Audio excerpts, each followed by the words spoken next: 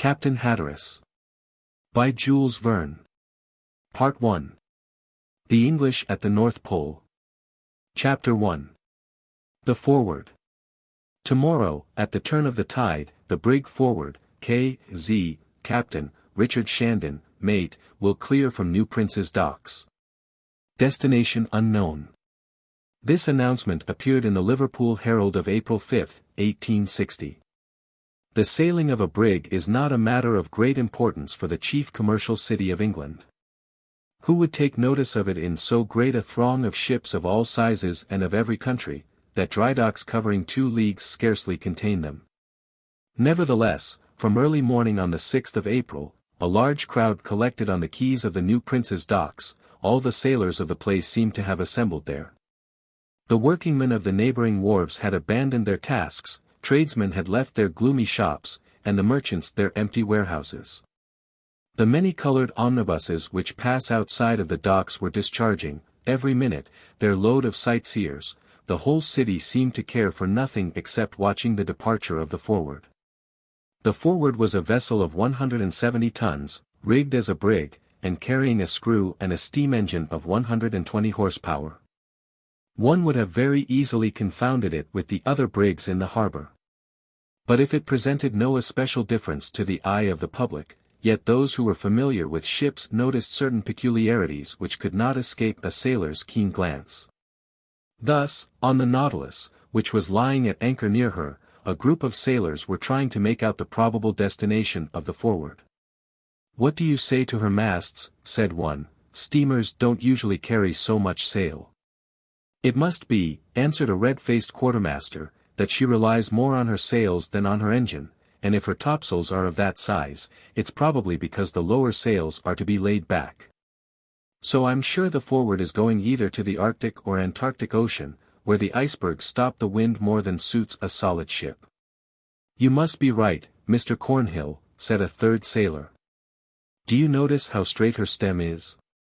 "Besides," said Mr. Cornhill, "she carries a steel ram forward, as sharp as a razor. If the Forward, going at full speed, should run into a 3-decker, she would cut her in 2. "That's true," answered a Mersey pilot, "for that brig can easily run 14 knots under steam.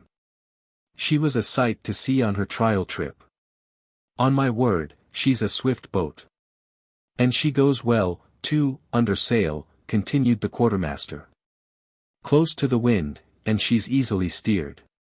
Now that ship is going to the polar seas, or my name is not Cornhill. And then, see there. Do you notice that large helm port over the head of her rudder?" "That's so," said some of the sailors. "But what does that prove?" "That proves, my men," replied the quartermaster with a scornful smile, "that you can neither see nor think. It proves that they wanted to leave the head of the rudder free, so that it might be unshipped and shipped again easily. Don't you know that's what they have to do very often in the ice?" "You are right," answered the sailors of the Nautilus. "And besides," said one, "the lading of the brig goes to prove what Mr. Cornhill has said. I heard it from Clifton, who has shipped on her. The Forward carries provisions for 5 or 6 years, and coal in proportion. Coal and provisions are all she carries, and a quantity of woolen and sealskin clothing." "Well," said Mr. Cornhill, "there's no doubt about it. But, my friend, since you know Clifton, hasn't he told you where she's bound?" "He couldn't tell me, for he didn't know. The whole crew was shipped in that way." "Where is he going?" "He won't know till he gets there." "Nor yet if they are going to Davy Jones's locker," said one scoffer, "as it seems to me they are." "But then, their pay," continued the friend of Clifton enthusiastically, "their pay. It's 5 times what a sailor usually gets. If it had not been for that, Richard Shandon would not have got a man. A strangely shaped boat, going no one knows where, and as if it never intended coming back. As for me, I should not have cared to ship in her." "Whether you would or not," answered Mr. Cornhill, "you could never have shipped in the Forward." "Why not?" "Because you would not have answered the conditions. I heard that married men were not taken. Now you belong to that class. So you need not say what you would or would not do, since it's all breath thrown away. The sailor who was thus snubbed burst out laughing, as did his companions, showing in this way that Mr. Cornhill's remarks were true. "There's nothing but boldness about the ship," continued Cornhill, well pleased with himself. "The forward to what? Without saying that nobody knows who her captain is." "Oh, yes, they do," said a young sailor, evidently a green hand. "What? They do know?" "Of course." "My young friend," said Cornhill, "do you think Shandon is the captain of the forward?" "Why," answered the boy, "Shandon is only the mate, nothing else. He's a good and brave sailor, an old whaler, a good fellow, able to take command, but he's not the captain, he's no more captain than you or I. And who, under God, is going to have charge of the ship, he does not know in the least. At the proper time the captain will come aboard, I don't know how, and I don't know where, for Richard Shandon didn't tell me, nor has he leave to tell me in what direction he was first to sail. Still, Mr. Cornhill, said the young sailor, I can tell you that there's someone on board, someone who was spoken of in the letter in which Mr. Shandon was offered the place of mate."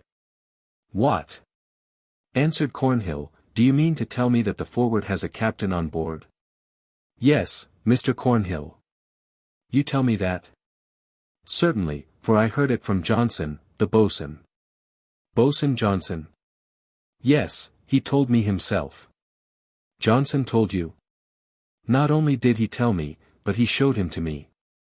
"He showed him to you," answered Cornhill in amazement. "He showed him to me." "And you saw him?" "I saw him with my own eyes." "And who is it?" "It's a dog." "A dog? A four-footed dog?" "Yes." The surprise of the sailors of the Nautilus was great. Under any other circumstances they would have burst out laughing. A dog captain of a 170-ton brig. It was certainly amusing enough. But the Forward was such an extraordinary ship, that one thought twice before laughing, and before contradicting it. Besides, Quartermaster Cornhill showed no signs of laughing. "And Johnson showed you that new sort of captain, a dog," he said to the young sailor. "And you saw him?"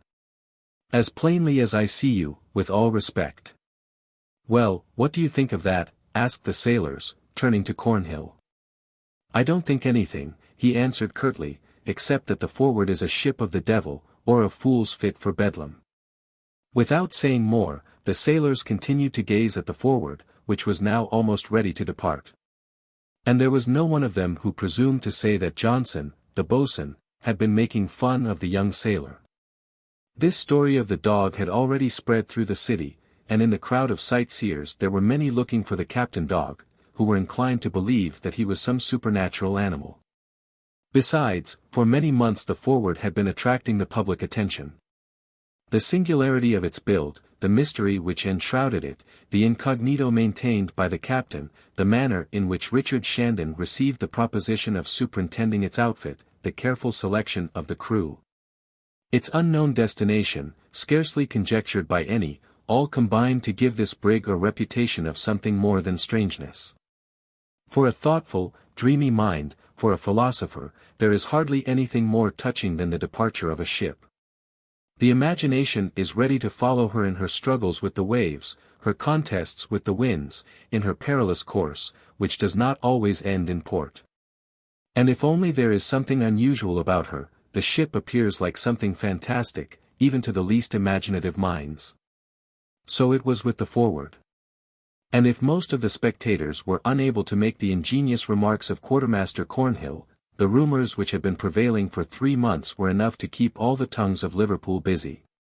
The brig had been built at Birkenhead, a suburb of the city on the left bank of the Mersey, and connected with it by numerous ferry boats. The builders, Scott and Company, as skilful as any in England, had received from Richard Shandon careful plans and drawings, in which the tonnage, dimensions, and model of the brig were given with the utmost exactness. They bore proof of the work of an experienced sailor. Since Shandon had ample means at his command, the work began, and, in accordance with the orders of the unknown owner, proceeded rapidly. Every care was taken to have the brig made exceedingly strong. It was evidently intended to withstand enormous pressure, for its ribs of teak, an East Indian wood remarkable for its solidity, were further strengthened by thick iron braces.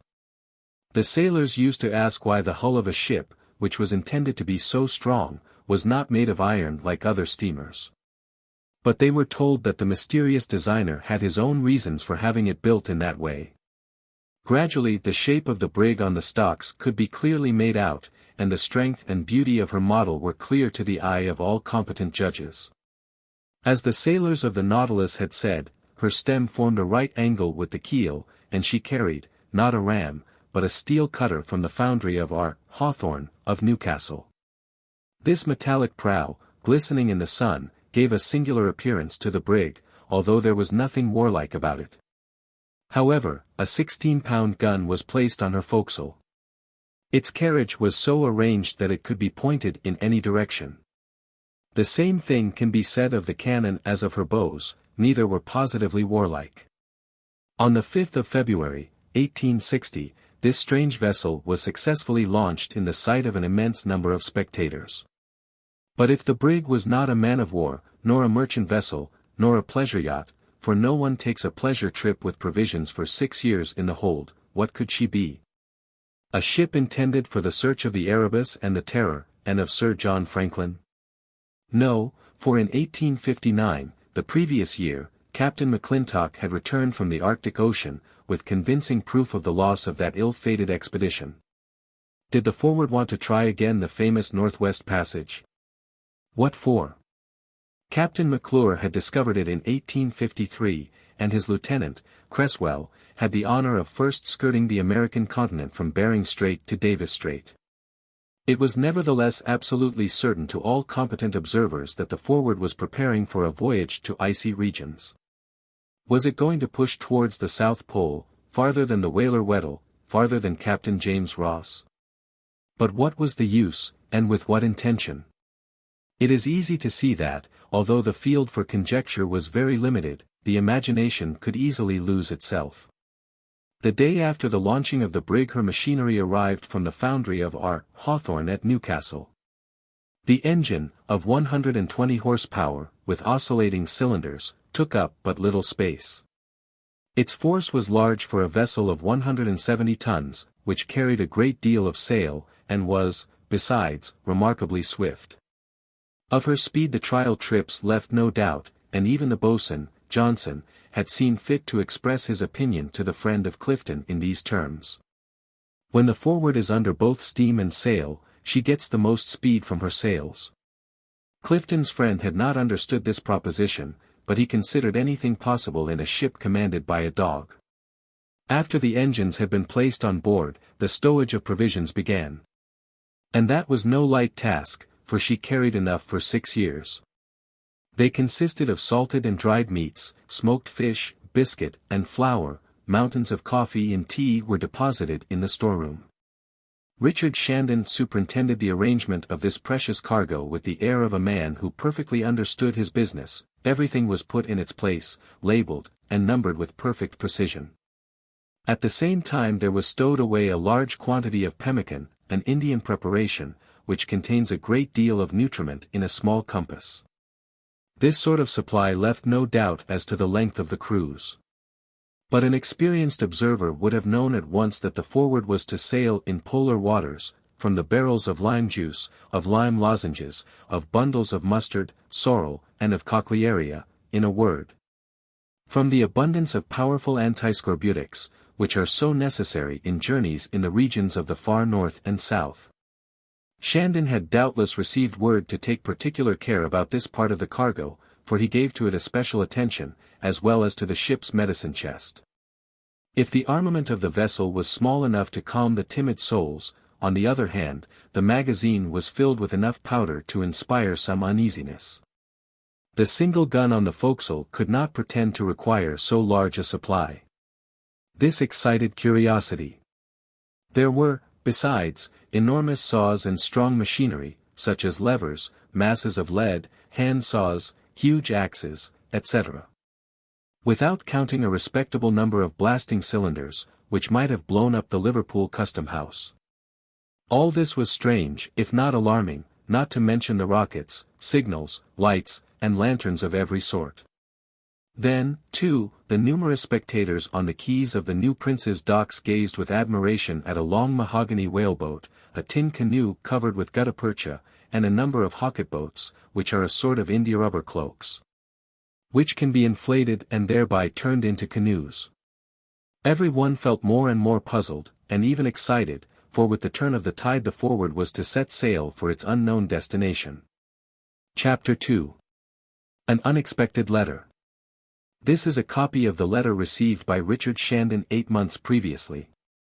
Aberdeen, August 2nd, 1859.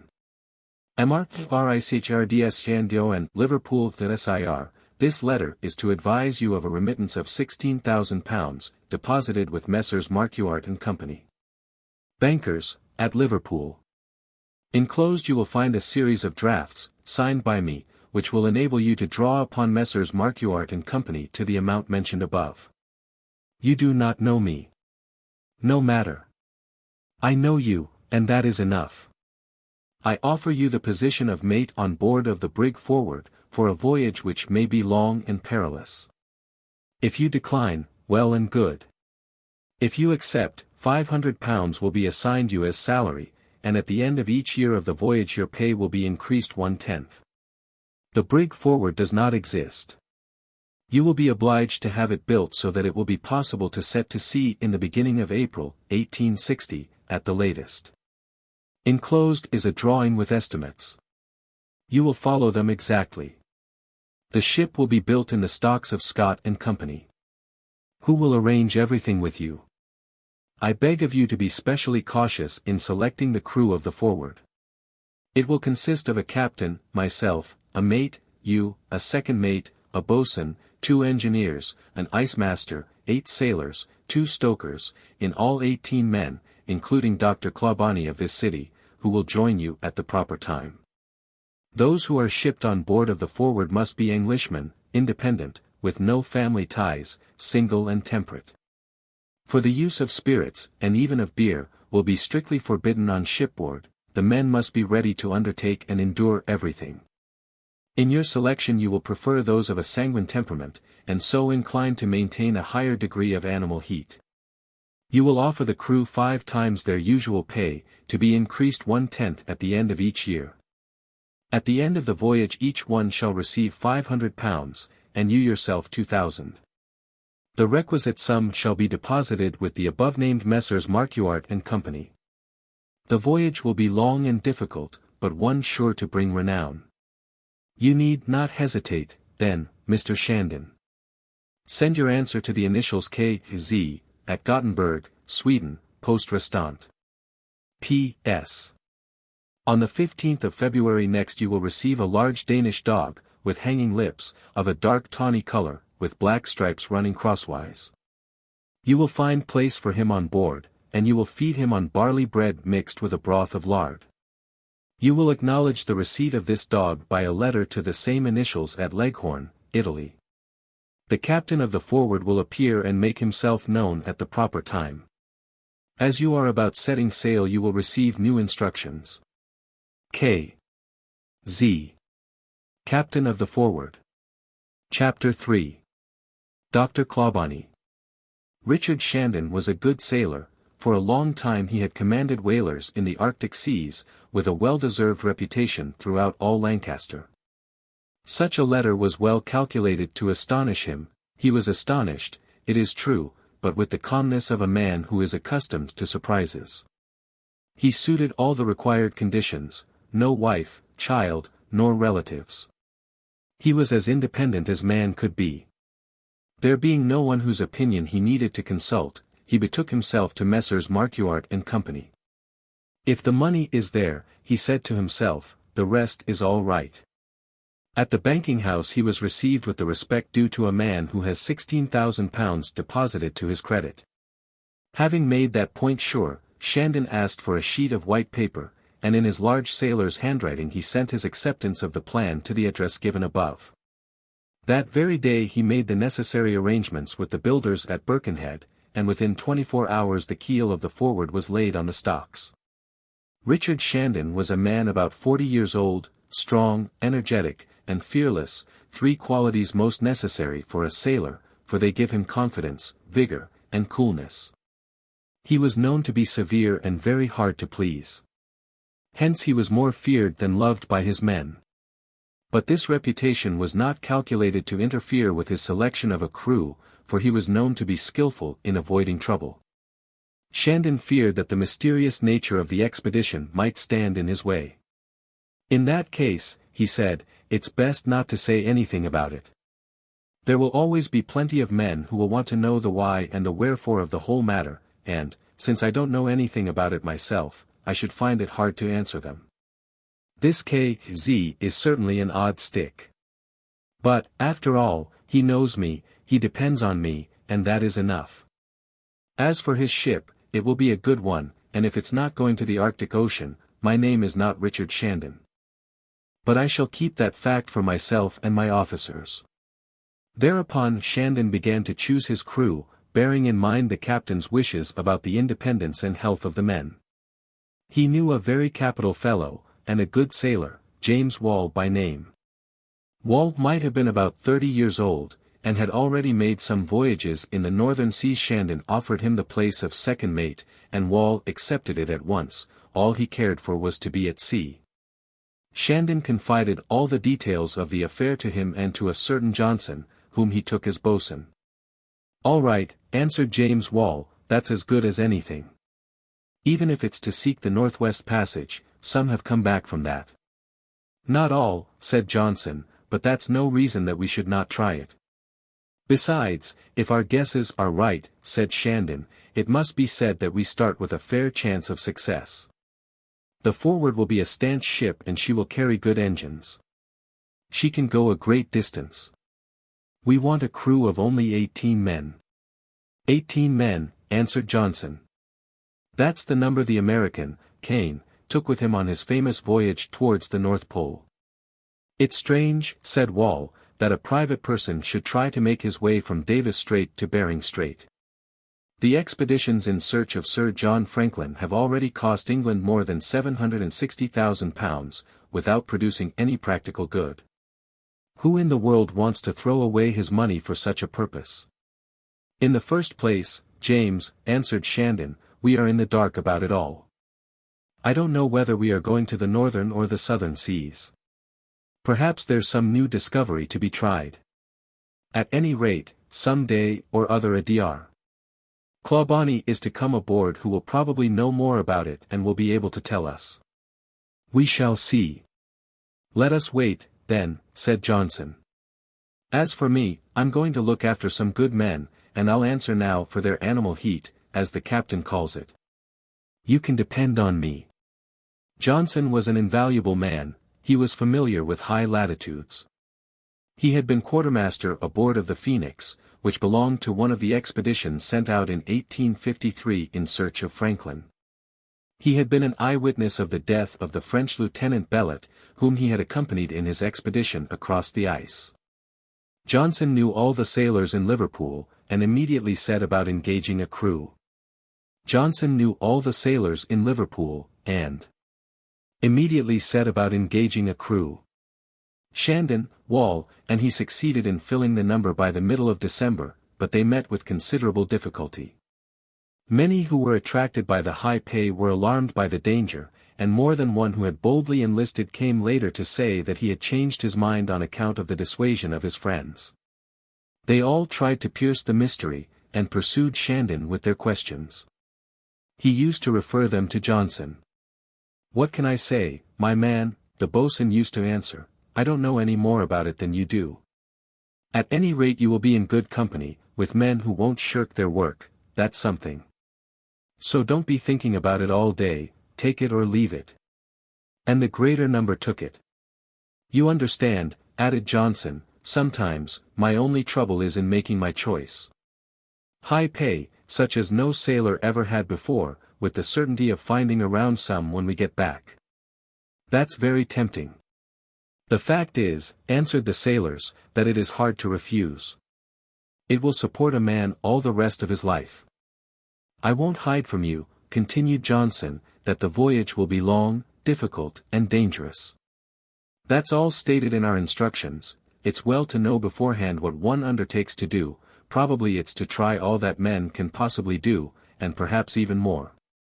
So, if you haven't got a bold heart and a strong body, if you can't say you have more than 20 chances to 1 of staying there, if, in short, you are particular about leaving your body in one place more than another, here rather than there, get away from here and let some bolder man have your place. But, at least, said the confused sailor, at least, you know the captain. The captain is Richard Shandon, my friend, until we receive another. Now it must be said that was what the commander thought.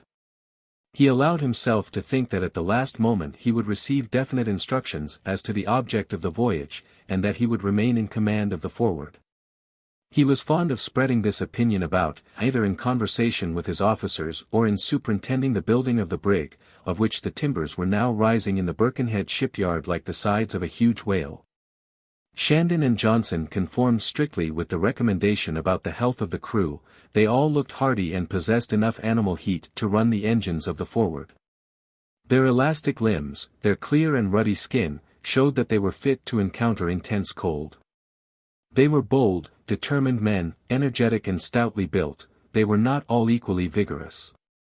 Shandon had even hesitated about accepting some of them, for instance, the sailors Gripper and Gary, and the harpooner Simpson, who seemed to him too thin. But, on the other hand, they were well built, they were earnest about it, and they were shipped. All the crew were members of the same church. In their long voyage their prayers and the reading of the Bible would call them together and console them in the hours of depression, so that it was advisable that there should be no diversity on this score. Shandon knew from experience the usefulness of this practice and its good influence on the men, so valuable that it is never neglected on board of ships which winter in the polar seas. When all the crew had been engaged, Shandon and his 2 officers busied themselves with the provisions. They followed closely the captain's instructions, which were definite, precise, and detailed, in which the quality and quantity of the smallest articles were clearly set down. Thanks to the drafts placed at the commander's order, every article was paid for, cash down, with a discount of 8%, which Richard carefully placed to the credit of K.Z. Crew, provisions, and outfit were all ready in January, 1860. The Forward was approaching completion. Shandon never let a day pass without visiting Birkenhead. On the morning of the 23rd of January he was, as usual, on one of the double-ended ferry boats which ply between the 2 shores of the Mersey. Everything was enveloped in one of the ordinary fogs of that region, which compel the pilot to steer by compass, although the trip is one of but 10 minutes. Everything was enveloped in one of the ordinary fogs of that region. However, the thickness of the fog could not prevent Shandon from noticing a short, rather stout man, with a refined, agreeable face and pleasant expression, who came towards him, seized both his hands, and pressed them with a warmth and familiarity which a Frenchman would have said was very southern. But if this stranger was not from the south, he had escaped it narrowly. He spoke and gesticulated freely, his thoughts seemed determined to find expression, even if they had to burst out. His eyes, small like the eyes of witty men, his large and mobile mouth, were safety valves which enabled him to rid himself of too strong a pressure on his feelings. He talked. And he talked so much and joyously, that, it must be said, Shandon could not make out what he was saying. Still the mate of the Forward was not slow in recognizing this short man whom he had never seen. It flashed into his mind, and the moment that the other stopped to take breath, Shandon uttered these words. "Dr. Clawbonny." "The same, in person, Commander. For nearly a quarter of an hour I have been looking after you, asking for you of everyone and everywhere. Imagine my impatience. 5 minutes more and I should have lost my head. So this is you, Officer Shandon. You really exist. You are not a myth. Your hand, your hand. Let me press it again in mine. Yes, that is indeed the hand of Richard Shandon. Now, if there is a Commander Richard, there is a brig Forward which he commands, and if he commands it, it will sail. And if it sails, it will take Dr. Clawbonny on board. Well, yes, doctor, I am Richard Shandon, there is a brig forward, and it will sail. There's logic, answered the doctor, taking a long breath, there's logic. So I am delighted, enchanted. For a long time I've been waiting for something of this sort to turn up, and I've been wanting to try a voyage of this sort. Now, with you. Excuse me, said Shandon. With you, continued Clawbonny, paying him no attention, we are sure of going far without turning round. But, began Shandon. For you have shown what stuff you are made of, and I know all you've done. Ah, you are a good sailor. If you please. No, I shan't let your courage and skill be doubted for a moment, even by yourself. The captain who chose you for mate is a man who knew what he was about, I can tell you that. But that is not the question, said Shandon, impatiently. What is it, then? Don't keep me anxious any longer. But you won't let me say a word. Tell me, doctor, if you please, how you came to join this expedition of the Forward. By a letter, a capital letter, here it is, the letter of a brave captain, very short, but very full. With these words he handed Shandon a letter running as follows. Inverness, January 22nd, 1860. To Dr. Clawbonny, Liverpool. If Dr. Clawbonny wishes to sail on the Forward for a long voyage, he can present himself to the mate, Richard Shandon, who has been advised concerning him. K.Z. Captain of the Forward. The letter reached me this morning, and I'm now ready to go on board of the Forward. But, continued Shandon, I suppose you know whither we are bound. Not the least idea in the world. But what difference does it make, provided I go somewhere? They say I'm a learned man, they are wrong, I don't know anything, and if I have published some books which have had a good sale, I was wrong, it was very kind of the public to buy them. I don't know anything, I tell you, except that I am very ignorant. Now I have a chance offered me to complete, or, rather, to make over my knowledge of medicine, surgery, history, geography, botany, mineralogy, conchology, geodesy, chemistry, physics, mechanics, hydrography. Well, I accept it, and I assure you, I didn't have to be asked twice. Then, said Shandon in a tone of disappointment, you don't know where the Forward is going. Oh, but I do, Commander. It's going where there is something to be learned, discovered, where one can instruct himself, make comparisons, see other customs, other countries, study the ways of other people, in a word, it's going where I have never been. But more precisely, cried Shandon. More precisely, answered the doctor, I have understood that it was bound for the Northern Ocean. Well, good for the North. At any rate, said Shandon, you know the captain. Not at all. But he's a good fellow, you may depend on it. The mate and the doctor stepped ashore at Birkenhead. Shandon gave his companion all the information he had, and the mystery which lay about it all excited highly the doctor's imagination. The sight of the Forward enchanted him. From that time he was always with Shandon, and he came every morning to inspect the hull of the Forward. In addition he was specially entrusted with the providing of the ship's medicine chest. For Clawbonny was a physician, and a good one, although he had never practiced much. At 25 he was an ordinary young doctor, at 40 he was a learned man. Being known throughout the whole city, he became a leading member of the Literary and Philosophical Society of Liverpool.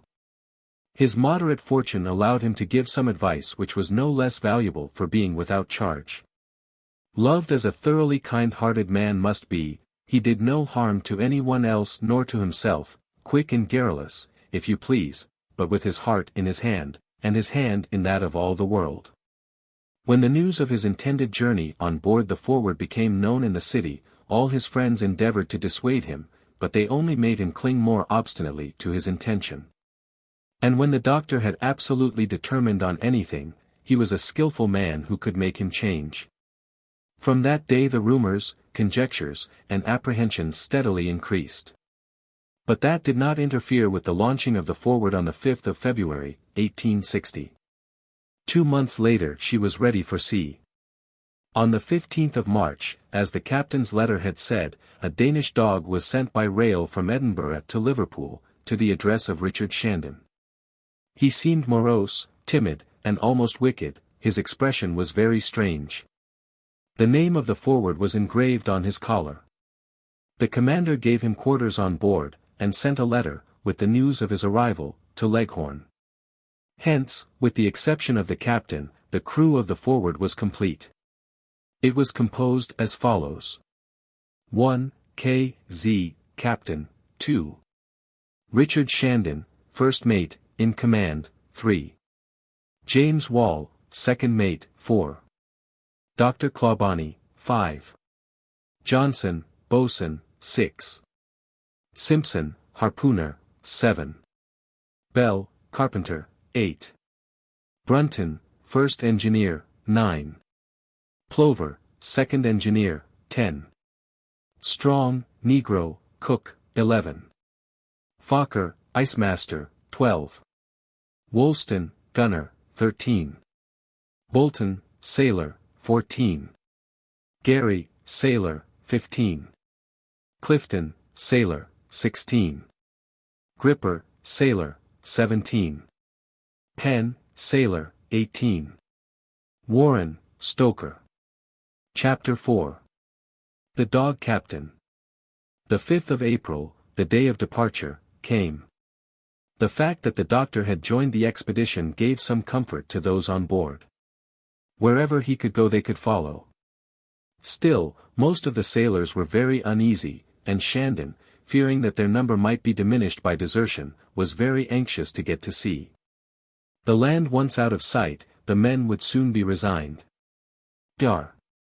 Clawbonny's cabin was situated on the poop, occupying the extreme afterpart of the ship.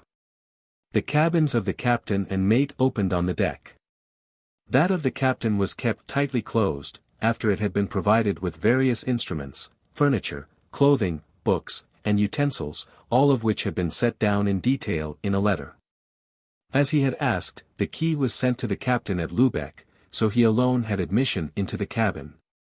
This fact annoyed Shandon, and diminished his chances of having chief command. As for his own cabin, he had arranged it suitably for the presumed voyage, for he knew very well what was necessary for a polar expedition. The second mate's cabin was on the lower deck, where the sailors were domiciled. The crew had very comfortable quarters. They would hardly have had such accommodations in any other ship. They were treated as if they were a valuable cargo. A huge stove stood in the middle of their sleeping room. Dar. Clawbonny was very enthusiastic about it. He took possession of his cabin on the 6th of February, the day after the ship was launched. The happiest animal in the world, he used to say, would be a snail who could make himself just such a shell as he wanted. I shall try to be an intelligent snail. And, in fact, for a shell which he was not going to leave for some time, his cabin presented a very comfortable appearance. The doctor took a scientific or childlike pleasure in arranging his scientific paraphernalia. His books, his specimens, his cases, his instruments, his physical apparatus, his thermometers, barometers, field glasses, compasses, sextants, charts, drawings, files, powder, and medicine bottles. All were classified in a way which would have done honor to the British Museum. This space of 6 feet square contained incalculable wealth. The doctor needed only to stretch out his hand without rising, to become at once a physician, a mathematician, an astronomer, a geographer, a botanist, or a conchologist. This space of 6 feet square contained incalculable wealth. To tell the truth, he was proud of his arrangements, and very contented in his floating sanctum, which 3 of his thinnest friends would have completely filled. They used to crowd there in great numbers, so that even so good-natured a man as the doctor was occasionally put out, and, like Socrates, he came at last to say, "My house is small, but may heaven grant that it never be filled with friends." To complete our account of the forward, it is only necessary to add that a kennel for the huge Danish dog was built just beneath the window of the closed cabin, but he preferred to keep himself between decks and in the hold. It seemed impossible to tame him. No one ever conquered his shyness. He could be heard, at night especially, howling dismally in the ship's hold. Was it because he missed his master? Had he an instinctive dread of the dangers of the voyage? Had he a presentiment of the coming perils? The sailors were sure that he had, and more than one said the same in jest, who in his heart regarded the dog as a sort of diabolic animal. Penn, a very brutal man, one day, while trying to kick him, slipped, and fell on the corner of the capstan in such a way that he cut his head badly. It is easy to see how the sailors put all the blame upon the dog. Clifton, who was the most superstitious man in the crew, made, one day, the strange observation that the dog, when on the poop, would always walk on the windward side. And afterwards, when the brig was at sea and under sail, this singular animal would shift his position to the other side after every tack, so as to be windward, as the captain of the forward would have done. Dar. Clawbonny, who by his gentleness and caresses would have almost tamed the heart of a tiger, tried in vain to make friends with the dog. He met with no success. The dog, too, did not answer to any of the usual names of his kind. So the men used to call him Captain, for he seemed perfectly familiar with all the ways on shipboard. He had evidently been to sea before. It is hence easy to understand the boatswain's answer to Clifton's friend, and how this idea found but few skeptics. More than one would repeat it jestingly, who was fully prepared to see the dog, some fine day, take human shape, and with a loud voice assume command. If Richard Shandon did not share such apprehensions, he was far from being undisturbed, and on the eve of departing, on the night of April 5th, he was talking on this subject with the doctor, Wall, and Johnson, in the mess room. These four persons were sipping their 10th grog, which was probably their last, too. For, in accordance with the letter from Aberdeen, all the crew, from the captain to the stoker, were teetotalers, never touching beer, wine, nor spirits, except in case of sickness, and by the advice of the doctor. For an hour past they had been talking about their departure. If the captain's instructions were to be completely carried out, Shandon would the next day receive a letter containing his last orders. If that letter, said the mate, doesn't tell me the captain's name, it must at least tell us whither we are bound. If not, in what direction shall we sail? Upon my word, answered the impatient doctor, if I were in your place, Shandon, I should set sail even without getting a letter. One will come after us, you may be sure. You have a great deal of faith, doctor. But, if you please, to what part of the world would you sail? Towards the North Pole, of course, there can be no doubt about that. No doubt indeed, said Wall, why not towards the South Pole? The South Pole. Never, cried the doctor. Would the captain ever have thought of sending a brig across the whole Atlantic Ocean? Just think for a moment, my dear Wall. The doctor has an answer for everything, was his only reply. Granted it's northward, resumed Shandon. But tell me, doctor, is it to Spitzbergen, Greenland, or Labrador that we have to sail, or to Hudson's Bay? If all these routes come to the same end at last, the impassable ice, there is still a great number of them, and I should find it very hard to choose between them. Have any definite answer to that, doctor? No, answered the doctor, annoyed that he had nothing to say, but if you get no letter, what shall you do? I shall do nothing, I shall wait. You won't set sail, cried Clawbonny, twirling his glass in his despair. No, certainly not. That's the best course, said Johnson, mildly, while the doctor walked around the table, being unable to sit quiet any longer. Yes, that's the best course, and still, too long a delay might have very disastrous consequences. In the first place, the season is a good one, and if it's north we are going, we ought to take advantage of the mild weather to get through Davis Straits. Besides, the crew will get more and more impatient. The friends and companions of the men are urging them to leave the forward, and they might succeed in playing us a very bad turn. And then, too, said James Wall, if any panic should arise among the men, every one would desert us, and I don't know, Commander, how you could get together another crew. But what is to be done? Cried Shandon. What you said, answered the doctor, wait, but wait till tomorrow before you despair. The captain's promises have all been fulfilled so far with such regularity that we may have the best hopes for the future. There's no reason to think that we shall not be told of our destination at the proper time. As for me, I don't doubt in the least that tomorrow we shall be sailing in the Irish Sea. So, my friends, I propose one last drink to a happy voyage. It begins in a mysterious way, but, with such sailors as you, there are 1,000 chances of its ending well. And they all touched their glasses for the last time. Now, Commander, resumed Johnson, I have one piece of advice to give you, and that is, to make everything ready for sailing. Let the crew think you are certain of what you are about.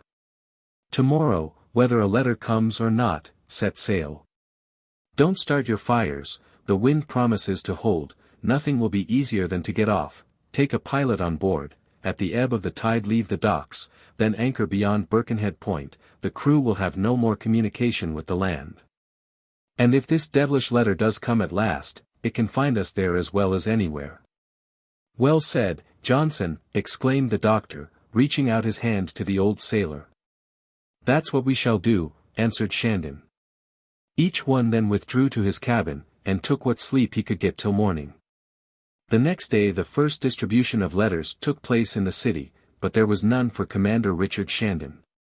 Nevertheless he made his preparations for departure. The news spread immediately throughout the city, and, as we have seen, a great concourse of spectators thronged the piers of the new prince's docks. The news spread immediately throughout the city, and a great concourse of spectators thronged the piers.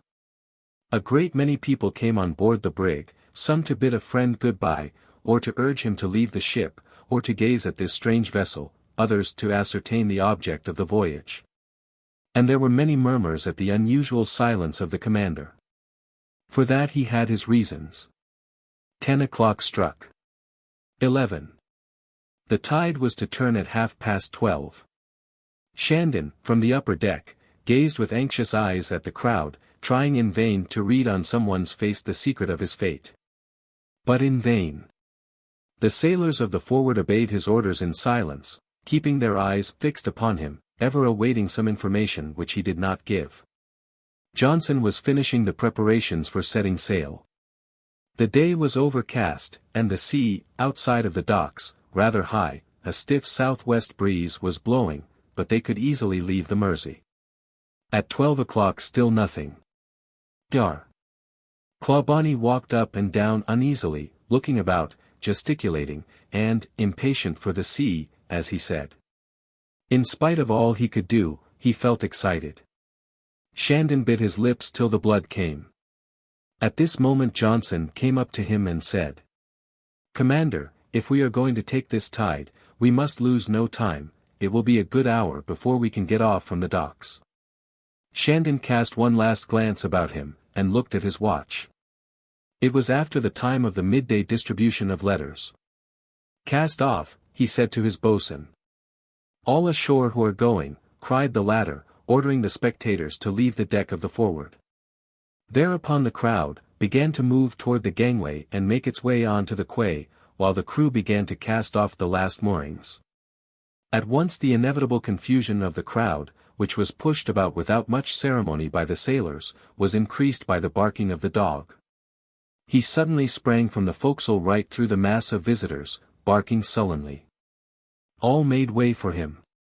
He sprang on the poop deck, and, incredible as it may seem, yet, as 1,000 witnesses can testify, this dog captain carried a letter in his mouth. A letter, cried Shandon, but is he on board? He was, without doubt, but he's not now, answered Johnson, showing the deck cleared of the crowd. Here, Captain. Captain, shouted the doctor, trying to take the letter from the dog, who kept springing away from him. He seemed to want to give the letter to Shandon himself. Here, Captain, he said. The dog went up to him. Shandon took the letter without difficulty, and then Captain barked sharply 3 times, amid the profound silence which prevailed on board the ship and along the quay. Shandon held the letter in his hand, without opening it. Read it, cried the doctor.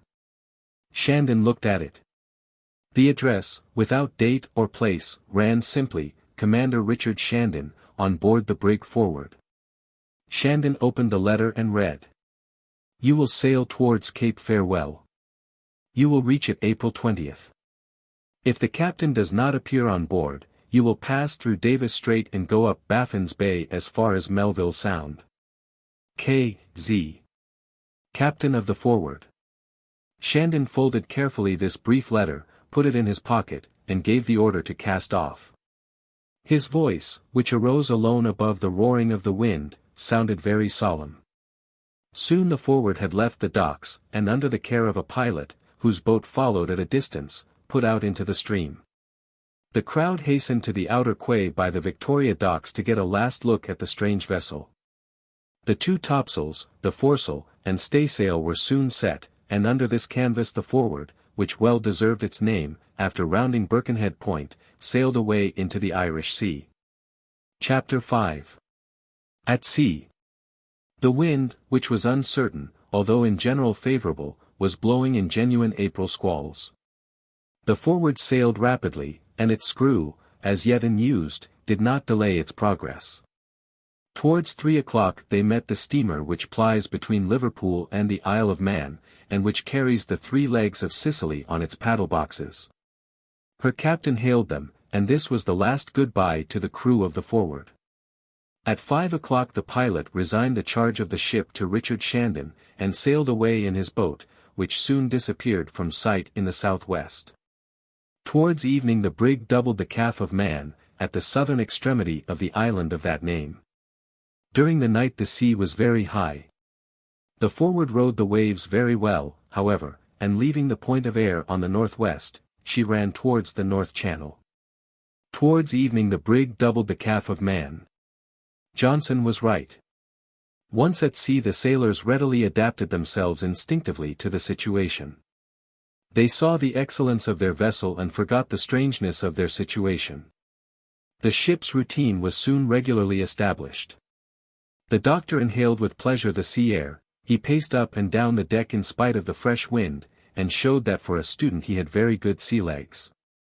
The sea is a fine thing, he said to Johnson, as he went upon the bridge after breakfast. I am a little late in making its acquaintance, but I shall make up for my delay. You are right, Dr. Clawbonny. I would give all the land in the world for a bit of ocean. People say that sailors soon get tired of their business, but I've been sailing for 40 years, and I like it as well as I did the first day. What a pleasure it is to feel a stanch ship under one's feet. And, if I'm not mistaken, the Forward is a capital seaboat. You are right, Doctor, answered Shandon, who had joined the two speakers. She's a good ship, and I must say that there was never a ship so well equipped for a voyage in the polar regions. That reminds me that, 30 years ago, Captain James Ross, going to seek the Northwest Passage, commanded the Victory, said the doctor, quickly, a brig of about the tonnage of this one, and also carrying machinery. What? Did you know that? Say for yourself, retorted the doctor. Steamers were then new inventions, and the machinery of the Victory was continually delaying him. Captain Ross, after in vain trying to patch up every piece, at last took it all out and left it at the first place he wintered at. The deuce, said Shandon. You know all about it, I see. More or less, answered the doctor. In my reading I have come across the works of Perry, Ross, Franklin, the reports of McClure, Kennedy, Kane, McClintock, and some of it has stuck in my memory. I might add that McClintock, on board of the Fox, a propeller like ours, succeeded in making his way more easily and more directly than all his successors. That's perfectly true, answered Shandon, that McClintock is a good sailor. I have seen him at sea. You might also say that we shall be, like him, in Davis Strait in the month of April, and if we can get through the ice our voyage will be very much advanced. Unless, said the doctor, we should be as unlucky as the Fox in 1857, and should be caught the first year by the ice in the north of Baffin's Bay, and we should have to winter among the icebergs. We must hope to be luckier, Mr. Shandon, said Johnson, and if, with a ship like the Forward, we can't go where we please, the attempt must be given up forever. Besides, continued the doctor, if the captain is on board he will know better than we what is to be done, and so much the better because we are perfectly ignorant. For his singularly brief letter gives us no clue to the probable aim of the voyage. It's a great deal, answered Shandon, with some warmth, to know what route we have to take. And now for a good month, I fancy, we shall be able to get along without his supernatural intervention and orders. Besides, you know what I think about him. Ha, ha, laughed the doctor. I used to think as you did, that he was going to leave the command of the ship in your hands, and that he would never come on board, but... But what? Asked Shandon, with some ill humor. But since the arrival of the second letter, I have altered my views somewhat. And why so, doctor? Because, although this letter does tell you in which direction to go, it still does not inform you of the final aim of the voyage. And we have yet to know whither we are to go. I ask you, how can a third letter reach us now that we are on the open sea? The postal service on the shore of Greenland is very defective. You see, Shandon, I fancy that he is waiting for us at some Danish settlement up there, at Holsteinborg or Upernavik. We shall find that he has been completing the supply of seal skins, buying sledges and dogs, in a word, providing all the equipment for a journey in the Arctic seas. So I shall not be in the least surprised to see him coming out of his cabin some fine morning and taking command in the least supernatural way in the world. Possibly, answered Shandon, dryly. But meanwhile the wind's freshening, and there's no use risking our topsails in such weather. Shandon left the doctor, and ordered the topsails furled. He still clings to that idea, said the doctor to the boatswain. Yes, was the answer, and it's a pity, for you may very well be right, Dr. Clawbonny. Towards the evening of Saturday the Forward rounded the Mull of Galloway, on which the light could be seen in the northeast. During the night they left the Mull of Cantyre to the north, and on the East Fair Head, on the Irish coast. Towards 3 o'clock in the morning, the brig, passing Rathlin Island on its starboard quarter, came out from the North Channel into the ocean. That was Sunday, April 8th. The English, and especially sailors, are very observant of that day. Hence the reading of the Bible, of which the doctor gladly took charge, occupied a good part of the morning. The wind rose to a gale, and threatened to drive the ship back upon the Irish coast. The waves ran very high. The vessel rolled a great deal. If the doctor was not seasick, it was because he was determined not to be, for nothing would have been easier. At midday Malin Head disappeared from their view in the south. It was the last sight these bold sailors were to have of Europe, and more than one gazed at it for a long time who was doubtless fated never to set eyes on it again. By observation the latitude then was 55 degrees 57 minutes, and the longitude, according to the chronometer, 7 degrees 40 foot. Asterisk meridian of Greenwich. The gale abated towards 9 o'clock of the evening. The Forward, a good sailor, kept on its route to the northwest. That day gave them all a good opportunity to judge of her seagoing qualities. As good judges had already said at Liverpool, she was well adapted for carrying sail. During the following days, the Forward made very good progress, the wind veered to the south, and the sea ran high. The brig set every sail. A few petrels and puffins flew about the poop deck. The doctor succeeded in shooting one of the latter, which fortunately fell on board. Simpson, the harpooner, seized it and carried it to the doctor. "It's an ugly bird, Dr. Clawbonny," he said. "But then it will make a good meal, my friend." "What, are you going to eat it?" "And you shall have a taste of it," said the doctor, laughing. "Never," answered Simpson, "it's strong and oily, like all sea birds." "True," said the doctor. "But I have a way of dressing such game, and if you recognize it to be a sea-bird, I'll promise never to kill another in all my life." "So you are a cook, too, Dr. Clawbonny?" asked Johnson. "A learned man ought to know a little of everything." "Then take care, Simpson," said the boatswain, "the doctor is a clever man, and he'll make us take this puffin for a delicious grouse." In fact, the doctor was in the right about this bird. He removed skillfully the fat which lies beneath the whole surface of the skin, principally on its thighs, and with it disappeared all the rancid, fishy odor with which this bird can be justly charged. Thus prepared, the bird was called delicious, even by Simpson. During the recent storm, Richard Shandon had made up his mind about the qualities of his crew. He had tested his men one by one, as every officer should do who wishes to be prepared for future dangers. He knew on whom he could rely. James Wall, who was warmly attached to Richard, was intelligent and efficient, but he had very little originality. As second officer he was exactly in his place.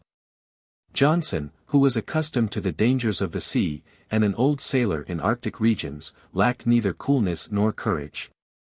Simpson, the harpooner, and Bell, the carpenter, were steady men, obedient and well-disciplined. The ice master, Fokker, an experienced sailor, who had sailed in northern waters, promised to be of the greatest service. Of the other men, Gary and Bolton seemed to be the best. Bolton was a jolly fellow, always laughing and joking. Gary, a man about 35 years old, had an energetic, but rather pale and sad face. The three sailors, Clifton, Gripper, and Penn, seemed to be the least enthusiastic and determined. They were inclined to grumbling. Gripper had even wished to break his engagement when the time came for sailing, and only a feeling of shame prevented him. If things went well, if they encountered no excessive dangers, and their toil was not too severe, these three men could be counted on, but they were hard to please with their food, for they were inclined to gluttony. In spite of their having been forewarned, they were by no means pleased with being teetotalers, and at their meals they used to miss their brandy or gin, but they made up for it with the tea and coffee which were distributed with a lavish hand. As for the two engineers, Brunton and Plover, and the stoker, Warren, they had been so far well satisfied with having nothing to do. Shandon knew therefore what to expect from each man. On the 14th of April, the Forward crossed the Gulf Stream, which, after following the eastern coast of America as far as Newfoundland, turns to the northeast and moves towards the shore of Norway. They were then in latitude 51 degrees 37 minutes, and longitude 22 degrees 37 minutes, 200 miles from the end of Greenland. The weather grew colder, the thermometer fell to 32 degrees, the freezing point. The doctor, without yet putting on his Arctic winter dress, was wearing a suit of sea clothes, like all the officers and sailors. He was an amusing sight in his high boots, in which he could not bend his legs, his huge tarpaulin hat, his trousers and coat of the same material. In heavy rain, or when the brig was shipping seas, the doctor used to look like a sort of sea monster, a comparison which always flattered him. For 2 days the sea was very rough. The wind veered to the northwest, and delayed the Forward. From the 14th to the 16th of April there was still a high sea running, but on Monday there fell a heavy shower which almost immediately had the effect of calming the sea. Shandon called the doctor's attention to it. "Well," said the doctor, "that confirms the curious observations of the whaler Scoresby, who was a member of the Royal Society of Edinburgh, of which I have the honour to be a corresponding member. You see that while the rain is falling the waves are hardly to be noticed, even when the wind is strong.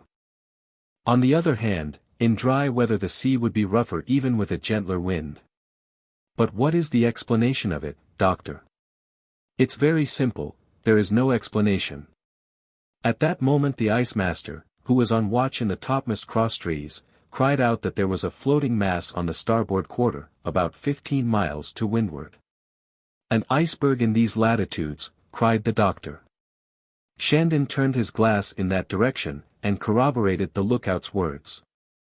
"That's strange," said the doctor. "Are you surprised?" asked the commander, laughing. "What? Are we lucky enough to find anything that will surprise you?" "I am surprised without being surprised," answered the doctor, smiling, "since the brig and pool, of Greenspond, was caught in the ice in the year 1813, in the 44th degree of north latitude, and Damont, her captain, saw hundreds of icebergs." "Good," said Shandon, "you can still teach us a great deal about them." "Oh, not so very much," answered Clawbonny, modestly, "except that ice has been seen in very much lower latitudes." "That I know, my dear doctor, for when I was a cabin boy on the sloop of war, Fly. In 1818, continued the doctor, at the end of March, or it might have been the beginning of April, you passed between two large fields of floating ice. In latitude 42. That is too much, exclaimed Shandon.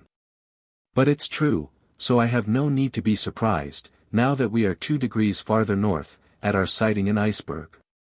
You are bottled full of information, doctor, answered the commander.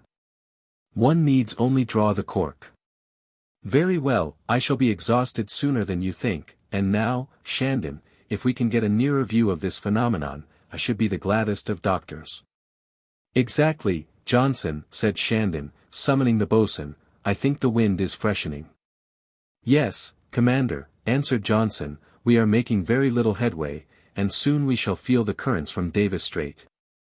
You are right, Johnson, and if we mean to make Cape Farewell by the 20th of April, we must go under steam, or we shall be cast on the coast of Labrador. Mr. Wall, give the order to light the fires. The mate's orders were obeyed.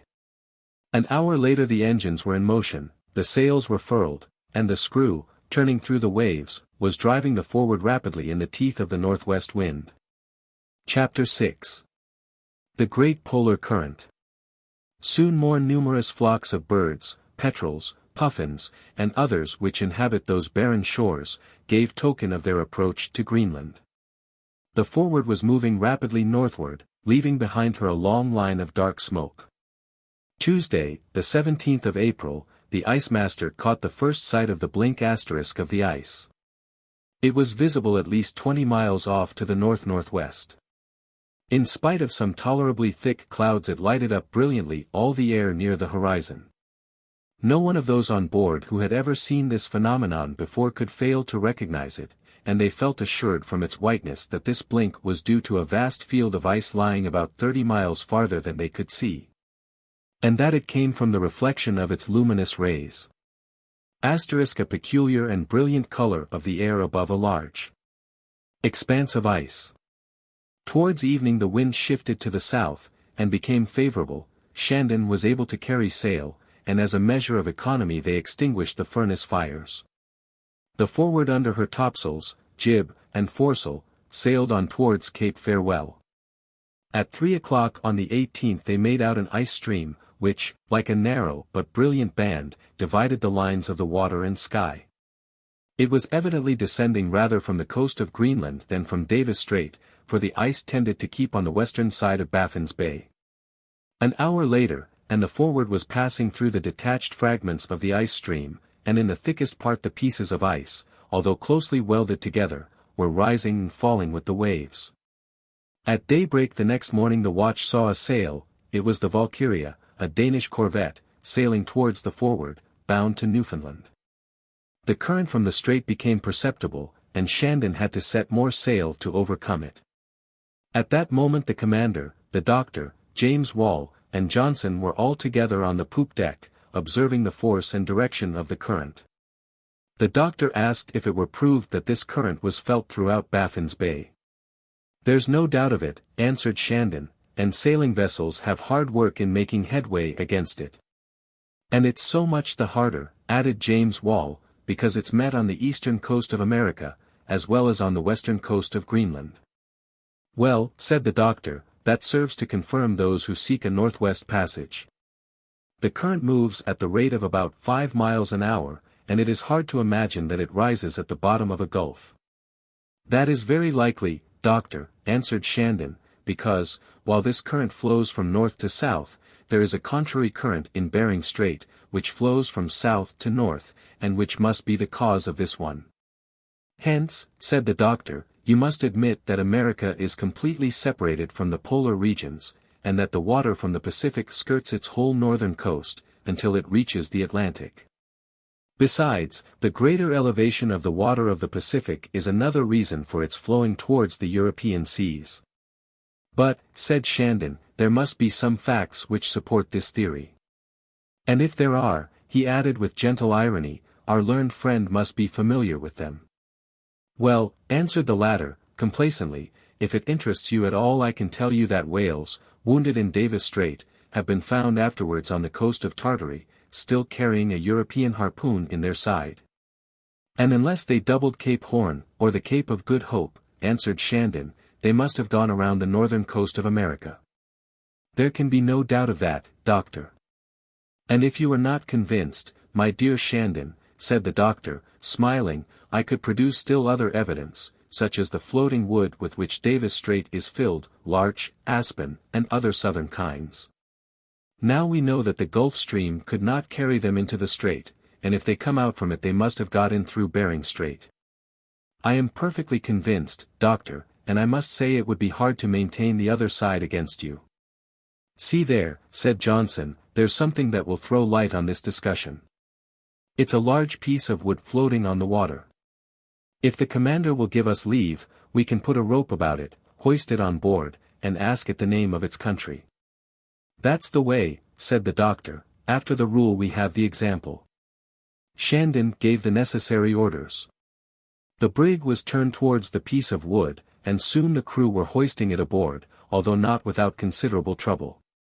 It was the trunk of a mahogany tree, eaten to its center by worms, which fact alone made it light enough to float. This is a real triumph, exclaimed the doctor, enthusiastically, for, since the Atlantic currents could not have brought it into Davis Strait, since it could not have reached the polar waters from the rivers of North America. As the tree grows under the equator, it is evident that it must have come direct from Bering Strait. And besides, see those sea worms which have eaten it, they belong to warm latitudes. It certainly gives the lie to those who deny the existence of a northwest passage. It fairly kills them, answered the doctor. See here, I'll give you the root of this mahogany tree. It was carried to the Pacific Ocean by some river of the Isthmus of Panama or of Guatemala. Thence the current carried it along the coast of America as far as Bering Strait, and so it was forced into the polar waters. It is neither so old nor so completely waterlogged that we cannot set its departure at some recent date.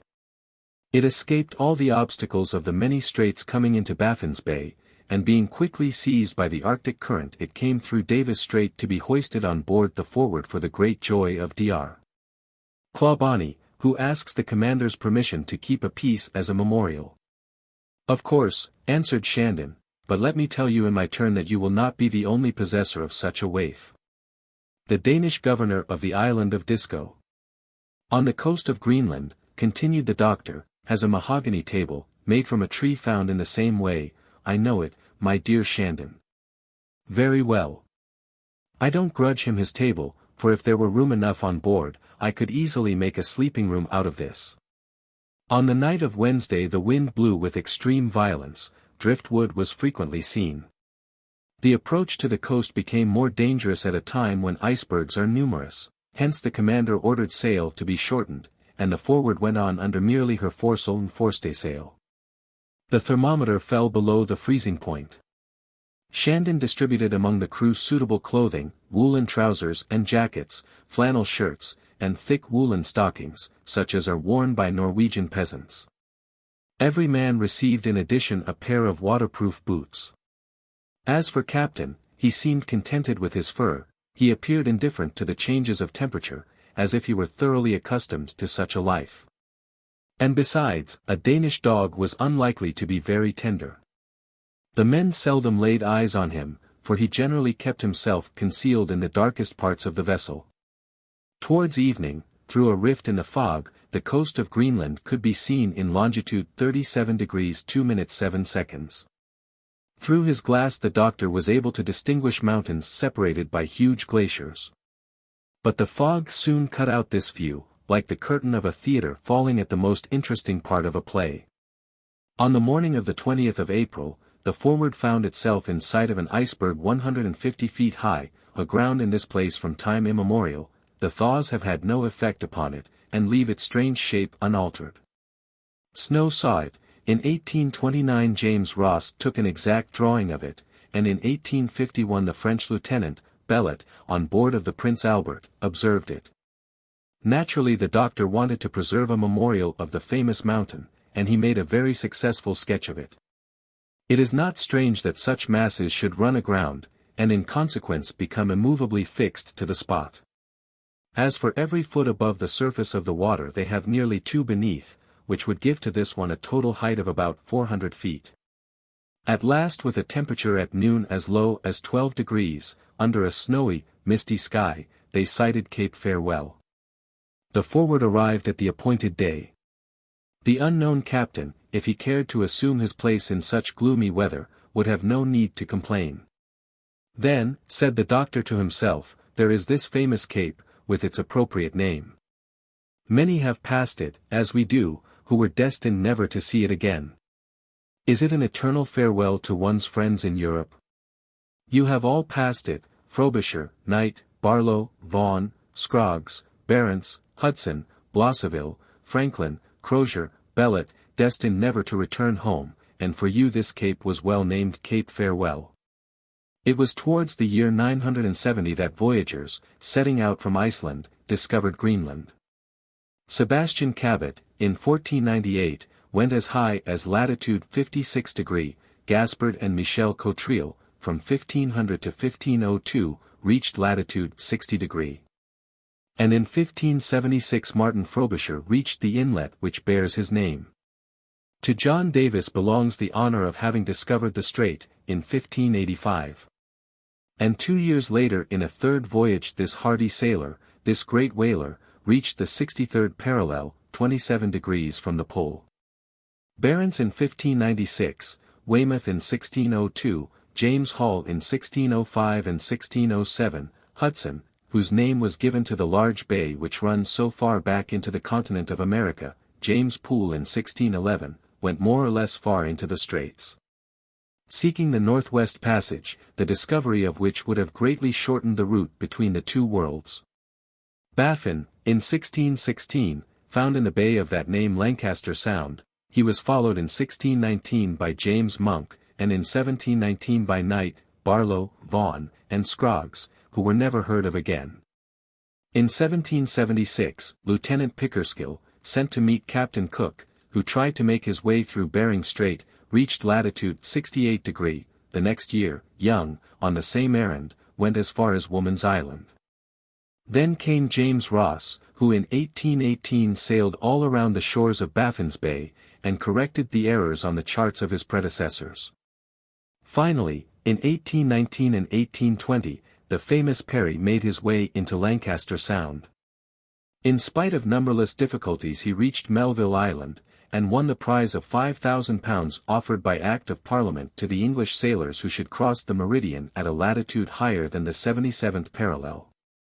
In 1826, Beechey touched at Chamisso Island. James Ross wintered, from 1829 to 1833, in Prince Regent's Inlet, and, among other important services, discovered the magnetic pole. During this time Franklin, by a land journey, defined the northern coast of America, from Mackenzie River to Tinigan Point. Captain Back followed the same route from 1823 to 1835. And these explorations were completed in 1839 by Dease, Simpson, and Dr. Rae. At last, Sir John Franklin, anxious to discover the Northwest Passage, left England in 1845, with the Erebus and the Terror. He entered Baffin's Bay, and since his leaving Disco Island there has been no news of his expedition. His disappearance started numerous search expeditions, which have effected the discovery of the passage, and given the world definite information about the rugged coasts of the polar lands. The boldest sailors of England, France, and the United States hastened to these terrible latitudes. And, thanks to their exertions, the tortuous, complicated map of these regions has at last been placed in the archives of the Royal Geographical Society of London. The strange history of these lands crowded on the imagination of the doctor, as he stood leaning on the rail, and gazing on the long track of the brig. The names of those bold sailors thronged into his memory, and it seemed to him that beneath the frozen arches of the ice he could see the pale ghosts of those who never returned. Chapter 7. The Entrance of Davis Strait. During that day the Forward made easy progress through the loose ice. The breeze was in a good quarter, but the temperature was very low. The wind coming across the ice fields was thoroughly chilled. At night the strictest care was necessary. The icebergs crowded together in this narrow passage, often they could be counted by the hundred on the horizon. They had been loosened from the lofty coasts by the incessant beating of the waves and the warmth of the spring month, and they were floating down to melt away in the depths of the ocean. Often, too, they came across large masses of floating wood, which they were obliged to avoid, so that the crow's nest was placed in position on the top of the foremast. It consisted of a sort of tub, in which the ice master, partly sheltered from the wind, scanned the sea, giving notice of the ice in sight and even, if necessary, directing the ship's course. The nights were short. Since the 31st of January the sun had reappeared in refraction, and was every day rising higher and higher above the horizon. But it was hid by the snow, which, if it did not produce utter darkness, rendered navigation difficult. April 21st, Cape Desolation appeared through the mist. Hard work was wearying the crew. Since the brig had entered the ice, the sailors had had no rest. It was now necessary to have recourse to steam to force a way through the accumulated masses. The doctor and Johnson were talking together on the after-deck, while Shandon was snatching a few hours of sleep in his cabin. Clawbonny was very fond of talking with the old sailor, whose numerous voyages had given him a valuable education. The two had made great friends of one another. "You see, Dr. Clawbonny," said Johnson, "this country is not like any other. Its name is Greenland, but there are very few weeks of the year in which it deserves this name." "But, Johnson," answered the doctor, "who can say whether in the 10th century this name did not suit it? More than one change of this sort has taken place on the globe, and I should astonish you much more by saying that, according to Icelandic chroniclers, 200 villages flourished on this continent 800 or 900 years ago. You astonish me so much, Dr. Clawbonny, that I can't believe you, for it's a sterile country." "Well, sterile as it is, it supports a good many inhabitants, and among them are some civilized Europeans." "Without doubt. At Disco and at Upernavik we shall find men who are willing to live in such a climate, but I always supposed they stayed there from necessity, and not because they liked it." "I think you are right. Still, men get accustomed to everything, and these Greenlanders appear to me better off than the workingmen of our large cities. They may be unfortunate, but they are not miserable." "I say unfortunate, but that is not exactly what I mean. In fact, if they are not quite as comfortable as those who live in temperate regions, they, nevertheless, are accustomed to the severity of the climate, and find in it an enjoyment which we should never imagine." "We have to think so, Dr. Clawbonny, because heaven is just, but I have often visited these coasts, and I am always saddened at the sight of its gloomy loneliness. The capes, promontories, and bays ought to have more attractive names, for Cape Farewell and Cape Desolation are not of a sort to cheer sailors." "I have often made the same remark," answered the doctor. "But these names have a geographical value which is not to be forgotten. They describe the adventures of those who gave them. Along with the names of Davis, Baffin, Hudson, Ross, Perry, Franklin, Bellot, if I find Cape Desolation, I also find Soon Mercy Bay. Cape Providence makes up for Port Anxiety, Repulse Bay brings me to Cape Eden, and after leaving Point Tinnigan I rest in Refuge Bay. In that way I have under my eyes the whole succession of dangers, checks, obstacles, successes, despairs, and victories connected with the great names of my country. And, like a series of antique medals, this nomenclature gives me the whole history of these seas." "Well reasoned, Doctor, and may we find more bays of success in our journey than capes of despair." "I hope so, Johnson. But, tell me, have the crew got over their fears?" "Somewhat, sir, and yet, to tell the truth, since we entered these straits, they have begun to be very uneasy about the unknown captain. More than one expected to see him appear at the end of Greenland, and so far no news of him. Between ourselves, Doctor, don't you think that is a little strange?" "Yes, Johnson, I do." "Do you believe the captain exists?" "Without any doubt." "But what reason can he have had for acting in this way?" "To speak frankly, Johnson, I imagine that he wants to get the crew so far away that it will be impossible for them to turn back. Now, if he had appeared on board when we set sail, and every one had known where we were going, he might have been embarrassed." "How so?" "Why, if he wants to try any superhuman enterprise, if he wants to go where so many have failed, do you think he would have succeeded in shipping a crew?" But, once on the way, it is easy to go so far that to go farther becomes an absolute necessity. Possibly, Doctor. I have known more than one bold explorer, whose name alone would have frightened every one, and who would have found no one to accompany him on his perilous expeditions.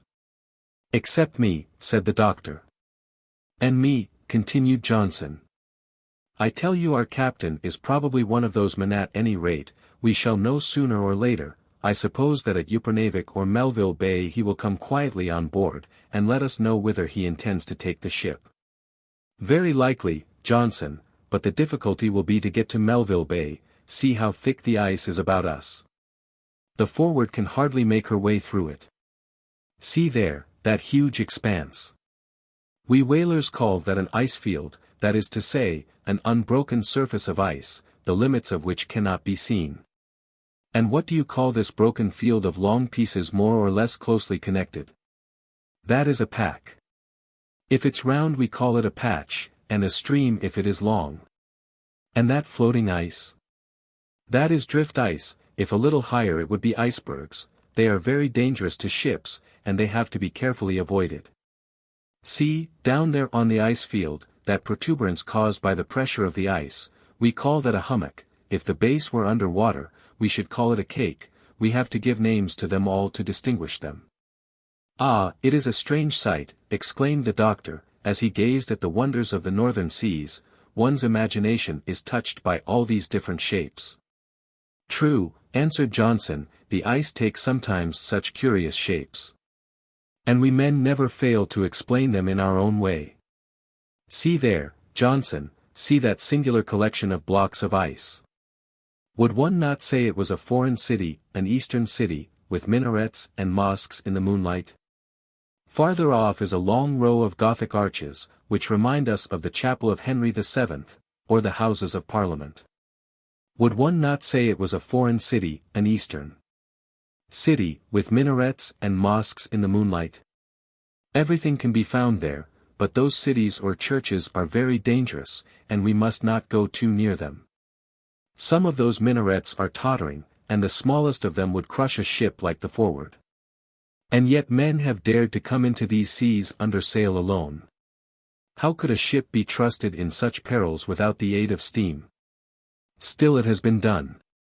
When the wind is unfavorable, and I have known that happen more than once, it is usual to anchor to one of these blocks of ice. We should float more or less around with them, but we would wait for a fair wind. It is true that, traveling in that way, months would be sometimes wasted where we shall need only a few days. It seems to me, said the doctor, that the temperature is falling. That would be a pity, answered Johnson, for there will have to be a thaw before these masses separate, and float away into the Atlantic. Besides, they are more numerous in Davis Strait, because the two stretches of land approach one another between Cape Walsingham and Holsteinborg, but above latitude 67 degrees we shall find in May and June more navigable seas. Yes. But we must get through this first. We must get through, Doctor. In June and July we should have found the passage free, as do the whalers, but our orders were strict. We had to be here in April. If I'm not very much mistaken, our captain is a sound fellow with an idea firm in his head. His only reason for leaving so early was to go far. Whoever survives will see. The doctor was right about the falling of the temperature. At noon the thermometer stood at 6 degrees, and a breeze was blowing from the northwest, which, while it cleared the sky, aided the current in accumulating the floating ice in the path of the Forward. It did not all follow the same course. Often some pieces, and very high ones, too, floated in the opposite direction under the influence of a submarine current. The difficulties of this navigation may be readily understood. The engineers had no repose. The engines were controlled from the bridge by means of levers, which started, stopped, and reversed them instantly, at the orders of the officer in command. Sometimes it was necessary to hasten forward to enter an opening in the ice, again to race with a mass of ice which threatened to block up their only egress, or some piece, suddenly upsetting, obliged the brig to back quickly, in order to escape destruction. This mass of ice, carried and accumulated by the great polar current, was hurried through the strait, and if the frost should unite it, it would present an impassable barrier to the forward. In these latitudes numberless birds were to be found, petrels and contramators were flying here and there, with deafening cries. There were also many gulls, with their large heads, short necks, and small beaks, which were extending their long wings and braving the snow which the storm was whirling about. This profusion of winged beings enlivened the scene. Numerous pieces of wood were drifting along, clashing continually into one another. A few whales with large heads approached the ship, but they could not think of chasing them, although Simpson, the harpooner, earnestly desired it. Towards evening several seals were seen, which, with their noses just above the water, were swimming among the great pieces of ice. On the 22d the temperature was still falling. The forward carried a great deal of steam to reach an easier sailing place, the wind blew steadily from the northwest, the sails were furled. During Sunday the sailors had little to do. After divine service, which was read by Shandon, the crew betook themselves to chasing wild birds, of which they caught a great many. These birds, prepared according to Dr. Clawbonny's method, were an agreeable addition to the messes of the officers and crew. At 3 o'clock in the afternoon, the forward sighted the kin of sail, which lay east 1/4 northeast, and the Mount Suckertop, southeast 1/4 east half east. The sea was very high. From time to time a dense fog descended suddenly from the grey sky. Notwithstanding, at noon they were able to take an observation. The ship was found to be in latitude 65 degrees 20 minutes and longitude 54 degrees 22 minutes. They would have to go 2 degrees farther north before they would find clearer sailing. During the 3 following days, the 24th, 25th, and 26th of April, they had uninterruptedly to fight with the ice. The management of the engines became very tedious, every minute steam was shut off or reversed, and escaped from the safety valve. In the dense mist their approach to the icebergs could be known only by the dull roar of the avalanches. Then the vessel would shift its course at once, then there was the danger of running into the masses of frozen fresh water, which were as clear as crystal and as hard as stone. Richard Shandon used to take aboard a quantity of this ice every day to supply the ship with fresh water. The doctor could not accustom himself to the optical illusions produced by refraction. Indeed, an iceberg 10 or 12 miles distant used to seem to him to be a small piece of ice close by. He tried to get used to this strange phenomenon, in order to be able by and by to overcome the mistakes of his eyesight. At last, both by towing the brig along the fields of ice and by pushing off threatening blocks with poles, the crew was thoroughly exhausted, and yet, on the 27th of April, the forward was still detained on the impassable polar circle. Chapter 8. The talk of the crew. Nevertheless, by taking advantages of such openings as there were, the forward succeeded in getting a few minutes farther north. But, instead of escaping the enemy, it would soon be necessary to attack it. Icefields of many miles in extent were drawing together, and as these moving masses often represent a pressure of 10 millions of tons, they were obliged to take every precaution against being crushed by them. Ice saws were placed outside the vessel, where they could be used without delay. Some of the crew endured their hard toil without a murmur, but others complained or even refused to obey orders.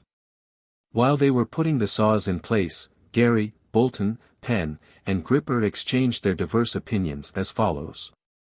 "Deuce take it," said Bolton, cheerfully. "I don't know why it just occurs to me that in Water Street there's a comfortable tavern, where one might be very well off between a glass of gin and a bottle of porter. Can you see it from here, Gripper?" "To tell the truth," answered the sailor who had been addressed, and who generally pretended to be very sullen, "I must say I can't see it from here." "That's merely your way of talking, Gripper. It is evident that, in those snow towns which Dr. Clawbonny is always admiring, there's no tavern where a poor sailor can moisten his throat with a drink or two of brandy. You may be sure of that, Bolton, and you might add that on board of this ship there's no way of getting properly refreshed. A strange idea, sending people into the northern seas, and giving them nothing to drink." "Well," answered Gary, "have you forgotten, Gripper, what the doctor said? One must go without spirits if he expects to escape the scurvy, remain in good health, and sail far. I don't care to sail far, Gary. And I think it's enough to have come as far as this, and to try to get through here where the devil doesn't mean to let us through. Well, we shan't get through, retorted Pen. Oh, when I think I have already forgotten how gin tastes. But, said Bolton, remember what the doctor said. Oh, answered Pen, with his rough voice, that's all very well to say. I fancy that they are economizing it under the pretext of saving our health. Perhaps that devil Pen is right, said Gripper. Come, come, replied Bolton, his nose is too red for that, and if a little abstinence should make it a trifle paler, Pen won't need to be pitied. Don't trouble yourself about my nose, was the answer, for Pen was rather vexed. My nose doesn't need your advice, it doesn't ask for it, you'd better mind your own business. Come, don't be angry, Pen, I didn't think your nose was so tender. I should be as glad as anyone else to have a glass of whiskey, especially on such a cold day, but if in the long run it does more harm than good, why, I'm very willing to get along without it. You may get along without it, said Warren, the stoker, who had joined them, but it's not everybody on board who gets along without it. What do you mean, Warren? Asked Gary, looking at him intently. I mean that for one purpose or another there is liquor aboard, and I fancy that aft they don't get on without it. What do you know about it? Asked Gary. Warren could not answer, he spoke for the sake of speaking. You see, Gary, continued Bolton, that Warren knows nothing about it. Well, said Pen, we'll ask the commander for a ration of gin, we deserve it, and we'll see what he'll say. I advise you not to, said Gary. Why not? Cried Pen and Gripper. Because the commander will refuse it. You knew what the conditions were when you shipped, you ought to think of that now. Besides, said Bolton, who was not averse to taking Gary's side, for he liked him, Richard Shandon is not master, he's under orders like the rest of us. Whose orders? Asked Pen. The captain's. Ah, that ridiculous captain's, cried Pen. Don't you know there's no more captain than there is tavern on the ice? That's a mean way of refusing politely what we ask for. But there is a captain, persisted Bolton, and I'll wager 2 months' pay that we shall see him before long. All right, said Pen, I should like to give him a piece of my mind. Who's talking about the captain? Said a new speaker. It was Clifton, who was inclined to be superstitious and envious at the same time. Is there any news about the captain? He asked. No, a single voice answered. Well, I expect to find him settled in his cabin some fine morning, and without anyone's knowing how or whence he came aboard. Nonsense, answered Bolton. You imagine, Clifton, that he's an imp, a hobgoblin such as are seen in the Scotch Highlands. Laugh if you want to, Bolton, that won't alter my opinion. Every day as I pass the cabin I peep in through the keyhole, and one of these days I'll tell you what he looks like, and how he's made. Oh, the devil, said Pen, he'll look like everybody else. And if he wants to lead us where we don't want to go, we'll let him know what we think about it. All right, said Bolton, Pen doesn't know him, and wants to quarrel with him already. Who doesn't know all about him? Asked Clifton, with the air of a man who has the whole story at his tongue's end. I should like to know who doesn't. What do you mean? Asked Gripper. I know very well what I mean. But we don't. Well, Pen has already had trouble with him. With the captain? Yes, the dog captain, for it's the same thing precisely. The sailors gazed at one another, incapable of replying. Dog or man, muttered Pen, between his teeth, I'll bet he'll get his account settled one of these days. Why, Clifton, asked Bolton, seriously, do you imagine, as Johnson said in joke, that that dog is the real captain? Certainly, I do, answered Clifton, with some warmth, and if you had watched him as carefully as I have, you'd have noticed his strange ways. What ways? Tell us. Haven't you noticed the way he walks up and down the poop deck as if he commanded the ship, keeping his eye on the sails as if he were on watch? That's so, said Gripper, and one evening I found him with his paws on the wheel. Impossible, said Bolton. And then, continued Clifton, doesn't he run out at night on the ice fields without caring for the bears or the cold? That's true, said Bolton. Did you ever see him making up to the men like an honest dog, or hanging around the kitchen, and following the cook when he's carrying a savory dish to the officers? Haven't you all heard him at night, when he's run 2 or 3 miles away from the vessel, howling so that he makes your blood run cold, and that's not easy in weather like this? Did you ever seen him eat anything? He never takes a morsel from anyone, he never touches the food that's given him, and, unless someone on board feeds him secretly, I can say he lives without eating. Now, if that's not strange, I'm no better than a beast myself. Upon my word, answered Bell, the carpenter, who had heard all of Clifton's speech, it may be so. But all the other sailors were silent. Well, as for me, continued Clifton, I can say that if you don't believe, there are wiser people on board who don't seem so sure. Do you mean the mate? Asked Bolton. Yes, the mate and the doctor. Do you think they fancy the same thing? I have heard them talking about it, and they could make no more out of it than we can.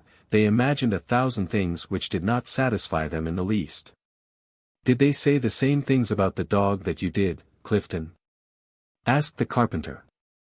If they were not talking about the dog, answered Clifton, who was fairly cornered, they were talking about the captain. It's exactly the same thing, and they confessed it was all very strange. Well, my friends, said Bell, do you want to hear my opinion? What is it? They all cried. It is that there is not, and there will not be, any other captain than Richard Shandon. And the letter? Said Clifton. The letter was genuine, answered Bell. It is perfectly true that some unknown person has equipped the Forward for an expedition in the ice, but the ship once off, no one will come on board. Well, asked Bolton, where is the ship going to? I don't know. At the right time, Richard Shandon will get the rest of the instructions. But from whom? From whom? Yes, in what way? Asked Bolton, who was becoming persistent. Come, Bell, an answer, said the other sailors. From whom? In what way? Oh, I'm sure I don't know. Well, from the dog, cried Clifton. He has already written once, and he can again. Oh, if I only knew half as much as he does, I might be First Lord of the Admiralty. So, added Bolton, in conclusion, you persist in saying that dog is the captain? Yes, I do.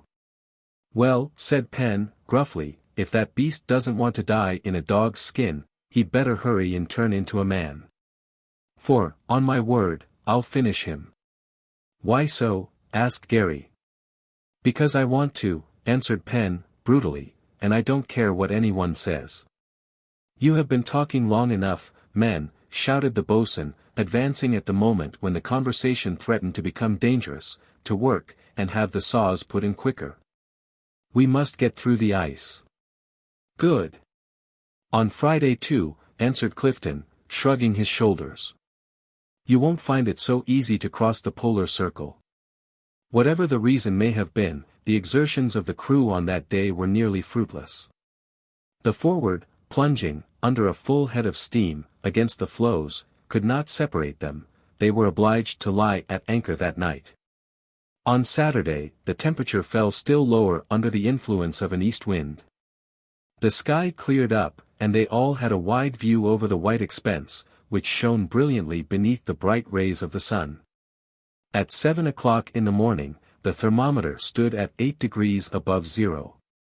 The doctor was tempted to remain quietly in his cabin, or read over the accounts of Arctic journeys, but he asked himself, following his usual habit, what would be the most disagreeable thing he could do at that moment. He thought that to go on deck on such a cold day and help the men would not be attractive.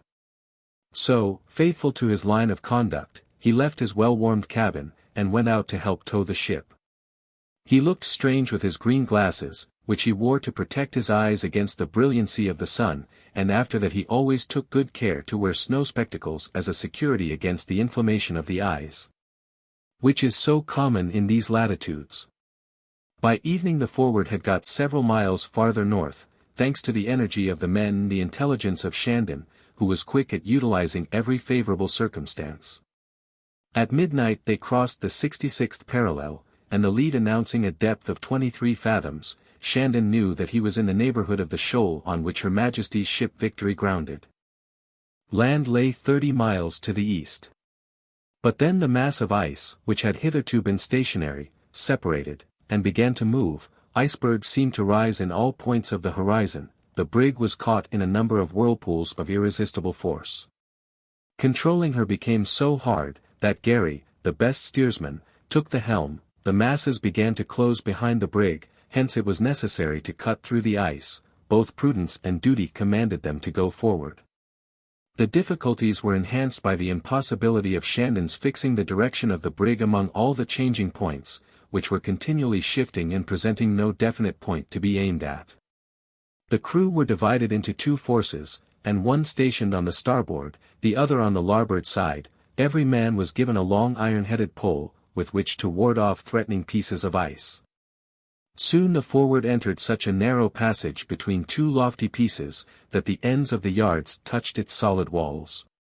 Gradually it penetrated farther into a winding valley filled with a whirlwind of snow, while the floating ice was crashing ominously all about. But soon it was evident that there was no outlet to this gorge. A huge block, caught in the channel, was floating swiftly down to the forward. It seemed impossible to escape it, and equally impossible to return through an already closed path. Shandon and Johnson, standing on the forward deck, were viewing their position. Shandon with his right hand signaled to the man at the wheel what direction he was to take, and with his left hand he indicated to James Wall the orders for the engines. "What will be the end of this?" asked the doctor of Johnson. "What pleases God," answered the boatswain.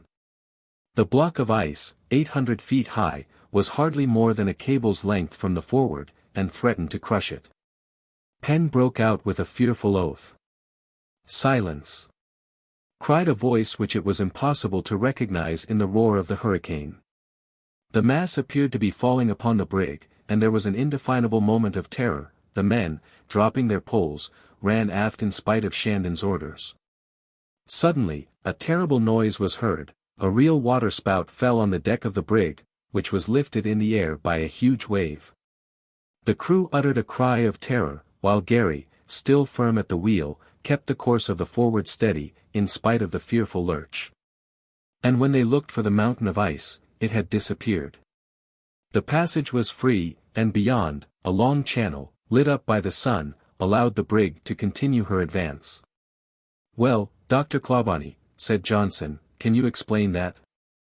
"It's very simple, my friend," answered the doctor. "It happens very often. When these floating masses get detached in a thaw, they float away in perfect equilibrium.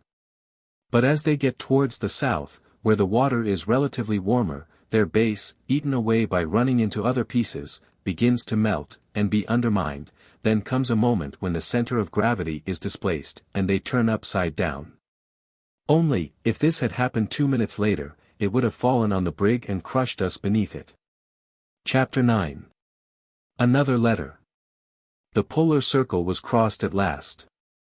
On the 30th of April, at midday, the forward passed by Holsteinborg. Picturesque mountains arose in the east. The sea appeared almost free of ice, or, more exactly, the ice could be avoided.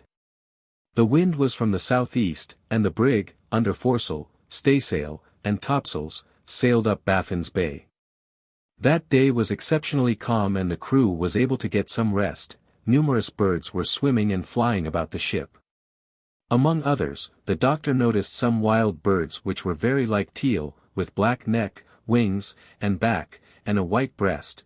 They were continually diving, and often remained more than 40 seconds under water. This day would not have been marked by any new incident, if the following extraordinary fact had not taken place. At 6 o'clock in the morning, on returning to his cabin after his watch was over, Richard Shandon found on his table a letter, addressed as follows. To Commander Richard Shandon, on board the Forward. Baffin's Bay. Shandon could not believe his eyes, but before reading it, he summoned the doctor, James Wall, and the boatswain, and showed them the letter. "It's getting interesting," said Johnson. "It's delightful," thought the doctor. "Well, cried Shandon, at last we shall know his secret. He tore open the envelope rapidly, and read the following. Commander, the captain of the Forward is satisfied with the coolness, skill, and courage which the crew, officers, and you, yourself, have shown of late. He begs of you to express his thanks to the crew. Be good enough to sail due north towards Melville Bay, and thence try to penetrate into Smith's Sound. K.Z. Captain of the Forward. Monday, April 30th, off Cape Walsingham. And is that all? Cried the doctor. That's all, answered Shandon. The letter fell from his hands. Well, said Wall, this imaginary captain says nothing about coming on board. I don't believe he ever will. But how did this letter get here? Asked Johnson. Shandon was silent. Mr. Wall is right, answered the doctor, who had picked up the letter, and who was turning it over with hands as well as in his mind. The captain won't come on board, and for an excellent reason. What is it? Asked Shandon, quickly. Because he's on board now, answered the doctor, simply. Now, exclaimed Shandon, what do you mean? How else can you explain the arrival of this letter? Johnson nodded approvingly. Impossible, said Shandon, warmly. I know all the men in the crew, can he have smuggled himself into their number since we left? It's impossible, I tell you. For more than 2 years I've seen every one of them more than 100 times in Liverpool, so your conjecture, doctor, is untenable. Well, what do you admit, Shandon? Everything, except that. I admit that the captain or some tool of his, for all I know, may have taken advantage of the darkness, the mist, or whatever you please, to slip on board. We are not far from shore. There are the kayaks of the Eskimo which could get through the ice without our seeing them, so someone may have come on board the ship, left the letter, the fog was thick enough to make this possible. And to prevent them from seeing the brig, answered the doctor, if we didn't see the intruder slip aboard the Forward, how could he see the Forward in the fog? That's true, said Johnson. So I return to my explanation, said the doctor. What do you think of it, Shandon? Whatever you please, answered Shandon, hotly, except that the man is on board. Perhaps, added Wall, there is some man in the crew who is acting under his instructions. Perhaps, said the doctor. But who can it be? Asked Shandon. I've known all my men for a long time. At any rate, resumed Johnson, if this captain presents himself, whether as man or devil, we shall receive him. But there's something else to be drawn from this letter. What is that? Asked Shandon. It is that we must go not only into Melville Bay, but also into Smith's Sound.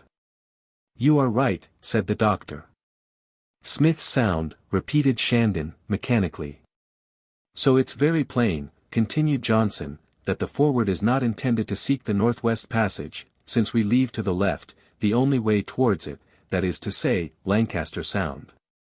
This would seem to promise a difficult journey in unknown seas. Yes, Smith's Sound, replied Shandon, that's the route Kane, the American, took in 1853, and it was full of dangers. For a long time he was given up for lost. Well, if we must go, we'll go. But how far? To the pole. And why not? Cried the doctor.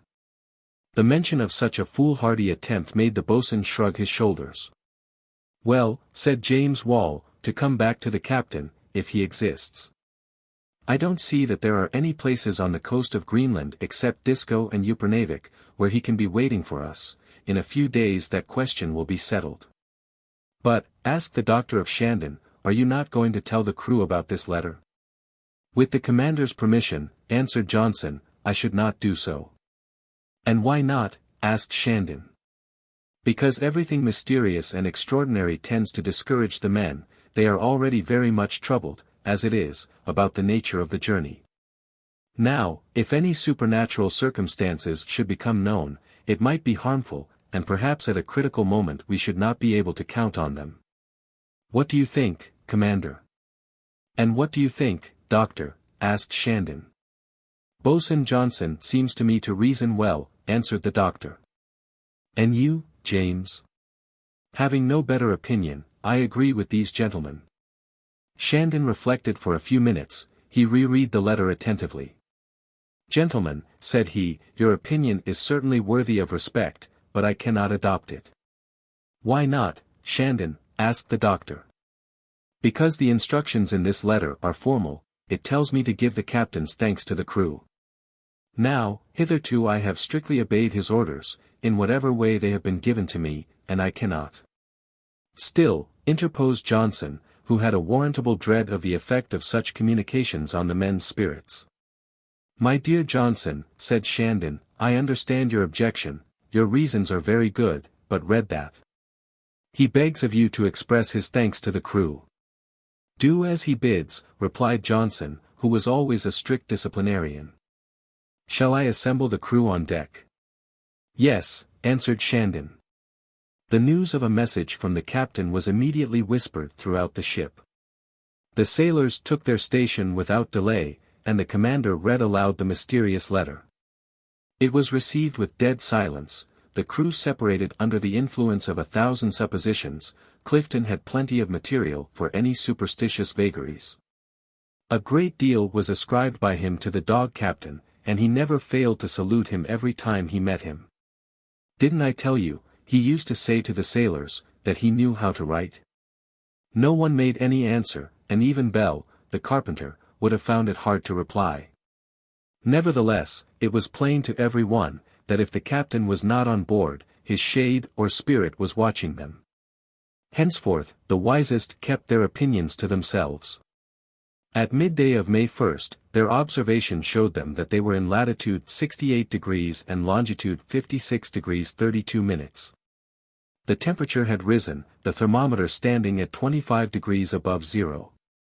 The doctor amused himself with watching the gambols of a she-bear and 2 cubs on some pack-ice near the shore.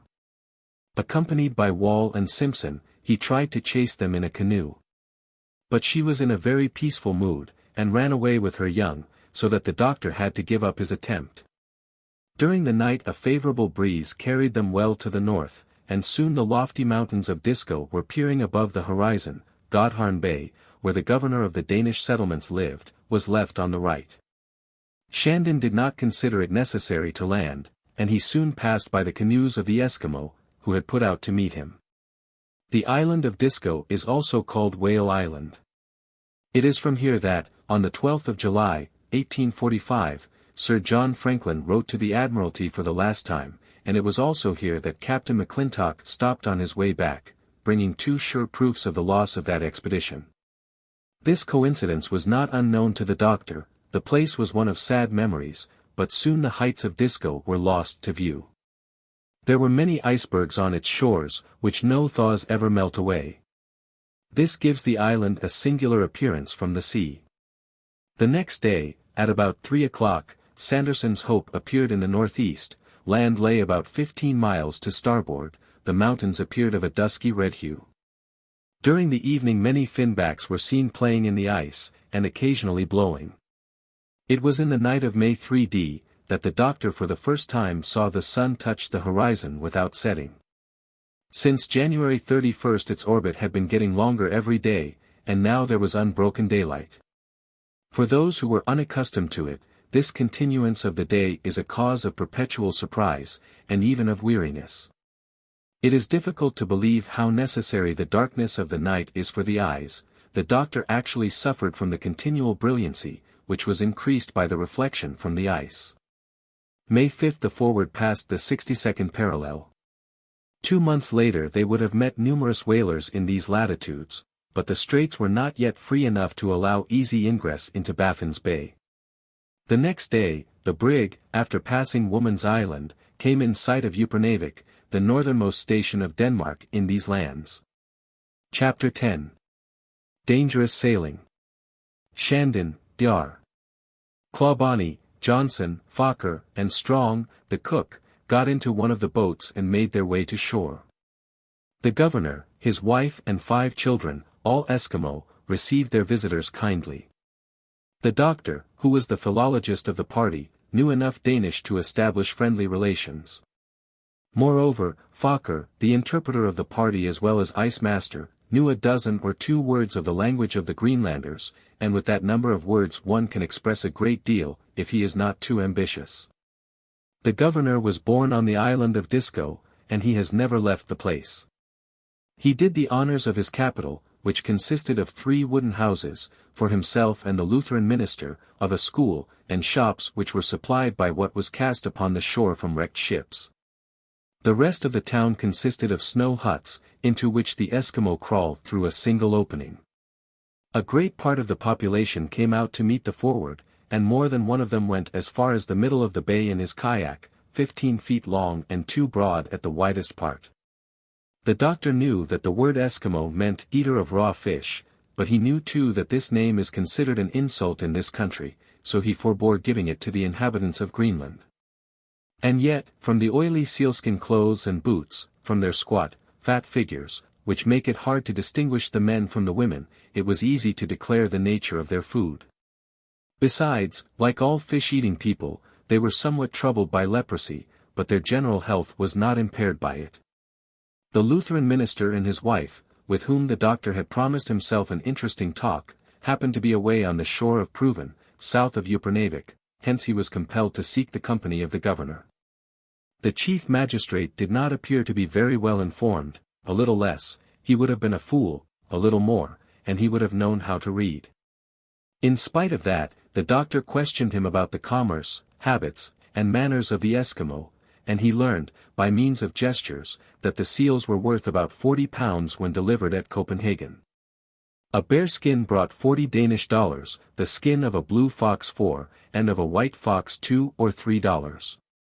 In order to make his knowledge complete, the doctor wanted to visit an Eskimo hut. A man who seeks information is capable of enduring anything. Fortunately the opening of these huts was too small, and the enthusiastic doctor could not get through. It was fortunate for him, for there is nothing more repulsive than the sight of that crowd of living and dead objects, of seals' bodies and Eskimo flesh, decayed fish and unclean clothing, which fill a Greenland hut. There is no window to renew that suffocating air, there is only a hole at the top of the cabin which lets the smoke out, but gives no relief to the stench. Fortunately the opening of these huts was too small. And the enthusiastic doctor could not get through. Fokker gave all these details to the doctor, but he none the less bewailed his portliness. He wanted to judge for himself these emanations sui generis. I am sure, said he, that one could get used to it in time. In time shows clearly the doctor's character. During these ethnographic studies on his part, Shandon was busying himself, according to his instructions, with procuring means of travel on the ice. He was obliged to pay 4 pounds for a sledge and 6 dogs, and the natives were reluctant to sell even at this price. Shandon would have liked to engage Hans Christian, the skillful driver of the dogs, who accompanied Captain McClintock, but Hans was then in southern Greenland. Then came up the great question of the day. Was there at Upernavik a European awaiting the arrival of the Forward? Did the governor know of any stranger, probably an Englishman, who had come into these latitudes? How recently had they seen any whalers or other ships? To these questions the governor answered that no stranger had landed on that part of the coast for more than 10 months. Shandon asked the names of the whalers which had last arrived, he recognized none. He was in despair. You must confess, doctor, that it passes all comprehension, he said to his companion. Nothing at Cape Farewell. Nothing at Disco. Nothing at Upernavik. Tell me in a few days from now, nothing at Melville Bay, my dear Shandon, and I will salute you as sole captain of the Forward. The boat returned to the brig towards evening, bringing back the visitors to the shore. Strong had bought several dozen eiderduck's eggs, which were twice as large as hens' eggs, and of a greenish color. It was not much, but it was very refreshing for a crew accustomed to little but salt meat. The next day the wind was fair, but yet Shandon did not set sail. He wanted to wait another day, and, to satisfy his conscience, to give time for any member of the human race to rejoin the Forward. He even fired off, every hour, the ship's gun, which re-echoed among the icebergs, but he only succeeded in frightening the flocks of mollymokes ** and roches ** during the night. Many rockets were set off, but in vain. He had to give the order to set sail. Seabirds common in these latitudes. The 8th of May, at 6 o'clock in the morning, the Forward, under her topsails, foresail, and main topgallant sail, soon lost sight of the station of Upernavik. And hideous long poles on which were hanging along the shore the seals' entrails and deer's stomachs. The wind was southeast, the thermometer stood at 32 degrees. The sun pierced through the fog and the ice melted a little. The reflection, however, injured the sight of many of the crew. Wolston, the armourer, Gripper, Clifton, and Bell were attacked by snow blindness, which is very common in the spring, and which totally blinds many of the Eskimo. The doctor advised all, the unharmed as well as the suffering, to cover their faces with a green veil, and he was the first to follow his own recommendation. The dogs bought by Shandon at Upernavik were rather wild. But they soon got used to their new quarters, and Captain showed no dislike of his new companions, he seemed to know their ways. Clifton was not the last to remark that Captain seemed to be familiar with the dogs of Greenland.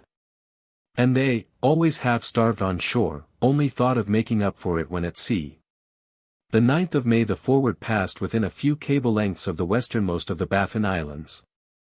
The doctor noticed many rocks between the islands and the mainland which were what are called Crimson Cliffs. They were covered with snow as red as carmine, which Dr. Kane says is of purely vegetable origin. Clawbonny wanted to examine this singular phenomenon, but the ice forbade their approaching them. Although the temperature was rising, it was easy to see that the icebergs and ice streams were accumulating toward the north of Baffin's Bay. After leaving Upernavik the land presented a different appearance, and huge glaciers were sharply defined against the grey horizon. On the 10th the Forward left on its right Kingston Bay, near the 74th degree of latitude. Lancaster Sound opened into the sea many hundred miles to the west. But then this vast expanse of water was hidden beneath enormous fields of ice, in which arose the hummocks, uniform as a homogeneous crystallization. Shandon had the furnace fires lighted, and until the 11th of May the Forward advanced by a tortuous course, tracing with her smoke against the sky the path she was following through the water. But new obstacles soon presented themselves. The passages were closing in consequence of the incessant crowding of the floating masses. Every moment threatened to close up the clear water before the Forward, and if she were nipped, it would be hard to get her out. Every one knew it and was thinking about it.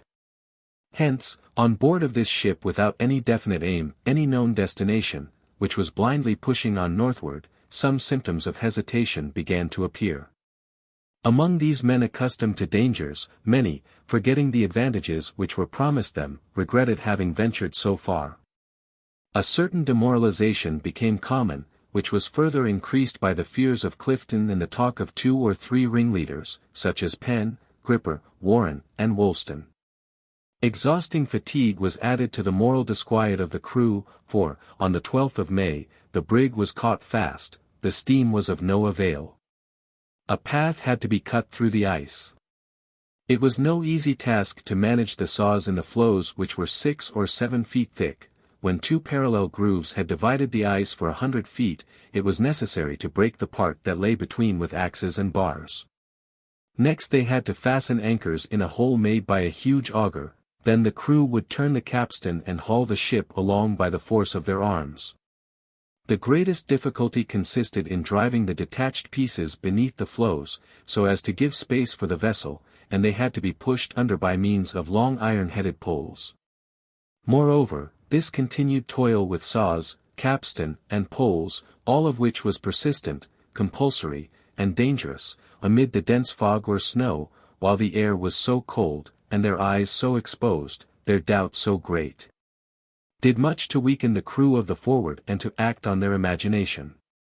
When sailors have to deal with a man who is energetic, bold, and determined, who knows what he wants, whither he is going, what aim he has in view, confidence animates them all in spite of themselves. They are firmly united to their leader, strong with his force and calm with his calmness. But on board of the brig they were aware of the commander's uncertainty, they knew that he hesitated before the unknown aim and destination. In spite of the energy of his character, his uncertainty was clearly to be seen by his uncertain orders, incomplete maneuvers, his sudden outbursts, and 1,000 petty details which could not escape the sharp eyes of the crew. And then, Shandon was not the captain of the ship, the master under God, which was enough to encourage the discussion of his orders, and from discussion to disobedience is but a short step. The malcontents soon brought over to their number the first engineer, who, hitherto, had been a slave to his duty. The 16th of May, 6 days after the Forward had reached the ice, Shandon had not made 2 miles to northward. They were threatened with being detained in the ice until the next season. Matters had a serious look. Towards 8 o'clock of the evening, Shandon and the doctor, accompanied by Gary, went out to reconnoiter the vast plains. They took care not to go too far from the ship, for it was hard to find any fixed points in this white solitude, which was ever changing in appearance. Refraction kept producing strange effects, much to the doctor's astonishment. At one place, where he thought he had but an easy jump before him, he had to leap some 5 or 6 feet. Or else the contrary happened, and in either case the result was a tumble, which if not dangerous was at any rate painful, for the ice was as hard and slippery as glass. Shandon and his 2 companions went out to seek a possible passage. 3 miles from the ship, they succeeded with some difficulty in ascending an iceberg about 300 feet high. From that point nothing met their eyes but a confused mass, like the ruins of a vast city, with shattered monuments, overthrown towers, and prostrate palaces, a real chaos. The sun was just peering above the jagged horizon, and sent forth long, oblique rays of light, but not of heat, as if something impassable for heat lay between it and this wild country. The sea appeared perfectly covered as far as I could reach. "How shall we get through?" asked the doctor. "I don't know," answered Shandon, "but we shall get through, if we have to blow our way through with powder. I certainly shan't stay in the ice till next spring. But that happened to the Fox, and not far from here." "Bah," said the doctor, "we shall get through with a little philosophy. You will see that is worth all the machinery in the world." "I must say," answered Shandon, "this year does not begin very well." "True, Shandon, and I notice also that Baffin's Bay seems to be returning to the state it was in before 1817. Don't you think, doctor, it has always been as it is now?" "No, my dear Shandon, from time to time there have been great breakings of the ice which no one can explain. So, up to 1817 this sea was continually full, when an enormous sort of inundation took place, which cast the icebergs into the ocean, most of which reached the banks of Newfoundland. From that day Baffin's Bay was nearly free, and was visited by whalers." "So," asked Shandon, "from that time voyages to the north became easier?" "Incomparably.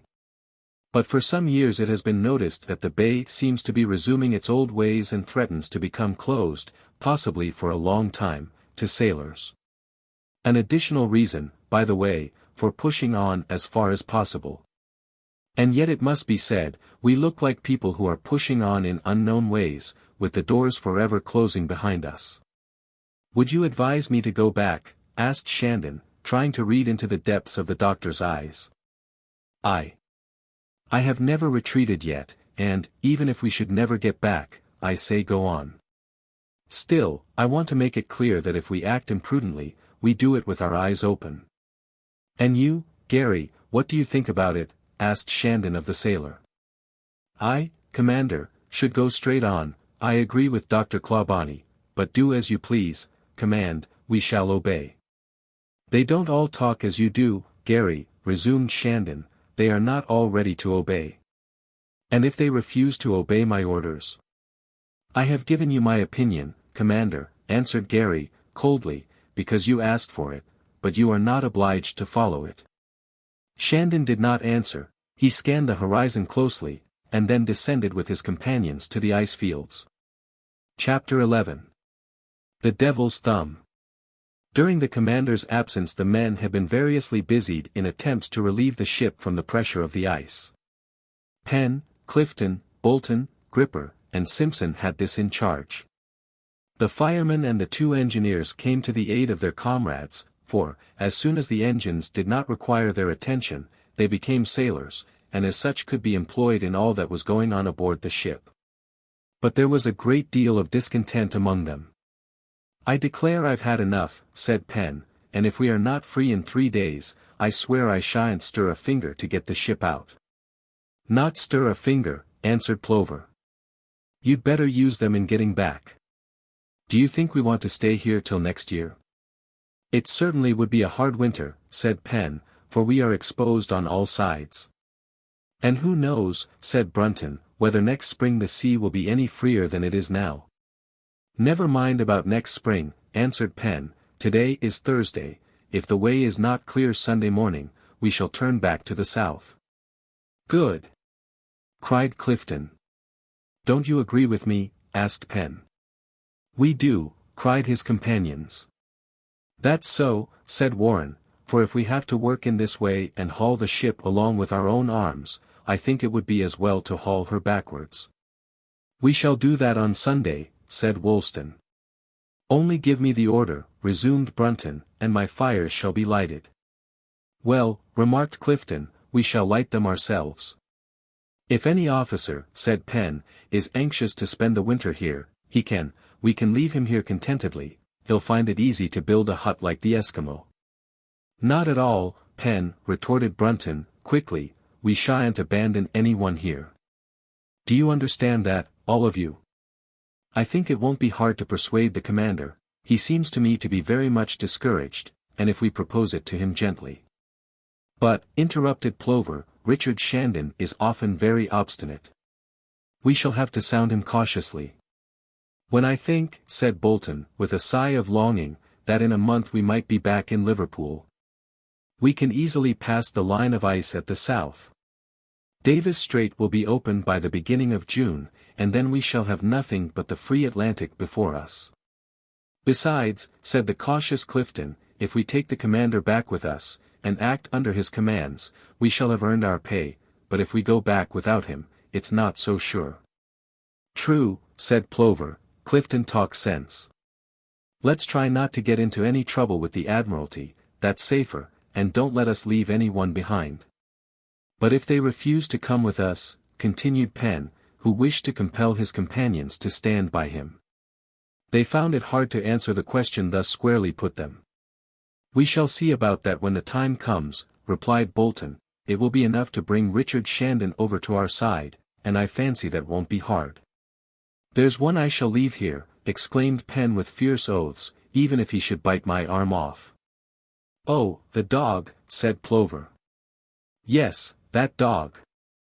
I shall soon settle accounts with him." "So much the better," retorted Clifton, returning to his favorite theory, "he is the cause of all our troubles." "He has thrown an evil spell upon us," said Plover. "He led us into the ice," remarked Gripper. "He brought more ice in our way," said Woolston, "than was ever seen at this season."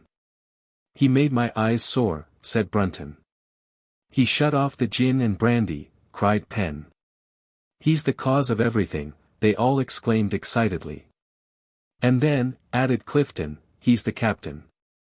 "Well, you unlucky captain," cried Penn, whose unreasonable fury grew with the sound of his own words, "you wanted to come here, and here you shall stay." "But how shall we get hold of him?" said Plover. "Well, now is a good time," answered Clifton. "The commander is away, the second mate is asleep in his cabin, the fog is so thick that Johnson can't see us." "But the dog?" said Penn. "He's asleep in the coal," answered Clifton, "and if anyone wants—" "I'll see to it," replied Penn, angrily. "Take care, Penn, his teeth would go through a bar of iron." "If he stirs, I'll rip him open," answered Penn, drawing his knife. And he ran down between decks, followed by Warren, who was anxious to help him. Soon they both returned, carrying the dog in their arms. His mouth and paws were securely tied, they had caught him asleep, and the poor dog could not escape them. "Hurrah for Penn!" cried Plover. "And what are you going to do with him now?" asked Clifton. "Drown him, and if he ever comes back," answered Penn with a smile of satisfaction. 200 feet from the vessel there was a hole in the ice, a sort of circular crevasse, made by the seals with their teeth, and always dug out from the inside to the outside. It was there that the seals used to come to breathe on the surface of the ice. But they were compelled to take care to prevent the aperture from closing, for the shape of their jaws did not permit them to make the hole from the outside, and in any danger they would not be able to escape from their enemies. Penn and Warren hastened to this crevasse, and then, in spite of his obstinate struggles, the dog was pitilessly cast into the sea. A huge cake of ice they then rolled over the aperture, closing all means of escape for the poor dog, thus locked in a watery prison. "A pleasant journey, Captain," cried the brutal sailor. Soon they returned on board.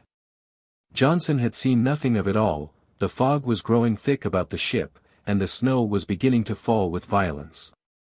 An hour later, Richard Shandon, the doctor, and Gary regained the Forward. Shandon had observed in the northeast a passage, which he determined to try. He gave his orders to that effect. The crew obeyed with a certain activity. They wanted to convince Shandon of the impossibility of a farther advance, and besides, they had before them 3 days of obedience. During a part of the following night and day the sawing and towing went on busily. The Forward made about 2 miles of progress. On the 18th they were in sight of land, 5 or 6 cable lengths from a strange peak, to which its singular shape had given the name of the Devil's Thumb. At this very place the Prince Albert, in 1851, the Advance, with Kane, in 1853, had been caught in the ice for many weeks. The odd shape of the Devil's Thumb, the barren and desolate surroundings, which consisted of huge icebergs often more than 300 feet high, the cracking of the ice, repeated indefinitely by the echo, made the position of the Forward a very gloomy one.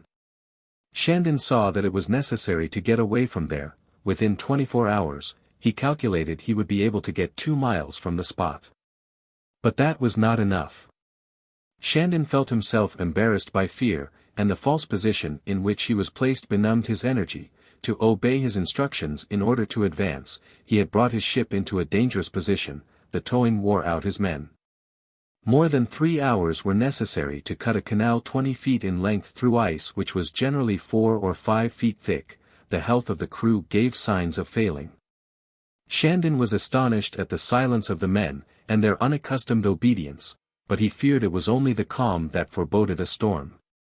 We can, then, easily judge of the painful surprise, disappointment, and even despair which seized upon him, when he noticed that by means of an imperceptible movement in the ice, the Forward lost in the night of the 18th all that had been gained by such toilsome efforts. On Saturday morning he was opposite the Devil's Thumb, in a still more critical position. The icebergs increased in number and passed by in the mist like phantoms. Shandon was thoroughly demoralized. It must be said that fear seized both this bold man and all his crew. Shandon had heard of the disappearance of the dog, but he did not dare to punish the guilty persons. He feared exciting a mutiny. The weather during that day was horrible. The snow, caught up in dense whirls, covered the brig with an impenetrable veil. At times, under the influence of the hurricane, the fog would rise, and their terror-stricken eyes beheld the Devil's Thumb rising on the shore like a spectre. The Forward was anchored to a large piece of ice. There was nothing to be done, nothing to be tried. Darkness was spreading about them, and the man at the helm could not see James Wall, who was on watch forward. Shandon withdrew to his cabin, a prey to perpetual disquiet. The doctor was arranging his notes of the expedition. Some of the crew were on the deck, others in the common room. At a moment when the violence of the storm was redoubling, the Devil's Thumb seemed to rise immoderately from the mist. "Great God!" exclaimed Simpson, recoiling with terror.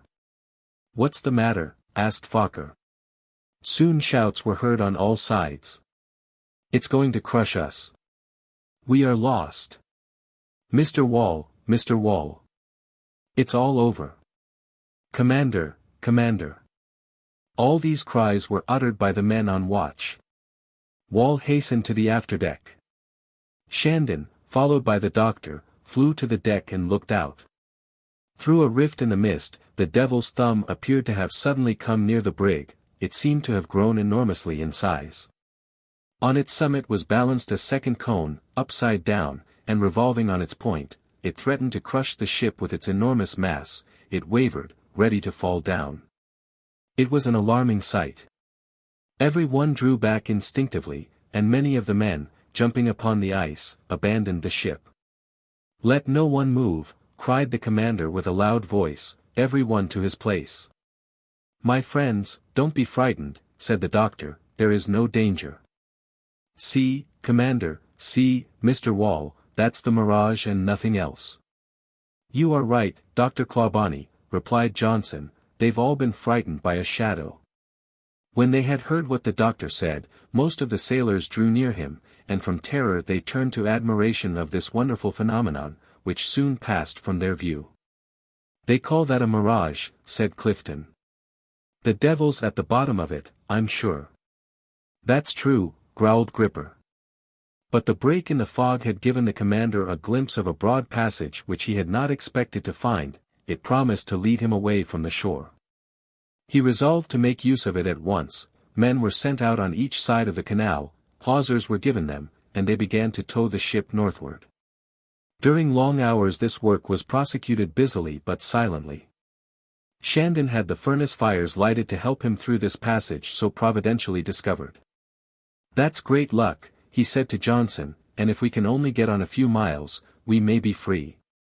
Make a hot fire, Mr. Brunton, and let me know as soon as you get steam on. Meanwhile, men, the farther on we get, the more gained. You want to get away from the devil's thumb, well, now is your chance." Suddenly the brig stopped. "What's the matter?" shouted Shandon. "Wall, have the tow ropes broken?" "No," answered Wall, leaning over the railing. "See, there are the men running back, they are climbing on board, they seem very much frightened." "What's happened?" cried Shandon, running forward. On board," cried the sailors, evidently exceedingly terrified. Shandon looked towards the north, and shuddered in spite of himself. A strange animal, with alarming motions, whose steaming tongue hung from huge jaws, was bounding along within a cable's length from the ship. It seemed more than 20 feet high, its hair stood on end. It was chasing the sailors as if about to seize them, while its tail, which was at least 10 feet long, lashed the snow and tossed it about in dense gusts. The sight of the monster froze the blood in the veins of the boldest. A strange animal was bounding along within a cable's length from the ship. "It's an enormous bear," said one. "It's the beast of Gavaudan. It's the lion of the apocalypse." Shandon ran to his cabin to get a gun which he kept always loaded. The doctor seized his arms, and made ready to fire at the beast, which by its size, recalled antediluvian monsters. It drew near with long leaps. Shandon and the doctor fired at the same time, and suddenly the report of the pieces agitated the air and produced an unlooked-for effect. The doctor gazed attentively, and could not help bursting out laughing. "It's refraction," said he. "Refraction," cried Shandon. But a terrible cry from the crew interrupted them. "The dog," shouted Clifton. "The dog, Captain," repeated his companions. "It's he," cried Penn. In fact, it was the dog who had burst his bonds and had made his way to the surface of the ice through another hole. At that moment the refraction, by a phenomenon common in these latitudes, exaggerated his size, and this had only been broken by the report of the guns. But, notwithstanding, a disastrous impression had been produced upon the minds of the sailors, who were not very much inclined to admit any explanation of the fact from physical causes. The adventure of the devil's thumb, the reappearance of the dog under such peculiar circumstances, completely upset them, and murmurs arose on all sides. Chapter 12. Captain Hatteras. The Forward was advancing rapidly under steam between the ice fields and the mountains of ice. Johnson was at the helm. Shandon was examining the horizon with his snow spectacles. But his joy was brief, for he soon saw that the passage was blocked up by a circle of mountains. Nevertheless, he preferred to take his chances with pushing on, to returning. The dog followed the brig on the ice, but he kept at a respectful distance. Only, if he lagged too far, there was to be heard a singular whistle which at once brought him on. The first time that this whistle was heard, the sailors looked around. They were alone on the deck, talking together. there was no unknown person there, and yet this whistle was often repeated. Clifton was the first to take alarm. "Do you hear that?" he said. "And do you see how the dog starts as soon as he hears it?" "It's past belief," said Gripper. "Very well," cried Penn, "I'm not going any farther." "Penn is right," said Brunton, "it's tempting Providence." "Tempting the devil," answered Clifton. "I should rather give up all my share of the pay than go on." "We shall never get back," said Bolton, dejectedly. The crew was exceedingly demoralized. "Not a foot farther," cried Woolston, "is that your opinion?" "Yes, yes," answered the sailors. "Well," said Bolton, "let's go find the commander, I'll undertake to tell him." The sailors in a dense group made their way to the quarterdeck. The Forward was then advancing into a large arena, which had a diameter of about 800 feet, it was completely closed, with the exception of one place through which the ship entered. Shandon saw that he was locking himself in. But what was to be done? How could he retreat? He felt all the responsibility, and his hand nervously grasped his glass. The doctor looked on in silence, with folded arms. He gazed at the walls of ice, the average height of which was about 300 feet.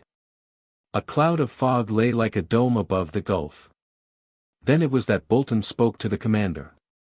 "Commander," said he in a broken voice, "we can't go any farther."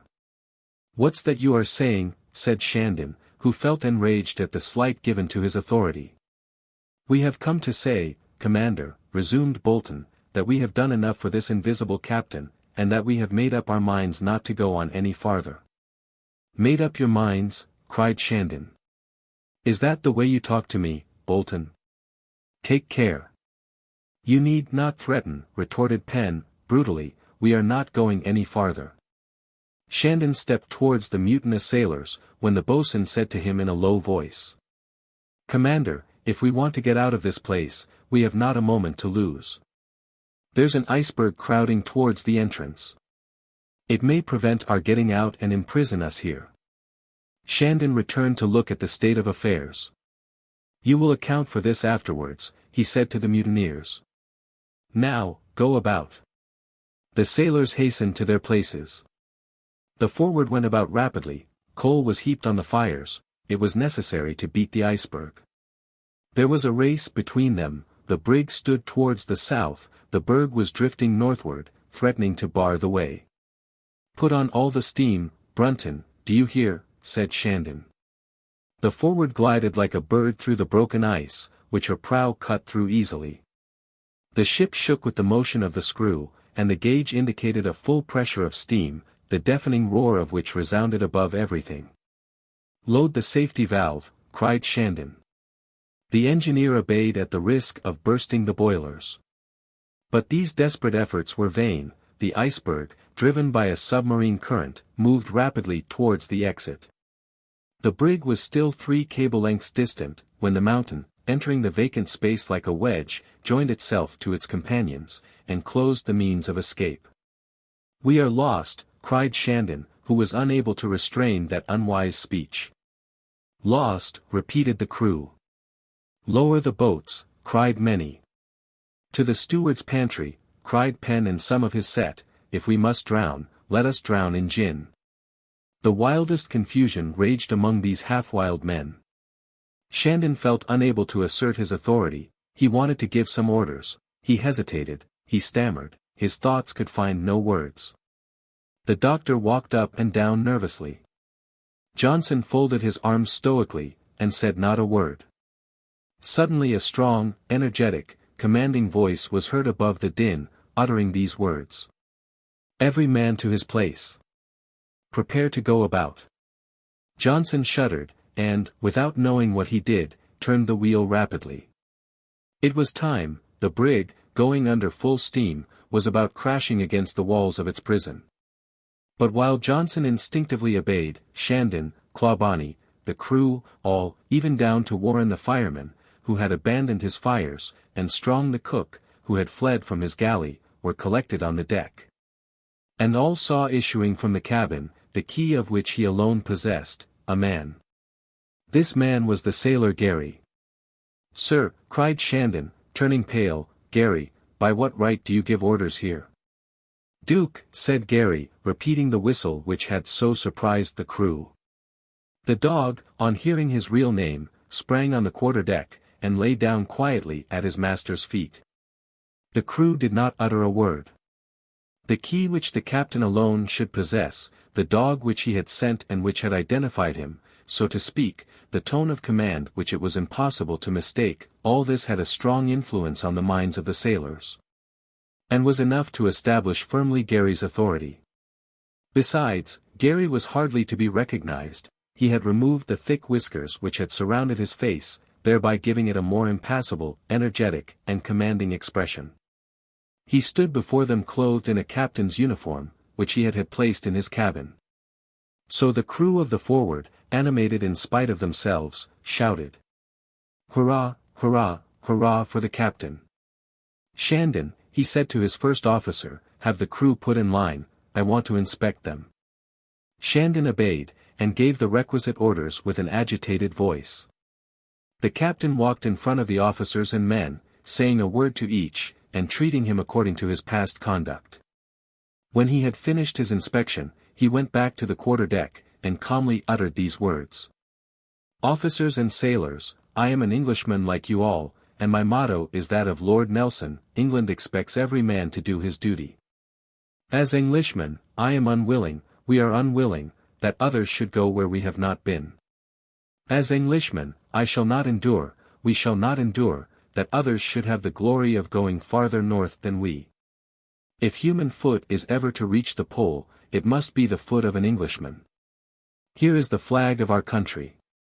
I have equipped this ship, I have devoted my fortune to this undertaking, I shall devote to it my life and yours, but this flag shall float over the North Pole. Fear not. You shall receive £1,000 sterling for every degree that we get farther north after this day. Now we are at the 72nd, and there are 90 in all. Figure it out. My name will be proof enough. It means energy and patriotism. I am Captain Hatteras." "Captain Hatteras," cried Shandon. And this name, familiar to them all, soon spread among all the crew. "Now," resumed Hatteras, "let us anchor the brig to the ice. Let the fires be put out, and every one return to his usual occupation. Shandon, I want to speak with you about the ship. You will join me in my cabin with the doctor, Wall, and the boatswain. Johnson, dismiss the men." Hatteras, calm and cold, quietly left the poop deck, while Shandon had the brig made fast to the ice. Who was this Hatteras, and why did his name make so deep an impression upon the crew? John Hatteras, the only son of a London brewer, who died in 1852, worth £6 million, took to the sea at an early age, unmindful of the large fortune which was to come to him. Not that he had any commercial designs, but a longing for geographical discovery possessed him. He was continually dreaming of setting foot on some spot untrodden of man. When 20 years old, he had the vigorous constitution of thin, sanguine men. An energetic face, with well-marked lines, a high forehead, rising straight from the eyes, which were handsome but cold, thin lips, indicating a mouth chary of words, medium height, well-knit muscular limbs, indicated a man ready for any experience. Anyone who saw him would have called him bold, and anyone who heard him would have called him coldly passionate. He was a man who would never retreat, and who would risk the lives of others as coldly as his own. One would hence think twice before following him in his expeditions. John Hatteras had a great deal of English pride, and it was he who once made this haughty reply to a Frenchman. The Frenchman said with what he considered politeness, and even kindness, "If I were not a Frenchman, I should like to be an Englishman. If I were not an Englishman, I should like to be an Englishman." That retort points the nature of the man. He would have liked to reserve for his fellow countrymen the monopoly of geographical discovery, but much to his chagrin, during previous centuries, they had done but little in the way of discovery. America was discovered by the Genoese, Christopher Columbus, the East Indies by the Portuguese, Vasco da Gama, China by the Portuguese, Fernão de Andrada, Terra del Fuego by the Portuguese, Magellan, Canada by the Frenchman, Jacques Cartier. The islands of Sumatra, Java, etc. Labrador, Brazil, the Cape of Good Hope, the Azores, Madeira, Newfoundland, Guinea, Congo, Mexico, White Cape, Greenland, Iceland, the South Pacific Ocean, California, Japan, Cambodia, Peru, Kamchatka, the Philippine Islands, Spitsbergen. Cape Horn, Bering Strait, New Zealand, Van Diemen's Land, New Britain, New Holland, the Louisiana, island of Jan Mayen, by Icelanders, Scandinavians, Frenchmen, Russians, Portuguese, Danes, Spaniards, Genoese, and Dutchmen. But no Englishman figured among them, and it was a constant source of grief to Hatteras to see his fellow countrymen excluded from the glorious band of sailors who made the great discoveries of the 15th and 16th centuries. Hatteras consoled himself somewhat when he considered modern times. The English took their revenge with Stuart, MacDougall-Stuart, Burke, Wells, King, Grey, in Australia, with Palliser in America, with Havnoan in Syria, with Cyril Graham, Waddington, Cunningham, in India, and with Barth, Burton, Speke, Grant, and Livingstone in Africa. But this was not enough, for Hatteras these men were rather finishers than discoverers. Something better was to be done, so he invented a country in order to have the honor of discovering it. Now he had noticed that if the English were in a minority with regard to the early discoveries, that if it was necessary to go back to Cook to make sure of New Caledonia in 1774, and of the Sandwich Islands where he was killed in 1778. There was nevertheless one corner of the globe on which they had centered all their efforts. This was the northern seas and lands of North America. In fact, the list of polar discoveries runs as follows.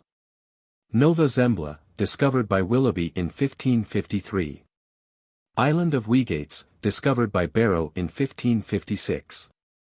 West coast of Greenland, discovered by Davis in 1585. Davis Strait, discovered by Davis in 1587. Spitsbergen, discovered by Willoughby in 1596. Hudson's Bay, discovered by Hudson in 1610. Baffin's Bay, discovered by Baffin in 1616. During recent years Hearne, Mackenzie, John Ross, Perry, Franklin, Richardson, Beechey, James Ross, Back, Dease, Simpson, Ray, Inglefield, Belcher, Austin, Kellett, Moore, McClure, Kennedy, McClintock were incessantly exploring these unknown regions. The northern coast of America had been accurately made out, the Northwest Passage nearly discovered, but that was not enough. There was something greater to be done, and this John Hatteras had twice tried, fitting out ships at his own expense. He wanted to reach the pole itself, and thus to crown the list of English discoveries by a glorious success. To reach the pole itself was the aim of his life. After many successful voyages in the southern seas, Hatteras tried for the first time in 1846 to reach the north through Baffin's Bay, but he could get no farther than latitude 74°. He sailed in the sloop Halifax. His crew suffered terribly, and John Hatteras carried his temerity so far that henceforth sailors were averse to undertaking a similar expedition under such a leader. Notwithstanding, in 1850, Hatteras succeeded in obtaining for the schooner Farewell about 20 determined men, but who were persuaded especially by the high pay offered their boldness. It was then that Dr. Clawbonny began to correspond with John Hatteras, whom he did not know, about accompanying him, but the post of surgeon was filled, fortunately for the doctor. The Farewell, following the route taken by the Neptune of Aberdeen in 1817, went to the north of Spitsbergen, as far as latitude 76°. There they were obliged to winter. But their sufferings were such, and the cold so intense, that of all on board, Hatteras alone returned to England.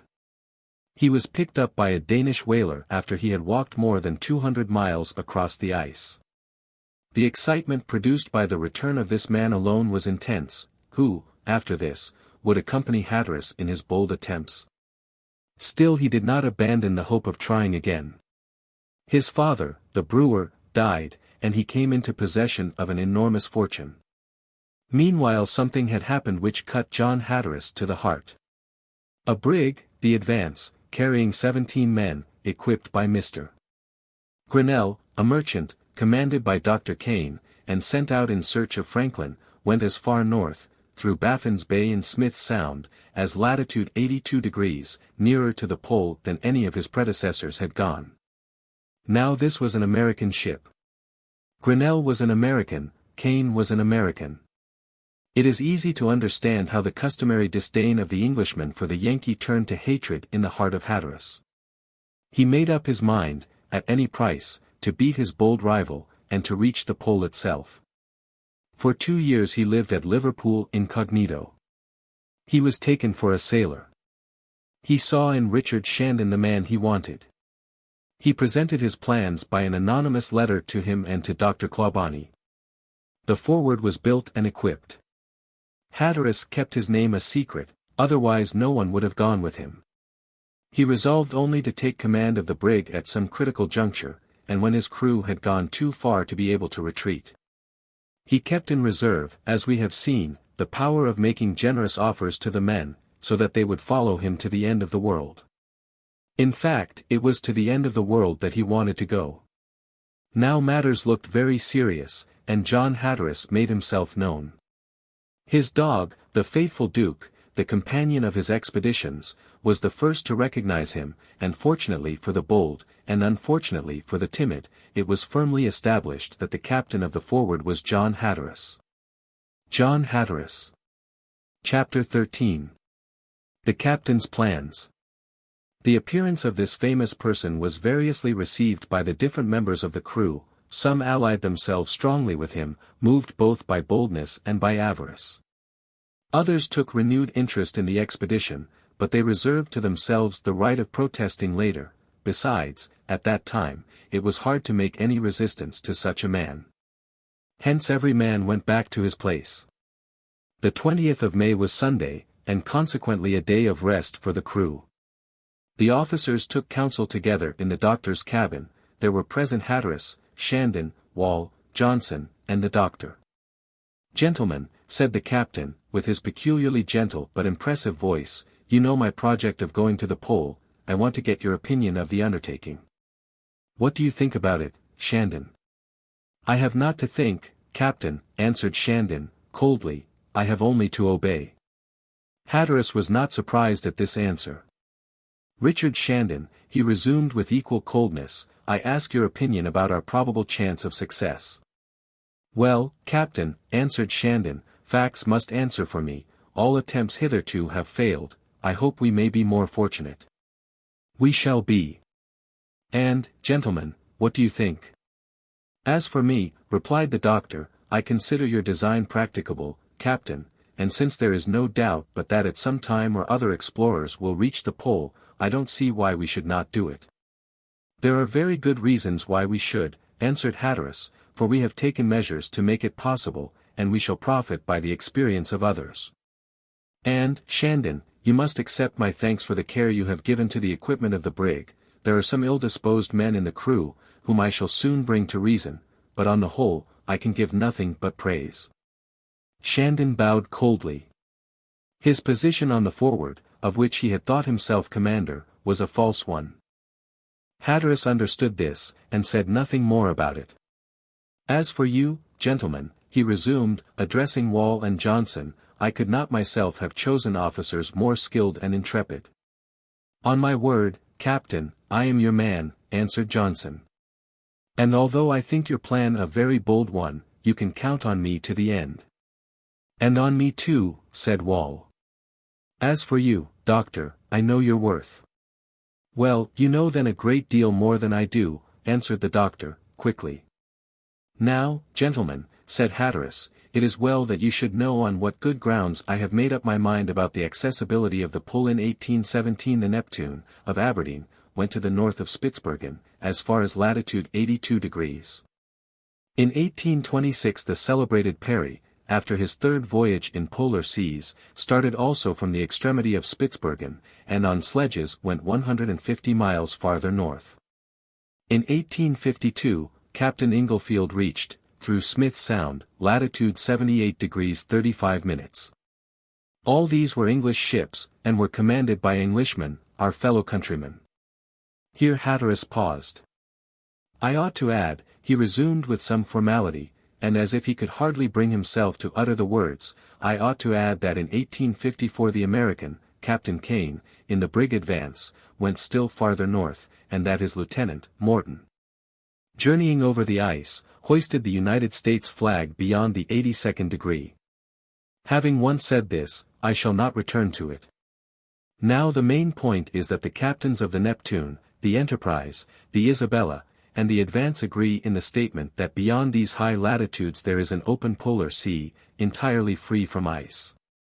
Free from ice! Cried Shandon, interrupting the captain, it's impossible. You will notice, Shandon, observed Hatteras, quietly, while his eye lighted up for an instant, that I quote both facts and authorities. I must add that in 1851, when Penny was stationed by the side of Wellington Channel, his lieutenant, Stewart, found himself in the presence of an open sea, and that his report was confirmed when, in 1853, Sir Edward Belcher wintered in Northumberland Bay, in latitude 76 degrees 52 minutes, and longitude 99 degrees 20 minutes. These reports are indisputable, and one must be very incredulous not to admit them. Still, Captain, persisted Shandon, facts are as contradictory. You're wrong, Shandon, you're wrong, cried Dr. Clawbonny. Facts never contradict a scientific statement, the captain will, I trust, excuse me. Go on, doctor, said Hatteras. Well, listen to this, Shandon. It results very clearly from geographical facts, and from the study of isothermal lines, that the coldest spot on the globe is not on the pole itself, like the magnetic pole, it lies a few degrees distant. So the calculations of Brewster, Berghaus, and other physicists prove that in our hemisphere there are two poles of extreme cold, one in Asia in latitude 79 degrees 30 minutes north, and longitude 120 degrees east, the other is in America, in latitude 78 degrees north, and longitude 97 degrees west. This last alone concerns us, and you see, Shandon, that it is more than 12 degrees below the pole. Well, I ask you why, then, the sea should not be as free from ice as it often is in summer in latitude 66 degrees, that is to say, at the southern end of Baffin's Bay? Well put, answered Johnson, Dr. Clawbonny talks of those things like a man who understands them. It seems possible, said James Wall. Mere conjectures. Nothing but hypotheses, answered Shandon, obstinately. Well, Shandon, said Hatteras, let us consider the two cases. Either the sea is free from ice, or it is not, and in neither case will it be impossible to reach the pole. If it is free, the Forward will take us there without difficulty. If it is frozen, we must try to reach it over the ice by our sledges. You will confess that it is not impracticable. Having once come with our brig to latitude 83 degrees, we shall have only about 600 miles between us and the pole. And what are 600 miles, said the doctor, briskly, when it is proved that a Cossack, Alexis Markov, went along the frozen sea, north of Russia, on sledges drawn by dogs, for a distance of 800 miles, in 24 days. You hear him, Shandon, answered Hatteras, and will you say that an Englishman cannot do as much as a Cossack? Never, cried the enthusiastic doctor. Never, repeated the boatswain. Well, Shandon, asked the captain. Captain, answered Shandon, coldly, I can only repeat what I have said, I shall obey you. Well. Now, continued Hatteras, let us consider our present situation. We are caught in the ice, and it seems to me impossible for us to reach Smith's Sound this year. This is what we must do. Hatteras unfolded on the table one of the excellent charts published in 1859 by the order of the Admiralty. Be good enough to look here.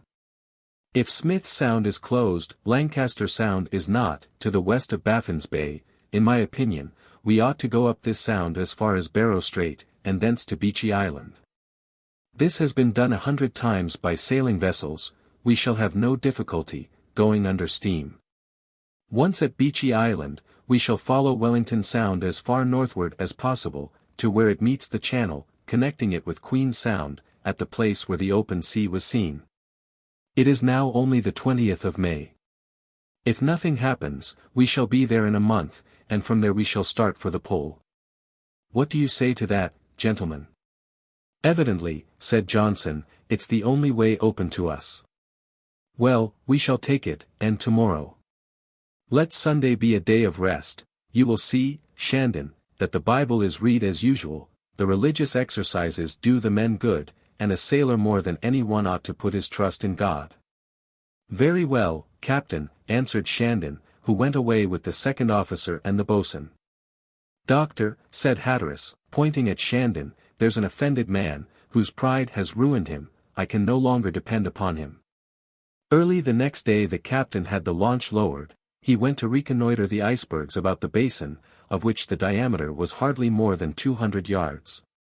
He noticed that by the gradual pressure of the ice, this space threatened to grow smaller, hence it became necessary to make a breach somewhere, to save the ship from being crushed. By the means he employed, it was easy to see that John Hatteras was an energetic man. In the first place he had steps cut, by which he climbed to the top of an iceberg.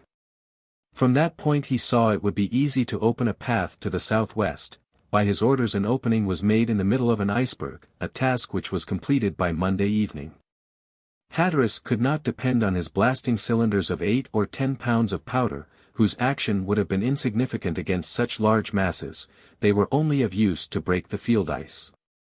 Hence he placed in the opening 1,000 pounds of powder, carefully laying it where it should be of the utmost service. This chamber, to which ran a long fuse, surrounded by gutta percha, opened on the outside. The gallery, leading thereto, was filled with snow and lumps of ice, to which the cold of the next night gave the consistency of granite. In fact, the temperature, under the influence of the east wind, fell to 12 degrees. The next day at 7 o'clock the forward was under steam, ready to seize any chance of escape. Johnson was charged with lighting the mine. The fuse was calculated to burn half an hour before exploding the powder. Hence Johnson had plenty of time to get back to the ship, indeed, within 10 minutes he was at his post. The crew were all on deck, the day was dry and tolerably clear, the snow was no longer falling. Hatteras, standing on the deck with Shandon and the doctor, counted the minutes on his watch. At 35 minutes after 8 a dull explosion was heard, much less deafening than had been anticipated. The outline of the mountains was suddenly changed, as by an earthquake.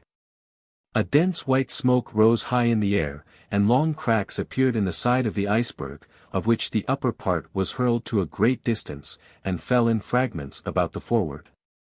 But the way was by no means free yet. Huge lumps of ice were suspended upon the neighboring icebergs, and their fall threatened to close the exit. Hatteras saw their situation in a flash of the eye. "Woolston," he shouted. The gunner hastened to him. "Captain," he said. "Put a triple charge in the forward gun, and ram it in as hard as possible." "Are we going to batter the iceberg down with cannonballs?" asked the doctor. "No," answered Hatteras. "That would do no good. No balls, Woolston, but a triple charge of powder. Be quick." In a few moments the gun was loaded. "What is he going to do without a ball?" muttered Shandon between his teeth. "We'll soon see," answered the doctor. "We are all ready, Captain," cried Woolston. "Well," answered Hatteras. "Brunton," he shouted to the engineer, "make ready. Forward a little." Brunton opened the valves, and the screw began to move. The forward drew near the blown-up iceberg. "Aim carefully at the passage," cried the captain to the gunner. He obeyed. When the brig was only half a cable-length distant, Hatteras gave the order. "Fire!" A loud report followed, and the fragments of ice, detached by the commotion of the air, fell suddenly into the sea. The simple concussion had been enough. "Put on full steam, Brunton," shouted Hatteras.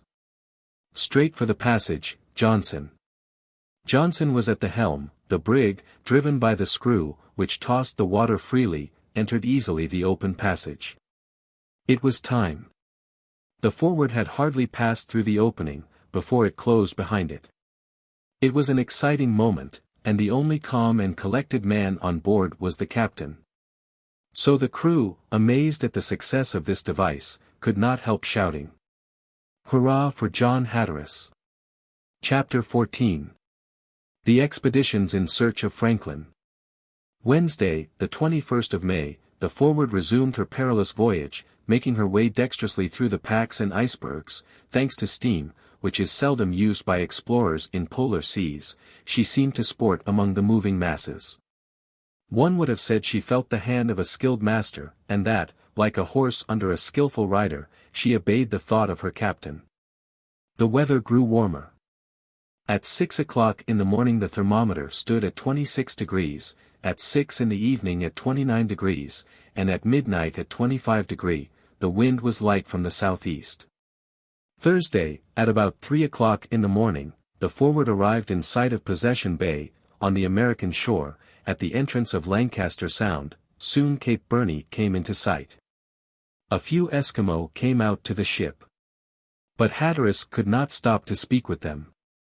The peaks of Byam Martin, which rise above Cape Liverpool, were passed on the left, and they soon disappeared in the evening mist. This hid from them Cape Hay, which has a very slight elevation, and so is frequently confounded with ice about the shore, a circumstance which very often renders the determination of the coastline in polar regions very difficult. Puffins, ducks, and white gulls appeared in great numbers. By observation the latitude was 74 degrees 1 minute, and the longitude, according to the chronometer, 77 degrees 15 minutes.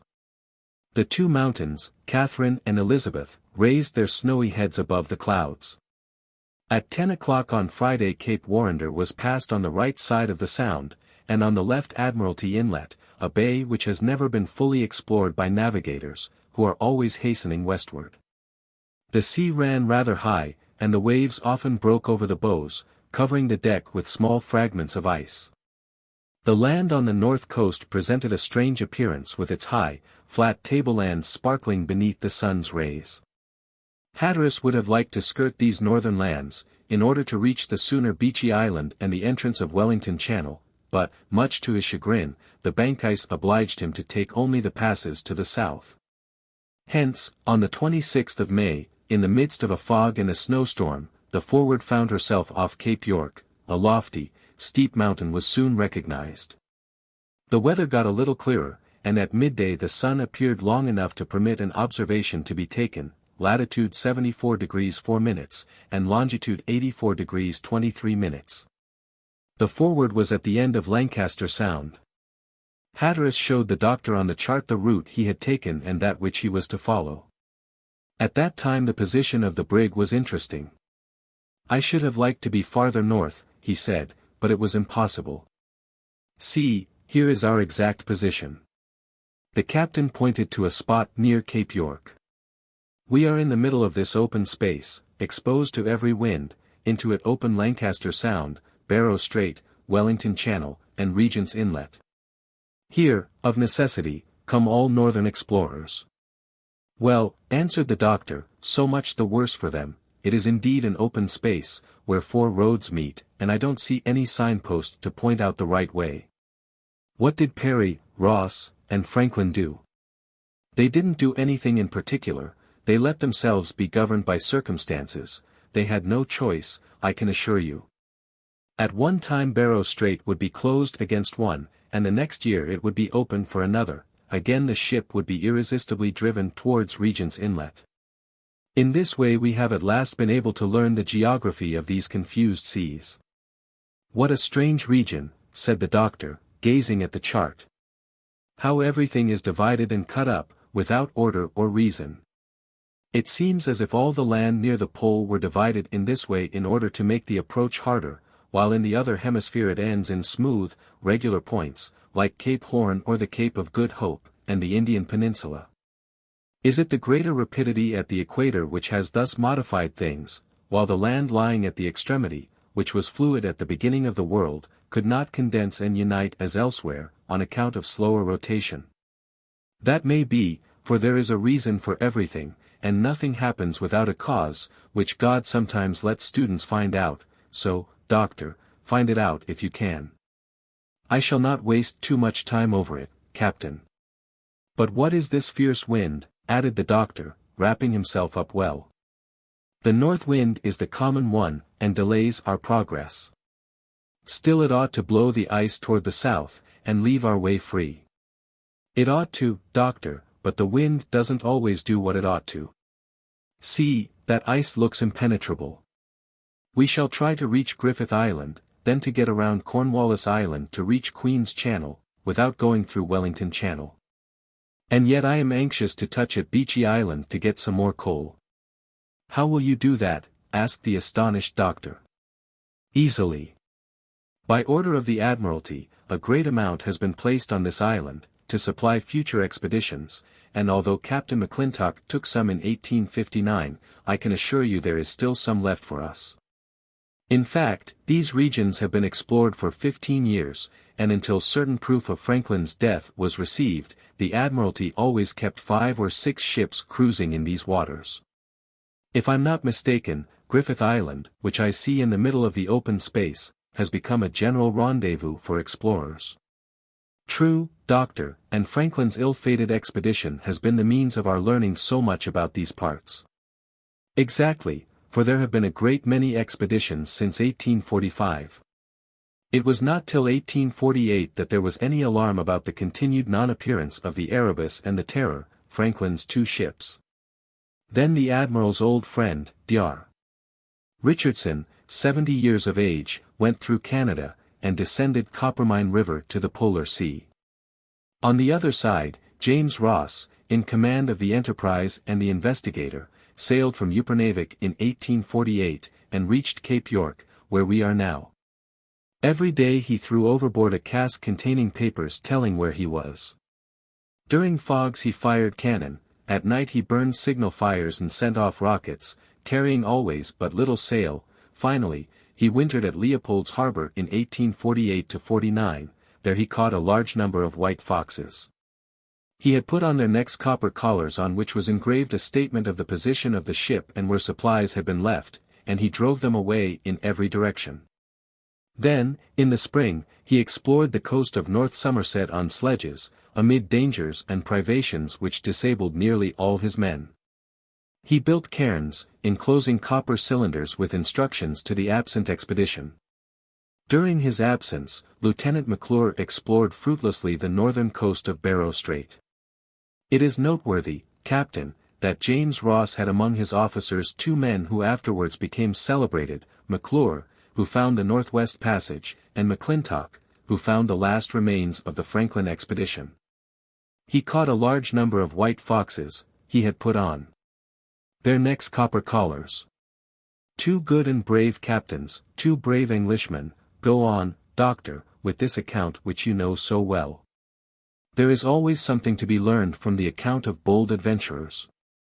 Well, to conclude with James Ross, I have only to add that he tried to go farther west from Melville Island. But he nearly lost his ships, and being caught in the ice he was carried, against his will, to Baffin's Bay. Carried, said Hatteras, frowning, carried against his will. He had discovered nothing, resumed the doctor. It was only after 1850 that English ships were always exploring there, when a reward of £20,000 was offered to anyone who should discover the crews of the Erebus and Terror.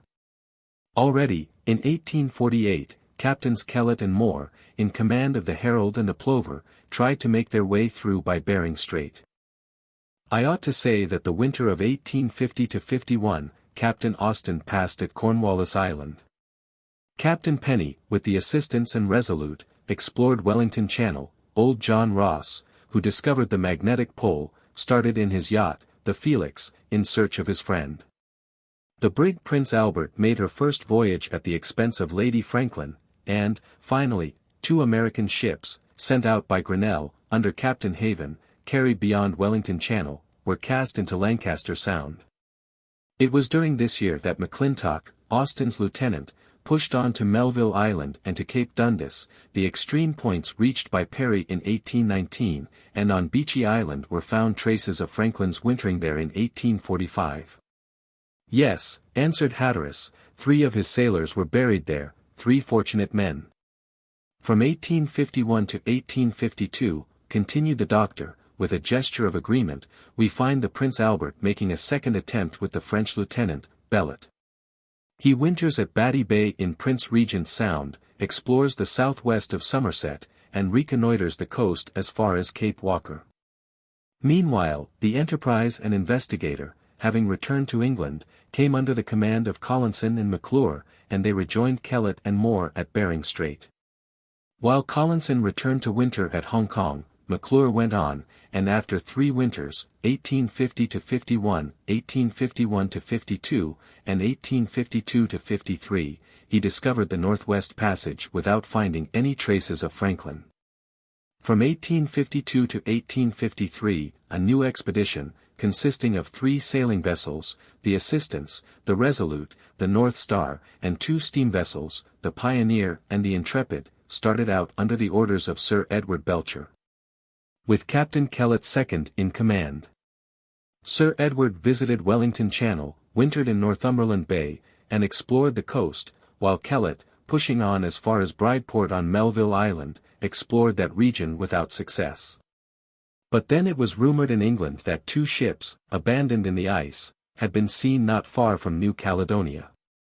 At once Lady Franklin fitted out the little screw steamer Isabella, and Captain Inglefield, after ascending Baffin's Bay to Victoria Point, at the 80th parallel, returned to Beechey Island with equal unsuccess. At the beginning of 1855 the American Grinnell defrays the expense of a new expedition, and Dr. Kane, trying to reach the pole. But he did not succeed, cried Hatteras with violence, and thank God he did not. What he did not do, we shall. I know it, Captain, answered the doctor, and I only speak of it on account of its connection with the search for Franklin. Besides, it accomplished nothing. I nearly forgot to say that the Admiralty, regarding Beechey Island as a general rendezvous, ordered the steamer Phoenix, Captain Inglefield, in 1853, to carry provisions there. He sailed with Lieutenant Belot, who for the second, and last, time offered his services to England. We can get full details about the catastrophe, for Johnson, our boatswain, was eyewitness of this sad affair. Lieutenant Belot was a brave Frenchman, said Hatteras, and his memory is honored in England. Then, resumed the doctor, the ships of Belcher's squadron began to return one by one. Not all, for Sir Edward had to abandon the Assistance in 1854, as McClure had the Investigator in 1853. Meanwhile Dr. Ray, in a letter dated July 29, 1854, written from Repulse Bay, gave information that the Eskimo of King William's Land had in their possession different objects belonging to the Erebus and Terror. Then there was no doubt possible about the fate of the expedition. The Phoenix, the North Star, and the ship of Collinson returned to England. There was then no English ship in these waters. But if the government seemed to have lost all hope, Lady Franklin did not despair, and with what was left of her fortune she fitted out the Fox, commanded by McClintock. He set sail in 1857, wintered about where you made yourself known to us, Captain. He came to Beechey Island, August 11, 1858, the next winter he passed at Belot Sound. In February, 1859, he began his explorations anew. On the 6th of May he found the document which left no further doubt as to the fate of the Erebus and Terror, and returned to England at the end of the same year. That is a complete account of all that has been done in these regions during the last 15 years, and since the return of the Fox, no ship has ventured among these dangerous waters. Well, we shall try it, said Hatteras. Chapter 15. The Forward driven southward. Towards evening the weather cleared up, and land was clearly to be seen between Cape Sepping and Cape Clarence, which juts out to the east, then to the south, and is connected to the mainland on the west by a low tongue of land. There was no ice at the entrance of Regent's Sound, but it was densely massed beyond Leopold Harbor, as if to form an impassable barrier to the northward progress of the Forward. Hatteras, who, although he carefully concealed his feelings, was exceedingly annoyed, had to blow out away with powder in order to enter Leopold Harbor. He reached it at midday, on Sunday, May 27. The brig was securely anchored to the large icebergs, which were as firm, solid, and hard as rock. At once the captain, followed by the doctor, Johnson, and his dog Duke, leaped out upon the ice and soon reached the land. Duke leaped about with joy. Besides, since the captain had made himself known, he had become very sociable and very gentle, preserving his ill temper for some of the crew, whom his master disliked as much as he did. The harbor was free from the ice which is generally forced there by the east wind. The sharp peaks, covered with snow, looked like a number of white waves. The house and lantern, built by James Ross, were still in a tolerable state of preservation. But the provisions appeared to have been eaten by foxes, and even by bears, of which fresh traces were to be seen. Part of the devastation was probably due to the hand of man, for some ruins of Eskimo huts were to be seen on the shores of the bay. The 6 tombs, enclosing 6 sailors of the Enterprise and the Investigator, were recognizable by little mounds of earth. They had been respected by all, by both men and beasts. On first setting his foot on this northern earth, the doctor was really agitated. It would not be easy to describe the emotions one feels at the sight of these ruined houses, tents, huts, supplies, which nature preserves so perfectly in cold countries. There, said he to his companions, there is the spot which James Ross himself named Camp Refuge. If Franklin's expedition had reached this spot, it would have been saved. Here is the engine which was taken out and left here, and the furnace which warmed the crew of the Prince Albert in 1851, everything remains as it was left, and one might fancy that Kennedy, her captain, had sailed away from here yesterday. This is the launch that sheltered them for some days, for Kennedy was separated from his ship, and only saved by Lieutenant Bellet, who braved the cold of October to join him. A brave and excellent officer he was, said Johnson. I knew him. While the doctor eagerly sought for traces of previous winterings there, Hatteras busied himself with collecting the scanty fragments of fuel and provisions which lay there. The next day was devoted to carrying them on board ship. The doctor explored the whole neighborhood, never going too far from the brig, and sketched the most remarkable views. The weather gradually grew milder, the snowdrifts began to melt.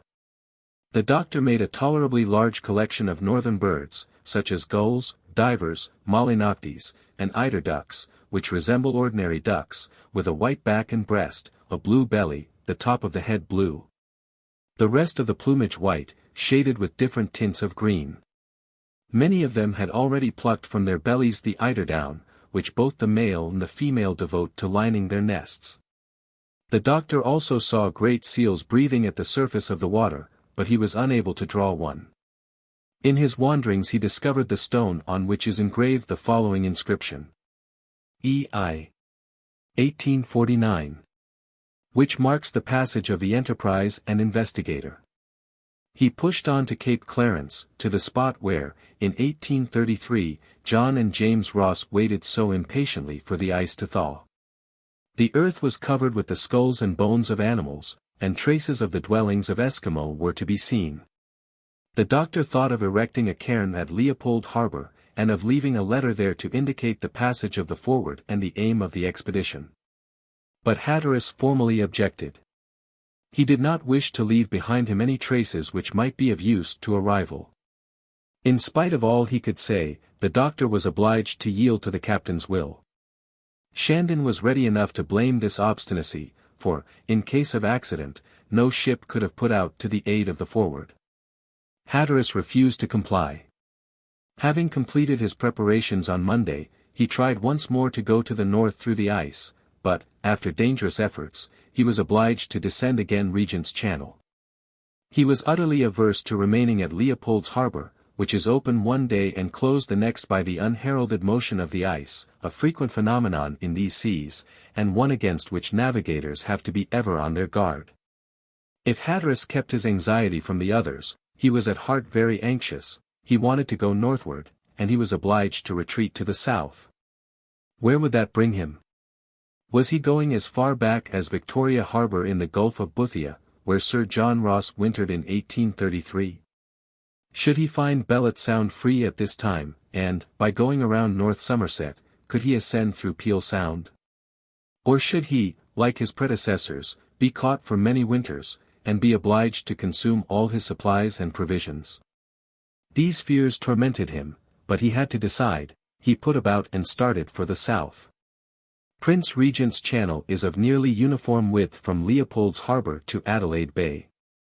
The Forward went rapidly through the ice, with better fortune than many other ships, most of which required a month to descend the channel, even in a better season. It is true that none of these ships, except the Fox, had steam at their command, and were obliged to do their best against frequent unfavourable winds.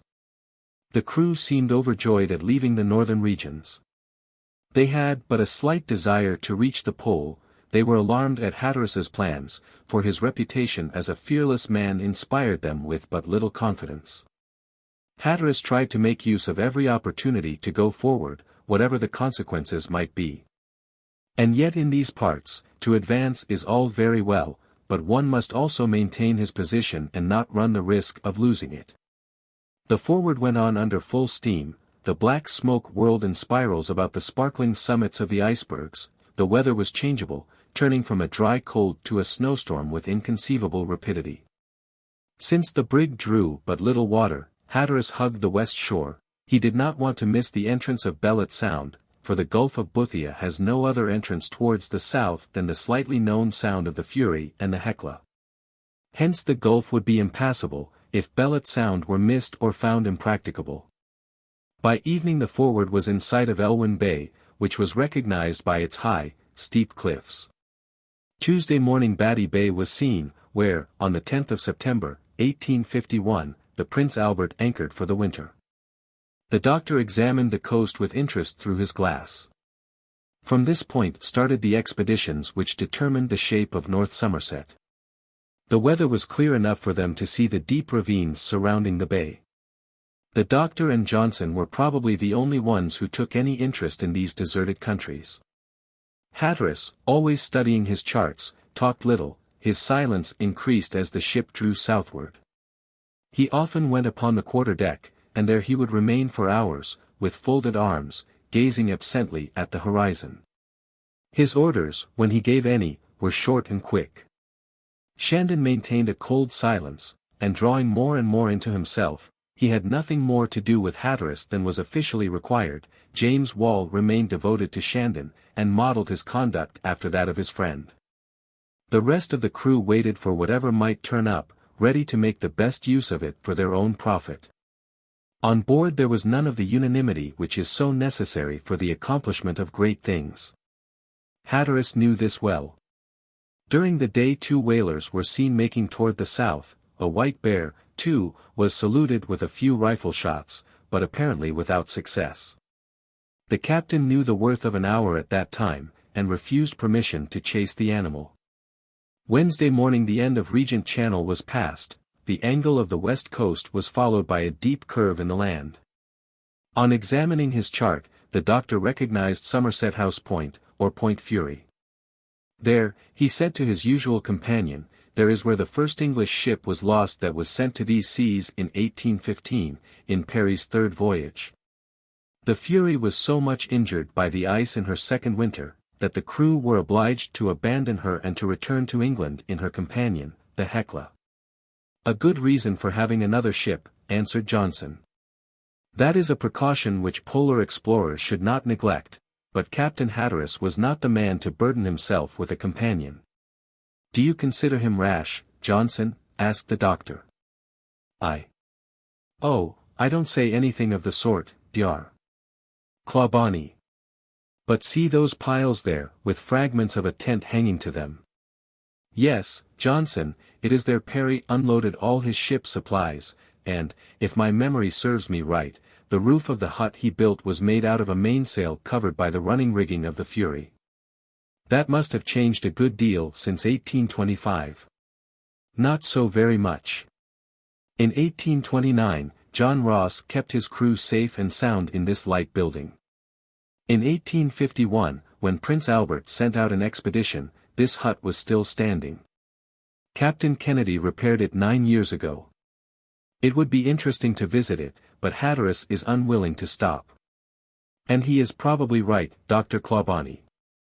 If in England time is money, here it is safety, and for the delay of a day, of an hour even, the whole voyage might be rendered useless.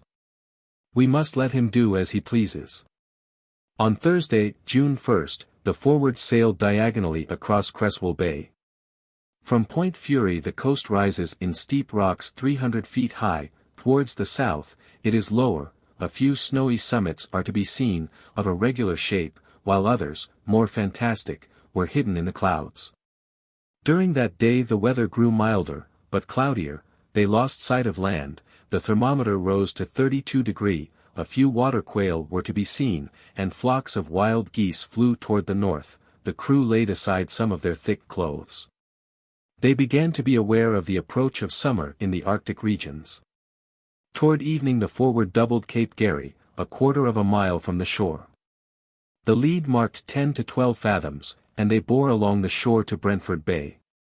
In this latitude they were to find Bellot Sound, a sound which entirely escaped the notice of Sir John Ross in his expedition of 1828. His charts indicated an unbroken coastline, with the least irregularities indicated with the utmost care. Hence it is to be supposed that when he passed by the entrance of the sound, it was completely closed with ice and so could not be distinguished from the land. This sound was really discovered by Captain Kennedy in an excursion made in April, 1852. He named it after Lieutenant Bellot, as a just tribute, as he said, to the important services rendered to our expedition by the French officer. Chapter 16. The Magnetic Pole. As Hatteras drew near this sound he felt his anxiety redoubling. In fact, the success of his expedition was at stake. So far he had done nothing more than his predecessors, the most successful of whom, McClintock, had consumed 15 months in reaching this spot. But that was little, indeed nothing. If he could not make Bellot Sound, being unable to return, he would be kept a prisoner until the next year. Hence he took upon himself the care of examining the coast. He went up to the lookout, and on Saturday passed many hours there. The crew were all acquainted with the situation of the ship, an unbroken silence reigned on board, the engine was slackened, the Forward ran as near shore as possible. The coast was lined with ice which the warmest summers could not melt, a practiced eye was needed to make out an entrance through them. Hatteras was comparing his charts with the coastline. The sun having appeared for a moment at noon, Shandon and Wall took an observation, the result of which was at once told him. There was half a day of anxiety for all. But suddenly, at about 2 o'clock, these words were shouted from aloft. "Head to the west, and put on all steam." The brig obeyed at once, turning to the point directed. The screw churned the water, and the Forward plunged under a full head of steam between two swiftly running ice streams. The path was found, Hatteras came down to the quarter-deck, and the ice-master went aloft. "Well, Captain," said the doctor, "we have entered this famous sound at last." "Yes," answered Hatteras, "but entering is not all, we have got to get out of it too." And with these words he went to his cabin. He is right, thought the doctor. We are in a sort of trap, without much space to turn about in, and if we had to winter here, well, we shouldn't be the first to do it, and where others lived through it, there is no reason why we should not. The doctor was right. It was at this very place, in a little sheltered harbor called Port Kennedy by McClintock himself, that the Fox wintered in 1858. At that moment it was easy to recognize the lofty granite chains, and the steep beaches on each side. Bellot Sound, a mile broad and 17 long, with a current running 6 or 7 knots, is enclosed by mountains of an estimated height of 1,600 feet, it separates North Somerset from Boothia. It is easy to see that there is not too much sailing room there.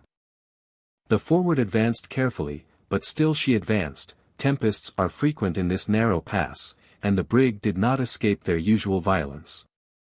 By Hatteras's orders, all the topsail yards were lowered, and the topmasts also. In spite of everything the ship labored fearfully, the heavy seas kept the deck continually deluged with water, the smoke flew eastward with inconceivable rapidity. They went on almost at haphazard through the floating ice, the barometer fell to 29°, it was hard to stay on deck, so most of the men were kept below to spare them unnecessary exposure.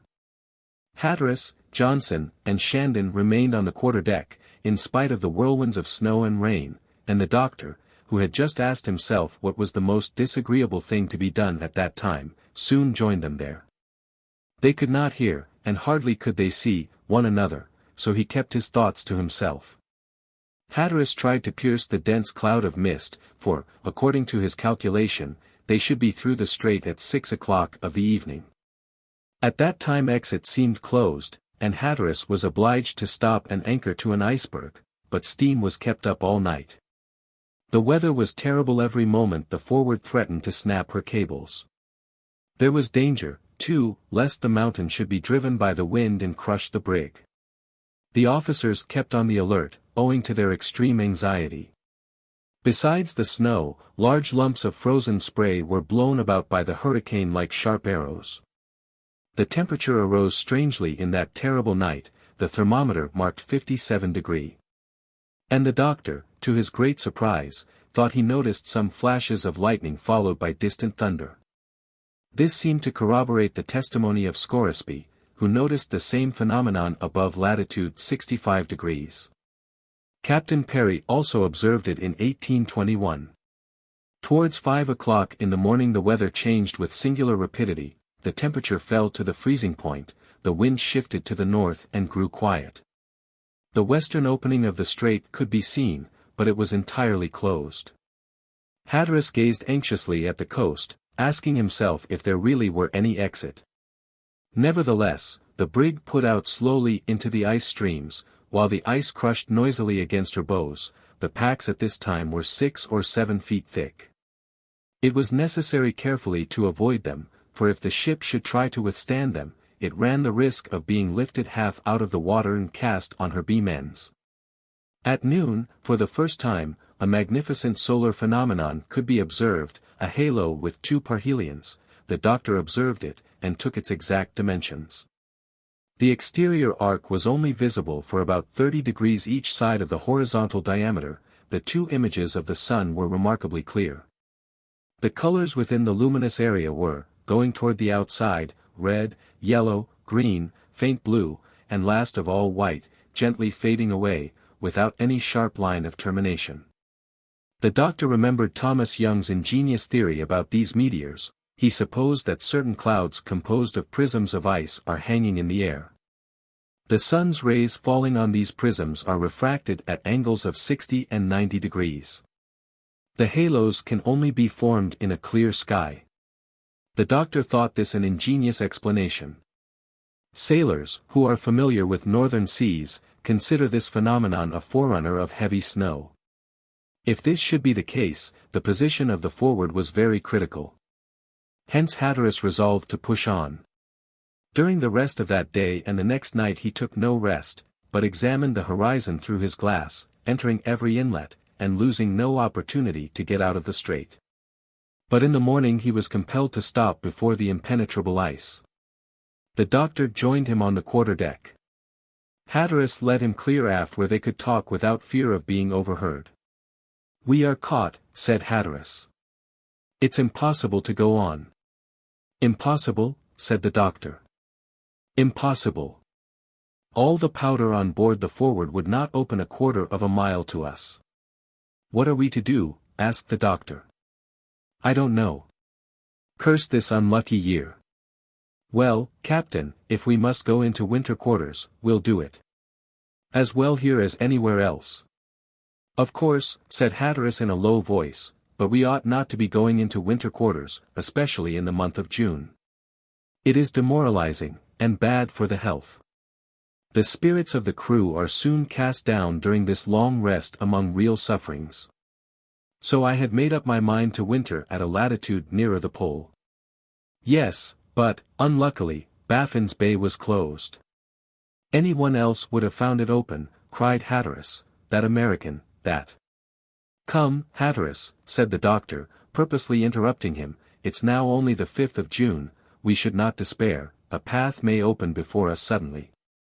You know the ice often breaks into separate pieces, even when the weather is calm, as if it were driven apart by some force of repulsion. At any moment we may find the sea free. Well, if that happens, we shall take advantage of it. It is not impossible that beyond Bellot Strait we might get northward through Peel Sound or McClintock Channel, and then—" "Captain," said James Wall, approaching, "the ice threatens to tear away the rudder." Well, answered Hatteras, never mind, I shan't unship it, I want to be ready at any hour, day or night.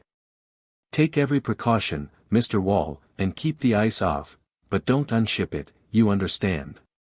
But, began Wall. I don't care to hear any remarks, sir, said Hatteras, severely. Go. Wall returned to his post. Ah, said Hatteras, angrily, I would give 5 years of my life to be farther north. I don't know any more dangerous place.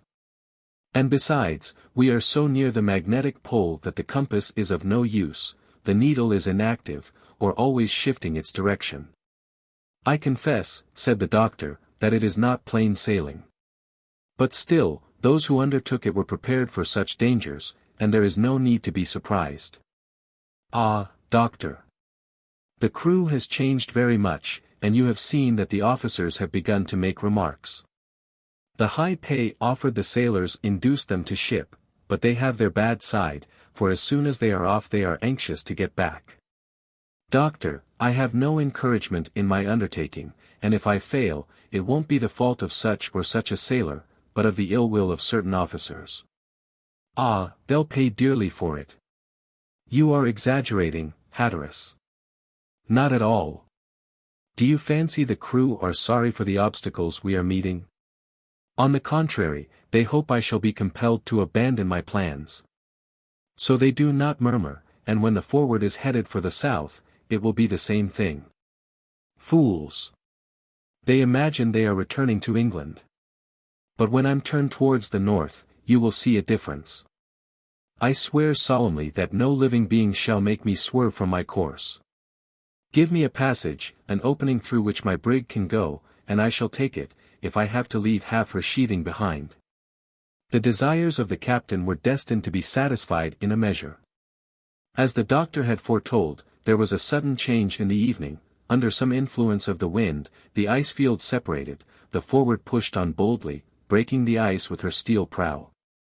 All the night they advanced, and towards 6 o'clock they were clear of Bellet Strait. But great was Hatteras's anger at finding the way to the north closed. He was able to hide his despair. And as if the only open path were the one of his choice, he turned the Forward towards Franklin Sound. Being unable to go up Peel Sound, he determined to go around Prince of Wales Land, to reach McClintock Channel. But he knew that Shandon and Wall could not be deceived, and were conscious of the failure of his hopes. Nothing especial happened on the 6th of June, snow fell, and the prophecy of the halo came true. For 36 hours the Forward followed the sinuosities of the coast of Boothia, without reaching Prince of Wales Land. Hatteras put on all steam, burning his coal extravagantly. He still intended to get further supplies on Beechy Island. On Thursday he arrived at Franklin Sound, and he still found the way northward impassable. His position was a desperate one, he could not return. The ice pushed him onward, and he saw his path forever closing behind him, as if there were no open sea where he had passed but an hour before. Hence, not only was the Forward unable to go toward the north, but she could not stop for a moment lest she should be imprisoned, and she fled before the ice like a ship before a storm.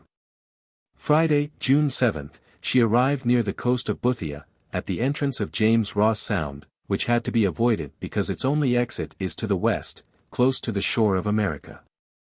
The observations taken at noon showed them to be in latitude 70 degrees 5 minutes 17 seconds, and longitude 96 degrees 46 minutes 45 seconds. When the doctor heard this he examined his chart, and found that they were at the magnetic pole, at the very point where James Ross, the nephew of Sir John, came to determine its situation. The land was low near the coast, and it rose only about 60 feet at the distance of a mile from the sea. The boiler of the Forward needed cleaning. The captain anchored his ship to a field of ice, and gave the doctor leave to go ashore with the boatswain. For himself, being indifferent to everything outside of his own plans, he shut himself up in his cabin, and studied the chart of the pole. The doctor and his companion easily reached land. The first named carried a compass for his experiments. He wanted to test the work of James Ross. He easily made out the mound of stones erected by him. He ran towards it. An opening in the cairn let him see a tin box in which James Ross had placed an account of his discovery. No living being had visited this lonely spot for 30 years. At this place a needle suspended as delicately as possible assumed a nearly vertical position under the magnetic influence, hence the center of attraction was near, if not immediately beneath, the needle. The doctor made the experiment with all care.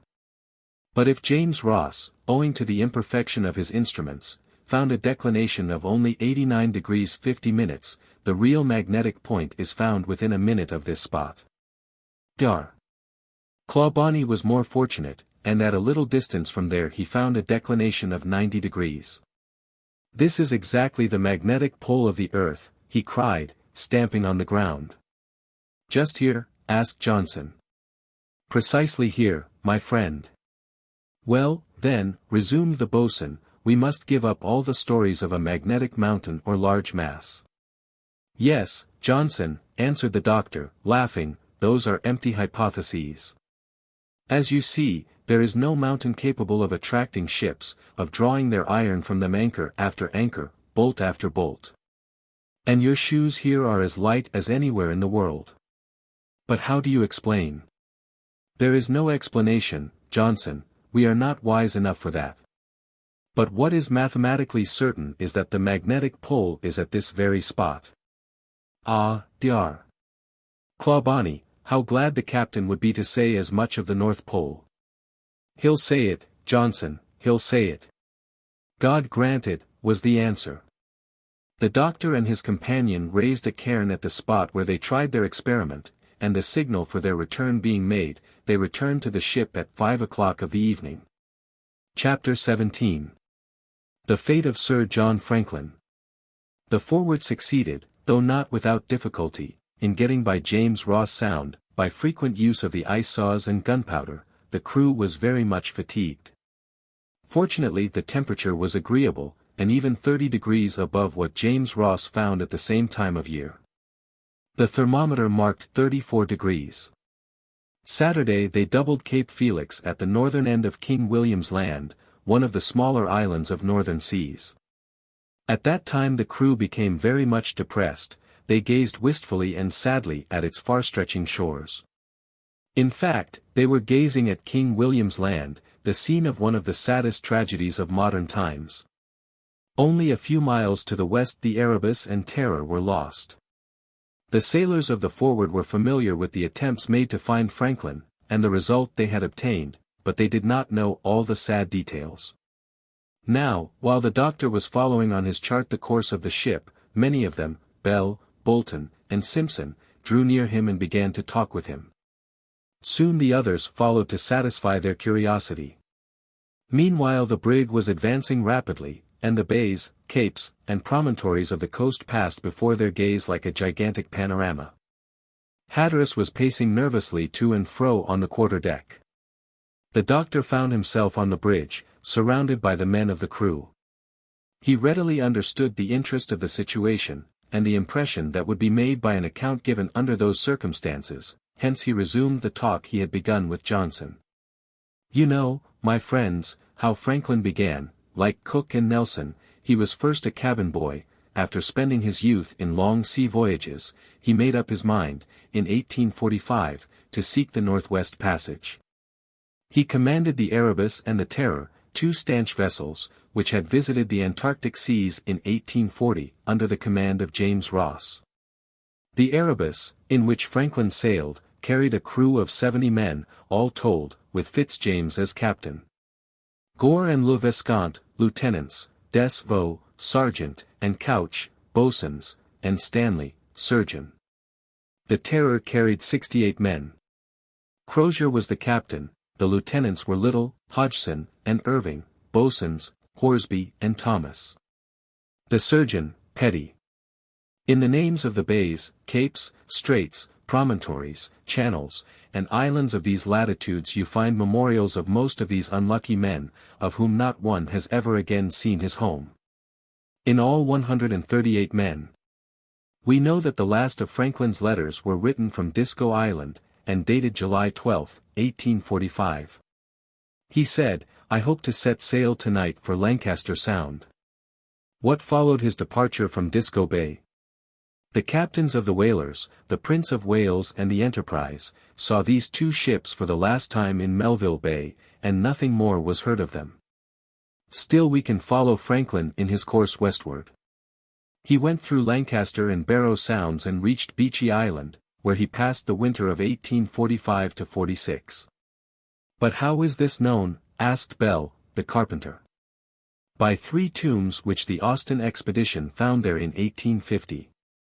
3 of Franklin's sailors had been buried there, and, moreover, by a paper found by Lieutenant Hobson of the Fox, dated April 25, 1848.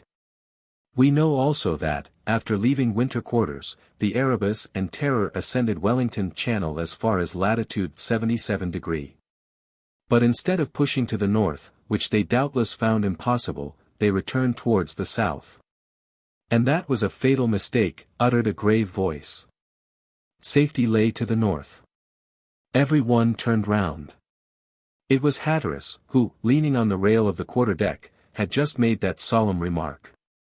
Without doubt, resumed the doctor, Franklin intended to make his way to the American shore. But tempests beset him, and September 12, 1846, the 2 ships were caught in the ice, a few miles from here, to the northwest of Cape Felix. They were carried to the north-northwest of Point Victory. There, said the doctor, pointing out to the sea. Now, he added, the ships were not abandoned till April 22, 1848. What happened during these 19 months? What did these poor men do?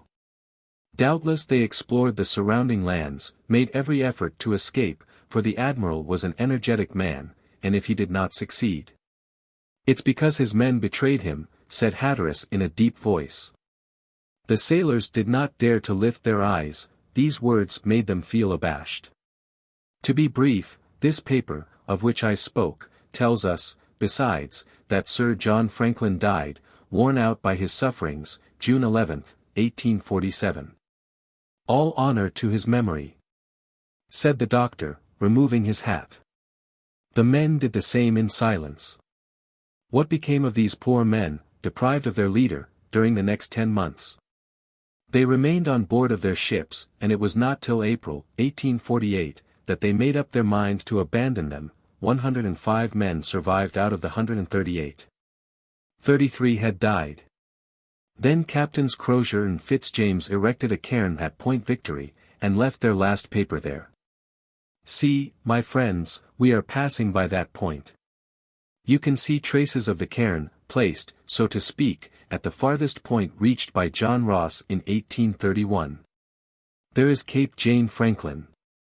Their Point Franklin. Their Point Le Viscount. Their Erebus Bay, where the launch, made of pieces of one of the ships, was found on a sledge. There were found silver spoons, plenty of food, chocolate, tea, and religious books. The 105 survivors, under the command of Captain Crozier, set out for Great Fish River. How far did they get? Did they reach Hudson's Bay? Have any survived? What became of them after that? I will tell you what became of them, said John Hatteras in an energetic voice. Yes, they tried to reach Hudson's Bay, and separated into several parties. They took the road to the south. In 1854 a letter from Dr. Ray states that in 1850 the Eskimo had met in King William's Land a detachment of 40 men, chasing sea cows, traveling on the ice, dragging a boat along with them, thin, pale, and worn out with suffering and fatigue. Later, they discovered 30 corpses on the mainland and 5 on a neighboring island, some half buried, others left without burial, some lying beneath an overturned boat, others under the ruins of a tent. Here lay an officer with his glass swung around his shoulder, and his loaded gun near him. Farther on were kettles with the remains of a horrible meal. At this news, the Admiralty urged the Hudson's Bay Company to send its most skillful agents to this place. They descended Black River to its mouth. They visited Montreal and Maconochie Islands, and Point Ogle. In vain.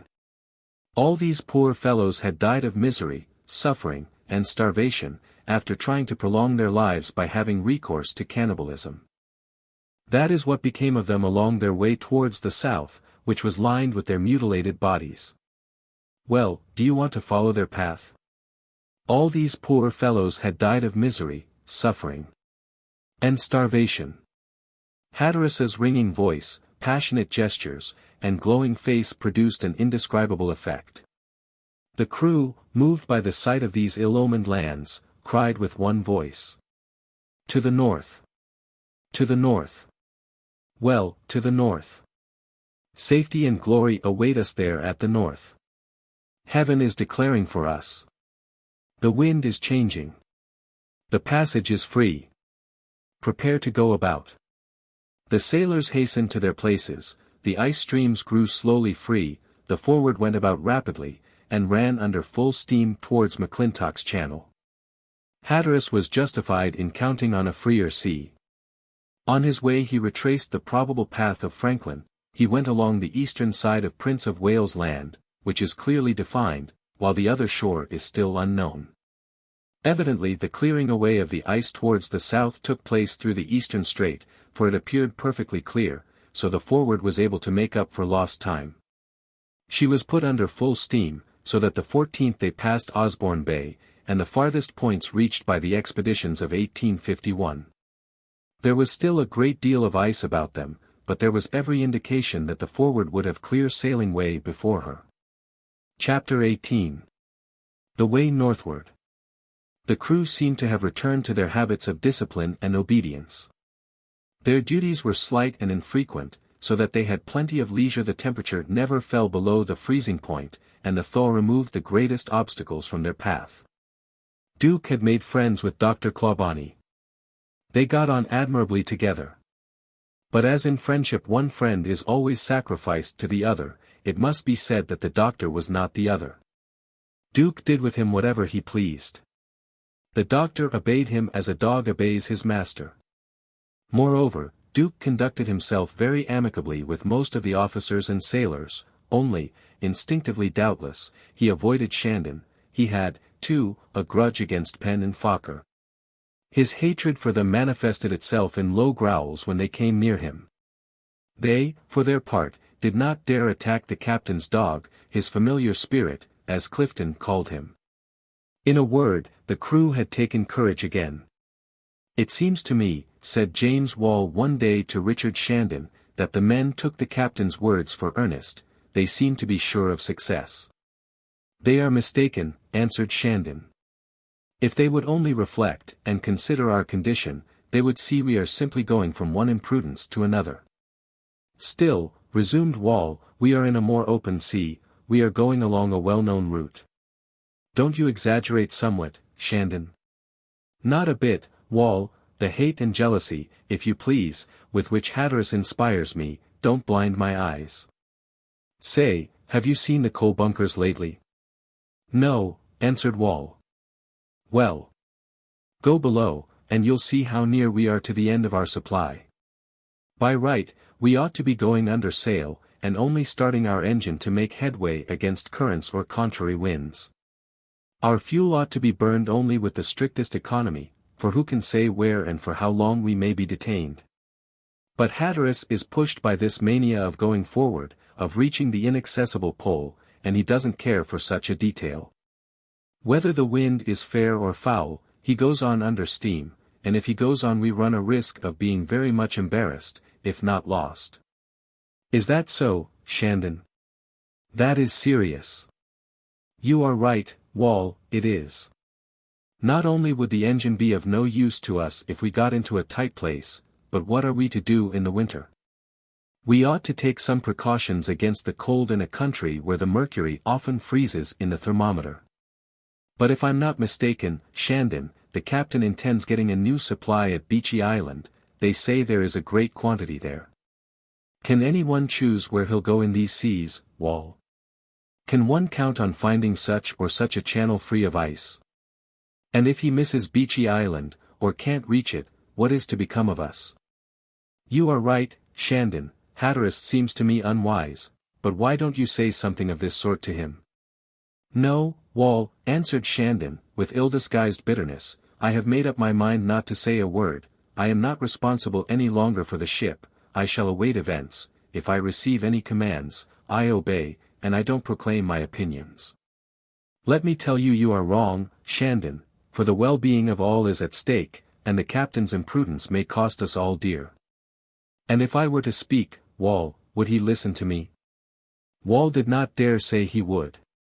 But, he added, he would perhaps listen to remonstrances of the crew. The crew, said Shandon, shrugging his shoulders, but, my dear Wall, haven't you noticed that they care for everything else more than for their safety? They know they're getting near latitude 72 degrees, and that £1,000 is paid for every degree of latitude beyond which is reached. You are right, Shandon, answered Wall, and the captain has taken the surest means of securing his men. Without doubt, answered Shandon, for the present, at least. What do you mean? I mean that all will go very well in the absence of all dangers and fatigues. In an open sea, Hatteras has caught them by his money. But what is done for pay is ill done.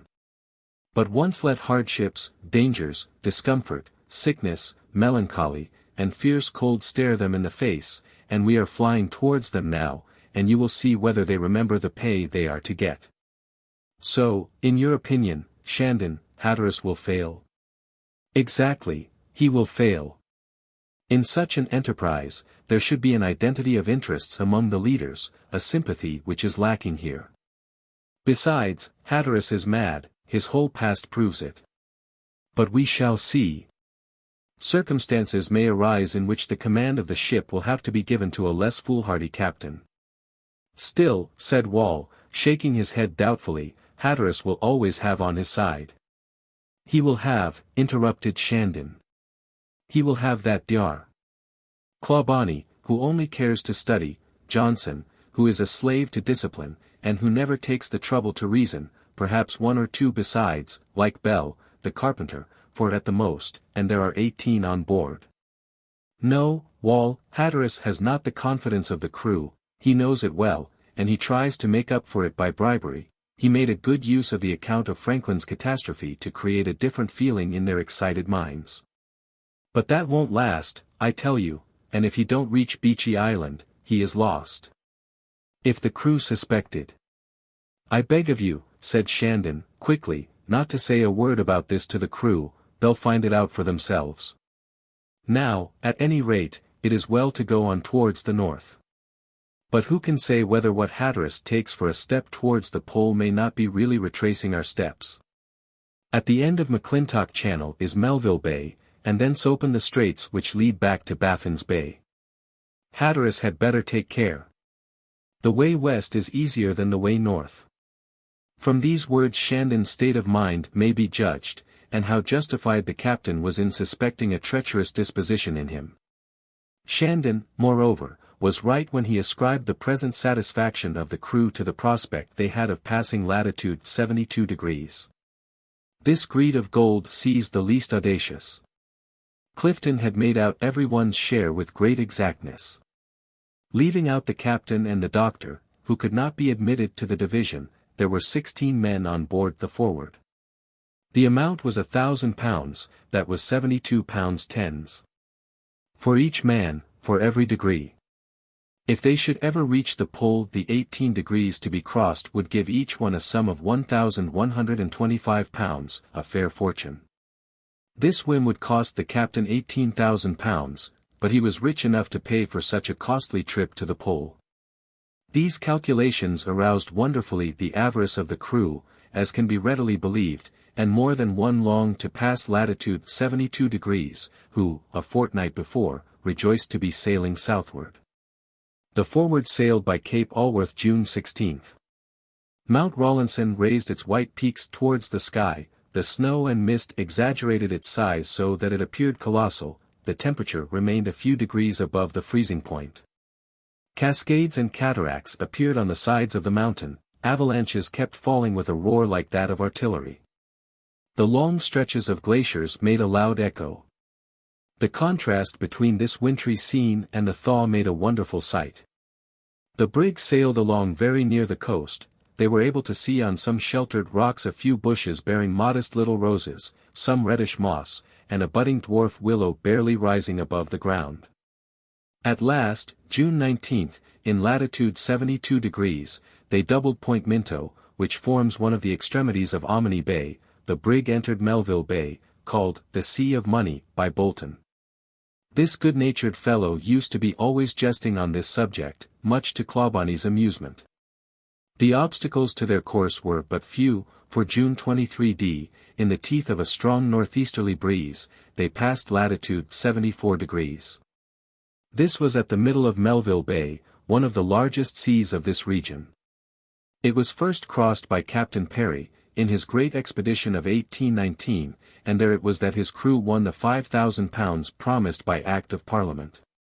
Clifton contented himself with remarking that there were 2 degrees between latitude 72 degrees and latitude 74 degrees, that was £125 to his credit. But they told him that a fortune did not amount to much up there, and that a man could be called rich only when he could have a chance to drink to his wealth. It seemed better to wait for the moment when they could meet at some tavern in Liverpool before rejoicing and rubbing their hands.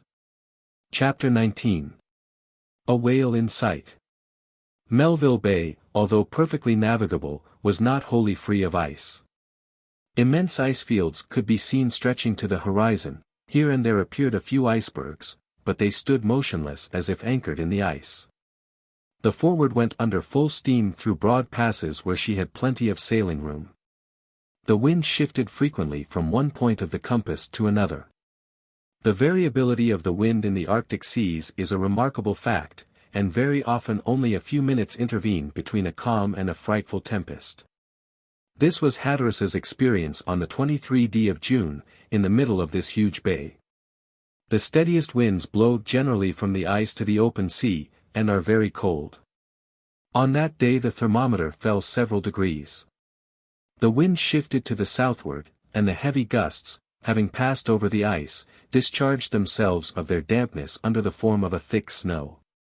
Hatteras immediately ordered the sails which were aiding the engine to be reefed. But before this could be done his main topsail was carried away. Hatteras gave his orders with the utmost coolness, and did not leave the deck during the storm. He was obliged to run before the gale. The wind raised very heavy waves which hurled about pieces of ice of every shape, torn from the neighboring ice fields. The brig was tossed about like a child's toy, and ice was dashed against its hull. At one moment it rose perpendicularly to the top of a mountain of water, its steel prow shone like molten metal, then it sank into an abyss, sending forth great whirls of smoke, while the screw revolved out the water with a fearful clatter. Rain and snow fell in torrents. The doctor could not miss such a chance to get wet to the skin. He remained on deck, gazing at the storm with all the admiration such a spectacle cannot fail to draw forth. One standing next to him could not have heard his voice, so he said nothing, but looked, and soon he saw a singular phenomenon, one peculiar to the northern seas. The tempest was confined to a small space of about 3 or 4 miles. In fact, the wind loses much of its force in passing over the ice, and cannot carry its violence very far. Every now and then the doctor would see, through some rift in the storm, a clear sky and a quiet sea beyond the ice fields. Hence the Forward had only to make her way through the passes to find smooth sailing, but she ran a risk of being dashed against the moving masses which obeyed the motion of the waves. Notwithstanding, Hatteras succeeded in a few hours in carrying his vessel into smooth water, while the violence of the storm, now at its worst at the horizon, was dying away within a few cable lengths from the Forward. Melville Bay then looked very different. By the influence of the winds and waves a large number of icebergs had been detached from the shores and were now floating northward, continually crashing against one another. They could be counted by hundreds, but the bay is very broad, and the brig avoided them without difficulty. The sight of these floating masses, which seemed to be racing together, was indeed magnificent. The doctor was wild with enthusiasm about it, when Simpson, the harpooner, came up to him and asked him to notice the changing tints of the sea, which varied from deep blue to olive green. Long bands ran from north to south with edges so sharply cut that the line of division could be seen as far as the horizon. Sometimes a transparent sheet would stretch out from an opaque one. "Well, Dr. Clawbonny, what do you think of that?" said Simpson. "I agree, my friend," with what Scoresby said about these differently colored waters, answered the doctor, namely, that the blue water does not contain the millions of animalcules and medusae which the green water contains. He made a great many experiments to test it, and I am ready to agree with him. Oh, but there's something else it shows. What is that? Well, if the Forward were only a whaler, I believe we should have some sport. But, answered the doctor, I don't see any whales. We shall very soon, though, I promise you. It's great luck for a whaler to see those green patches in these latitudes. Why so? Asked the doctor, whose curiosity was aroused by these remarks of a man who had had experience in what he was talking about. Because, answered Simpson, it is in that green water that most of the whales are caught. What is the reason, Simpson? Because they get more food there. You are sure of that? Oh, I have seen it 100 times in Baffin's Bay. I don't see why the same shouldn't be the case in Melville Bay. You must be right, Simpson. And see, Simpson continued as he leaned over the rail, see there, doctor. One would say it was the track of a ship. Well, said Simpson, it's an oily substance that the whale leaves behind it. Really, the whale itself can't be far off.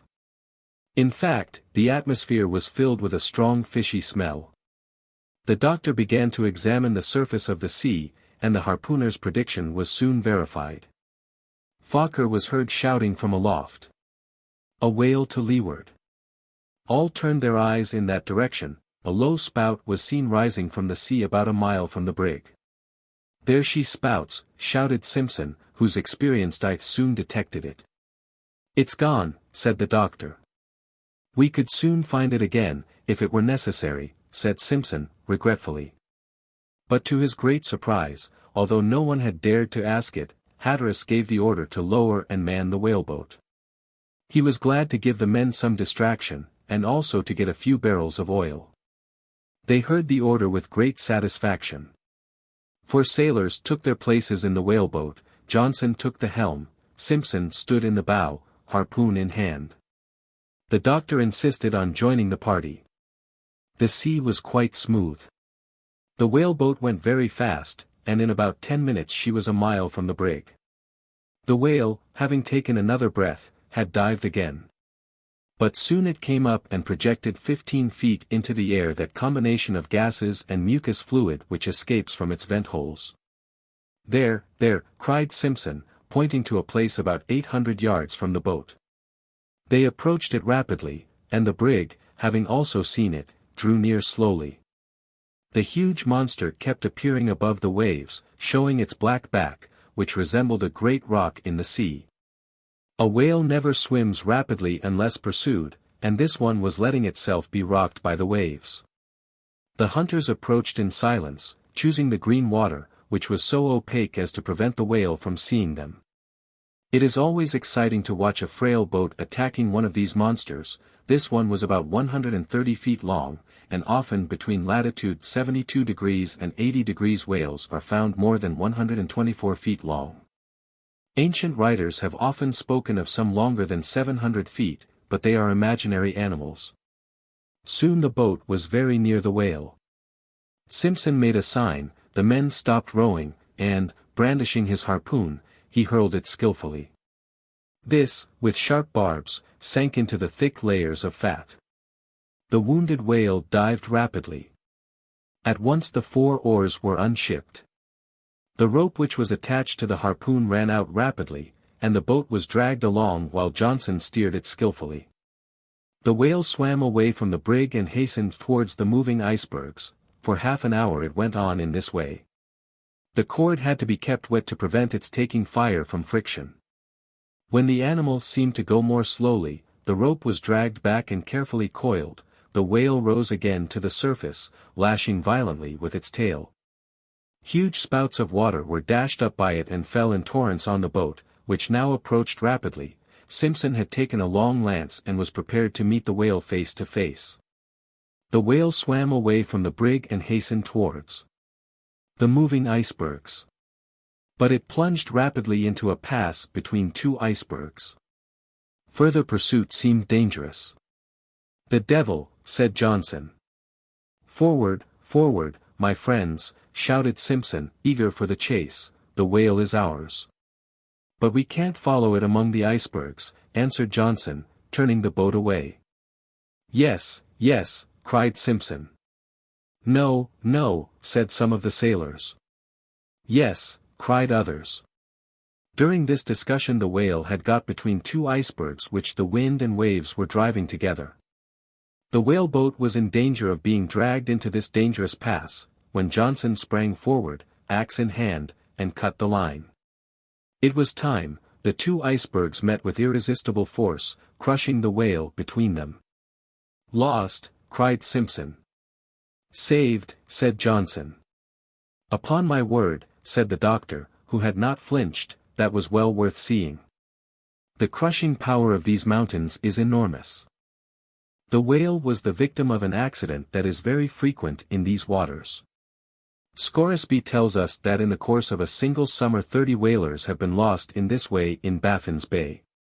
He saw a three-master crushed in 1 minute between two walls of ice, which drew together with fearful rapidity and sank the ship with all on board. 2 other ships he himself saw cut through, as if by a long lance, by huge pieces of ice more than 100 feet long. A few moments later the whaleboat returned to the brig, and was hauled up to its usual place on deck. "That's a lesson," said Shandon, aloud, "for those who are foolhardy enough to venture into the passes." Chapter 20. Beechy Island. June 25 the Forward sighted Cape Dundas, at the northwest extremity of Prince of Wales Land. There they found more serious difficulties amid thicker ice. The channel here grows narrower, and the line of Crozier, Young, Day, and Lowther Islands ranged in a line, like forts in a harbour, drive the ice streams nearer together.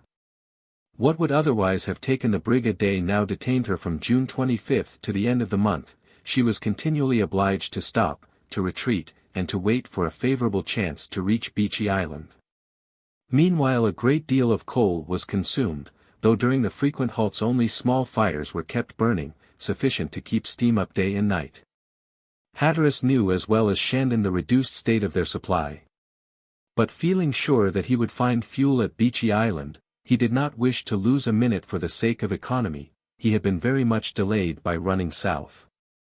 And, although he had taken the precaution of leaving England in April, he now found himself no farther advanced than previous expeditions had been at that time of year.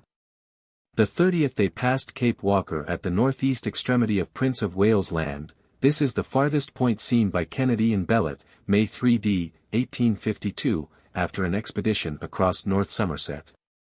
In 1851, Captain Ominy of the Austin expedition had been fortunate enough to get fresh supplies there for his detachment. This cape, which is very lofty, is remarkable for its reddish-brown color. In clear weather one can see as far as the entrance of Wellington Channel. Towards evening they saw Cape Bellot, separated from Cape Walker by Macleone's Bay. Cape Bellot was so named in presence of that young French officer to whom the English expedition gave 3 cheers. At this place the coast consists of a yellowish limestone, very rough in appearance. It is protected by huge masses of ice which the north wind collects there in the most imposing way. It was soon no longer to be seen from the forward's deck, as she was making her way amid the loose ice towards Beechy Island through Barrow Strait. Hatteras, having resolved to go on in a straight line, in order not to be carried past the island, hardly left the deck during the subsequent days. He would go aloft to the crosstrees in order to pick out the most favourable path for the brig. All that skill, coolness, boldness, and even maritime genius could do, was done by him while sailing through the strait. It is true that fortune did not favour him, for at that season he ought to have found the sea nearly open. But by dint of sparing neither steam, his men, nor himself, he succeeded in his aim. July 3d, at 11 o'clock in the morning, the ice-master saw land to the north. Hatteras soon made it out as Beechy Island, the general rendezvous for Arctic explorers. Almost all the ships which sail in these latitudes touch here. Here Franklin passed his first winter before advancing into Wellington Channel. Here Cresswell, McClure's lieutenant, after a march of 460 miles on the ice, rejoined the Phoenix and returned to England. The last ship which anchored at Beechey Island before the Forward was the Fox. McClintock took in supplies there, August 11, 1855, and repaired the dwellings and storehouses. That was but a short time previous. Hatteras knew all these details. The boatswain's heart beat strongly at the sight of this island. When he had last seen it he had been quartermaster on the Phoenix. Hatteras asked him about the coast, the place for anchoring, the possible change of the bottom. The weather was perfect, the thermometer marked 57 degrees. "Well, Johnson," said the captain, "do you recognize this place?" "Yes, Captain, it's Beechey Island. Only we ought to bear a little farther north, the coast is more easily approached there." "But the buildings, the stores," said Hatteras. "Oh, you can't see them till you get ashore, they are hidden behind those hillocks you see there." "And did you carry large supplies there?" "Yes, they were large. The Admiralty sent us here in 1853, under the command of Captain Inglefield, with the steamer Phoenix and a transport, the Breadalbane, loaded with supplies. We carried enough to revictual a whole expedition." "But did not the commander of the Fox take a great deal away in 1855, said Hatteras. "Oh, don't be anxious, Captain," answered Johnson, "there will be enough left for you. The cold keeps everything wonderfully, and we shall find everything as fresh and in as good condition as on the first day." "I'm not so anxious about the provisions," answered Hatteras, "I have enough for several years. What I stand in need of is coal." "Well, Captain, we left more than 1,000 tons there, so you can feel easy about that." "Let us stand nearer," resumed Hatteras, who, glass in hand, kept examining the shore. "You see that point," said Johnson, "when we've doubled it, we shall be near our anchorage." "Yes, it's from there we started for England with Lieutenant Cresswell and 12 sick men of the Investigator. But if we were fortunate enough to be of service to Captain McClure's Lieutenant, Bellet, the officer who accompanied us on the Phoenix, never saw his home again." "Ah, that's a sad memory. But, Captain, I think it's here we ought to anchor." "Very well," answered Hatteras. And he gave the proper orders. The Forward lay in a little harbor sheltered from the north, east, and south winds, about a cable length from the shore. "Mr. Wall," said Hatteras, "you will lower the launch and send 6 men to bring coal aboard." "Yes, sir," answered Wall. "I am going ashore in the gig with the doctor and the boatswain, Mr. Shandon, will you go with us?" "At your orders," answered Shandon. A few minutes later the doctor, with gun and baskets for any specimens he might find, took his place in the gig with his companions. 10 minutes later they stepped out on a low, rocky shore. "Lead the way, Johnson," said Hatteras, "do you remember it?" "Perfectly, Captain, only here is a monument which I did not expect to find here." "That," shouted the doctor, "I know what it is, let's go look at it. It will tell us of itself why it was put here." The 4 men went up to it, and the doctor, baring his head, said, "This, my friends, is a monument raised to the memory of Franklin and his companions. In fact, Lady Franklin having, in 1855, sent a tablet of black marble to Dr. Kane, gave another in 1858 to McClintock to be placed on Beechey Island. McClintock discharged his duty, and placed this tablet near a funeral pile raised to the memory of Bellet by Sir John Barrow. This tablet bore the following inscription: "To the memory of Franklin, Crozier, Fitzjames, and all their gallant brother officers and faithful companions, who have suffered and perished in the cause of science and the service of their country. This tablet is erected near the spot where they passed their first Arctic winter, and whence they issued forth to conquer difficulties or to die. It commemorates the grief of their admiring countrymen and friends, and the anguish, subdued by faith, of her who has lost, in the heroic leader of the expedition, the most devoted and affectionate of husbands. And so he bringeth them unto the haven where they would be." 1855. This stone, on a lonely shore of these remote regions, touched every one's heart. The doctor felt the tears rising in his eyes. On the very spot whence Franklin and his men sailed, full of hope and strength, there was now merely a slab of marble to commemorate them. And in spite of this solemn warning of fate, the Forward was about to follow the path of the Erebus and Terror. Hatteras was the first to rouse himself. He ascended quickly a rather high hillock, which was almost entirely bare of snow. "Captain," said Johnson, following him, "from there we ought to see the stores." Shandon and the doctor joined them just as they reached the top of the hill. But their eyes saw nothing but large plains with no trace of a building. "This is very strange," said the boatswain. "Well, these stores," said Hatteras, quickly. "I don't know, I don't see," stammered Johnson. "You must have mistaken the path," said the doctor. "Still it seems to me," resumed Johnson after a moment's reflection, "that at this very spot—" "Well," said Hatteras, impatiently, "where shall we go?" "Let's go down again," said the boatswain, "for it's possible I've lost my way. In 7 years I may have forgotten the place. Especially," said the doctor, "when the country is so monotonous." "And yet," muttered Johnson. Shandon said not a word. After walking a few minutes, Johnson stopped. "No," he said, "I'm not mistaken." "Well," said Hatteras, looking around. "What makes you say so, Johnson?" asked the doctor. "Do you see this little rise in the earth?" asked the boatswain, pointing downwards to a mound in which 3 elevations could be clearly seen. "What does that mean?" asked the doctor. "There," answered Johnson, "are the 3 tombs of Franklin's sailors." "I'm sure of it. I'm not mistaken, and the stores must be within 100 paces of us, and if they're not there, it's because—" He durst not finish his sentence. Hatteras ran forward, and terrible despair seized him.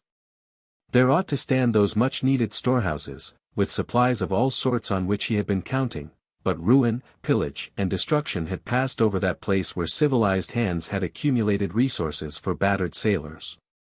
Who had committed these depredations? Wild animals, wolves, foxes, bears? No, for they would have destroyed only the provisions. And there was left no shred of a tent, not a piece of wood, not a scrap of iron, no bit of any metal, nor, what was more serious for the men of the Forward, a single lump of coal. Evidently the Eskimo, who have often had much to do with European ships, had finally learned the value of these objects. Since the visit of the Fox they had come frequently to this great storehouse, and had pillaged incessantly, with the intention of leaving no trace of what had been there, and now a long drift of half-melted snow covered the ground. Hatteras was baffled. The doctor gazed and shook his head. Shandon said nothing, but an attentive observer would have noticed a wicked smile about his lips. At this moment the men sent by Wall arrived. They took it all in at a glance. Shandon went up to the captain and said, "Mr. Hatteras, we need not despair, fortunately we are near the entrance to Barrow Strait, which will carry us back to Baffin's Bay." "Mr. Shandon," answered Hatteras, "we are fortunately near the entrance of Wellington Channel, and it will lead us to the north." "And how shall we go, Captain?" "Under sail, sir. We have 2 months' fuel left, and that is more than we shall need for next winter." "Permit me to say," began Shandon. "I permit you to follow me to the ship, sir," was Hatteras's answer. And turning his back on his first officer, he returned to the brig and locked himself in his cabin. For 2 days the wind was unfavorable, the captain did not come on deck.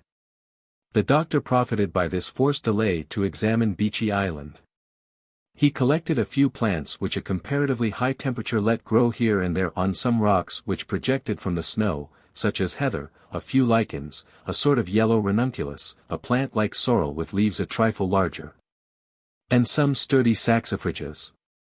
The fauna of this country was much richer. The doctor saw large flocks of geese and cranes flying northward.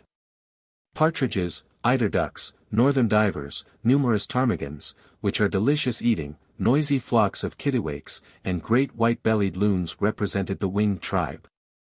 The doctor was lucky enough to kill some grey hares, which had not yet put on their white winter coat of fur, and a blue fox, which Duke skillfully caught.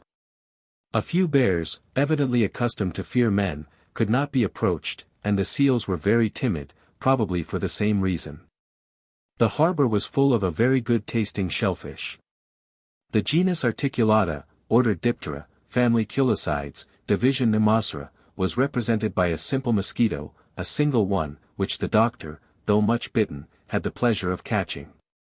As a conchologist, he was less fortunate, and he was obliged to content himself with a sort of mussel and some bivalves. Chapter 21. The death of Bellet. The temperature remained at 57 degrees during July 3d and 4th. This was the highest temperature observed. But on Thursday, the 5th, the wind shifted to the southeast, with violent snow squalls. The thermometer fell 23 degrees in the preceding night. Hatteras, indifferent to the hostility of the crew, gave the order to set sail. For 13 days, ever since passing Cape Dundas, the Forward had not gone a single degree farther north, hence the party represented by Clifton was dissatisfied. Their wishes, it is true, coincided with those of the captain, namely, that they should make their way through Wellington Channel, and they were all glad to be off once more. It was with difficulty that sail was set. But having in the course of the night run up the mainsail and topsails, Hatteras plunged boldly into the ice, which the current was driving towards the south. The crew became very tired of this tortuous navigation, which kept them very busy with the sails. Wellington Channel is not very broad, it lies between North Devon on the east and Cornwallis Island on the west. For a long time this island was considered a peninsula. It was Sir John Franklin who circumnavigated it, in 1846, from the western side, going about its northern coast. The Forward in Wellington Channel.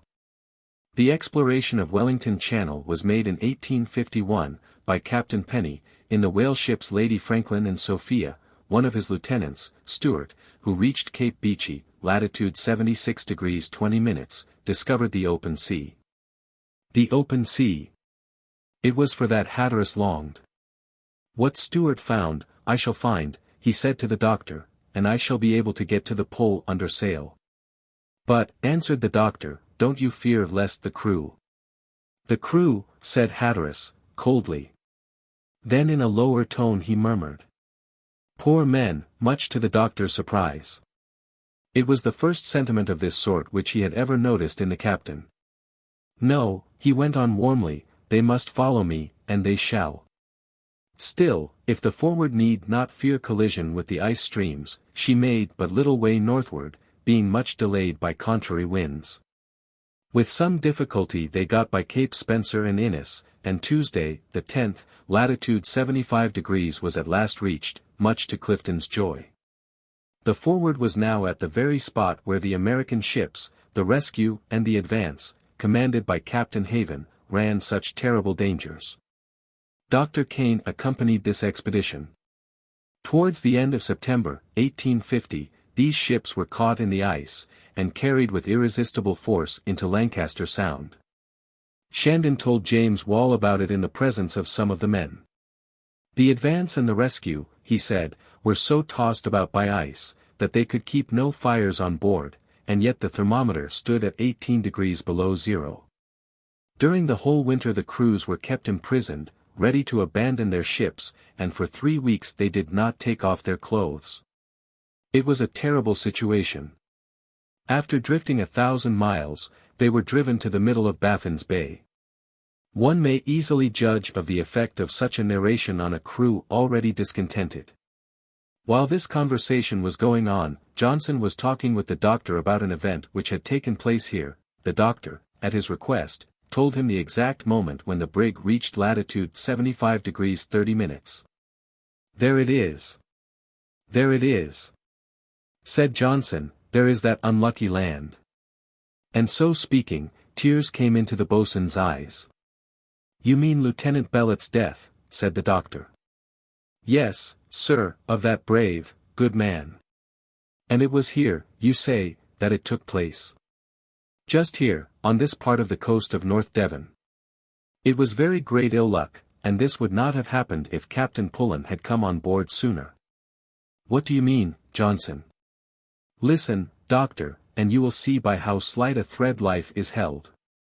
You know that Lieutenant Bellet had already made an expedition in search of Franklin, in 1850?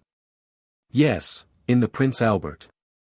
Well, in 1853, having returned to France, he got permission to sail in the Phoenix, in which I was a sailor, under Captain Inglefield. We came with the Bredalbin to carry supplies to Beechey Island. Those which we did not find. Exactly, Doctor. We arrived at Beechey Island at the beginning of August, the 10th of that month. Captain Inglefield left the Phoenix to rejoin Captain Pullen, who had been away for a month from his ship, the North Star.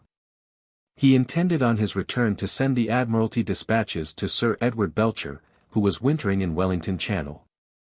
Now, shortly after our captain's departure, Captain Pullen reached his ship. If he had only come back before Captain Inglefield had left. Lieutenant Bellet, fearing that our captain's absence might be a long one, and knowing that the Admiralty dispatches were important, offered to carry them himself. He left the two ships under Captain Pullen's charge, and left August 12th, with a sledge and an india-rubber canoe. He took with him Harvey, quartermaster of the North Star, and 3 sailors, Madden, David Hook, and me.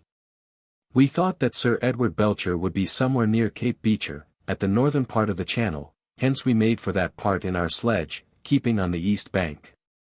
The first day we encamped 3 miles from Cape Innes. The next day we stopped on the ice nearly 3 miles from Cape Bowden. During the night, which was as bright as day, land being only 3 miles distant, Lieutenant Bellet determined to go and camp there. He tried to reach it in the canoe. A violent southeast breeze drove him back twice. Harvey and Madden tried in their turn, and with success. They carried a rope, and with it they established communication with the shore. 3 objects were carried across by it. But at the 4th attempt, we felt the ice moving away from us. Mr. Bellet shouted to his companions to loosen the rope, and we, the lieutenant, David Hook, and I, were carried to a great distance from the shore. Then a strong southeaster was blowing, and snow was falling. But we were not in any great danger, and he might have been saved, since the rest of us were saved. Johnson stopped for a moment, and gazed at the ill-fated shore, then he went on. After losing sight of our companions, we tried at first to shelter ourselves under the cover of our sledge, but in vain. Then with our knives we began to cut a house in the ice. Mr. Bellet sat down for half an hour, and talked with us about the danger of our situation. I told him I was not afraid. With God's protection, he said, not a hair of our heads shall be hurt. I then asked him what time it was. He answered, about 6:15. It was 6:15 in the morning of Thursday, August 18th. Then Mr. Bellet bound on his books, and said he wanted to go and see how the ice was moving. He was gone only 4 minutes, when I went to seek him behind the floe which sheltered us. But I did not find him, and, returning to our retreat, I saw his stick on the opposite side of a crevasse about 3 fathoms wide, where the ice was all broken. I shouted, but there was no answer. At that time the wind was blowing very hard. I searched all around, but I could find no trace of the poor lieutenant. And what do you suppose became of him? Asked the doctor, who was much moved by this account. I suppose that when he left the shelter, the wind drove him into the crevasse, and that, being thickly clad, he could not swim to the surface. Oh, Dr. Clawbonny, I never felt worse in my life. I could not believe it. That brave officer fell a victim to his sense of duty. For you know that it was in order to obey Captain Pullen's instructions that he was trying to reach the land before the ice began to break. He was a brave man, liked by every one, faithful, courageous. All England mourned him, and even the Eskimo, when they heard of his death from Captain Inglefield, when he returned from Pound Bay, did nothing but weep and repeat, "Poor Bellet! Poor Bellet!" But you and your companions, Johnson, asked the doctor, much moved by this touching account, how did you manage to get to shore? Oh, it was very simple. We remained 24 hours on the ice without food or fire, but finally we reached a firmly fastened ice field. We sprang upon it, and with an oar we got near a floe capable of supporting us, and being controlled like a boat. In that way we reached the shore, but alone, without our brave officer. At the end of this account the Forward had passed by this fatal shore, and Johnson soon lost sight of the scene of this terrible catastrophe. The next day they left Griffin's Bay on the starboard, and 2 days later, Capes Grinnell and Helpman. Finally, July 14th, they doubled Osborne Point, and the 15th the brig anchored in Bering Bay at the end of the channel. The navigation had not been very difficult. Hatteras found a sea nearly as free as that by which Belcher profited to go and winter with the Pioneer and Assistance in latitude 77 degrees. That was his first winter, 1852–53, for the next he spent in Bering Bay, where the Forward now lay at anchor. It was in consequence of the most terrible dangers and trials that he was obliged to abandon the Assistance in the midst of the eternal ice. Shandon gave a full account of this catastrophe to the demoralized sailors. Was Hatteras aware of the treachery of his first officer? It is impossible to say, but, at any rate, he said nothing about it. At the end of Bering Bay is a narrow canal uniting Wellington Channel with Queen Strait. There the ice had accumulated very closely. Hatteras made vain efforts to get through the passages to the north of Hamilton Island. The wind was unfavorable, hence it was necessary to go between Hamilton and Cornwallis Islands. 5 precious days were lost in vain attempts. The air grew colder, and, July 19th, fell as low as 26 degrees. The next day was warmer, but this harbinger of the Arctic winter warned Hatteras not to linger longer. The wind seemed to blow steadily from the west and delayed his progress. And yet he was in haste to reach the point whence Stuart saw an open sea. The 19th he resolved to enter the channel at any price. The wind blew dead against the brig, which, with her screw, could have made headway against the violent snow squalls, but Hatteras had before all to be economical with the fuel. On the other hand, the channel was too broad to permit of the brig being towed. Hatteras, without taking into account the fatigue of his crew, made use of a device which whalers often employ under similar circumstances. He lowered the small boats to the surface of the water, not letting them free from their tackle. Then they were made fast, fore and aft, oars were put out, to starboard on one side and to port on the other. The men sat on the thwarts and rowed vigorously, so as to propel the brig against the wind. Hatteras made use of a device which whalers employ. The Forward made slight headway. This method of working was very fatiguing. The men began to murmur. For 4 days they advanced in that way, until July 23d, when they reached Bering Island, in Queen's Channel. The wind was still unfavorable. The crew could go no farther. The doctor found the strength of the crew much pulled down, and he thought he detected the first symptoms of scurvy. He used every precaution against this terrible disease, having abundant supplies of lime juice and chalk pastilles. Hatteras soon saw there was nothing more to be got from his crew. Kindness and persuasion were fruitless. He resolved to employ severity, and, if need be, to be pitiless. He distrusted especially Richard Shandon, and even James Wall, who, however, never dared to speak too loud. Hatteras had on his side the doctor, Johnson, Bell, and Simpson. These were all devoted to him body and soul. Among the uncertain were Fokker, Bolton, Woolston, the gunner, Brunton, the first engineer, who might at any moment declare against him. As to the others, Penn, Gripper, Clifton, and Warren, they openly meditated mutiny. They wanted to bring their companions over and compel the Forward to return to England. Hatteras soon saw that he could get no more work from his dispirited crew, who now were worn out with fatigue from their hard work. For 24 hours they remained in sight of Bering Island without getting a foot forward. Still the weather grew colder, and in these high latitudes even July felt the influence of the approaching winter. The 24th, the thermometer fell to 22 degrees. The young ice formed during the night to a depth of about half an inch. If snow should fall on it, it would soon be strong enough to bear the weight of a man. The sea soon acquired the turbid tint which indicates the formation of the first crystals. Hatteras read aright these alarming signs. If the passes should close, he would be obliged to winter here, far from the aim of his voyage, and without even having seen that open sea which he must have got very near, according to the accounts of his predecessors. Hence he resolved to get on at any price a few degrees farther north, seeing that he could neither try rowing with his crew exhausted, nor going under sail with the wind always unfavorable. He ordered the fires to be lighted.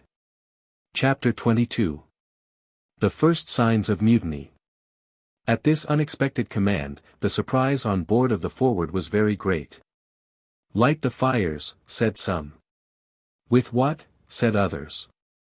"When we have only 2 months' supply in the hold," cried Penn. "And how are we to keep warm in the winter?" asked Clifton. "We shall have to burn the ship down to the water line, I suppose," said Gripper. "And cram all the masts into the stove," answered Warren, "from the foretopmast to the jib-boom." Shandon gazed intently at Wall. The surprised engineers hesitated to go down into the engine-room. "Did you hear what I said?" shouted the captain, angrily. Brunton walked toward the hatchway, but he stopped before going down. "Don't go, Brunton," someone said. "Who spoke then?" shouted Hatteras. "I did," said Penn, approaching the captain. "And what is it you're saying?" asked the captain. I say, answered Penn with many oaths, "I say that we have had enough of this, that we are not going any farther, that we don't want to wear ourselves out with fatigue and cold during the winter, and that the fires shall not be lighted." "Mr. Shandon," answered Hatteras, coldly, "have this man put in irons." "But, Captain," said Shandon, "what this man said." "If you repeat what this man said," retorted Hatteras, "I shall order you to your cabin and confine you there. Seize that man. Do you hear?" Johnson, Bell, and Simpson stepped towards the sailor, who was beside himself with wrath. "The first man who lays a finger on me," he cried, seizing a handspike, which he flourished about his head. Hatteras walked towards him. "Penn," he said very quietly, "if you move hand or foot, I shall blow your brains out."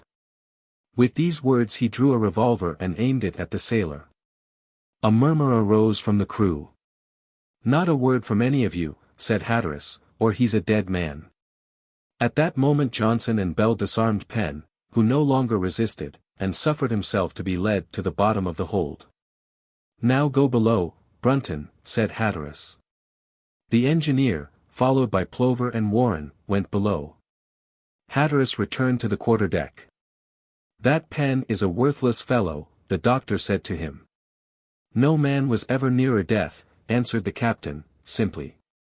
Soon there was enough steam on, the anchors of the Forward were raised, and the brig started eastward, heading for Point Beecher, and cutting through the newly formed ice.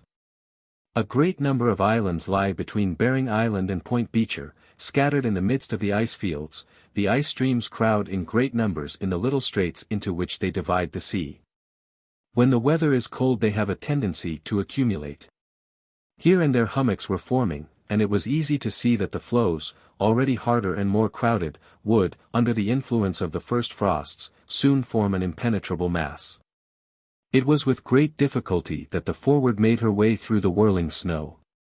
Still, with the variability which is a peculiarity of these regions, the sun would appear from time to time, the air grew much milder. The ice melted as if by enchantment, and a clear expanse of water, a most welcome sight to the eyes of the crew, spread out before them where a few moments before the ice had blocked their progress.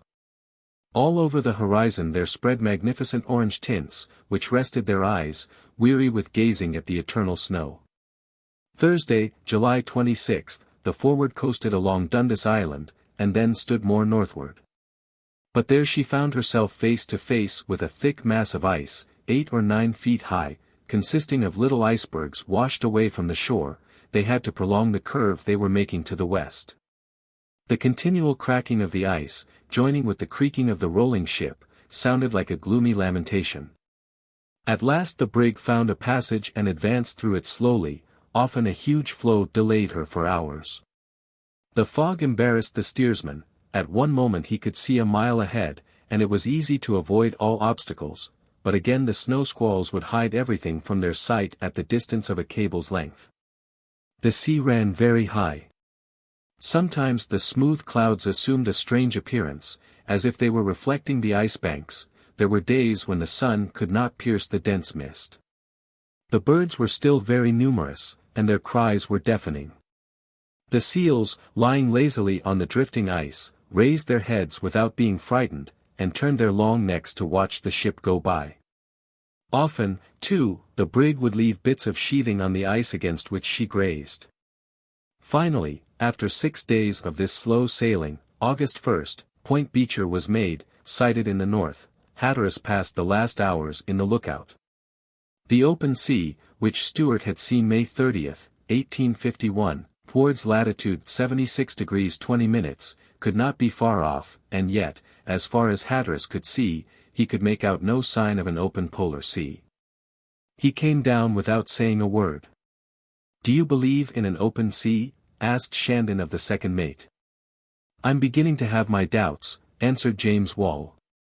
"Wasn't I right in considering this pretended discovery as a mere hypothesis? No one agreed with me, and you too, Wall, you sided against me." "They'll believe you next time, Shandon." "Yes," he answered, "when it's too late." And he returned to his cabin, where he had kept himself almost exclusively since his discussion with the captain. Towards evening the wind shifted to the south. Hatteras then set his sails and had the fires put out. For many days the crew were kept hard at work. Every few minutes they had to tack or bear away, or to shorten sail quickly to stop the course of the brig. The braces could not run easily through the choked-up pulleys, and added to the fatigue of the crew, more than a week was required for them to reach Point Barrow. The Forward had not made 30 miles in 10 days. Then the wind flew around to the north, and the engine was started once more. Hatteras still hoped to find an open sea beyond latitude 77 degrees, such as Edward Belcher had seen. And yet, if he believed in Penny's account, the part of the sea which he was now crossing ought to have been open, for Penny, having reached the limit of the ice, saw in a canoe the shores of Queen's Channel at latitude 77 degrees. Must he regard their reports as apocryphal, or had an unusually early winter fallen upon these regions? August 15th, Mount Percy reared into the mist, its peaks covered with eternal snow. A violent wind was hurling in their teeth a fierce shower of hail. The next day the sun set for the first time, terminating at last the long series of days 24 hours long. The men had finally accustomed themselves to this perpetual daylight. But the animals minded it very little. The Greenland dogs used to go to sleep at the usual hour, and even Duke lay down at the same hour every evening, as if the night were dark. Still, during the nights following August 16th the darkness was never very marked. The sun, although it had set, still gave light enough by refraction. August 19th, after taking a satisfactory observation, Cape Franklin was seen on the eastern side, and opposite it Cape Lady Franklin. At what was probably the farthest point reached by this bold explorer, his fellow countrymen wanted the name of his devoted wife should be remembered along with his own, as an emblem of the sympathy which always united them. The doctor was much moved by this sight in this distant country. In accordance with Johnson's advice, he began to accustom himself to enduring low temperature. He kept almost all the time on deck, braving the cold, wind, and snow. Although he had grown a little thinner, he did not suffer from the severity of the climate. Besides, he expected other dangers, and he rejoiced, almost, as he saw the winter approaching. "See," said he one day to Johnson, "see those flocks of birds flying south. How they fly and cry adieu." "Yes, Dr. Clawbonny," answered Johnson, "something has told them it was time to go, and they are off. More than one of our men, Johnson, would be glad to imitate them, I fancy. They are timid fellows, Doctor. What a bird can't do, a man ought to try. Those birds have no supply of food, as we have, and they must support themselves elsewhere. But sailors, with a good deck under the feet, ought to go to the end of the world. You hope, then, that Hatteras will succeed in his projects?" "He will succeed, Doctor. I agree with you, Johnson, even if only one faithful man accompanies him. There will be 2 of us." "Yes, Johnson," the doctor answered, pressing the brave sailor's hand. "Prince Albert's Land, along which the Forward was now coasting, is also called Grinnell's Land. And although Hatteras, from his dislike to Americans, never was willing to give it this name, nevertheless, it is the one by which it is generally known. This is the reason of this double title, at the same time that the Englishman Penny gave it the name of Prince Albert, the captain of the rescue, Lieutenant de Haven, named it Grinnell's Land, in honor of the American merchant who had fitted out the expedition in New York. As the brig followed the coast it met with serious difficulties, going sometimes under sail, sometimes under steam. August 18, Mount Britannia was sighted through the mist, and the next day the Forward cast anchor in Northumberland Bay. The ship was completely protected. Chapter 23. Attacked by the ice. Hatteras, after seeing to the anchorage of the ship, returned to his cabin, took out his chart, and marked his position on it very carefully. He found himself in latitude 76 degrees 57 minutes, and longitude 99 degrees 20 minutes, that is to say, only 3 minutes from latitude 77 degrees. It was here that Sir Edward Belcher passed his first winter with the Pioneer and assistants. It was from here that he organized his sledge and canoe expeditions. He discovered Table Island, North Cornwall, Victoria Archipelago, and Belcher Channel. Having gone beyond latitude 78 degrees, he saw the coast inclining towards the southeast. It seemed as if it ought to connect with Jones's Strait, which opens into Baffin's Bay. But, says the report, an open sea, in the northwest, stretched as far as the eye could reach. Hatteras gazed with emotion at that portion of the charts where a large white space marked unknown regions, and his eyes always returned to the open polar sea. After so many statements, he said to himself, after the accounts of Stewart, Penny, and Belcher, doubt is impossible. These bold sailors saw, and with their own eyes. Can I doubt their word? No. But yet if this sea is closed by an early winter, but no, these discoveries have been made at intervals of several years, this sea exists, and I shall find it. I shall see it. Hatteras went upon the quarterdeck. A dense mist enveloped the Forward, from the deck one could hardly see the top of the mast. Nevertheless, Hatteras ordered the ice master below, and took his place. He wanted to make use of the first break in the fog to look at the horizon in the northwest. Shandon took occasion to say to the second mate, "Well, Wall, and the open sea?" "You were right, Shandon," answered Wall, "and we have only 6 weeks' coal in the bunkers." "The doctor will invent some scientific way," continued Shandon, "of heating us without fuel. I've heard of making ice with fire. Perhaps he will make fire with ice." Shandon returned to his cabin, shrugging his shoulders. The next day, August 20th, the fog lifted for a few minutes. From the deck they saw Hatteras in his lofty perch gazing intently towards the horizon. Then he came down without saying a word and ordered them to set sail, but it was easy to see that his hopes had been once more deceived. The Forward heaved anchor and resumed her uncertain path northward. So wearisome was it that the maintopsail and foretopsail yards were lowered with all their rigging. The masts were also lowered, and it was no longer possible to place any reliance on the varying wind, which, moreover, the winding nature of the passes made almost useless. Large white masses were gathering here and there in the sea, like spots of oil. They indicated an approaching thaw.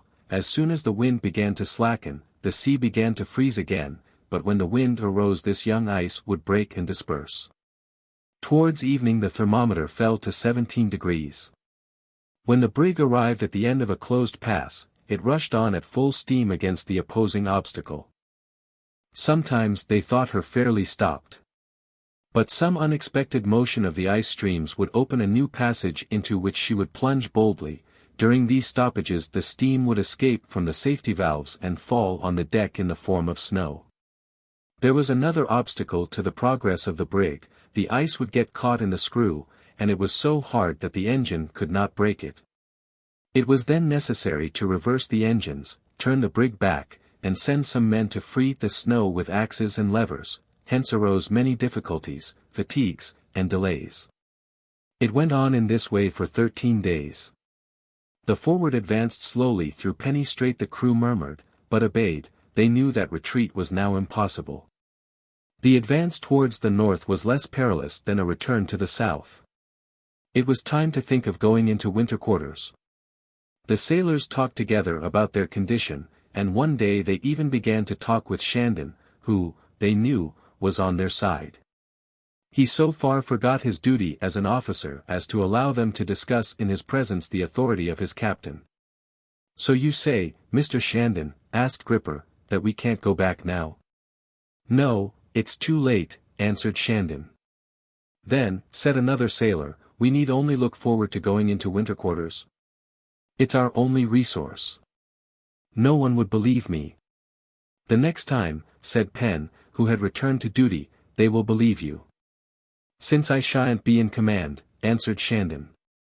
"Who can tell," remarked Penn. "John Hatteras is free to go as far as he chooses, but no one is obliged to follow him." "Just remember," resumed Gripper, "his first voyage to Baffin's Bay and what came of it." "And the voyage of the Farewell," said Clifton, "which was lost in the Spitzenberg seas under his command."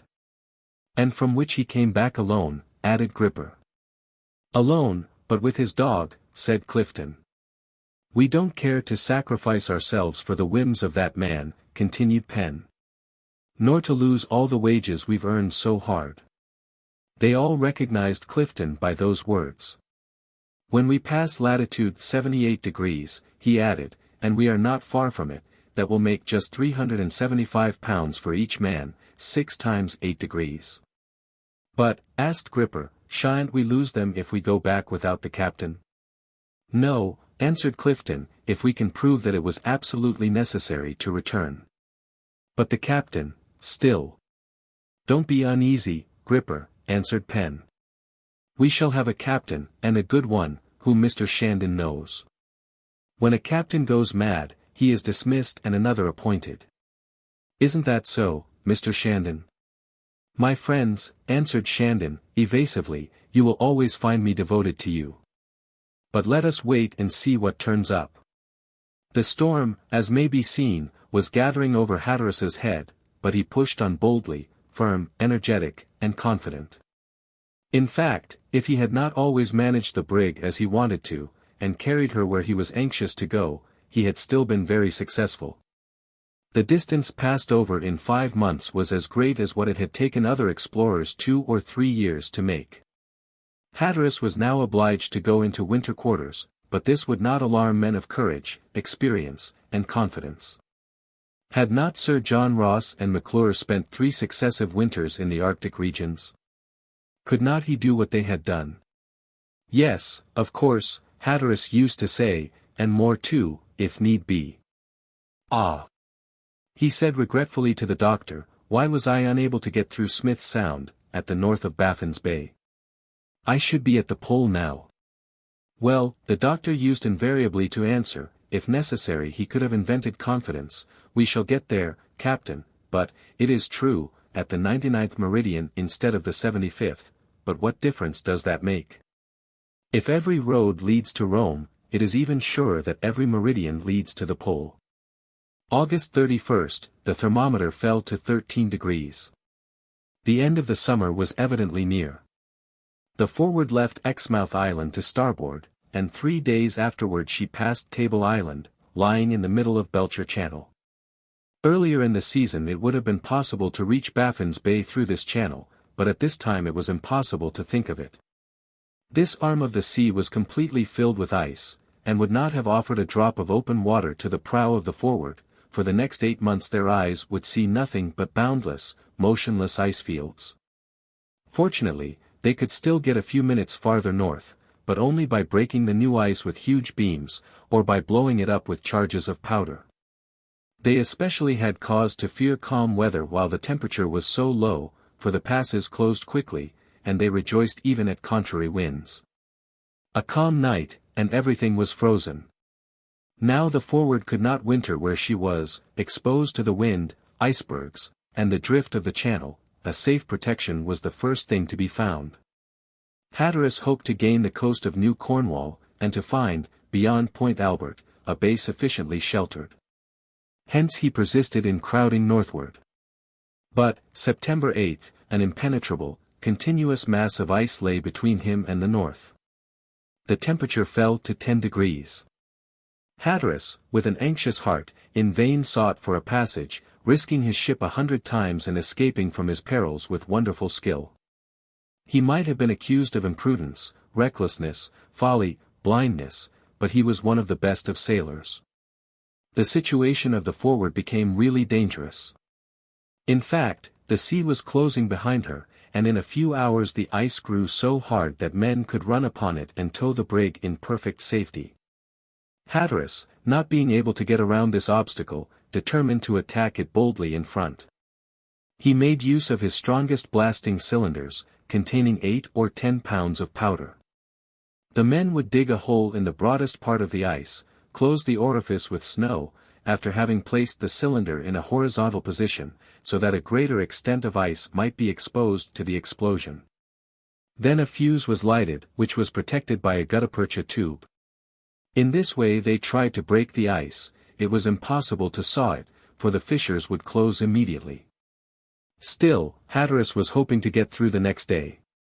But during the night the wind blew a gale, the sea raised the crust of ice, and the terrified pilot was heard shouting, "Look out there aft, look out there aft."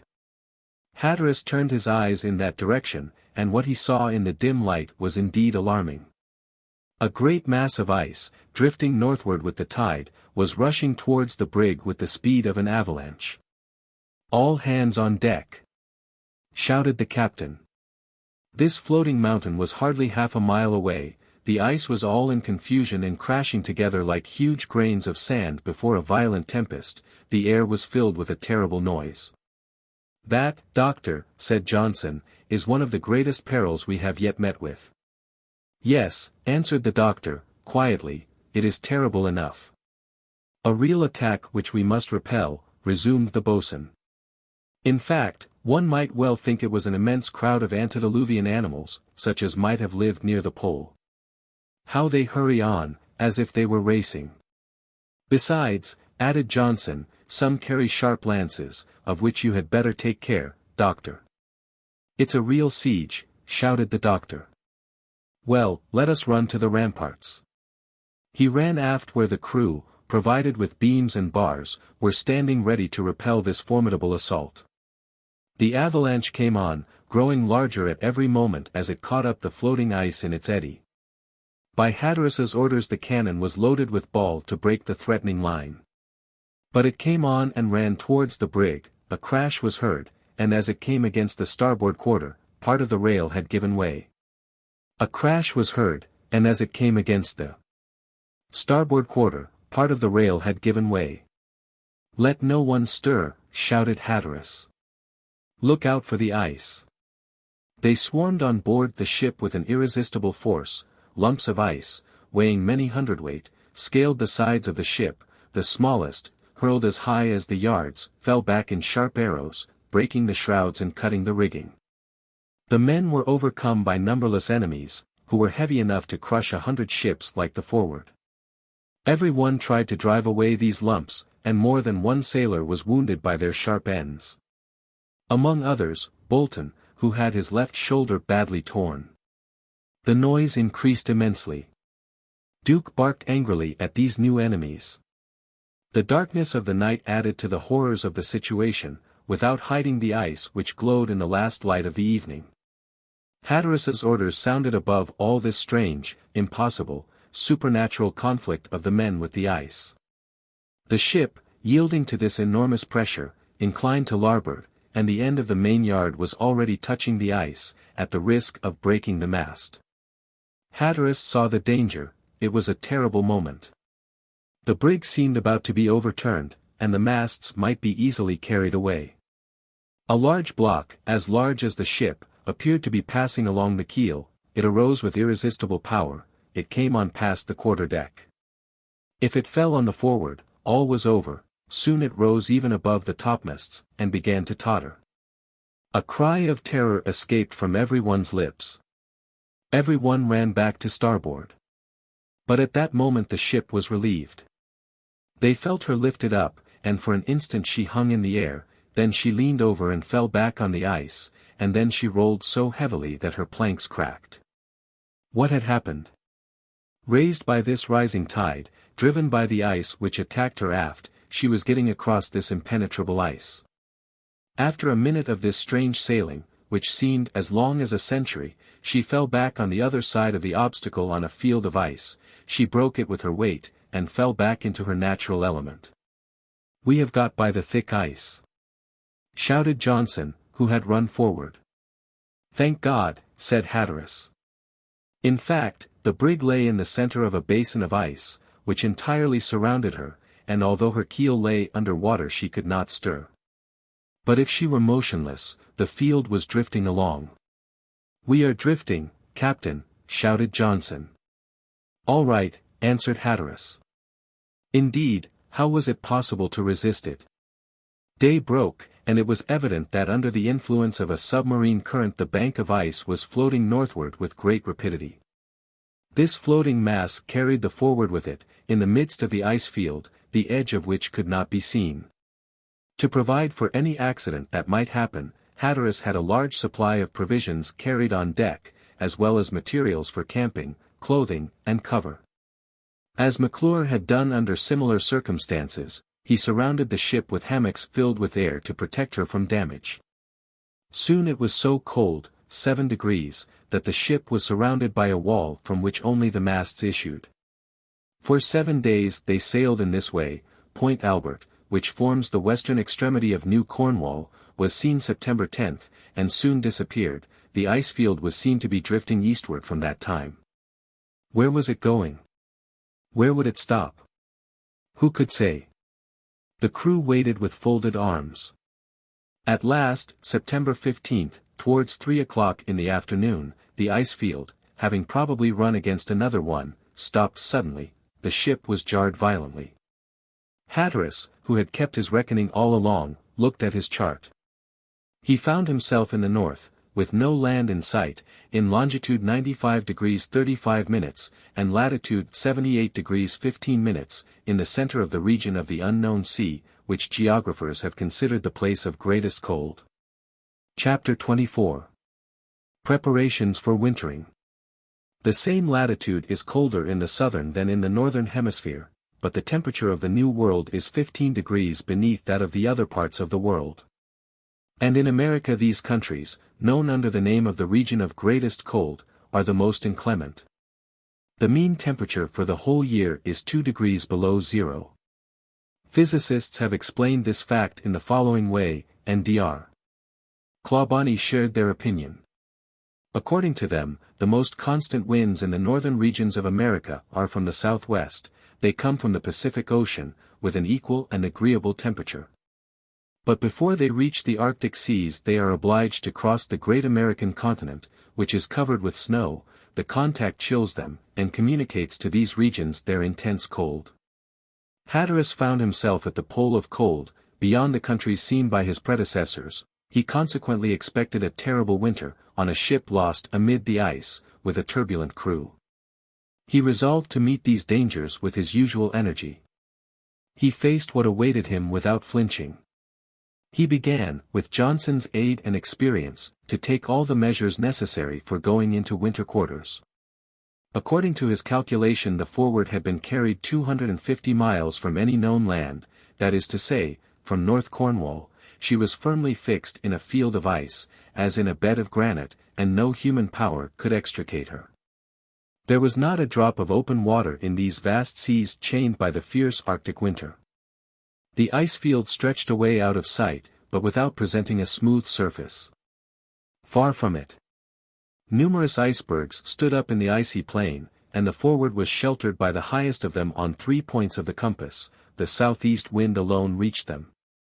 Let one imagine rock instead of ice, verdure instead of snow, and the sea again liquid, and the brig would have quietly cast anchor in a pretty bay, sheltered from the fiercest blasts.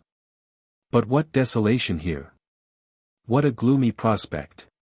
What a melancholy view! The brig, although motionless, nevertheless had to be fastened securely by means of anchors. This was a necessary precaution against possible thaws and submarine upheavals. Johnson, on hearing that the Forward was at the pole of cold, took even greater precautions for securing warmth. "We shall have it severe enough," he had said to the doctor. "That's just the captain's luck, to go and get caught at the most disagreeable spot on the globe. Bah! You will see that we shall get out of it." As to the doctor, at the bottom of his heart he was simply delighted. He would not have changed it for any other. Winter at the pole of cold. What good luck! At first, work on the outside occupied the crew. The sails were kept furled on the yards instead of being placed at the bottom of the hold, as the earlier explorers did. They were merely bound up in a case, and soon the frost covered them with a dense envelope. The topmasts were not unshipped, and the crow's nest remained in its place. It was a natural observatory, the running rigging alone was taken down. It became necessary to cut away the ice from the ship to relieve the pressure. That which had accumulated outside was quite heavy, and the ship did not lie as deep as usual. This was a long and laborious task. At the end of some days the ship's bottom was freed, and could be inspected. It had not suffered, thanks to its solidity, only its copper sheathing was nearly torn away. The ship, having grown lighter, drew about 9 inches less than she did earlier. The ice was cut away in a slope, following the make of the hull. In this way the ice formed beneath the brig's keel and so resisted all pressure. The doctor took part in this work. He managed the ice cutter well. He encouraged the sailors by his good humor. He instructed them and himself. He approved of this arrangement of the ice beneath the ship. "That is a good precaution," he said. "Without that, Dr. Clawbonny," answered Johnson, "resistance would be impossible. Now we can boldly raise a wall of snow as high as the gunwale. And, if we want to, we can make it 10 feet thick, for there is no lack of material." "A capital idea," resumed the doctor. "The snow is a bad conductor of heat, it reflects instead of absorbing, and the inside temperature cannot escape." "True," answered Johnson, "we are building a fortification against the cold, and also against the animals, if they care to visit us. When that is finished, it will look well, you may be sure. In this snow we shall cut 2 staircases, one fore, the other aft. When the steps are cut in the snow, we shall pour water on them. This will freeze as hard as stone, and we shall have a royal staircase." "Precisely," answered the doctor. "And it must be said it is fortunate that cold produces both snow and ice, by which to protect one's self against it. Without that, one would be very much embarrassed." In fact, the ship was destined to disappear beneath a thick casing of ice, which was needed to preserve its inside temperature. A roof made of thick tarred canvas and covered with snow was built above the deck over its whole length. The canvas was low enough to cover the sides of the ship. The deck, being protected from all outside impressions, became their walk. It was covered with 2.5 feet of snow. This snow was crowded and beaten down so as to become very hard. So it resisted the radiation of the internal heat. Above it was placed a layer of sand, which as it solidified became a sort of macadamized cover of great hardness. "A little more," said the doctor, "and with a few trees I might imagine myself at Hyde Park, or even in the Hanging Gardens at Babylon." A trench was dug tolerably near the brig. This was a circular space in the ice, a real pit, which had to be kept always open. Every morning the ice formed overnight was broken. This was to secure water in case of fire or for the baths which were ordered the crew by the doctor. In order to spare the fuel, the water was drawn from some distance below the ice, where it was less cold. This was done by means of an instrument devised by a French physicist, François Arago. This apparatus, lowered for some distance into the water, brought it up to the surface through a cylinder. Generally in winter everything which encumbers the ship is removed, and stored on land. But what was practicable near land is impossible for a ship anchored on the ice. Every preparation was made to fight the 2 great enemies of this latitude, cold and dampness. The first produces the second, which is far more dangerous. The cold may be resisted by one who succumbs to dampness, hence it was necessary to guard against it. The Forward, being destined to a journey in Arctic seas, contained the best arrangements for winter quarters. The large room for the crew was well provided for. the corners, where dampness first forms, were shut off. In fact, when the temperature is very low, a film of ice forms on the walls, especially in the corners, and when it melts it keeps up a perpetual dampness. If it had been round, the room would have been more convenient. But, being heated by a large stove, and properly ventilated, it was very comfortable. The walls were lined with deerskins, not with wool, for wool absorbs the condensed moisture and keeps the air full of dampness. Farther aft the walls of the quarter were taken down, and the officers had a larger common room, better ventilated, and heated by a stove. This room, like that of the crew, had a sort of antechamber, which cut off all communication with the outside. In this way, the heat could not be lost, and one passed gradually from one temperature to the other. In the anterooms were left the snow-covered clothes, the shoes were cleansed on the scrapers, so as to prevent the introduction of any unwholesomeness with one into the room. Canvas hose served to introduce air for the draught of the stoves. Other pieces of hose permitted the steam to escape. In addition, 2 condensers were placed in the 2 rooms, and collected this vapor instead of letting it form into water. Twice a week they were emptied, and often they contained several bushels of ice. It was so much taken from the enemy. The fire was perfectly and easily controlled, by means of the canvas hose. By use of merely a small quantity of coal it was easy to keep the temperature of 50 degrees. Still, Hatteras, having examined the bunkers, soon saw that the greatest economy was necessary, for there was not 2 months' fuel on board. A drying room was set apart for the clothes which were to be washed. They could not be dried in the open air, for they would freeze and tear. The delicate pieces of the machinery were carefully taken down, and the room which contained them was hermetically closed. The life on board became the object of serious meditation. Hatteras regulated it with the utmost caution, and the order of the day was posted up in the common room. The men arose at 6 o'clock in the morning, 3 times a week the hammocks were aired, every morning the floors were scoured with hot sand. Tea was served at every meal, and the bill of fare varied as much as possible for every day of the week. It consisted of bread, farina, suet and raisins for puddings, sugar, cocoa, tea, rice, lemon juice, potted meats, salt beef and pork, cabbages, and vegetables in vinegar. The kitchen lay outside of the living rooms, its heat was consequently lost. But cooking is a perpetual source of evaporation and dampness. The health of the men depends a great deal on the sort of food they get. In high latitudes, the greatest amount of animal food ought to be eaten. The doctor had supervised the sort of food to be given. We ought to follow the Eskimo, he used to say. They have received their lessons from nature, and are our masters in that. If the Arabs and Africans can content themselves with a few dates and a handful of rice, here it is important to eat, and to eat a good deal. The Eskimo take from 10 to 15 pounds of oil a day. If that fare does not please you, we must try food rich in sugar and fat.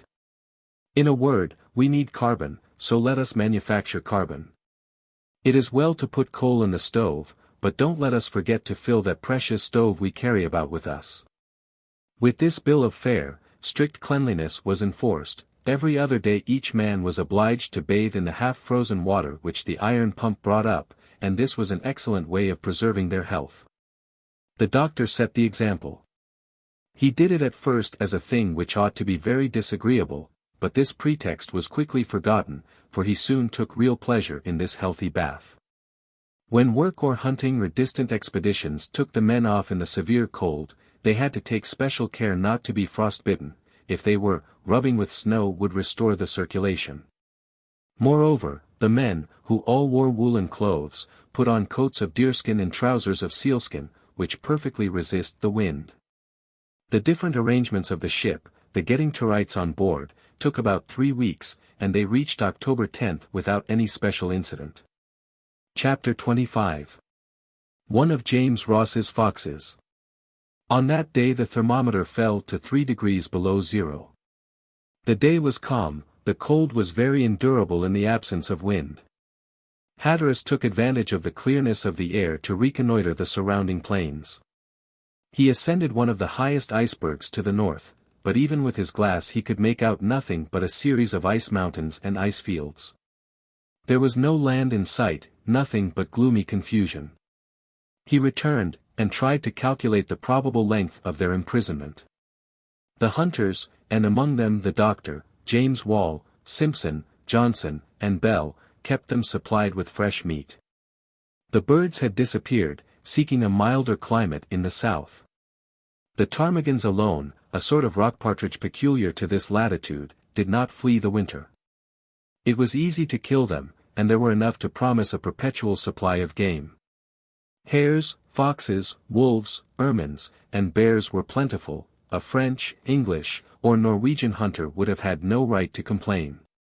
But they were so shy that it was hard to approach them. Besides, it was hard to distinguish them on the white plain, they being white themselves, for in winter they acquire that colored fur.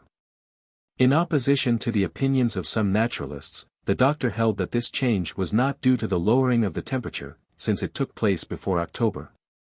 Hence it was not due to any physical cause, but rather providential foresight, to secure these animals against the severity of an Arctic winter.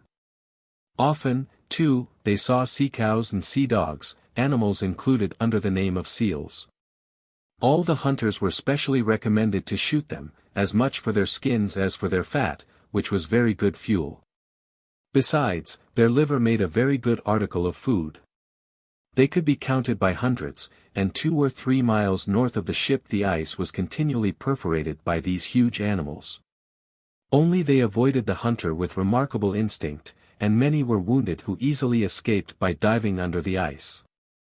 Still, on the 19th, Simpson succeeded in getting one 400 yards distant from the ship. He had taken the precaution to close its hole in the ice, so that it could not escape from its pursuers.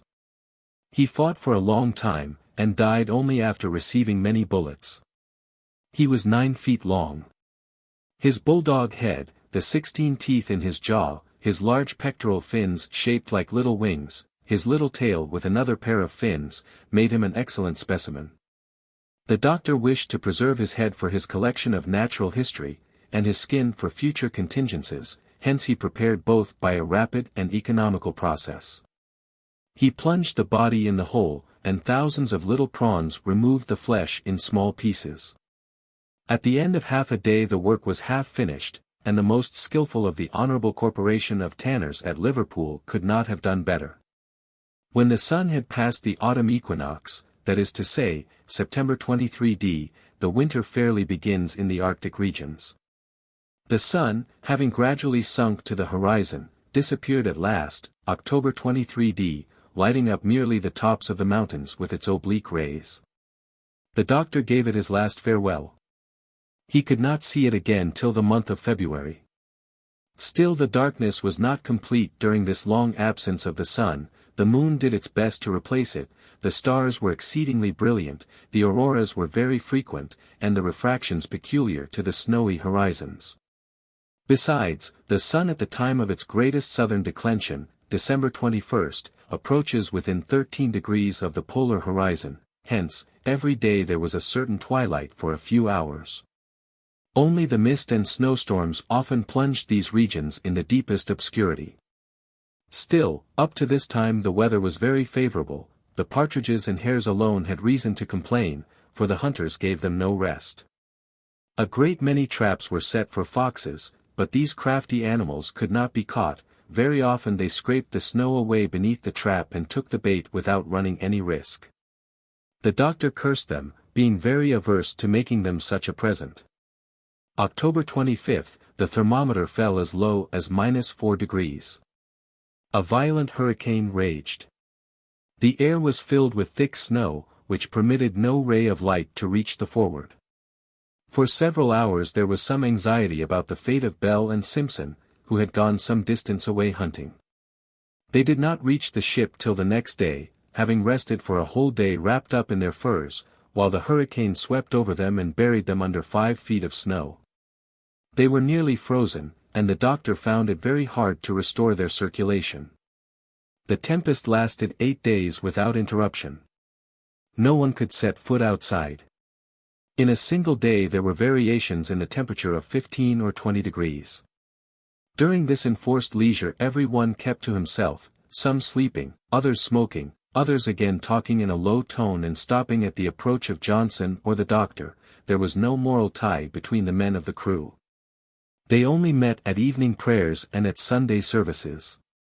Clifton knew perfectly well that when the 78th parallel was passed, his share of the pay would amount to £375. He thought it a good round sum, and his ambition did not go any further. His opinion was generally shared, and all looked forward to the day when they should enjoy this hardly earned fortune. Hatteras kept almost entirely out of sight. He never took part in the hunts or the walks from the ship. He took no interest in the meteorological phenomena which kept the doctor in a constant state of admiration. He lived with but a single idea. It consisted of 3 words, the North Pole. He only thought of when the Forward, free at last, should resume her bold course. In fact, the general feeling on board was one of gloom. Nothing was so sad as the sight of this captive vessel, no longer resting in its natural element, but with its shape hidden beneath thick layers of ice. It looks like nothing, it cannot stir, though made for motion. It is turned into a wooden storehouse, a sedentary dwelling, this ship which knows how to breast the wind and the storms. This anomaly, this false situation, filled their hearts with an indefinable feeling of disquiet and regret. During these idle hours the doctor arranged the notes he had taken, from which this book is made up. He was never out of spirits, and never lost his cheerfulness. Yet he was glad to see the end of the storm, and prepared to resume his hunting. November 3d, at 6 o'clock in the morning, with a temperature of -5 degrees, he set off in company with Johnson and Bell. The expanse of ice was unbroken. All the snow which had fallen so abundantly during the preceding days was hardened by the frost, and made good walking. The air was keen and piercing, the moon shone with incomparable purity, glistening on the least roughness in the ice. Their footprints glowed like an illuminated trail, and their long shadows stood out almost black against the brilliant ice. The moon shone with incomparable purity, glistening on the least roughness in the ice. The doctor had taken Duke with him. He preferred him to the Greenland dogs to hunt game, and he was right. For they are of very little use under such circumstances, and they did not appear to possess the sacred fire of the race of the temperate zone. Duke ran along with his nose on the ground, and he often stopped on the recent marks of bears. Still, in spite of his skill, the hunters did not find even a hare in 2 hours' walking. "Has all the game felt it necessary to go south?" said the doctor, stopping at the foot of a hummock. "I should fancy it must be so, doctor," answered the carpenter. "I don't think so," said Johnson. "The hares, foxes, and bears are accustomed to this climate. I think this last storm must have driven them away. But they will come back with the south winds." "Ah, if you were to talk about reindeer and musk deer, that might be different." "And yet at Melville Island numberless animals of this sort are found," resumed the doctor. "It lies farther south, it is true, and during the winters he spent there Perry always had plenty of this magnificent game." "We have much poorer luck," answered Bell. "If we could only get enough bear's meat, we would do very well." "The difficulty is," said the doctor, "the bears seem to me very rare and very wild. They are not civilized enough to come within gunshot." "Bell is talking about the flesh of the bear," said Johnson, "but his grease is more useful than his flesh or his fur." "You are right, Johnson," answered Bell, "you are always thinking of the fuel." "How can I help it? Even with the strictest economy, we have only enough for 3 weeks.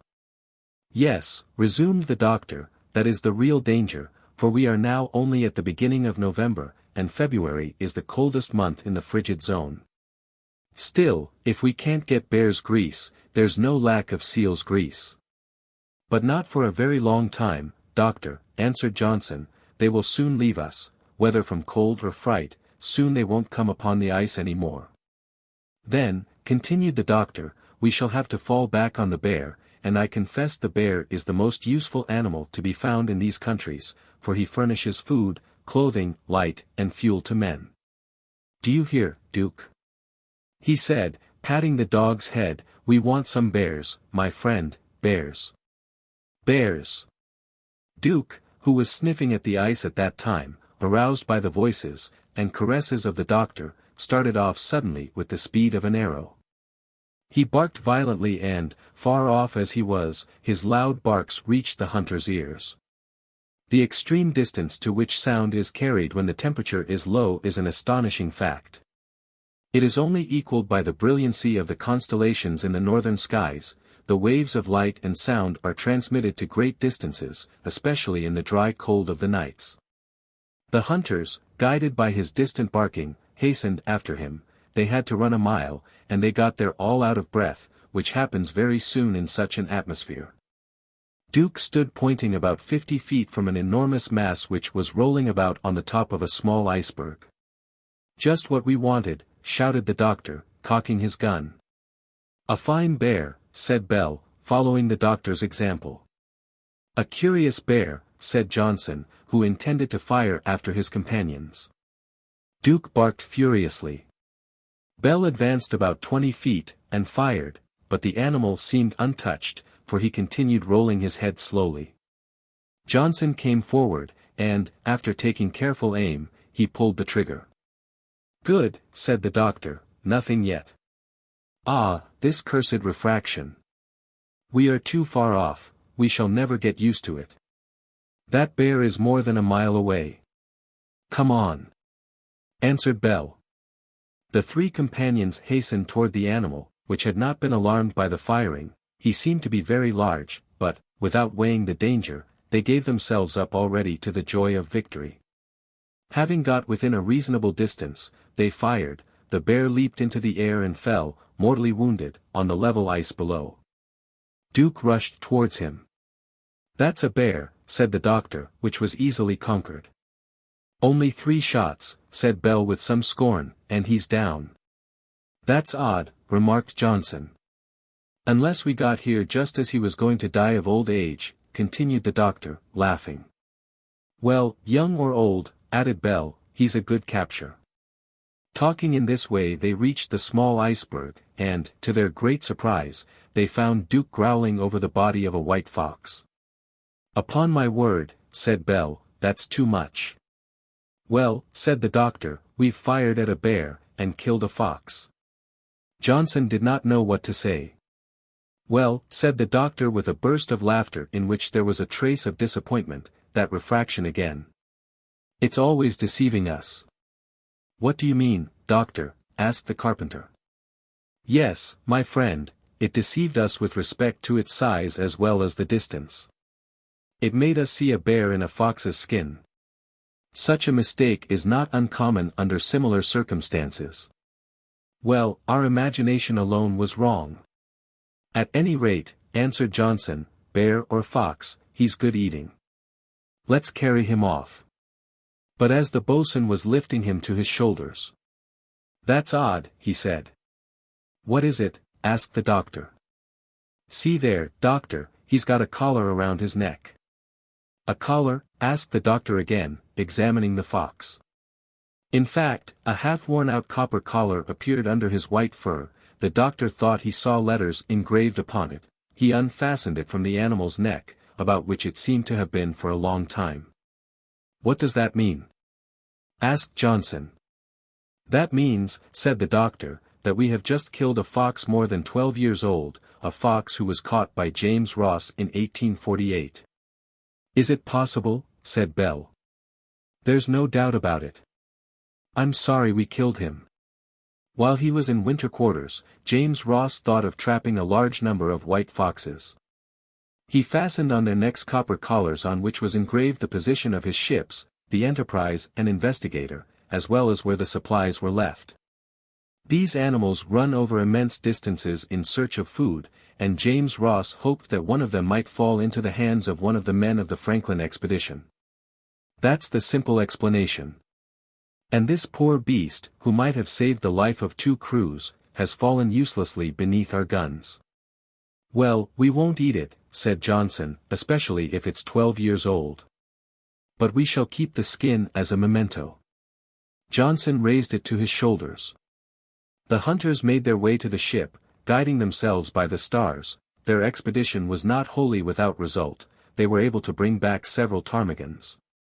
An hour before reaching the Forward, there was a singular phenomenon which greatly interested the doctor. It was a real shower of shooting stars. They could be counted by thousands, flying over the heavens like rockets. They dimmed the light of the moon. For hours they could have stood gazing at this beautiful sight. A similar phenomenon was observed in Greenland in 1799, by the Moravians. It looked like an exhibition of fireworks. The doctor after his return to the ship spent the whole night gazing at the sight, which lasted till 7 o'clock in the morning, while the air was perfectly silent. Chapter 26. The last piece of coal. The bears, it seemed, could not be caught. A few seals were killed on the 4th, 5th, and 6th of November, and the wind shifted and the weather grew much milder, but the snowdrifts began again with incomparable severity. It became impossible to leave the ship, and it was hard to subdue the dampness. At the end of the week the condensers contained several bushels of ice. The weather changed again November 15th, and the thermometer, under the influence of certain atmospheric conditions, sank to -24 degrees. That was the lowest temperature they had yet observed. This cold would have been endurable in calm weather. But the wind was blowing at that time, and it seemed as if the air was filled with sharp needles. The doctor regretted his captivity, for the snow was hardened by the wind, so as to make good walking, and he might have gone very far from the ship. Still, it should be said that the slightest exercise in so low a temperature is very exhausting. A man can perform hardly more than a quarter of his usual work. Iron utensils cannot be touched. If the hand seizes them, it feels as if it were burned, and shreds of skin cleave to the object which had been incautiously seized. The crew, being confined to the ship, were obliged to walk on the covered deck for 2 hours a day, where they had leave to smoke, which was forbidden in the common room.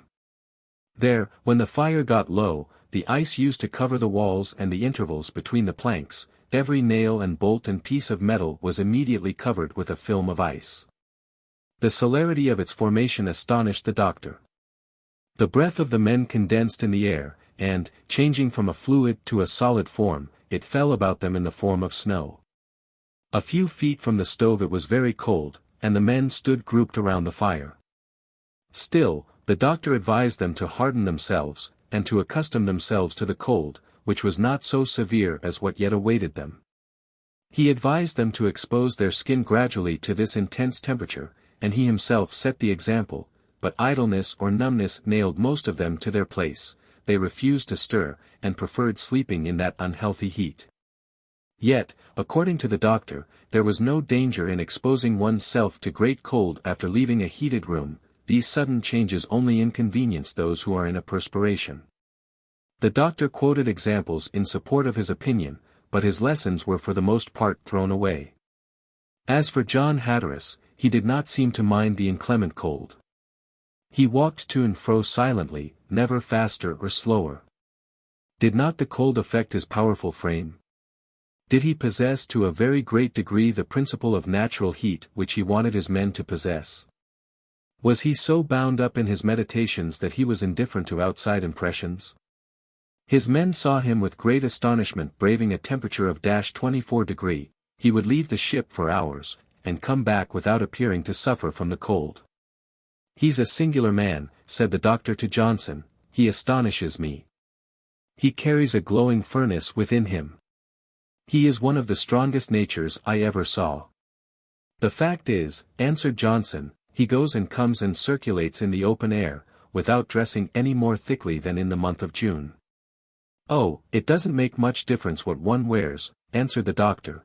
"What is the use of dressing warmly if one can't produce heat within himself?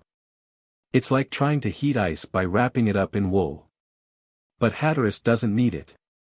He's built that way, and I should not be surprised if his side was as warm as the neighborhood of a glowing coal." Johnson, who was charged with clearing away the water-hole every morning, noticed that the ice was 10 feet thick.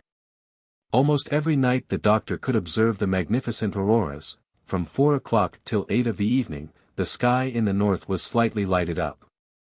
Then this took a regular shape, with a rim of light yellow, the ends of which seemed to touch the field of ice. Gradually the brilliancy arose in the heavens, following the magnetic meridian, and appeared striped with black bands.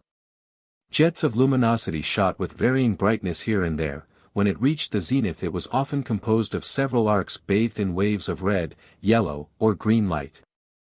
It was a dazzling sight. Soon the different curves met in a single point, and formed crowns of celestial richness. Finally the arcs all crowded together, the splendid aurora grew dim, the intense colors faded away into pale, vague, uncertain tints, and this wonderful phenomenon vanished gradually, insensibly, in the dark clouds of the south. Almost every night the doctor could observe the magnificent auroras. It is difficult to realize the wonderful, magical beauty of such a spectacle in high latitudes, less than 8 degrees from the pole. The auroras which are seen in the temperate zone give no idea of it. It seems as if Providence wished to reserve the greatest wonders for these regions. Numerous mock moons appeared also while the moon was shining, and a great many would appear in the sky, adding to the general brilliancy. Often, too, simple lunar halos surrounded the moon with a circle of splendid luster. November 26 the tide rose very high, and the water came through the hole with great violence.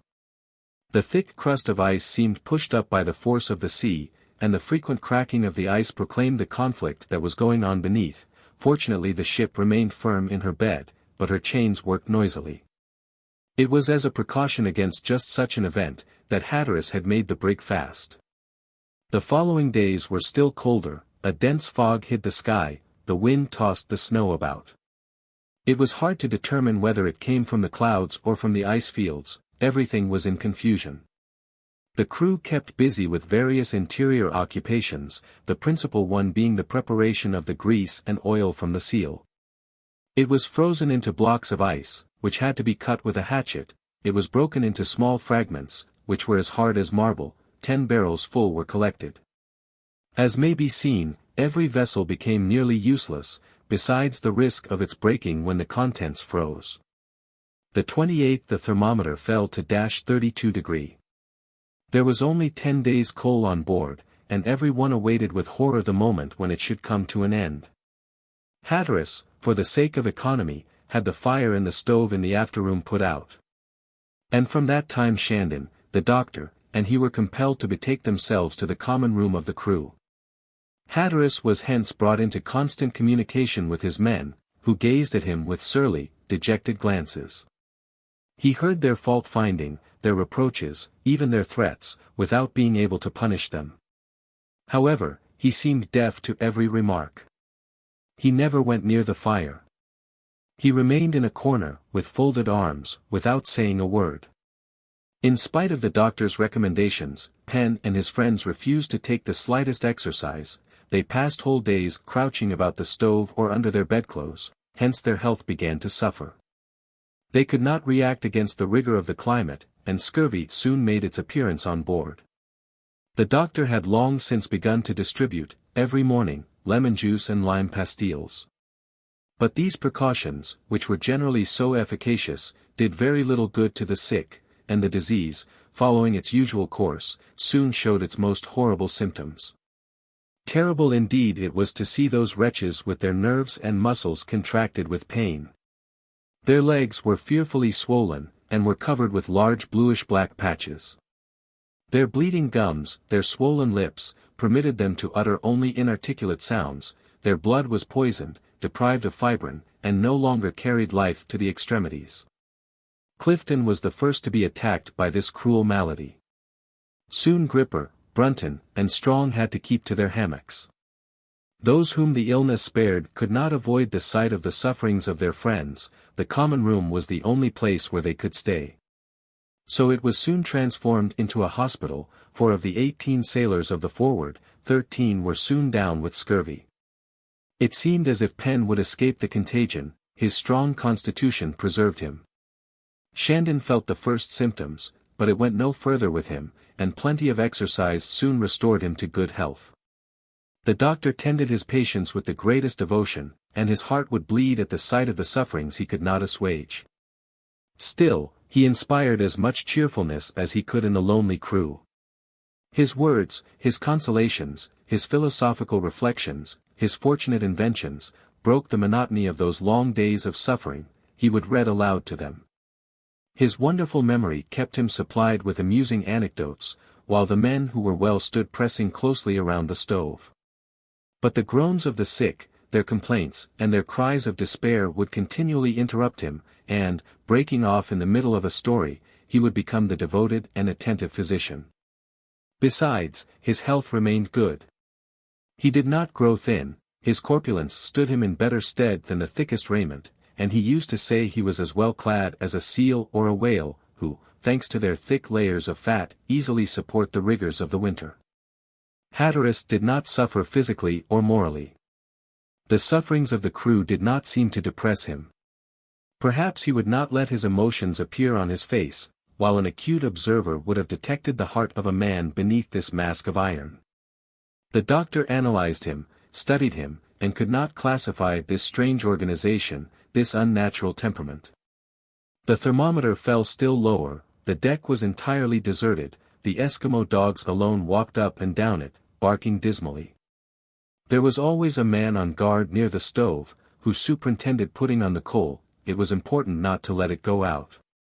When the fire got low, the cold crept into the room, formed on the walls, and the moisture suddenly condensed and fell in the form of snow on the unfortunate occupants of the brig. It was among these terrible sufferings that they reached December 8th. That morning the doctor went as usual to look at the thermometer.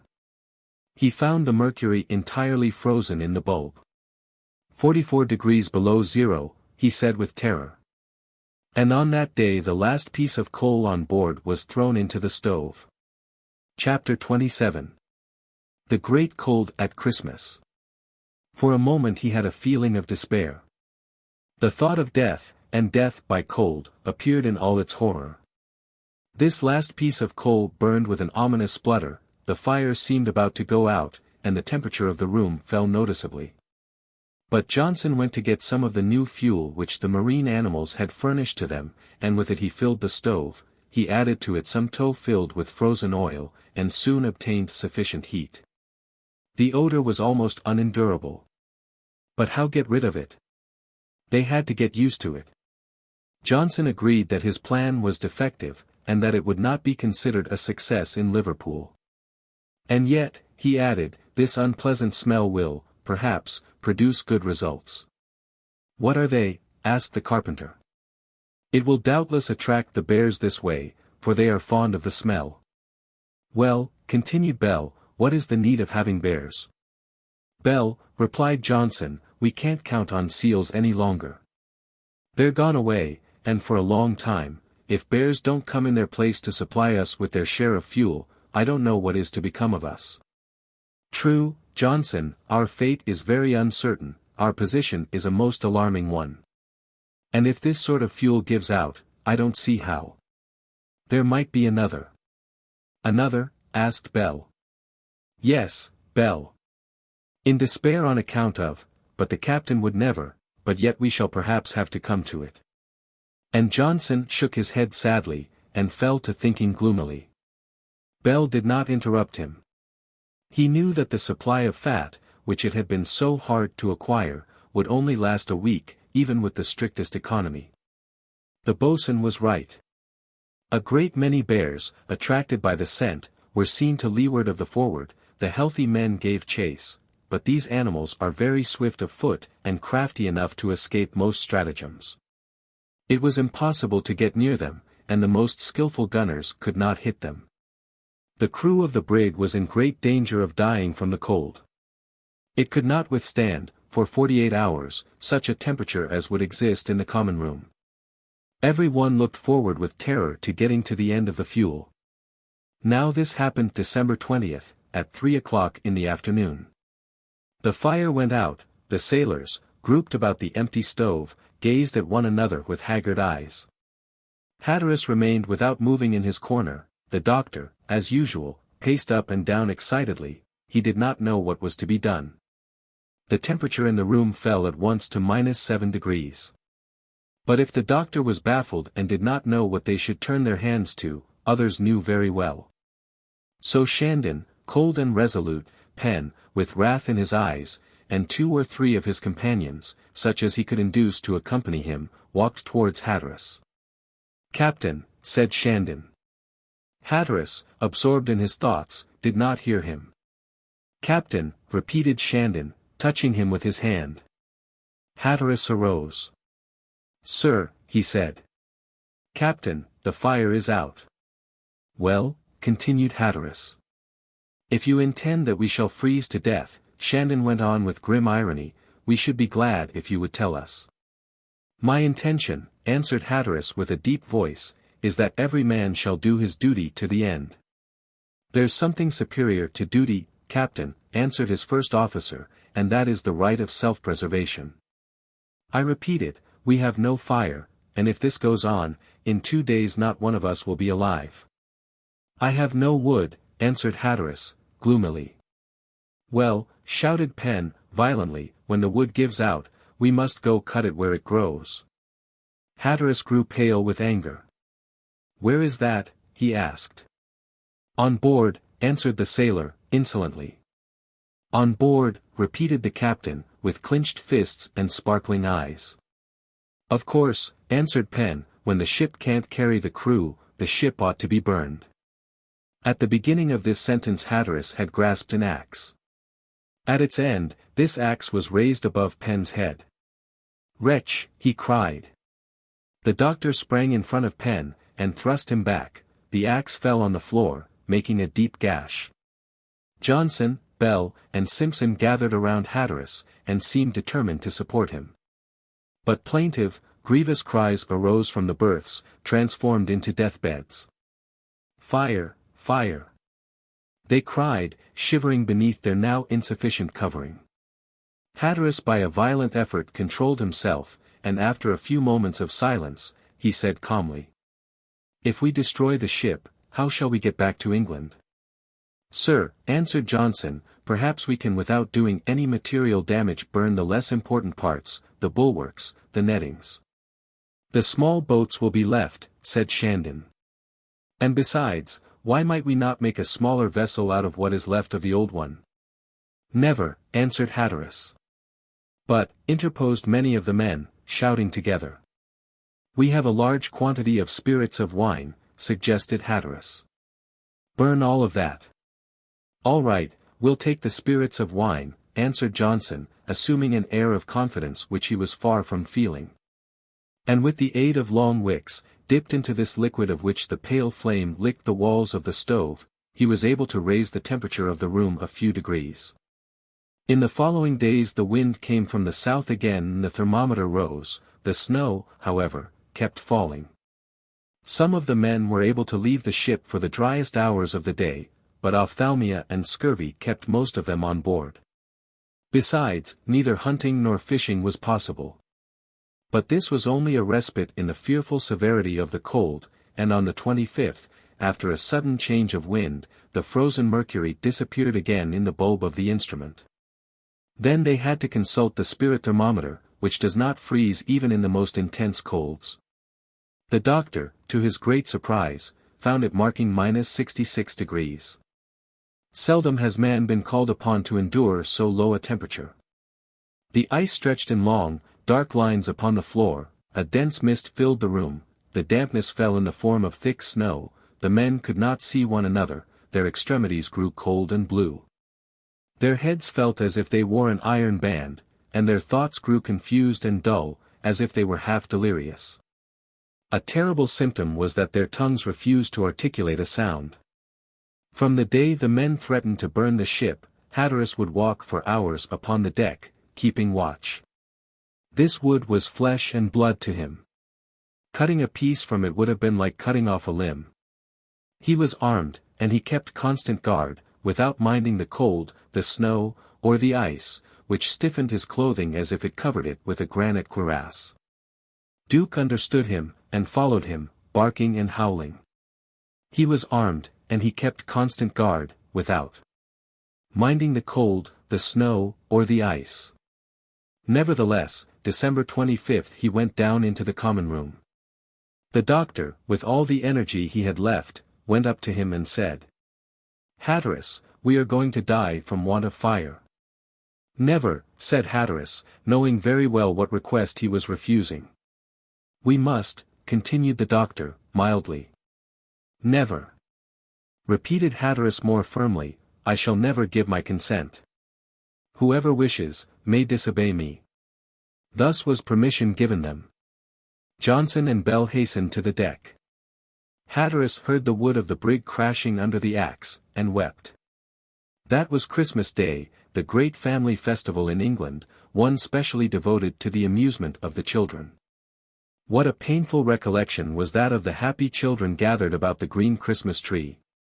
Every one recalled the huge pieces of roast meat, cut from the fattened ox, and the tarts, the mince pies, and other luxuries so dear to the English heart. But here was nothing but suffering, despair, and wretchedness, and for the Christmas log, these pieces of a ship lost in the middle of the frigid zone. Nevertheless, under the genial influence of the fire, the spirits and strength of the men returned. The hot tea and coffee brought great and immediate consolation, and hope is so firm a friend of man, that they even began to hope for some luckier fate. It was thus that the year 1860 passed away, the early winter of which had so interfered with Hatteras's plans. Now it happened that this very New Year's Day was marked by an unexpected discovery. It was a little milder than the previous days had been. The doctor had resumed his studies. He was reading Sir Edward Belcher's account of his expedition in the polar regions. Suddenly, a passage which he had never noticed before filled him with astonishment. He read it over again. Doubt was no longer possible. Sir Edward Belcher states that, having come to the end of Queen's Channel, he found there many traces of the presence of men. He says, there are remains of dwellings far superior to what can be attributed to the savage habits of the wandering tribes of Eskimo. The walls are firmly placed on deep-dug foundations. The inside, covered with a thick layer of gravel, has been paved. Skeletons of moose, reindeer, and seals abound. We found coal there. At these last words an idea occurred to the doctor. He took his book and ran to tell Hatteras. Coal! Shouted the captain. Yes, Hatteras, coal, that is to say, our preservation. Coal, on this lonely shore, continued Hatteras. No, that's impossible. How can you doubt it, Hatteras? Belcher would not have mentioned it if he had not been sure, without having seen it with his own eyes. Well, what then, doctor? We are not 100 miles from the place where Belcher saw this coal. What is a journey of 100 miles? Nothing longer expeditions have often been made on the ice, and with the cold as intense. Let us go after it, Captain. We'll go, said Hatteras, who had made up his mind quickly, and with his active imagination he saw the chance of safety. Johnson was informed of the plan, of which he approved highly. He told his companions. Some rejoiced, others heard of it with indifference. Coal on these shores, said Wall from his sick bed. We'll let them go, answered Shandon, mysteriously. But before they had begun to make preparations for the trip, Hatteras wanted to fix the position of the Forward with the utmost exactitude. The importance of this calculation it is easy to see. Once away from the ship, it could not be found again without knowing its position precisely. So Hatteras went up on deck. He took observations at different moments of several lunar distances, and the altitude of the principal stars. He found, however, much difficulty in doing this, for when the temperature was so low, the glass and the mirrors of the instrument were covered with a crust of ice from Hatteras's breath. More than once his eyelids were burned by touching the copper eyepieces. Still, he was able to get very exact bases for his calculations, and he returned to the common room to work them out. When he had finished, he raised his head with stupefaction, took his chart, marked it, and looked at the doctor. Well, asked the latter. What was our latitude when we went into winter quarters? Our latitude was 78 degrees 15 minutes, and the longitude 95 degrees 35 minutes, exactly the pole of cold. Well, added Hatteras in a low voice, our ice field is drifting. We are 2 degrees farther north and farther west, at least 300 miles from your coal supply. And these poor men who know nothing about it, cried the doctor. Not a word, said Hatteras, raising his finger to his lips. Chapter 28. Preparations for departure. Hatteras did not wish to let his crew know about this new condition of affairs. He was right. If they had known that they were being driven towards the north with irresistible force, they would have given way to despair.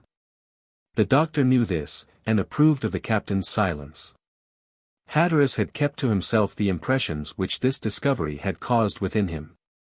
It was his first moment of joy during these long months of struggle with the hostile elements.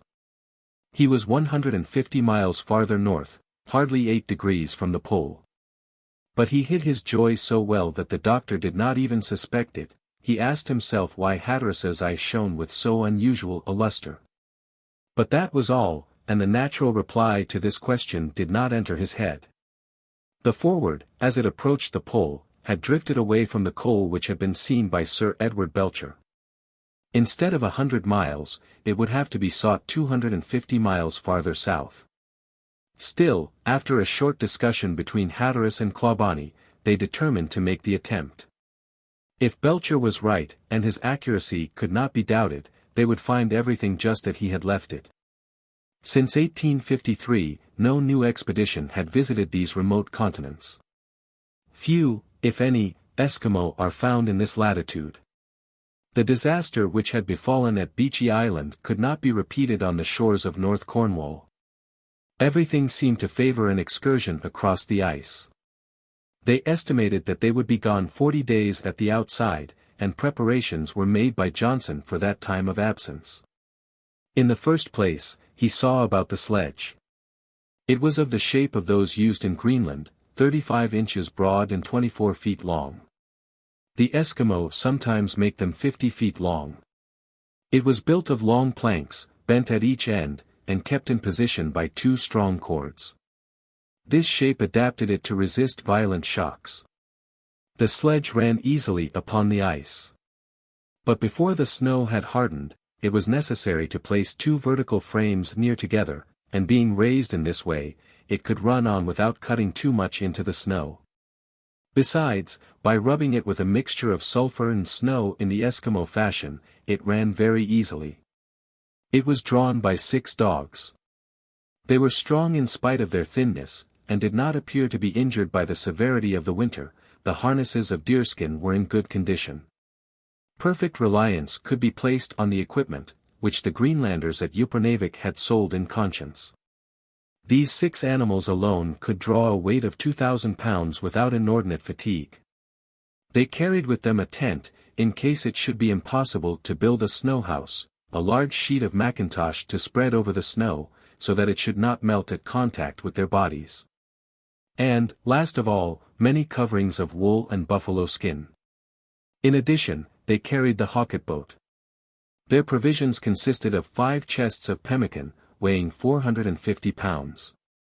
A pound of pemmican was allotted for each man and dog. Of the latter there were 7, including Duke. There were to be 4 men. They carried, besides, 12 gallons of spirits of wine, weighing nearly 150 pounds. Tea and biscuit, in proper amounts, a little portable kitchen, with a great many wicks, and much tow, ammunition, and 4 double-barreled guns. The men of the party made use of Captain Parry's invention, and wore girdles of India rubber in which the heat of the body and the motion in walking could keep tea, coffee, and water in a liquid state. Johnson took special care of the preparation of snowshoes, with their wooden frames and leathern straps. They served as skates. On thoroughly frozen spots deerskin moccasins could be worn with comfort. Every man carried 2 pairs of each. These preparations, which were so important because the omission of a single detail might have caused the ruin of the whole expedition, required 4 whole days. Every day at noon Hatteras took an observation of the ship's position. It was no longer drifting, and this had to be perfectly sure in order to secure their return. Hatteras undertook to choose the 4 men who were to accompany him. It was not an easy decision to take. Some it was not advisable to take, but then the question of leaving them on board had also to be considered. Still, the common safety demanded the success of this trip, and the captain deemed it right to choose sure and experienced men. Hence Shandon was left out, but not much to his regret. James Wall was too ill to go. The sick grew no worse, their treatment consisted of repeated rubbing and strong doses of lemon juice. This was easily seen to without the presence of the doctor being essential. Hence he enrolled himself among those who should go, and no voice was raised against it. Johnson would have gladly gone with the captain in his dangerous expedition. But Hatteras drew him to one side and said to him in an affectionate, almost weeping voice, "Johnson, you are the only man I can trust. You are the only officer with whom I can leave the ship. I must know that you are here to keep an eye on Shandon and the others. They are kept to the ship by the winter, but who can say what plans they are not capable of forming? You shall receive my formal instructions, which shall place the command in your hands. You shall take my place. We shall be absent 4 or 5 weeks at the most, and I shall be at ease having you here where I cannot be. You need wood, Johnson. I know it. But, as much as possible, spare my ship. Do you understand, Johnson?" "I understand, Captain," answered the old sailor, "and I will remain if you prefer it." "Thanks," said Hatteras, pressing the boatswain's hand. And he added, "In case we don't come back, Johnson, wait till the next thaw, and try to push on to the pole. If the rest refuse, don't think of us, but take the Forward back to England." "That is your wish, Captain." "It is," answered Hatteras. "Your orders shall be obeyed," said Johnson, quietly. The doctor regretted that his friend was not going to accompany him, but he was obliged to recognize the wisdom of Hatteras's plan. His 2 other companions were Bell the carpenter, and Simpson. The first, who was sturdy, brave, and devoted, would be of great service in their camping in the snow. The other, although less resolute, nevertheless determined to take part in this expedition in which he might be of use as hunter and fisher. So this detachment consisted of Hatteras, Clawbonny, Bell, Simpson, and the faithful Duke, making in all 4 men and 7 dogs to be fed. A suitable amount of provisions was made ready. During the early days of January the mean temperature was -33 degrees. Hatteras waited impatiently for milder weather. He frequently consulted the barometer, but no confidence could be placed in this instrument, which in these high latitudes seems to lose some of its customary accuracy.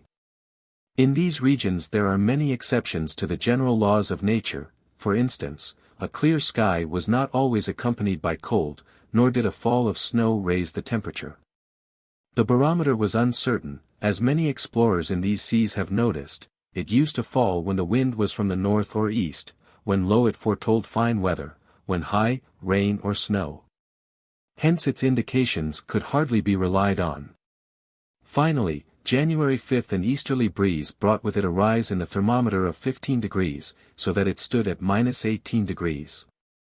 Hatteras resolved to start the next day. He could no longer endure seeing his ship torn to pieces before his eyes.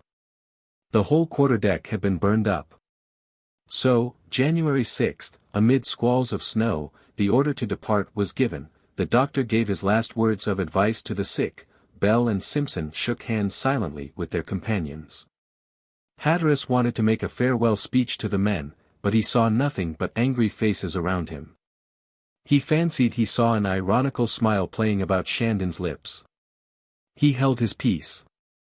Perhaps he had a momentary pang at parting as he gazed at the Forward. But it was too late for him to change his mind. The sledge, loaded and harnessed, was waiting on the ice. Bell was the first to move, the others followed. Johnson accompanied the travelers for a quarter of a mile, then Hatteras asked him to return, which he did after a long leave-taking. At that moment, Hatteras, turning for the last time towards the brig, saw the tops of her masts disappearing in the dark snow clouds. Chapter 29. Across the ice fields. The little band made their way towards the southeast. Simpson drove the sledge. Duke aided him much, without being disturbed at the occupation of his mates. Hatteras and the doctor followed behind on foot, while Bell, who was charged with making a road, went on in advance, testing the ice with the iron point of his stick. The little band made their way towards the southeast. The rise in the thermometer foretold a fall of snow, and soon it came, beginning in large flakes. This added to the hardships of their journey. they kept straying from a straight line, they could not go quickly. Nevertheless, they averaged 3 miles an hour. The ice field, under the pressure of the frost, presented an unequal surface, the sledge was often nearly turned over, but they succeeded in saving it.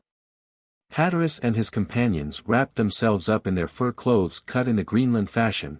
They were not cut with extraordinary neatness, but they suited the needs of the climate. Their faces were enclosed in a narrow hood which could not be penetrated by the snow or wind, their mouths, noses, and eyes were alone exposed to the air, and they did not need to be protected against it. Nothing is so inconvenient as scarfs and nose protectors, which soon are stiff with ice. At night they have to be cut away, which, even in the Arctic seas, is a poor way of undressing. It was necessary to leave free passage for the breath, which would freeze at once on anything it met. The boundless plain stretched out with tiresome monotony. Everywhere there appeared heaped-up ice hills, hummocks, blocks, and icebergs, separated by winding valleys. They walked staff in hand, saying but little. In this cold atmosphere, to open the mouth was painful. Sharp crystals of ice suddenly formed between the lips, and the heat of the breath could not melt them. Their progress was silent, and every one beat the ice with his staff. Bell's footsteps were visible in the fresh snow. They followed them mechanically, and where he had passed, the others could go safely. Numerous tracks of bears and foxes crossed one another everywhere, but during this first day not one could be seen. To chase them would have been dangerous and useless, they would only have overloaded the already heavy sledge. Generally, in excursions of this sort, travelers take the precaution of leaving supplies along their path. They hide them from the animals, in the snow, thus lightening themselves for their trip, and on their return they take the supplies which they did not have the trouble of carrying with them. Hatteras could not employ this device on an ice field which perhaps was moving. On firm land it would have been possible, and the uncertainty of their route made it doubtful whether they would return by the same path. At noon, Hatteras halted his little troop in the shelter of an ice wall. They dined off pemmican and hot tea. The strengthening qualities of this beverage produced general comfort, and the travelers drank a large quantity. After an hour's rest they started on again. In the first day they walked about 20 miles, that evening men and dogs were tired out. Still, in spite of their fatigue, they had to build a snow house in which to pass the night. The tent would not have been enough. This took them an hour and a half. Bell was very skillful.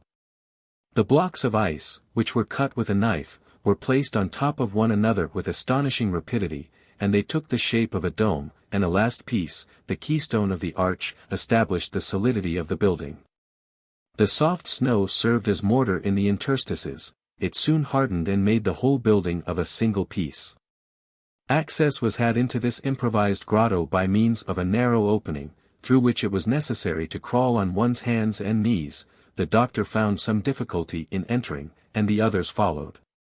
Supper was soon prepared on the alcohol cooking stove. The temperature inside was very comfortable, the wind, which was raging without, could not get in. "Sit down," soon shouted the doctor in his most genial manner. And this meal, though the same as the dinner, was shared by all. When it was finished their only thought was sleep. The mackintoshes, spread out upon the snow, protected them from the dampness.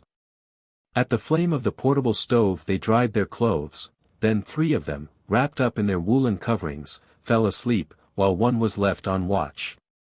He had to keep a lookout on the safety of all, and to prevent the opening from being closed, otherwise they ran a risk of being buried alive. Duke shared their quarters.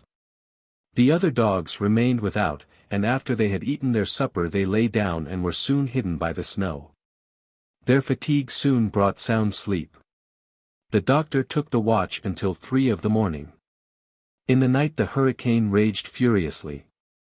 Strange was the situation of these lonely men lost in the snow, enclosed in this vault with its walls rapidly thickening under the snowfall.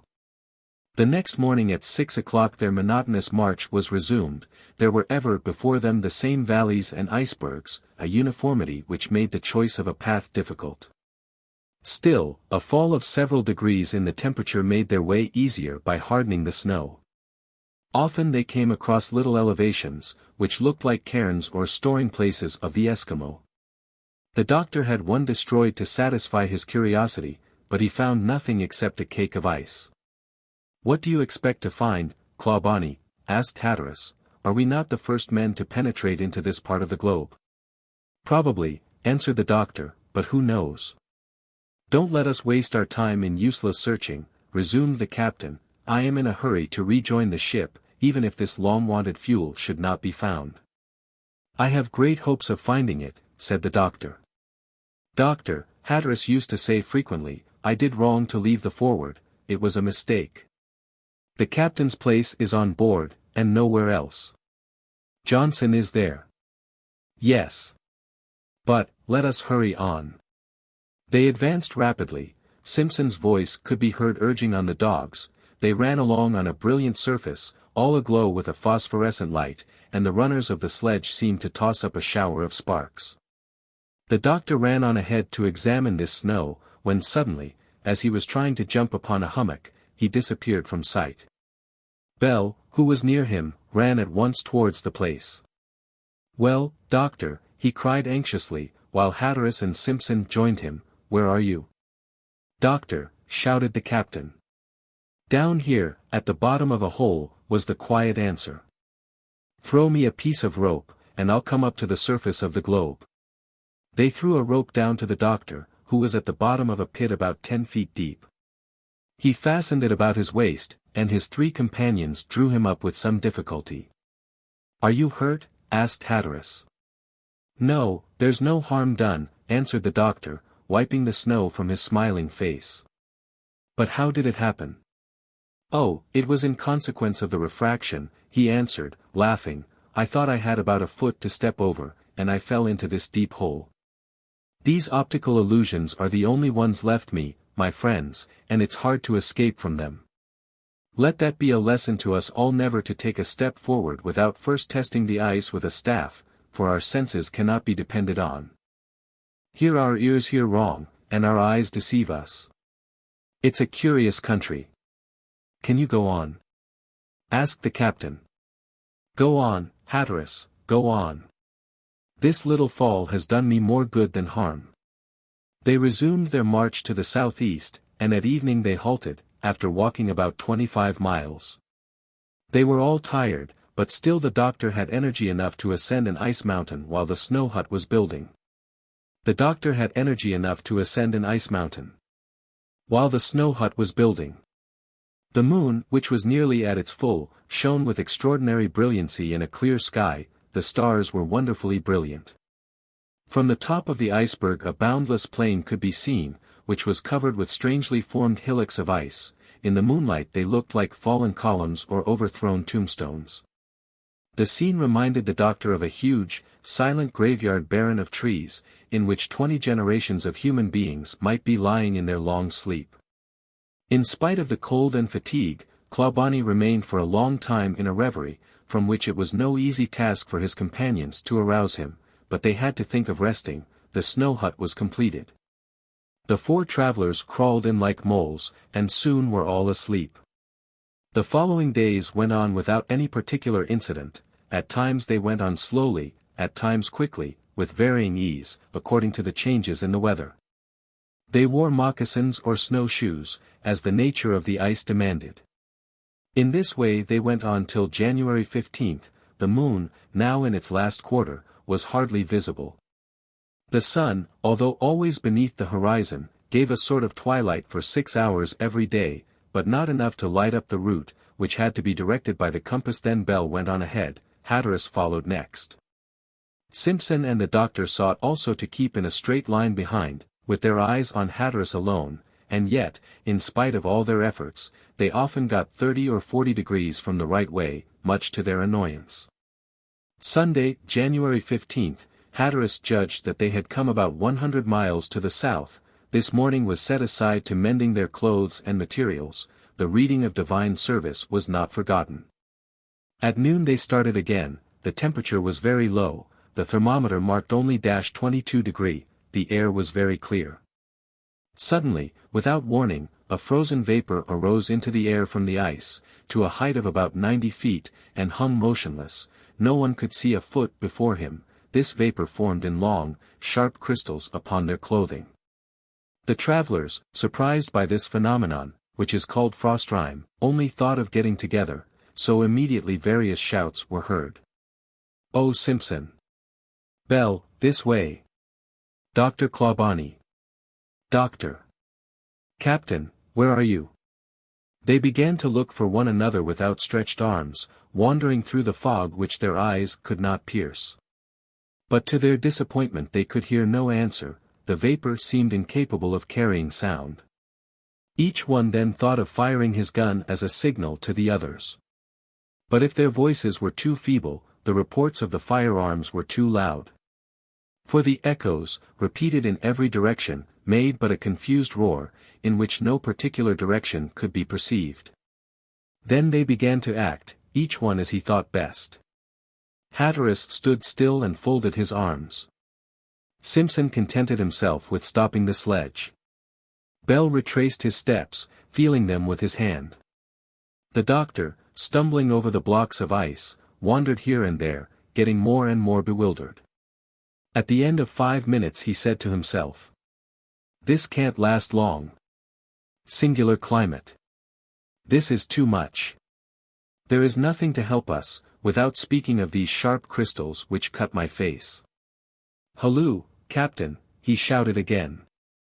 But he heard no answer. He fired his gun, but in spite of his thick gloves the iron burned his hands. Meanwhile he thought he saw a confused mass moving near him. "There's someone," he said. "Hatteras. Bell. Simpson. Is that you? Come, answer." A dull roar was alone heard. "Ah," thought the doctor, "what is that?" The object approached, it lost its first size and appeared in more definite shape. A terrible thought flashed into the doctor's mind. "A bear," he said to himself. In fact, it was a huge bear, lost in the fog. It came and went with great danger to the men, whose presence it certainly did not suspect. "Matters are growing complicated," thought the doctor, standing still.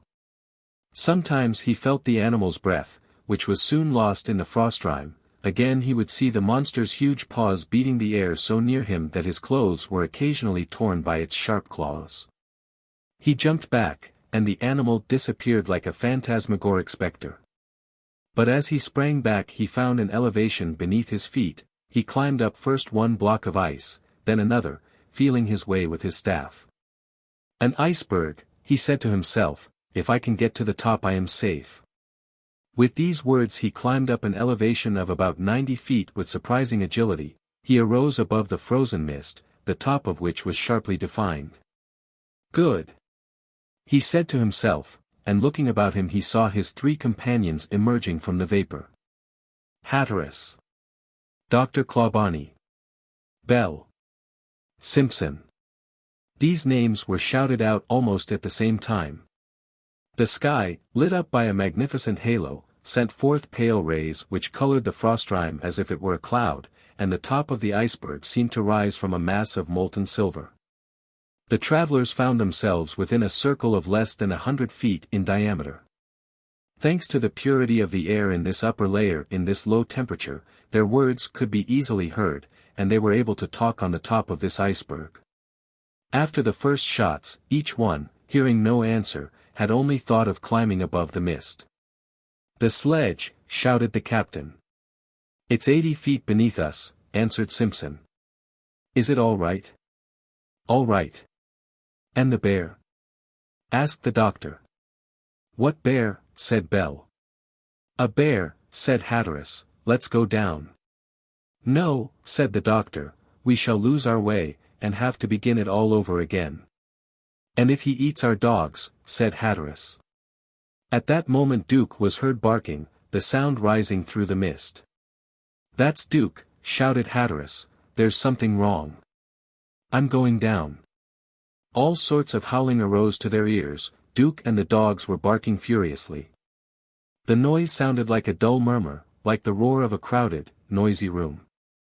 They knew that some invisible struggle was going on below, and the mist was occasionally agitated like the sea when marine monsters are fighting. "Duke, Duke!" shouted the captain, as he made ready to enter again into the frost rime. "Wait a moment, Hatteras, wait a moment. It seems to me that the fog is lifting." It was not lifting, but sinking, like water in a pool. It appeared to be descending into the ground from which it had risen. The summits of the icebergs grew larger, others, which had been hidden, arose like new islands. By an optical illusion, which may be easily imagined, the travelers, clinging to these ice cones, seemed to be rising in the air, while the top of the mist sank beneath them. Soon the top of the sledge appeared, then the harnessed dogs, and then about 30 other animals, then great objects moving confusedly, and Duke leaping about with his head alternately rising and sinking in the frozen mist. "Foxes," shouted Bell. "Bears," said the doctor, 1, 2, 3. "Our dogs, our provisions," cried Simpson. A troop of foxes and bears, having come across the sledge, were ravaging the provisions. Their instinct of pillaging united them in perfect harmony. The dogs were barking furiously, but the animals paid no heed, but went on in their work of destruction. "Fire!" shouted the captain, discharging his piece. "Fire!" shouted the captain, discharging his piece. His companions did the same. But at the combined report the bears, raising their heads and uttering a singular roar, gave the signal to depart. They fell into a little trot which a galloping horse could not have kept up with, and, followed by the foxes, they soon disappeared amid the ice to the north. Chapter 30. The cairn. This phenomenon, which is peculiar to the polar regions, had lasted 3/4 of an hour. The bears and foxes had had plenty of time. These provisions arrived opportunely for these animals, who were nearly starved during the inclement weather. The canvas cover of the sledge was torn by their strong claws, the casks of pemmican were opened and emptied. The biscuit sacks pillaged, the tea spilled over the snow, a barrel of alcohol torn open and its contents lost, their camping materials scattered and damaged, bore witness to the ferocity of these wild beasts, and their greediness. "This is a misfortune," said Bell, gazing at this scene of ruin. "Which is probably irreparable," said Simpson. "Let us first estimate the loss," interrupted the doctor, "and we'll talk about it afterwards." Hatteras, without saying a word, began to gather the scattered boxes and sacks. They collected the pemmican and biscuits which could be eaten. The loss of part of their alcohol was much to be regretted. For if that was gone there would be nothing warm to drink, no tea, no coffee. In making an inventory of the supplies left, the doctor found 200 pounds of pemmican gone, and 150 pounds of biscuit. If their journey continued they would have to subsist on half rations. They then began to discuss what should be done, whether they should return to the ship and start out again. But how could they make up their minds to lose the 150 miles they had already made? To return without fuel would have a depressing effect upon the spirits of the crew. Could men be found again to resume their march across the ice? Evidently it was better to push on, even at the risk of severe privations. The doctor, Hatteras, and Bell were of this opinion. Simpson wanted to go back. The fatigue of the journey had worn upon his health, he was visibly weaker. But finding himself alone of this opinion, he resumed his place at the head of the sledge, and the little caravan continued its journey to the south. During the 3 next days, from the 15th to the 17th of January, all the monotonous incidents of the voyage were repeated. They advanced more slowly, and with much fatigue, their legs grew tired, the dogs dragged the sledge with difficulty. Their diminished supply of food could not comfort men or beasts. The weather was very variable, changing from intense, dry cold to damp, penetrating mists. January 18th the aspect of the ice fields changed suddenly. A great number of peaks, like sharp-pointed pyramids, and very high, appeared at the horizon. The ground in certain places came through the snow. It seemed formed of gneiss, schist, and quartz, with some appearance of limestone. The travelers at last touched earth again, and this land they judged to be that called North Cornwall. The doctor could not help striking the earth with joy. They had now only 100 miles to go before reaching Cape Belcher, but their fatigue increased strangely on this soil, covered with sharp rocks, and interspersed with dangerous points, crevasses, and precipices. They had to go down into the depths of these abysses, climb steep ascents, and cross narrow gorges, in which the snow was drifted to the depth of 30 or 40 feet. The travelers soon regretted the almost easy journey over the ice fields, which so well suited the sledge. Now it had to be dragged by main force. The weary dogs were insufficient. The men, compelled to take their place alongside of them, wore themselves out with hauling. Often they had to take off the whole load to get over some steep hills. A place only 10 feet wide often kept them busy for hours. So in this first day they made only 5 miles in North Cornwall, which is certainly well named, for it exhibits all the roughness, the sharp points, the steep gorges, the confused rockiness, of the southwest coast of England. The next day the sledge reached the top of the hills near the shore. The exhausted travelers, being unable to make a snow hut, were obliged to pass the night under the tent, wrapped up in buffalo skins, and drying their wet stockings by placing them about their bodies. The inevitable consequences of such conduct are easily comprehended. That night the thermometer fell below -44 degrees, and the mercury froze. Simpson's health caused great anxiety. A persistent cough, violent rheumatism, and intolerable pain obliged him to lie on the sledge which he could no longer guide. Bell took his place. He too was suffering, but not so much as to be incapacitated. The doctor also felt the consequences of this trip in this terrible weather, but he uttered no complaint. He walked on, resting on his staff. He made out the way and helped every one. Hatteras, impassible, and as strong as on the first day, followed the sledge in silence. January 20th the weather was so severe that the slightest effort produced complete prostration. Still, the difficulties of the way were so great, that Hatteras, the doctor, and Bell harnessed themselves with the dogs. Sudden shocks had broken the front of the sledge, and they had to stop to repair it. Such delays were frequent every day. The travelers followed a deep ravine, up to their waists in snow, and perspiring violently in spite of the intense cold. They did not say a word. Suddenly Bell, who was near the doctor, looked at him with some alarm. Then, without uttering a word, he picked up a handful of snow and began rubbing his companion's face violently. "Well, Bell," said the doctor, resisting. But Bell continued rubbing. "Come, Bell," began the doctor again, his mouth, nose, and eyes full of snow. "Are you mad? What's the matter?" "If you have a nose left," answered Bell, "you ought to be grateful to me." "A nose?" answered the doctor, quickly, clapping his hand to his face. "Yes, doctor, you were frostbitten. Your nose was white when I looked at you, and if I had not done as I did, you would have lost that ornament which is in the way on a journey, but agreeable to one's existence." In fact, the doctor's nose was almost frozen. The circulation of the blood was restored in time, and, thanks to Bell, all danger was gone. "Thanks, Bell," said the doctor, "I'll be even with you yet." "I hope so, doctor," the carpenter answered. "And may heaven protect us from worse misfortunes." "Alas, Bell," continued the doctor, "you mean Simpson. The poor fellow is suffering terribly." "Do you fear for his life?" asked Hatteras, quickly. "Yes, Captain," answered the doctor. "And why?" "He has a violent attack of scurvy, his legs have begun to swell, and his gums too. The poor fellow lies half frozen on the sledge, and every movement redoubles his suffering. I pity him, Hatteras, and I can't do anything to relieve him." "Poor Simpson," murmured Bell. "Perhaps we shall have to halt for a day or two," resumed the doctor. "Halt!" shouted Hatteras, "when the lives of 18 men are hanging on our return." "Still," said the doctor.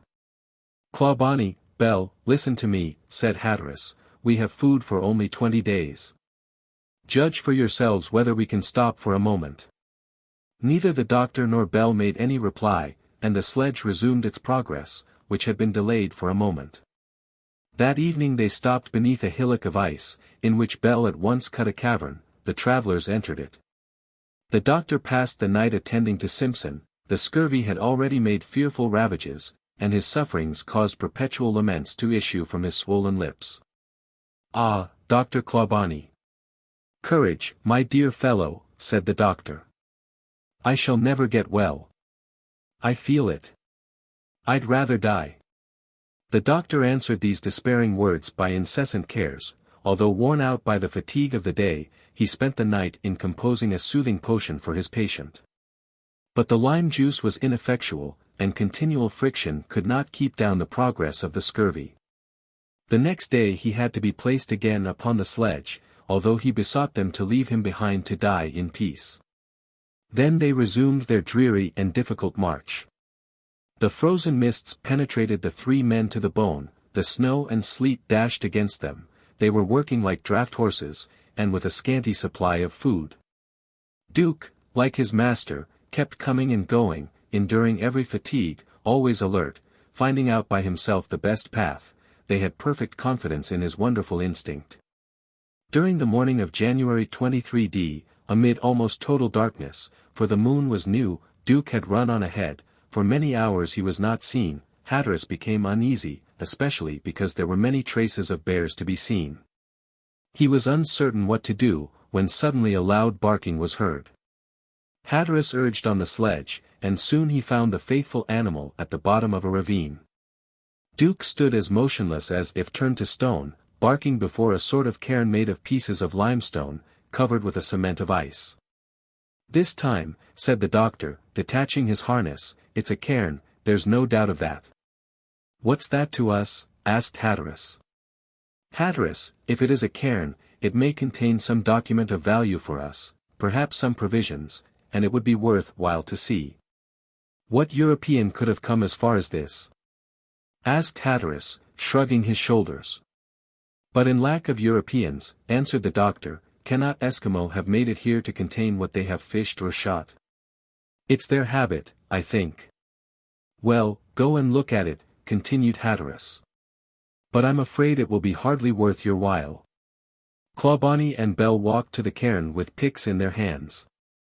Duke continued barking furiously. The limestones were firmly fastened together by the ice. But a few blows scattered them on the ground. "There's something there, evidently," said the doctor. "I think so," answered Bell. They rapidly destroyed the cairn. Soon they found a bundle and in it a damp paper. The doctor took it with a beating heart. Hatteras ran forward, seized the paper, and read.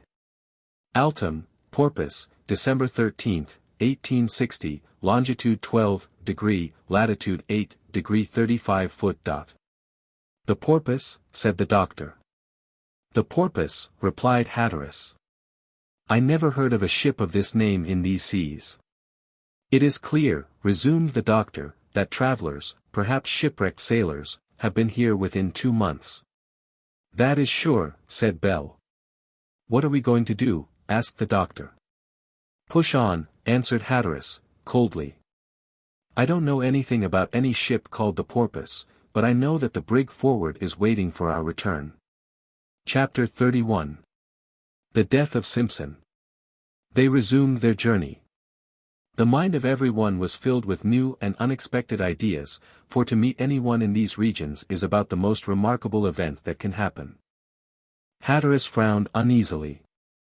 "The Porpoise," he kept saying to himself, "what ship is that? And what is it doing so near the pole?" At the thought, he shuddered. The doctor and Bell only thought of the 2 results which might follow the discovery of this document, that they might be of service in saving someone, or, possibly, that they might be saved by them. But the difficulties, obstacles, and dangers soon returned, and they could only think of their perilous position. They could only think of their perilous position. Simpson's condition grew worse. The doctor could not be mistaken about the symptoms of a speedy death. He could do nothing. He was himself suffering from a painful ophthalmia, which might be accompanied by deafness if he did not take care. The twilight at that time gave light enough, and this light, reflected by the snow, was bad for the eyes. It was hard to protect them from the reflection, for glasses would be soon covered with a layer of ice which rendered them useless. Hence they had to guard carefully against accident by the way, and they had to run the risk of ophthalmia. Still, the doctor and Bell covered their eyes and took turns in guiding the sledge. It ran far from smoothly on its worn runners. It became harder and harder to drag it, their path grew more difficult, the land was of volcanic origin, and all cut up with craters. The travelers had been compelled gradually to ascend 1,500 feet to reach the top of the mountains. The temperature was lower, the storms were more violent, and it was a sorry sight to see these poor men on these lonely peaks. They were also made sick by the whiteness of everything, the uniform brilliancy tired them. It made them giddy, the earth seemed to wave beneath their feet with no fixed point on the immense white surface. They felt as one does on shipboard when the deck seems to be giving way beneath the foot. They could not get over the impression, and the persistence of the feeling wearied their heads. Their limbs grew torpid, their minds grew dull, and often they walked like men half asleep. Then a slip or a sudden fall would rouse them for a few moments from their sluggishness. January 25 they began to descend the steep slopes, which was even more fatiguing.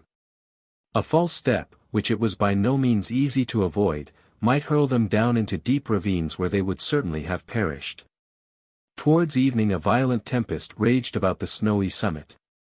It was impossible to withstand the force of the hurricane, they had to lie down on the ground, but so low was the temperature that they ran a risk of being frozen to death at once. Bell, with Hatteras's aid, built with much difficulty a snow house, in which the poor men sought shelter. There they partook of a few fragments of pemmican and a little hot tea, only 4 gallons of alcohol were left. And they had to use this to allay their thirst, for snow cannot be absorbed if taken in its natural state, it has to be melted first. In the temperate zone, where the cold hardly ever sinks much below the freezing point, it can do no harm. But beyond the polar circle it is different, it reaches so low a temperature that the bare hand can no more touch it than it can iron at a white heat, and this, although it is a very poor conductor of heat. So great is the difference of temperature between it and the stomach that its absorption produces real suffocation. The Eskimo prefer severe thirst to quenching it with this snow, which does not replace water, and only augments the thirst instead of appeasing it. The only way the travelers could make use of it was by melting it over the spirit lamp. At 3 in the morning, when the tempest was at its height, the doctor took his turn at the watch. He was lying in a corner of the hut when a groan of distress from Simpson attracted his attention. He arose to see to him, but in rising he hit his head sharply against the icy roof. Without paying any attention to that, he bent over Simpson and began to rub his swollen, discolored legs. After doing this for a quarter of an hour he started to rise, and bumped his head again, although he was on his knees. "That's odd," he said to himself. He raised his hand above his head, the roof was perceptibly sinking. "Great God," he cried. "Wake up, my friends." At his shouts Hatteras and Bell arose quickly, striking their heads against the roof. They were in total darkness. "We shall be crushed," said the doctor, "let's get out." And all three, dragging Simpson after them, abandoned their dangerous quarters, and it was high time, for the blocks of ice, ill put together, fell with a loud crash. The poor men found themselves then without shelter against the hurricane. Hatteras attempted to raise the tent, but it was impossible, so severe was the wind, and they had to shelter themselves beneath the canvas, which was soon covered with a thick layer of snow. But this snow prevented the radiation of their warmth and kept them from being frozen to death. The storm lasted all night. Bell, when he was harnessing the half-starved dogs, noticed that 3 of them had begun to eat the leather straps. 2 were very sick and seemed unable to go on. Still, they set out as well as they could. They had 60 miles between them and the point they wished to reach. On the 26th, Bell, who was ahead, shouted suddenly to his companions. They ran towards him, and he pointed with astonishment to a gun resting on a piece of ice. "A gun," cried the doctor. Hatteras took it, it was in good condition, and loaded. "The men of the Porpoise can't be far off." Hatteras, as he was examining the gun, noticed that it was of American make. His hands clinched nervously its barrel. "Forward," he said calmly. They continued to descend the mountains. Simpson seemed deprived of all feeling. He had not even strength left to moan. The tempest continued to rage, the sledge went on more and more slowly, they made but a few miles in 24 hours, and, in spite of the strictest economy, their supplies threatened to give out. But so long as enough was left to carry them back, Hatteras pushed on. On the 27th they found, partly buried beneath the snow, a sextant and then a flask, which contained brandy, or rather a piece of ice, in the middle of which all the spirit of the liquor had collected in the form of snow. It was of no use. Evidently, without meaning it, Hatteras was following in the wake of some great disaster. He went on by the only possible route, collecting the traces of some terrible shipwreck. The doctor kept a sharp lookout for other cairns, but in vain. Sad thoughts beset him. In fact, if he should discover these wretches, of what service could he be to them? He and his companions were beginning to lack everything, their clothing was torn, their supplies were scanty. If the survivors were many, they would all starve to death. Hatteras seemed inclined to flee from them. Was he not justified, since the safety of the crew depended upon him? Ought he to endanger the safety of all by bringing strangers on board? But then strangers were men, perhaps their countrymen. Slight as was their chance of safety, ought they to be deprived of it? The doctor wanted to get Bell's opinion, but Bell refused to answer. His own sufferings had hardened his heart. Clawbonny did not dare ask Hatteras, so he sought aid from Providence. Towards the evening of that day, Simpson appeared to be failing fast. His cold, stiff limbs, his impeded breathing, which formed a mist about his head, his convulsive movements, announced that his last hour had come. His expression was terrible to behold, it was despairing, with a look of impotent rage at the captain. It contained a whole accusation, mute reproaches which were full of meaning, and perhaps deserved. Hatteras did not go near the dying man. He avoided him, more silent, more shut into himself than ever. The following night was a terrible one. The violence of the tempest was doubled, 3 times the tent was thrown over, and snow was blown over the suffering men, blinding them, and wounding them with the pieces torn from the neighboring masses. The dogs barked incessantly. Simpson was exposed to all the inclemency of the weather. Bell succeeded in again raising the canvas, which, if it did not protect them from the cold, at least kept off the snow. But a sudden squall blew it down for the 4th time and carried it away with a fierce blast. "Ah, that is too much," shouted Bell. "Courage, courage," answered the doctor, stooping down to escape being blown away. Simpson was gasping for breath. Suddenly, with a last effort, he half rose, stretched his clenched fist at Hatteras, who was gazing steadily at him, uttered a heartrending cry, and fell back dead in the midst of his unfinished threat. Suddenly, with a last effort, he half rose. "Dead," said the doctor. "Dead," repeated Bell. Hatteras, who was approaching the corpse, drew back before the violence of the wind. He was the first of the crew who succumbed to the murderous climate, the first to offer up his life, after incalculable sufferings, to the captain's persistent obstinacy. This man had considered him an assassin, but Hatteras did not quail before the accusation. But a tear, falling from his eyes, froze on his pale cheek. The doctor and Bell looked at him in terror. Supported by his long staff, he seemed like the genius of these regions, straight in the midst of the fierce blast, and terrible in his stern severity. He remained standing, without stirring, till the first rays of the twilight appeared, bold and unconquerable, and seeming to defy the tempest which was roaring about him. Chapter 32. The return to the forward. Towards 6 o'clock in the morning the wind fell, and, shifting suddenly to the north, it cleared the clouds from the sky. The thermometer stood at -33 degrees. The first rays of the twilight appeared on the horizon above which it would soon peer. Hatteras approached his 2 dejected companions and said to them, sadly and gently, "My friends, we are more than 60 miles from the point mentioned by Sir Edward Belcher. We have only just enough food left to take us back to the ship. To go farther would only expose us to certain death, without our being of service to any one. We must return. "That is a wise decision, Hatteras," answered the doctor. "I should have followed you anywhere, but we are all growing weaker every day. We can hardly set one foot before the other. I approve of returning." "Is that your opinion, Bell?" asked Hatteras. "Yes, Captain," answered the carpenter. "Well," continued Hatteras, "we will take 2 days for rest." "That's not too much. The sledge needs a great many repairs. I think, too, we ought to build a snow house in which we can repose." This being decided, the 3 men set to work energetically. Bell took the necessary precautions to ensure the solidity of the building, and soon a satisfactory retreat arose at the bottom of the ravine where they had last halted. It was doubtless after a hard struggle that Hatteras had decided to discontinue his journey. So much effort and fatigue thrown away. A useless trip, entailing the death of one of his men.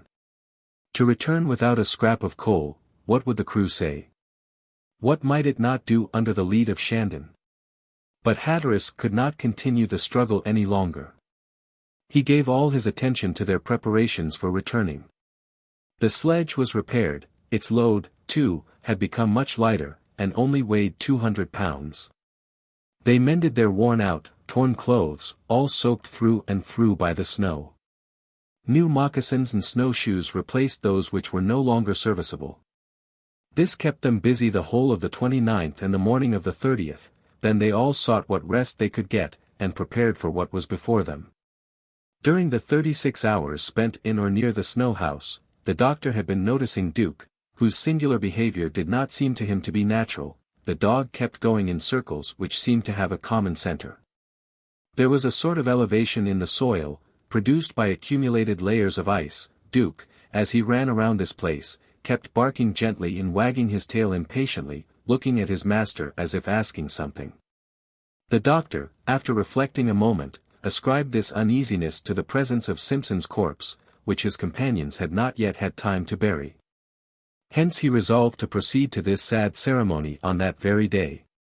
The next morning they were to start. Bell and the doctor, picks in hand, went to the bottom of the ravine. The elevation which Duke had noticed offered a suitable place for the grave, which would have to be dug deep to escape the bears. The doctor and Bell began by removing the soft snow, then they attacked the solid ice. At the third blow of his pick the doctor struck against some hard body. He picked up the pieces and found them the fragments of a glass bottle. Bell brought to light a stiffened bag, in which were a few crumbs of fresh biscuit. "What's this?" said the doctor. "What can it be?" asked Bell, stopping his work. The doctor called to Hatteras, who came at once. Duke barked violently, and with his paws tried to tear up the ice. "Have we by any possibility come across a supply of provisions?" said the doctor. "It looks like it," answered Bell. "Go on," said Hatteras. A few bits of food were found and a box quarter full of pemmican. "If we have," said Hatteras, "the bears have visited it before we did. See, these provisions have been touched already." "It is to be feared," answered the doctor, "for—" He did not finish his sentence. A cry from Bell interrupted him. He had turned over a tolerably large piece of ice and showed a stiff, frozen human leg in the ice. "A corpse," cried the doctor. "It's a grave," said Hatteras. It was the body of a sailor about 30 years old, in a perfect state of preservation. He wore the usual dress of Arctic sailors. The doctor could not say how long he had been dead. After this, Bell found another corpse, that of a man of 50, exhibiting traces of the sufferings that had killed him. "They were never buried," cried the doctor. "These poor men were surprised by death as we find them." "You are right, doctor," said Bell. Go on," said Hatteras. Bell hardly dared. Who could say how many corpses lay hidden here? "They were the victims of just such an accident as we nearly perished by," said the doctor. "Their snow house fell in. Let us see if one may not be breathing yet." The place was rapidly cleared away, and Bell brought up a third body, that of a man of 40. He looked less like a corpse than the others. The doctor bent over him and thought he saw some signs of life. "He's alive," he shouted. Bell and he carried this body into the snow house, while Hatteras stood in silence, gazing at the sunken dwelling. The doctor stripped the body. It bore no signs of injury. With Bell's aid he rubbed it vigorously with tow dipped in alcohol, and he saw life gradually reviving within it. But the man was in a state of complete prostration, and unable to speak. His tongue clove to his palate as if it were frozen. The doctor examined his patient's pockets. They were empty. No paper. He let Bell continue rubbing, and went out to Hatteras. He found him in the ruined snow house, clearing away the floor. Soon he came out, bearing a half-burned piece of an envelope. A few words could be deciphered. Tamont. Orpoise. W. York. Altamont, shouted the doctor, of the Porpoise. Of New York. An American, said Hatteras. I shall save him, said the doctor. I'll answer for it, and we shall find out the explanation of this puzzle. He returned to Altamont, while Hatteras remained pensive. The doctor succeeded in recalling the unfortunate man to life, but not to consciousness. He neither saw, heard, nor spoke, but at any rate he was alive. The next morning Hatteras said to the doctor, "We must start." "All right, Hatteras. The sledge is not loaded, we shall carry this poor fellow back to the ship with us." "Very well," said Hatteras. "But first let us bury these corpses." The two unknown sailors were placed beneath the ruins of the snow house. Simpson's body took the place of Altamont's. The three travelers uttered a short prayer over their companion, and at 7 o'clock in the morning they set off again for the ship. 2 of the dogs were dead. Duke volunteered to drag the sledge, and he worked as resolutely as a Greenland dog. For 20 days, from January 31st to February 19th, the return was very much like the first part of the journey. Save that it was in the month of February, the coldest of the whole year, and the ice was harder.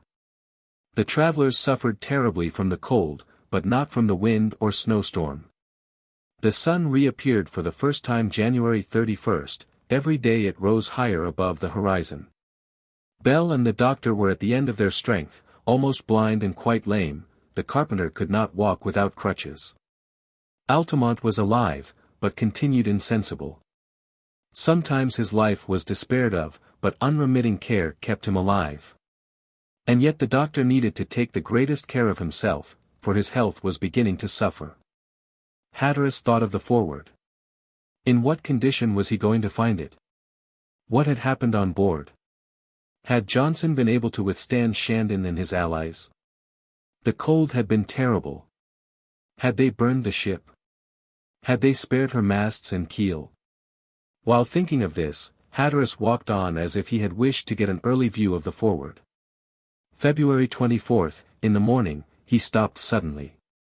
300 paces before him appeared a reddish glow, above which rose an immense column of black smoke, which was lost in the grey clouds of the sky. "See that smoke," he shouted. His heart beat as if it would burst. "See that smoke," he said to his companions. "My ship is on fire." "But we are more than 3 miles from it," said Bell. "It can't be the Forward." "Yes, but it is," answered the doctor, "the mirage makes it seem nearer." "Let us run," cried Hatteras. They left the sledge in charge of Duke, and hastened after the captain. An hour later they came in sight of the ship. A terrible sight. The brig was burning in the midst of the ice, which was melting about her. The flames were lapping her hull, and the southerly breeze brought to Hatteras's ears unaccustomed sounds. 500 feet from the ship stood a man raising his hands in despair. He stood there, powerless, facing the fire which was destroying the Forward. The man was alone, it was Johnson. Hatteras ran towards him. "My ship! My ship!" he cried. "You!" "Captain," answered Johnson, "you!" "Stop! Not a step farther." "Well?" asked Hatteras with a terrible air. "The wretches," answered Johnson, "they've been gone 48 hours, after firing the ship." "Curse them," groaned Hatteras. Then a terrible explosion was heard, the earth trembled, the icebergs fell. A column of smoke rose to the clouds, and the forward disappeared in an abyss of fire. Then a terrible explosion was heard. At that moment the doctor and Bell came up to Hatteras. He roused himself suddenly from his despair. "My friends," he said energetically, "the cowards have taken flight. The brave will succeed. Johnson, Bell, you are bold, Doctor, you are wise, as for me, I have faith. There is the North Pole. Come, to work." Hatteras's companions felt their hearts glow at these brave words. And yet the situation was terrible for these 4 men and the dying man, abandoned without supplies, alone at the 84th degree of latitude, in the very heart of the polar regions. End of Part 1. Part 2. The Desert of Ice. The Desert of Ice. Chapter 1. The Doctor's Inventory. The design which Captain Hatteras had formed of exploring the North, and of giving England the honor of discovering the Pole, was certainly a bold one. This hardy sailor had just done all that human skill could do. After struggling for 9 months against contrary winds and seas, after destroying icebergs and ice fields, after enduring the severity of an unprecedentedly cold winter, after going over all that his predecessors had done, after carrying the Forward beyond the seas which were already known, in short, after completing half his task, he saw his grand plans completely overthrown. The treachery, or rather the demoralization of his wearied crew, the criminal folly of some of the ringleaders, left him in a terrible situation. Of the 18 men who had sailed in the brig, 4 were left, abandoned without supplies, without a boat, more than 2,500 miles from home. The explosion of the Forward, which had just blown up before their eyes, took from them their last means of subsistence. Still, Hatteras's courage did not abandon him at this terrible crisis. The men who were left were the best of the crew. They were genuine heroes. He made an appeal to the energy and wisdom of Dr. Clawbonny, to the devotion of Johnson and Bell, to his own faith in the enterprise. Even in these desperate straits he ventured to speak of hope. His brave companions listened to him, and their courage in the past warranted confidence in their promises for the future. The doctor, after listening to the captain's words, wanted to get an exact idea of their situation. And, leaving the others about 500 feet from the ship, he made his way to the scene of the catastrophe. Of the Forward, which had been built with so much care, nothing was left. Pieces of ice, shapeless fragments all blackened and charred, twisted pieces of iron, ends of rope still burning like fuse, and scattered here and there on the ice field, testified to the force of the explosion. The cannon had been hurled to some distance, and was lying on a piece of ice that looked like a gun carriage. The surface of the ice, for a circle of 600 feet in diameter, was covered with fragments of all sorts. The brig's keel lay under a mass of ice. The icebergs, which had been partly melted by the fire, had already recovered their rock-like hardness. The doctor then began to think of his ruined cabin, of his lost collections, of his precious instruments destroyed, his books torn, burned to ashes. So much that was valuable gone. He gazed with tearful eyes at this vast disaster, thinking not of the future, but of the irreparable misfortune which dealt him so severe a blow. He was immediately joined by Johnson. The old sailor's face bore signs of his recent sufferings. He had been obliged to struggle against his revolted companions, defending the ship which had been entrusted to his care. The doctor sadly pressed the boatswain's hand. "Well, my friend, what is going to become of us?" asked the doctor. "Who can say?" answered Johnson. "At any rate," continued the doctor, "don't let us give way to despair, let us be men." "Yes, doctor," answered the old sailor, "you are right. It's when matters look worse that we most need courage. We are in a bad way, we must see how we can best get out of it." "Poor ship," said the doctor, sighing, "I had become attached to it. I had got to look on it as on my own home, and there's not left a piece that can be recognized. Who would think, doctor, that this mass of dust and ashes could be so dear to our heart? And the launch," continued the doctor, gazing around, "was it destroyed too?" "No, doctor, Shandon and the others, who left, took it with them." "And the gig?" "Was broken into 1,000 pieces." See, those sheets of tin are all that's left of her. Then we have nothing but the Hawket boat. Asterisk. Asterisk made of India rubber, and capable of being inflated at pleasure. That is all, and it is because you insisted on our taking it, that we have that. It's not of much use, said the doctor. They were a pack of miserable, cowardly traitors who ran away, said Johnson. May they be punished as they deserve.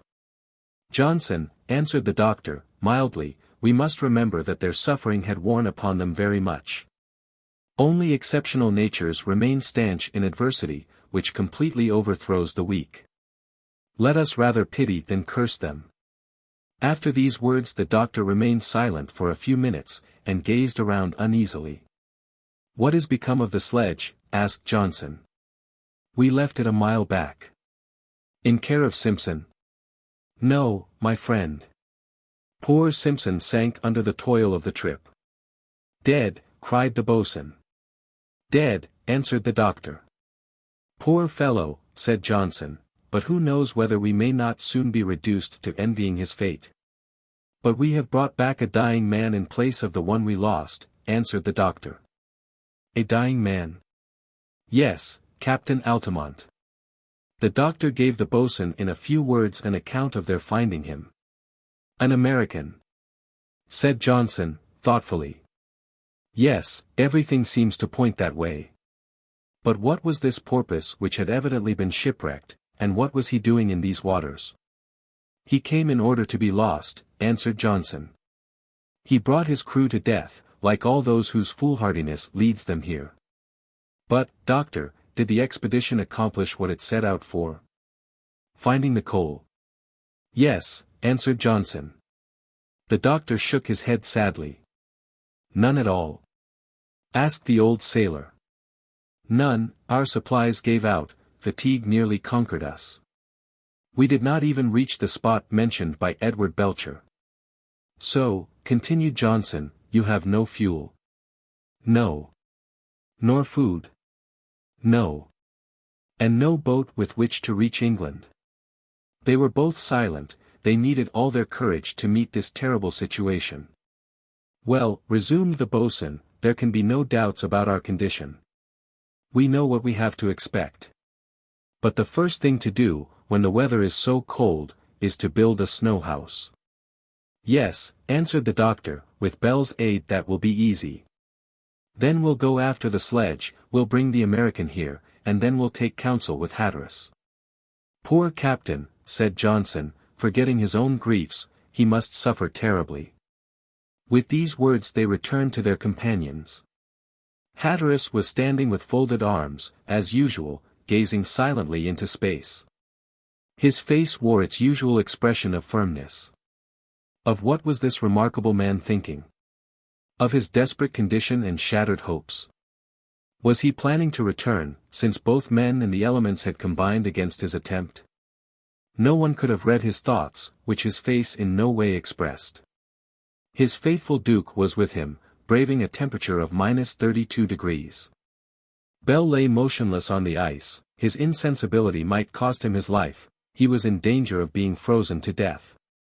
Johnson shook him violently, rubbed him with snow, and with some difficulty aroused him from his torpor. Come, Bell, take courage, he said, don't lose heart, get up, we have to talk matters over, and we need a shelter. Have you forgotten how to make a snow house? Come, help me, Bell. There's an iceberg we can cut into. Come, to work. That will give us what we need, courage. Bell, aroused by these words, obeyed the old sailor.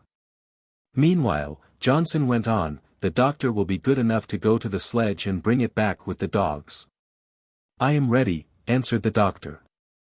In an hour I shall be back. Shall you go too, Captain, added Johnson, turning to Hatteras. Although he was deep in thought, the captain heard the boatswain's question, for he answered gently. No, my friend, if the doctor is willing to go alone. We must form some plan of action, and I want to be alone to think matters over. Go. Do what you think right for the present. I will be thinking of the future. Johnson turned to the doctor. "It's singular," he said, "the captain seems to have forgotten his anger, his voice never was so gentle before." "Well," answered the doctor, "he has recovered his presence of mind. Mark my words, Johnson, that man will be able to save us." Thereupon the doctor wrapped himself up as well as he could, and, staff in hand, walked away towards the sledge in the midst of a fog which the moonlight made almost bright. Johnson and Bell set to work immediately. The old sailor encouraged the carpenter, who wrought on in silence. They did not need to build, but to dig into the solid ice, to be sure it was frozen very hard, and so rendered the task difficult, but it was thereby additionally secure. Soon Johnson and Bell could work comfortably in the orifice, throwing outside all that they took from the solid mass. From time to time Hatteras would walk fitfully, stopping suddenly every now and then. Evidently he did not wish to reach the spot where his brig had been. As he had promised, the doctor was soon back. He brought with him Altamont, lying on the sledge beneath all the coverings. The Greenland dogs, thin, tired, and half-starved, could hardly drag the sledge, and were gnawing at their harness. It was high time that men and beasts should take some rest. While they were digging the house, the doctor happened to stumble upon a small stove which had not been injured by the explosion, and with a piece of chimney that could be easily repaired, the doctor carried it away in triumph. At the end of 3 hours the house was inhabitable, the stove was set in and filled with pieces of wood, it was soon roaring and giving out a comfortable warmth. The American was brought in and covered up carefully. The 4 Englishmen sat about the fire. The last supplies of the sledge, a little biscuit and some hot tea, gave them some comfort. Hatteras did not speak, every one respected his silence. When the meal was finished the doctor made a sign for Johnson to follow him outside. "Now," he said, "we are going to make an inventory of what is left. We must know exactly what things we have, they are scattered all about, we must pick them up. It may snow at any moment, and then it would be impossible to find a scrap." "Don't let us lose any time, then," answered Johnson, "food and wood is what we need at once." "Well, let us each take a side," answered the doctor, "so as to cover the whole ground. Let us begin at the center and go out to the circumference." They went at once to the bed of ice where the Forward had lain. Each examined with care all the fragments of the ship beneath the dim light of the moon. It was a genuine hunt. The doctor entered into this occupation with all the zest, not to say the pleasure, of a sportsman, and his heart beat high when he discovered a chest almost intact, but most were empty, and their fragments were scattered everywhere.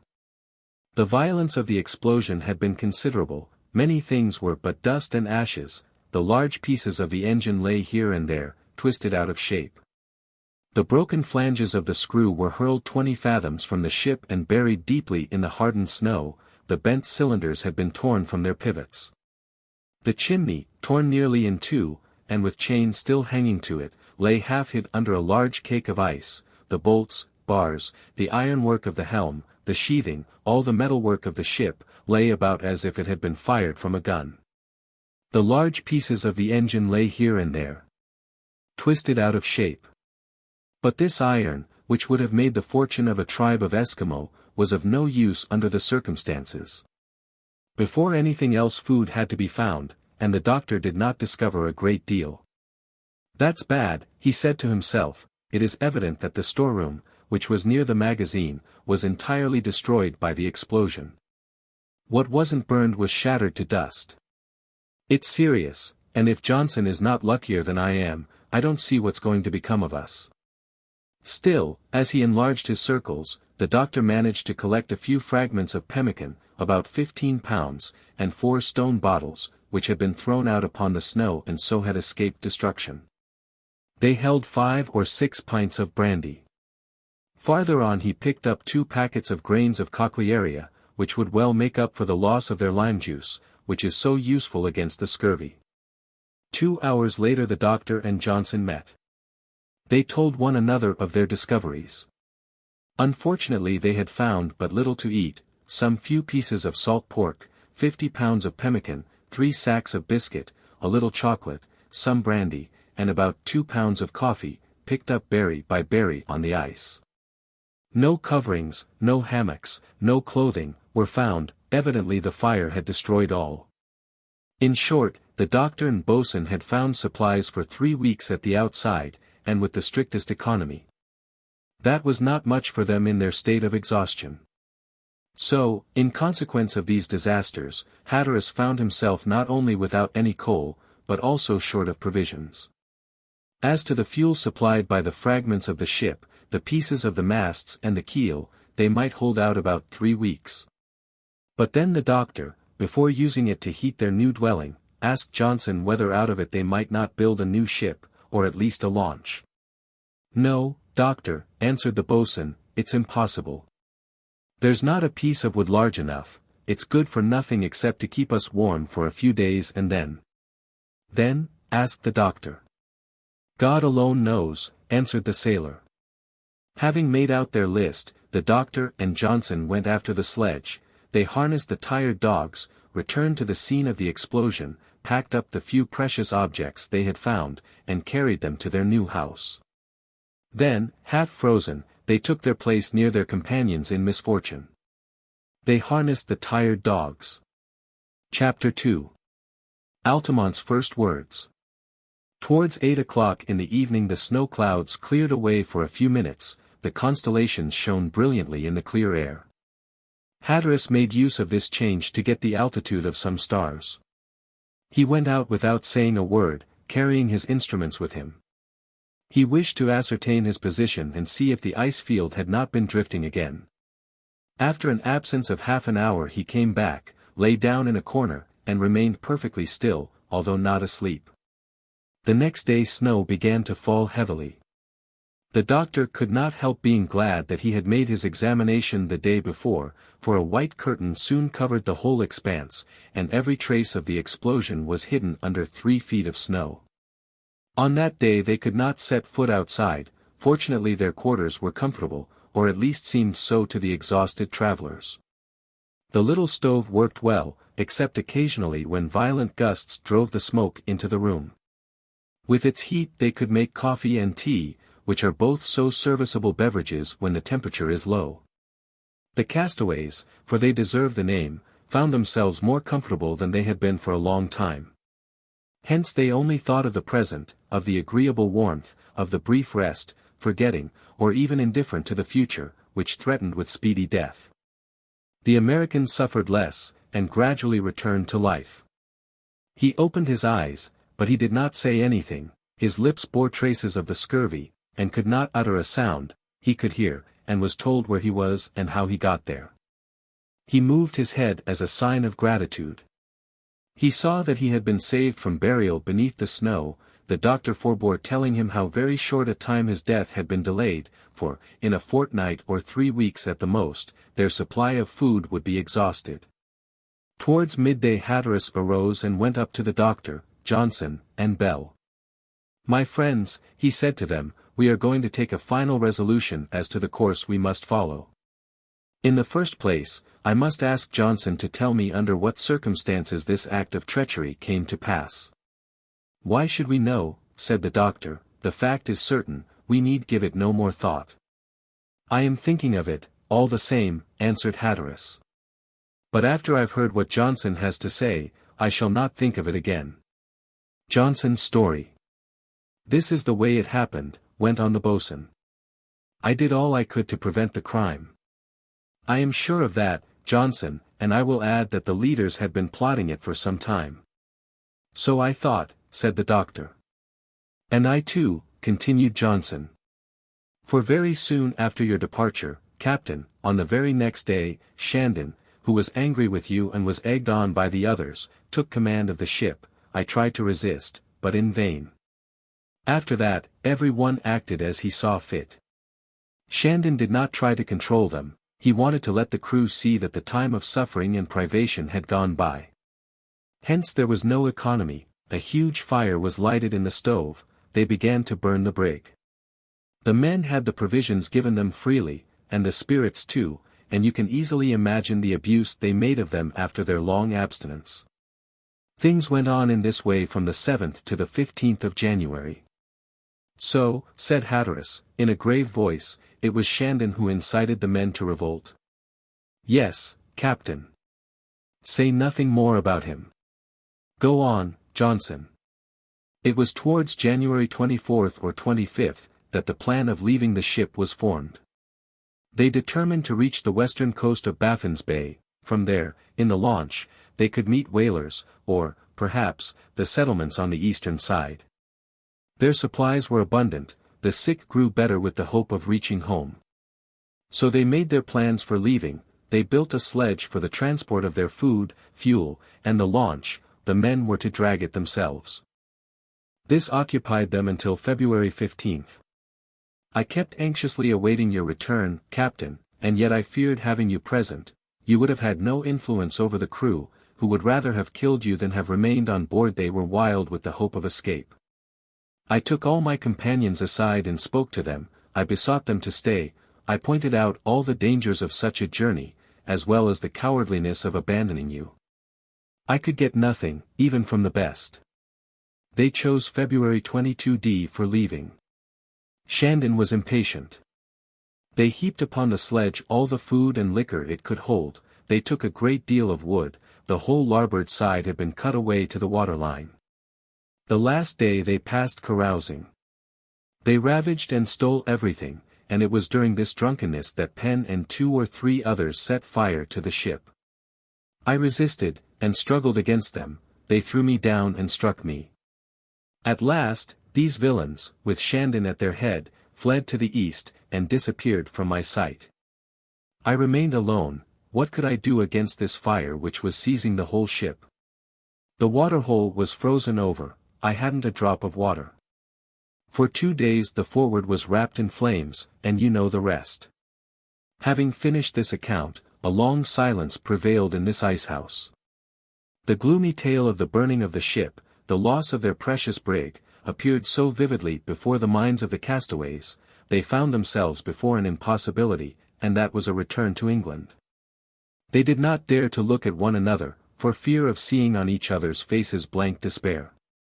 There was nothing to be heard save the hasty breathing of the American. At last Hatteras spoke. Johnson, said he, I thank you. You have done all you could to save my ship. But you could not do anything alone. Again I thank you, and now don't let us speak again of this misfortune. Let us unite our efforts for the common safety.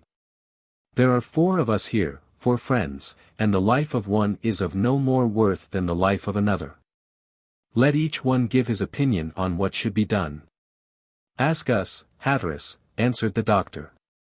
We are all devoted to you, our answers shall be sincere. And, in the first place, have you any plan? I can't have any alone, said Hatteras, sadly. My opinion might seem interested. I want to hear your opinion first.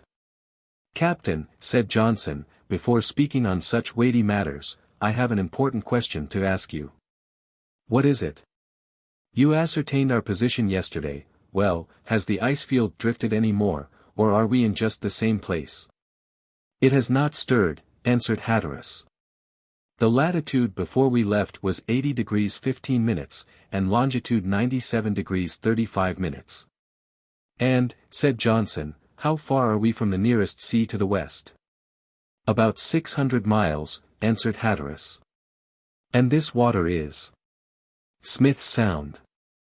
The same which we could not cross last April. The same.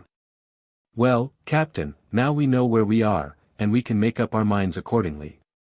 Speak, then, said Hatteras, letting his head sink into his hands. In that way he could hear his friends without looking at them. Well, Bell, said the doctor, what do you think is the best course to follow? It isn't necessary to reflect a long time, answered the carpenter. We ought to return, without wasting a day or an hour, either to the south or the west, and reach the nearest coast, even if it took us 2 months. We have supplies for only 3 weeks, answered Hatteras, without raising his head. Well, continued Johnson, we must make that distance in 3 weeks, since it's our only chance of safety. If we have to crawl on our knees at the end, we must leave, and arrive in 25 days. This part of the northern continent is not known, answered Hatteras. We may meet obstacles, such as mountains and glaciers, which will completely bar our progress.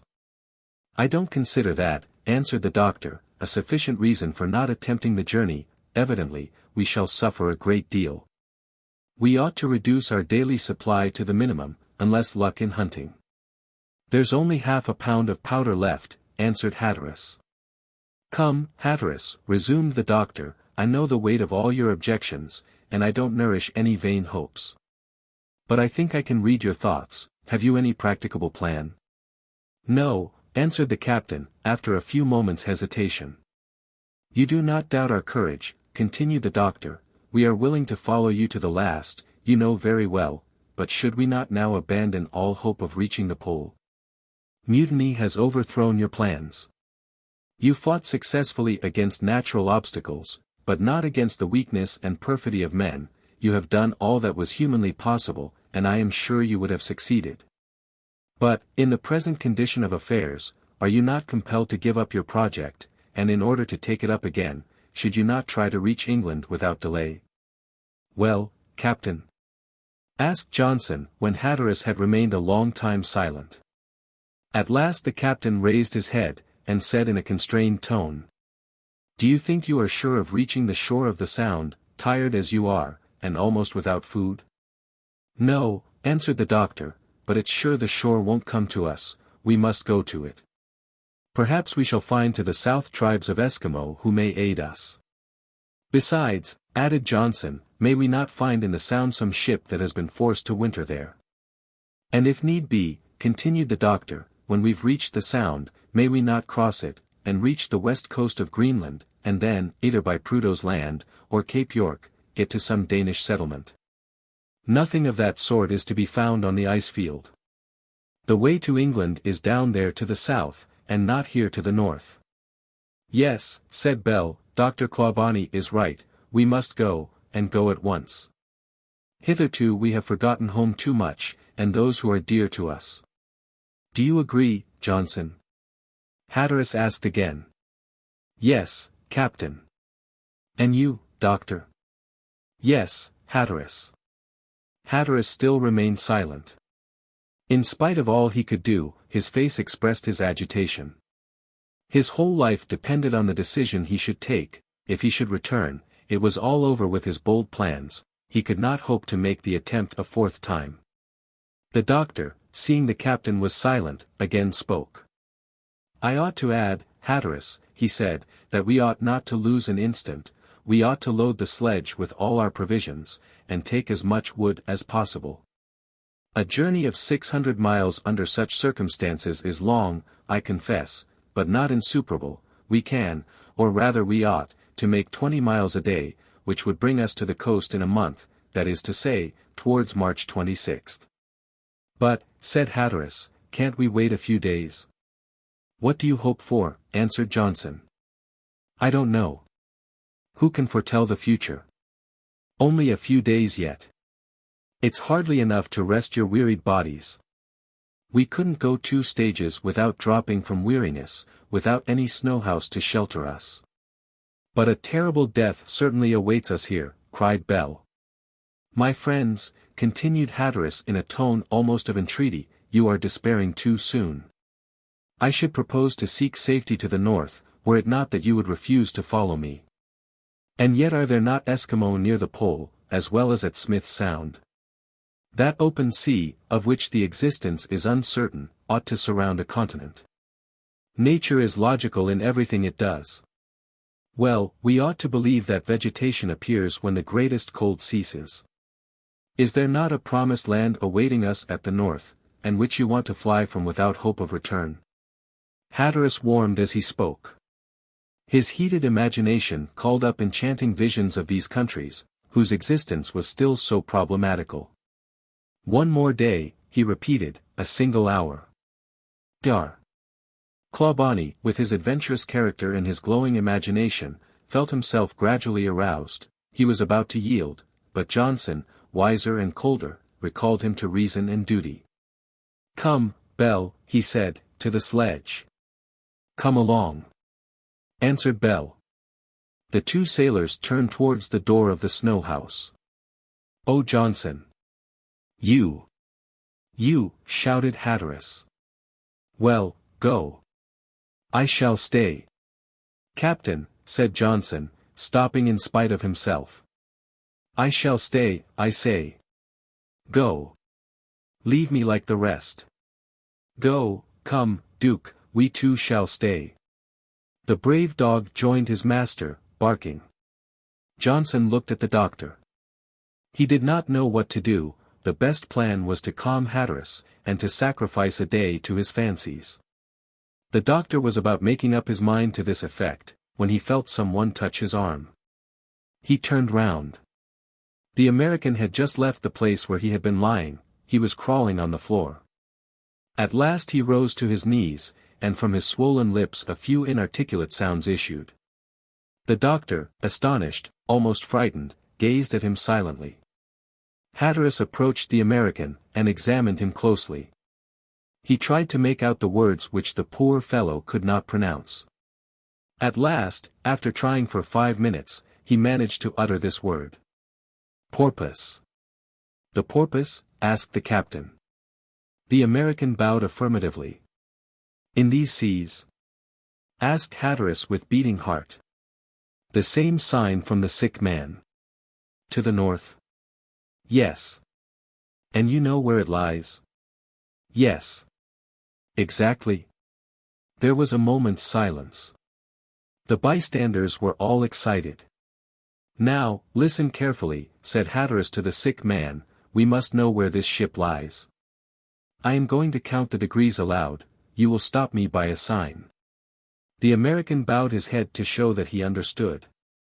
Come, said Hatteras, we'll begin with the longitude. 105. No, 106. 107. 108. Far to the west.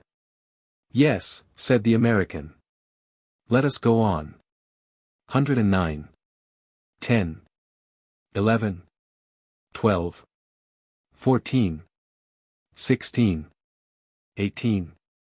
19. 20. Yes, answered Altamont. Longitude 120, said Hatteras. And how many minutes? I shall count. Hatteras began at number 1. At 15 Altamont made a sign for him to stop. All right, said Hatteras. Now for the latitude. You understand. 80. 81. 82. 83. The American stopped him with a gesture. Well. And the minutes? 5. 10. 15. 20. 25. 30. 35. Another sign from Altamont, who smiled slightly. So, continued Hatteras, in a deep voice, the porpoise lies in longitude 120 degrees 15 minutes, and 83 degrees 35 minutes latitude. Yes, said the American, as he fell fainting into the doctor's arms. This exertion had exhausted him. Yes, said the American. My friends, cried Hatteras, you see that safety lies to the north, always to the north. We shall be saved. But after these first words of joy, Hatteras seemed suddenly struck by a terrible thought. His expression changed, and he felt himself stung by the serpent of jealousy. Someone else, an American, had got 3 degrees nearer the pole. And for what purpose? Chapter 3. 17 Days of Land Journey. This new incident, these first words which Altamont uttered, had completely altered the situation of the castaways. But just now they had been far from any possible aid, without a reasonable chance of reaching Baffin's Bay, threatened with starvation on a journey too long for their wearied bodies, and now, within 400 miles from their snow house.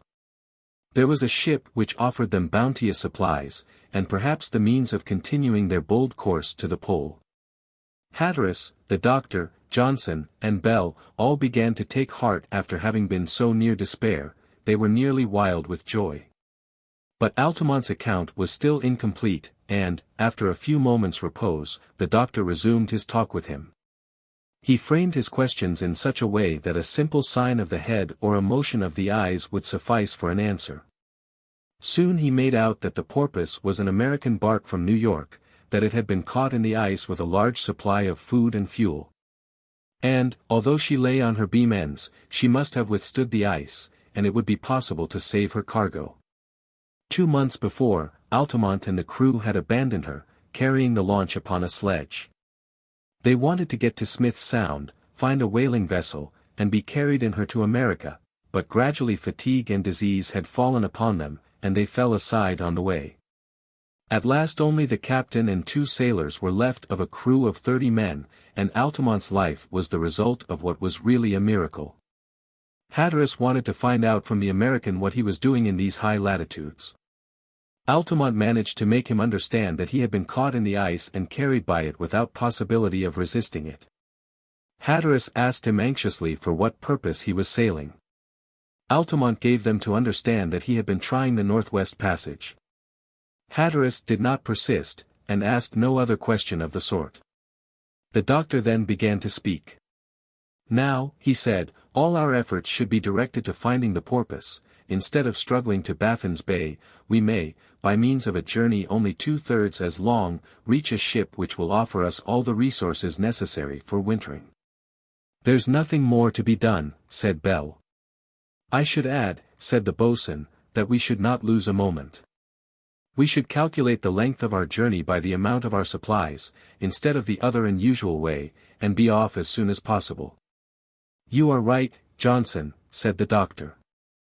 If we leave tomorrow, Tuesday, February 26th, we ought to reach the porpoise March 15th, at the risk of starving to death.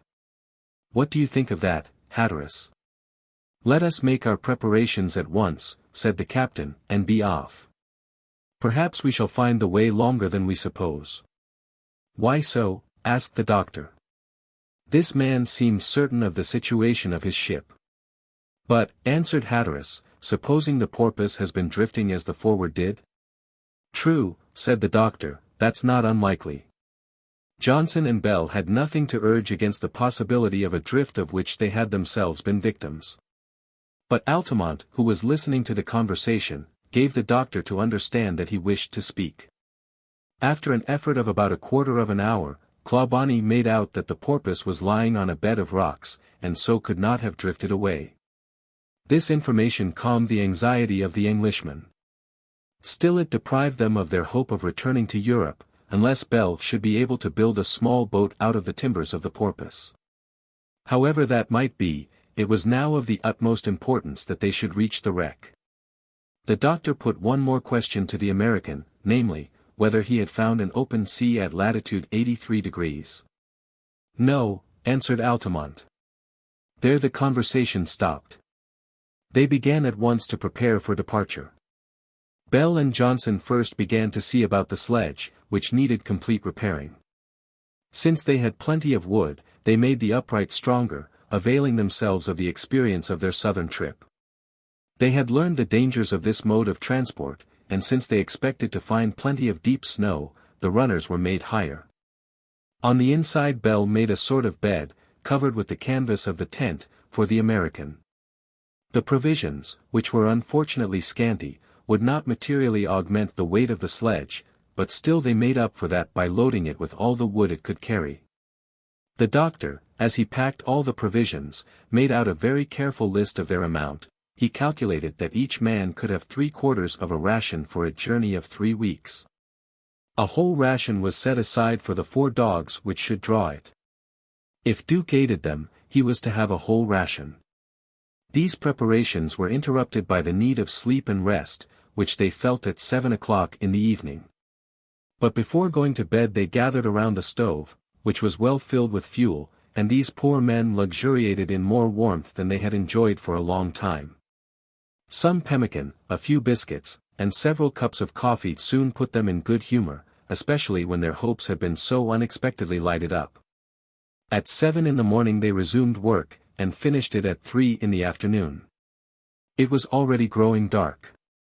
Since January 31st the sun had appeared above the horizon, but it gave only a pale and brief light, fortunately the moon would rise at 6:30, and with this clear sky it would make their path plain. The temperature, which had been growing lower for several days, fell at last to -33°. The time for leaving came. Altamont received the order with joy, although the jolting of the sledge would increase his sufferings. He told the doctor that medicine against the scurvy would be found on board of the Porpoise. He was carried to the sledge and placed there as comfortably as possible. The dogs, including Duke, were harnessed in. The travelers cast one last glance at the spot where the Forward had lain. A glow of rage passed over Hatteras's face, but he controlled it at once, and the little band set out with the air very dry at first, although soon a mist came over them. Each one took his accustomed place, Bell ahead pointing out the way, the doctor and Johnson by the sides of the sledge, watching and lending their aid when it was necessary, and Hatteras behind, correcting the line of march. They went along tolerably quickly. Now that the temperature was so low, the ice was hard and smooth for travel. The 5 dogs easily drew the sledge, which weighed hardly more than 900 pounds. Still, men and beasts panted heavily, and often they had to stop to take breath. Towards 7 o'clock in the evening, the moon peered through mist on the horizon. Its rays threw out a light which was reflected from the ice.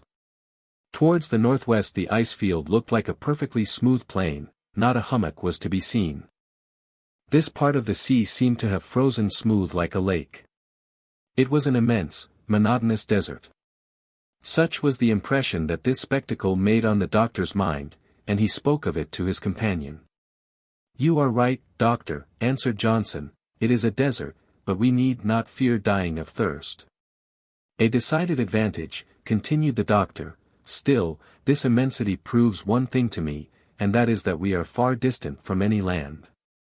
In general, the proximity of land is indicated by a number of icebergs, and not one is to be seen near us." "We can't see very far for the fog," said Johnson. "Without doubt. But since we started we have crossed a smooth field of which we cannot see the end. Do you know, doctor, it's a dangerous walk we are taking. We get used to it and don't think of it, but we are walking over fathomless depths." "You are right, my friend, but we need not fear being swallowed. With such cold as this the ice is very strong. Besides, it has a constant tendency to get thicker, for snow falls 9 days out of 10, even in April, May, and June, and I fancy it must be something like 30 or 40 feet thick." "That is a comfort," said Johnson. "In fact, we are very much better off than those who skate on the Serpentine, and who are in constant dread of falling through. We have no such fear." "Has the resistance of ice been calculated?" asked the old sailor, who was always seeking information from the doctor.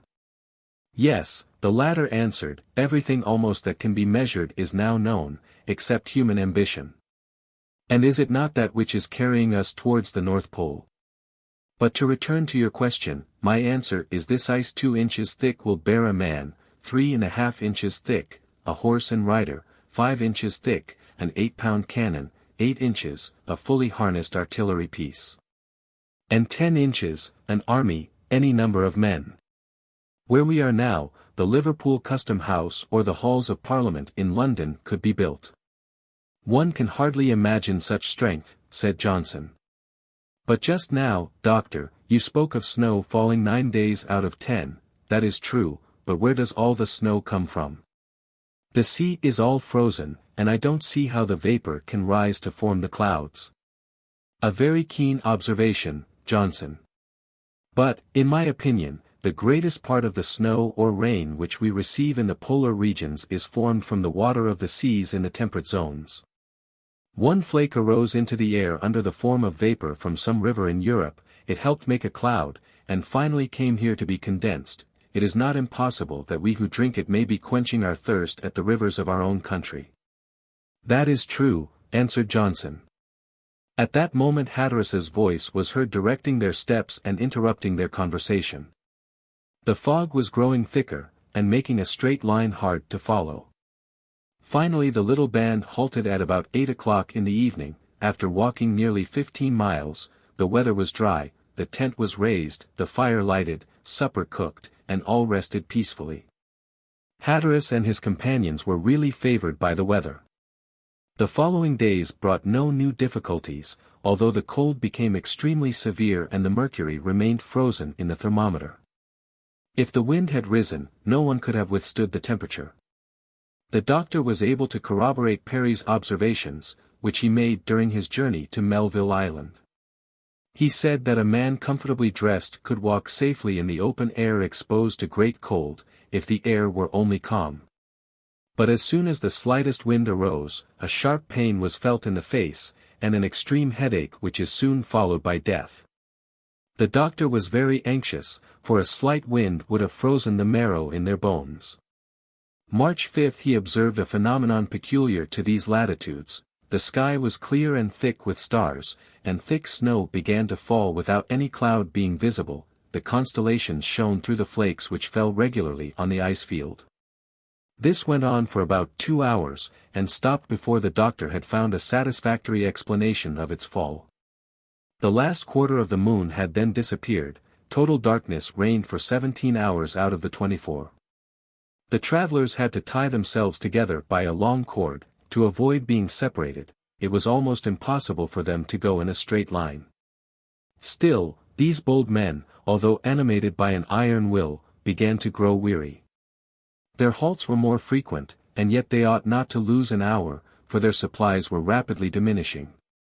Hatteras would often ascertain their position by observation of the moon and stars. As he saw the days pass by and the destination appear as remote as before, he would ask himself sometimes if the porpoise really existed, whether the American's brain might not have been deranged by his sufferings, or whether, through hate of the English, and seeing himself without resources, he did not wish to drag them with him to certain death. He expressed his fears to the doctor, who discouraged them greatly, but he readily understood the lamentable rivalry which existed between the American and English captains. They are two men whom it will be hard to make agree, he said to himself. March 14, after journeying for 16 days, they had only reached latitude 82°, their strength was exhausted, and they were still 100 miles from the ship. To add to their sufferings, they had to bring the men down to a quarter ration, in order to give the dogs their full supply.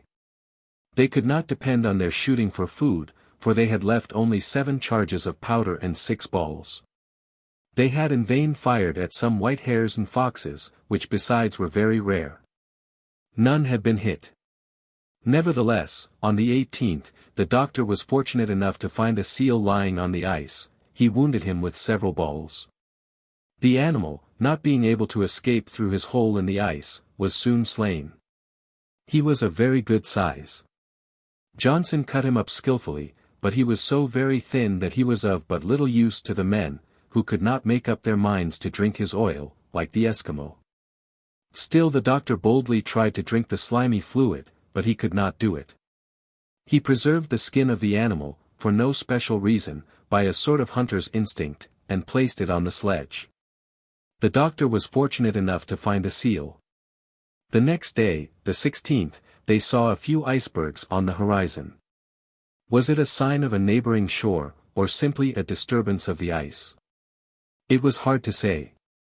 When they had reached one of these hummocks, they dug in it with a snow knife, a more comfortable retreat than that afforded by the tent, and after 3 hours of exertion they were able to rest about their glowing stove. Chapter 4. The last charge of powder. Johnson had admitted the tired dogs into the snow house. When the snow is falling heavily it serves as a covering to the animals, preserving their natural heat. But in the open air, with a temperature of -40°, they would soon have frozen to death. Johnson, who made an excellent dog driver, tried feeding the dogs with the dark flesh of the seals which the travelers could not swallow, and to his great surprise they made a rich feast out of it. The old sailor in his delight told the doctor. He, however, was not in the least surprised. He knew that in the north of America the horses make fish their main article of food, and what a herbivorous horse could content himself with would certainly satisfy an omnivorous dog. Before going to rest, although sleep became an imperious necessity for men who had walked 15 miles on the ice, the doctor wished to have a few serious words with his companions about the dangers of their situation. "We are only at latitude 82°, he said, and our supplies are already running short. A reason for losing no time, answered Hatteras, we must push on, the strong can draw the feeble. Shall we find a ship when we get there? Asked Bell, who was much depressed by the fatigue of the journey. Why doubt it, said Johnson, the Americans' safety depends on ours. To make sure, the doctor was anxious to question Altamont again. He could speak easily, although his voice was weak, he confirmed all the statements he had already made. He repeated that the ship was aground on some granite rocks, where it could not stir, and that it lay in longitude 120 degrees 15 minutes, and latitude 83 degrees 35 minutes. We can't doubt this statement, resumed the doctor. The difficulty is not whether the porpoise is there, but the way of getting to her. How much food have we left? Asked Hatteras. Enough for 3 days at the outside, answered the doctor. Well, we must get to her in 3 days, said the captain, firmly. We must indeed, continued the doctor, and if we succeed we shall have no need to complain, for we shall have been favored by faultless weather. The snow has given us a fortnight's respite, and the sledge has glided easily on the hardened ice. Ah, if it only carried 200 pounds of food! Our dogs could have managed it easily enough. But still we can't help it. With luck and skill, said Johnson, we might put to some use the few charges of powder which are left us. If we should kill a bear we should be supplied for all the rest of the journey. Without doubt, answered the doctor, but these animals are rare and shy, and then, when one thinks of the importance of a shot, his hand will shake and his aim be lost. But you are a good shot, answered Bell. Yes, when 4 men's dinners do not depend on my hitting, still, I will do my best if I get a chance. Meanwhile let us try to satisfy ourselves with this thin soup of scraps of pemmican, then go to sleep, and tomorrow early we'll start forth again. A few moments later excessive fatigue outweighed every other feeling, and they all sank into a heavy sleep. Early on Saturday Johnson awoke his companions, the dogs were harnessed to the sledge, and they took up again their journey northward. The heavens were magnificent, the air was very clear, the temperature very low, when the sun appeared above the horizon it appeared like an elongated ellipse. Its horizontal diameter appeared, in consequence of refraction, to be double its vertical diameter. It sent forth its clear, cold rays over the vast icy plain. This return to light, if not to heat, rejoiced them all.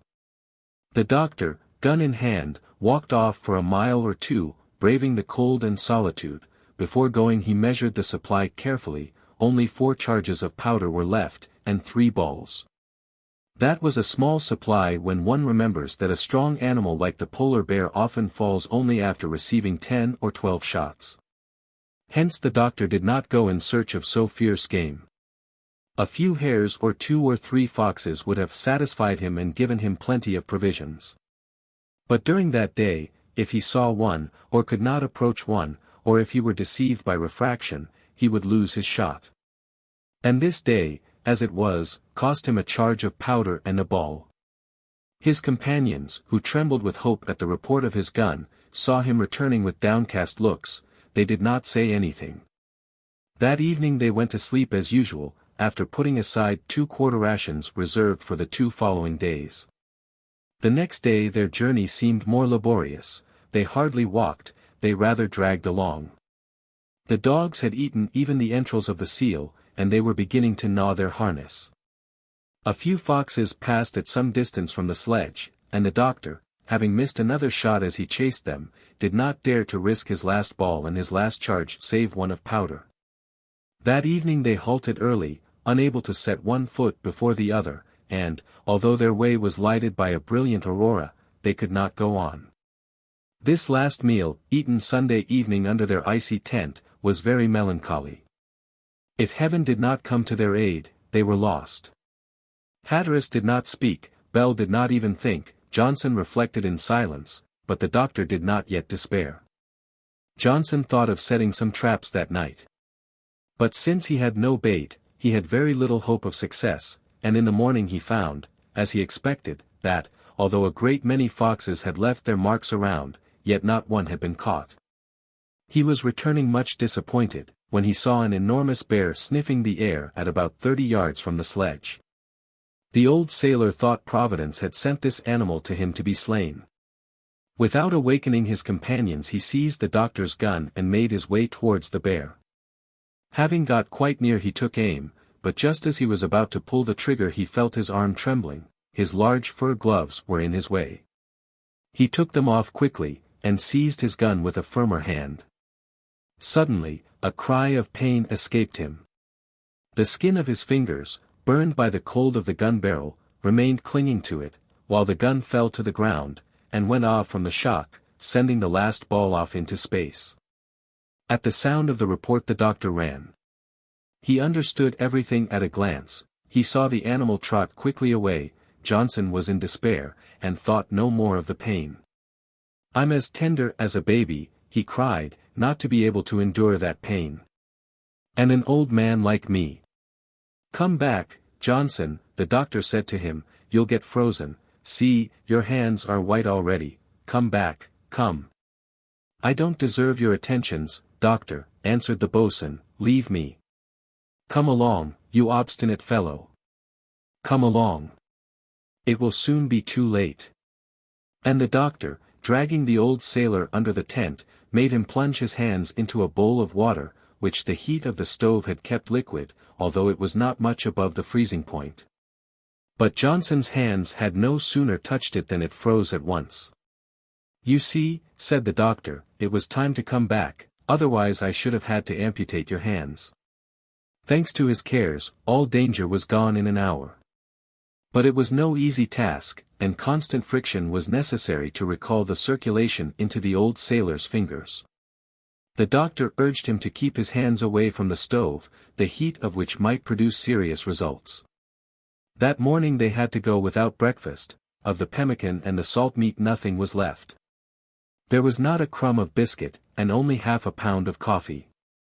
They had to content themselves with drinking this hot, and then they set out. "There's nothing more," said Bell to Johnson, in a despairing accent. "Let us trust in God," said the old sailor, "He is able to preserve us." "This Captain Hatteras," continued Bell. "He was able to return from his first expeditions, but he'll never get back from this one, and we shall never see home again. Courage, Bell. I confess that the captain is almost foolhardy, but there is with him a very ingenious man." "Dar. Clawbonny," said Bell. "Yes," answered Johnson. "What can he do in such circumstances?" retorted Bell, shrugging his shoulders. "Can he change these pieces of ice into pieces of meat? Is he a god, who can work by miracles? Who can say?" The boatswain answered his companion's doubts, "I trust in him." Bell shook his head, and fell into a silent apathy, in which he even ceased to think. That day they made hardly 3 miles, at evening they had nothing to eat. The dogs threatened to devour one another, the men suffered extremely from hunger. Not a single animal was to be seen. If there had been one, of what use would it have been? They could not go hunting with a knife. Only Johnson thought he recognized a mile to leeward the large bear, who was following the ill-fated little party. "It is spying us," he said to himself, "it sees a certain prey in us." But Johnson said no word to his companions. That evening they made their accustomed halt, and their supper consisted only of coffee. They felt their eyes growing haggard, their brain growing confused, and, tortured by hunger, they could not get an hour's sleep. Strange and painful dreams took possession of their minds. At a latitude in which the body imperiously demands refreshment, these poor men had not eaten solid food for 36 hours, when Tuesday morning came. Nevertheless, inspired by superhuman energy, they resumed their journey, pushing on the sledge which the dogs were unable to draw. At the end of 2 hours they fell, exhausted. Hatteras wanted to push on. He, still strong, besought his companions to rise, but they were absolutely unable. Then, with Johnson's assistance, he built a resting place in an iceberg. It seemed as if they were digging their own graves. At the end of 2 hours they fell, exhausted. "I am willing to die of hunger," said Hatteras, "but not of cold." After much weariness the house was ready, and they all entered it. So that day passed. In that evening, while his companions lay inert, Johnson had a sort of hallucination. He dreamed of an immense bear. That word, which he kept repeating, attracted the doctor's attention, so that he shook himself free from his stupor, and asked the old sailor why he kept talking about a bear, and what bear he meant. "The bear which is following us," answered Johnson. "The bear which is following us," repeated the doctor. "Yes, the last 2 days. The last 2 days. Have you seen him?" "Yes, he's a mile to leeward." "And you didn't tell us, Johnson. What was the use?" "True," said the doctor, "we have no ball to fire at him." "Not a slug, a bit of iron, nor a bolt," said the old sailor. The doctor was silent, and began to think intently. Soon he said to the boatswain, "You are sure the bear is following us?" "Yes, doctor, he's lying in wait to eat us. He knows we can't escape him." "Johnson," said the doctor, touched by the despairing accent of his companion. "His food is sure," continued the poor man, who was beginning to be delirious, "he must be half famished, and I don't see why we need keep him waiting any longer." "Be quiet, Johnson." "No, doctor. If we've got to come to it, why should we prolong the animal's sufferings? He's hungry as we are, he has no seal to eat. Heaven sends him us men, well, so much the better for him."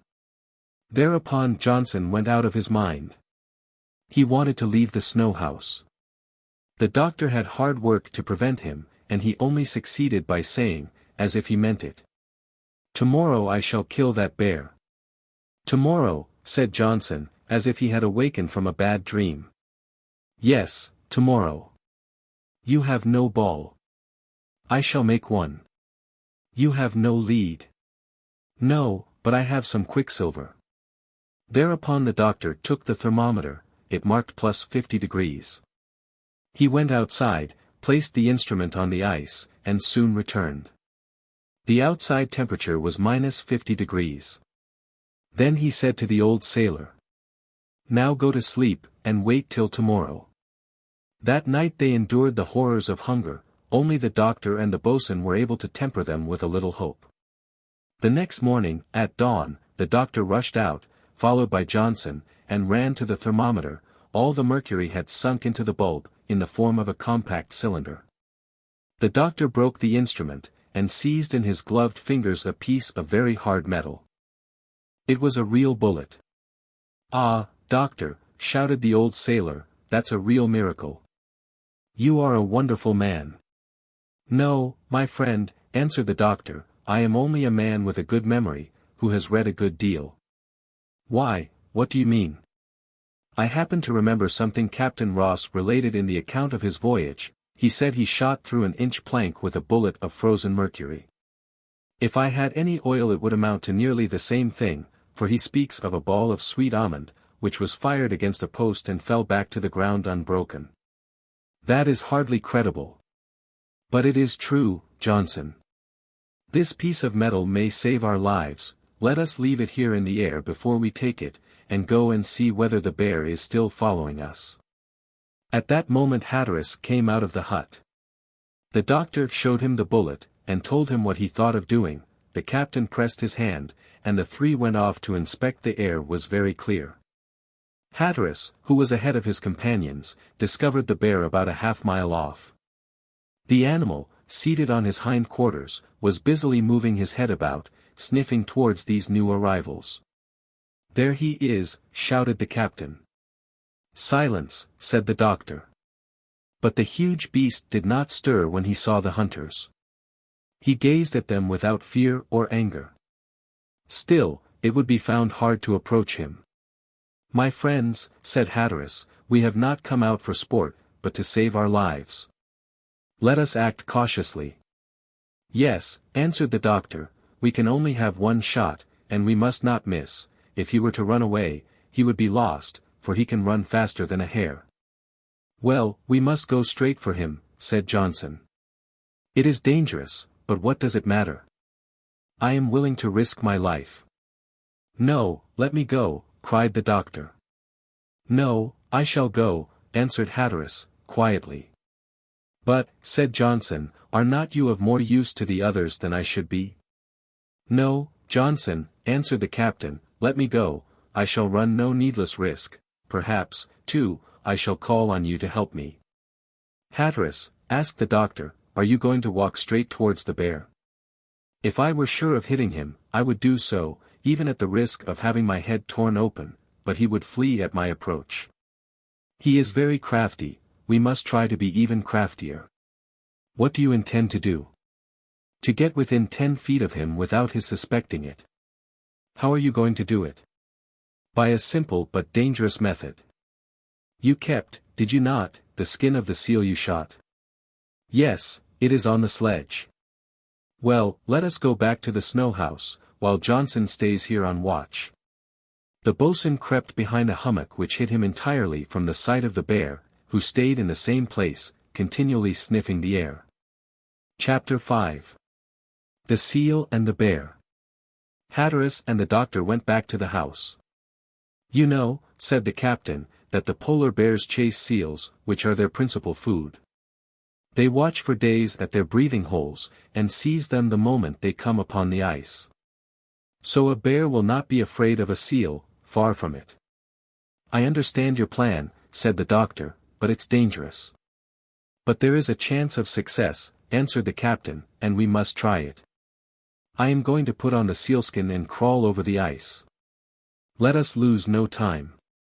Load the gun and give it to me. The doctor had nothing to say.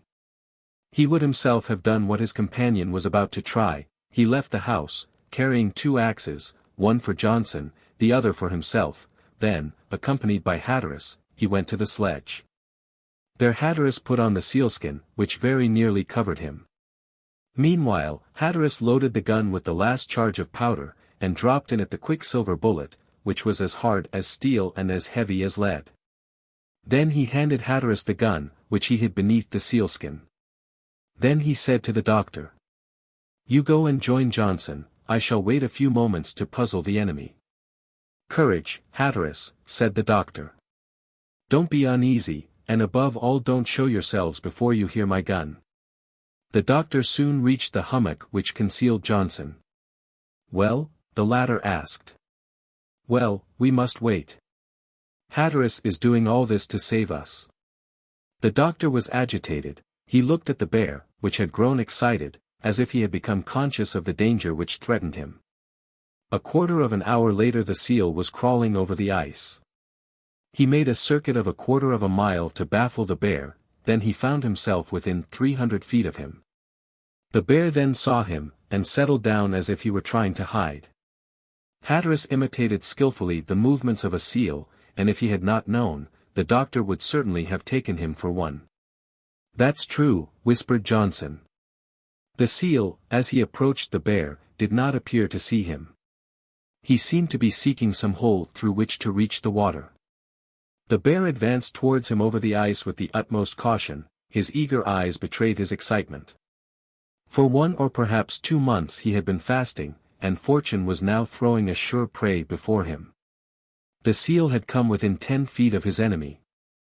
The bear hastened towards him, made a long leap, and stood stupefied 3 paces from Hatteras, who, casting aside the sealskin, with one knee resting on the ground, was aiming at the bear's heart.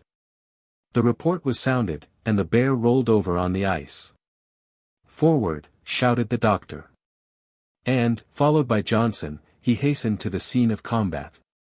The huge beast rose, and beat the air with one paw while with the other he tore up a handful of snow to stanch the wound. Hatteras did not stir, but waited, knife in hand. But his aim had been accurate, and his bullet had hit its mark. Before the arrival of his friends he had plunged his knife into the beast's throat, and it fell, never to rise. He plunged his knife into the beast's throat. Victory, shouted Johnson. Hurrah! Hurrah! Hurrah!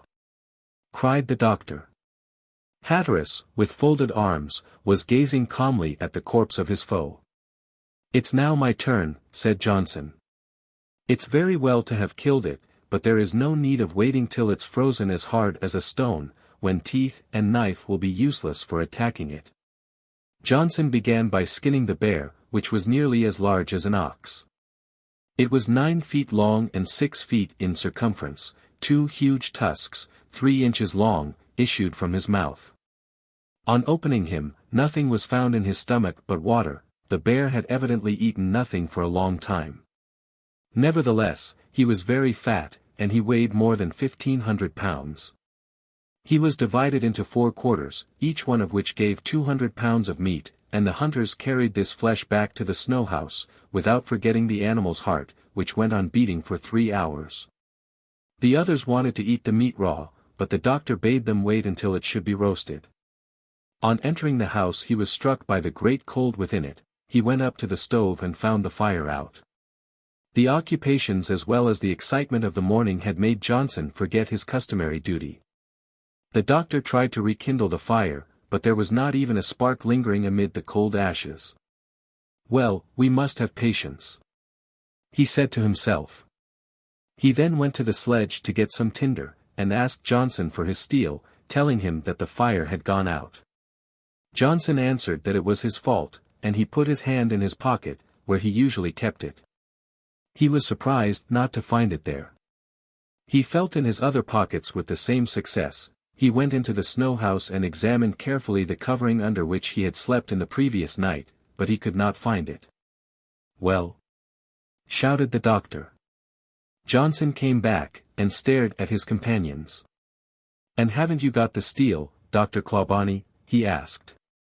"No, Johnson." "Nor you, Captain?" "No," answered Hatteras. "You have always carried it," said the doctor. "Well, I haven't got it now," murmured the old sailor, growing pale. "Not got it," shouted the doctor, who could not help trembling. There was no other steel, and the loss of this might bring with it terrible consequences. "Hunt again," said the doctor. Johnson ran to the piece of ice behind which he had watched the bear, then to the place of combat, where he had cut him up, but he could not find anything. He returned in despair. Hatteras looked at him without a word of reproach. "This is serious," he said to the doctor. "Yes," the latter answered. "We have not even an instrument, a glass from which we might take the lens to get fire by means of it." "I know it," answered the doctor. "And that is a great pity, because the rays of the sun are strong enough to kindle tinder." "Well," answered Hatteras, "we must satisfy our hunger with this raw meat, then we shall resume our march and we shall try to reach the ship." "Yes," said the doctor, buried in reflection, "yes, we could do that if we had to." "Why not?" "We might try." "What are you thinking of?" asked Hatteras. "An idea which has just occurred to me." "An idea," said Johnson, "one of your ideas. Then we are saved." "It's a question," answered the doctor, "whether it will succeed." "What is your plan?" said Hatteras. "We have no lens." "Well, we will make one." "How?" asked Johnson. "With a piece of ice which we shall cut out."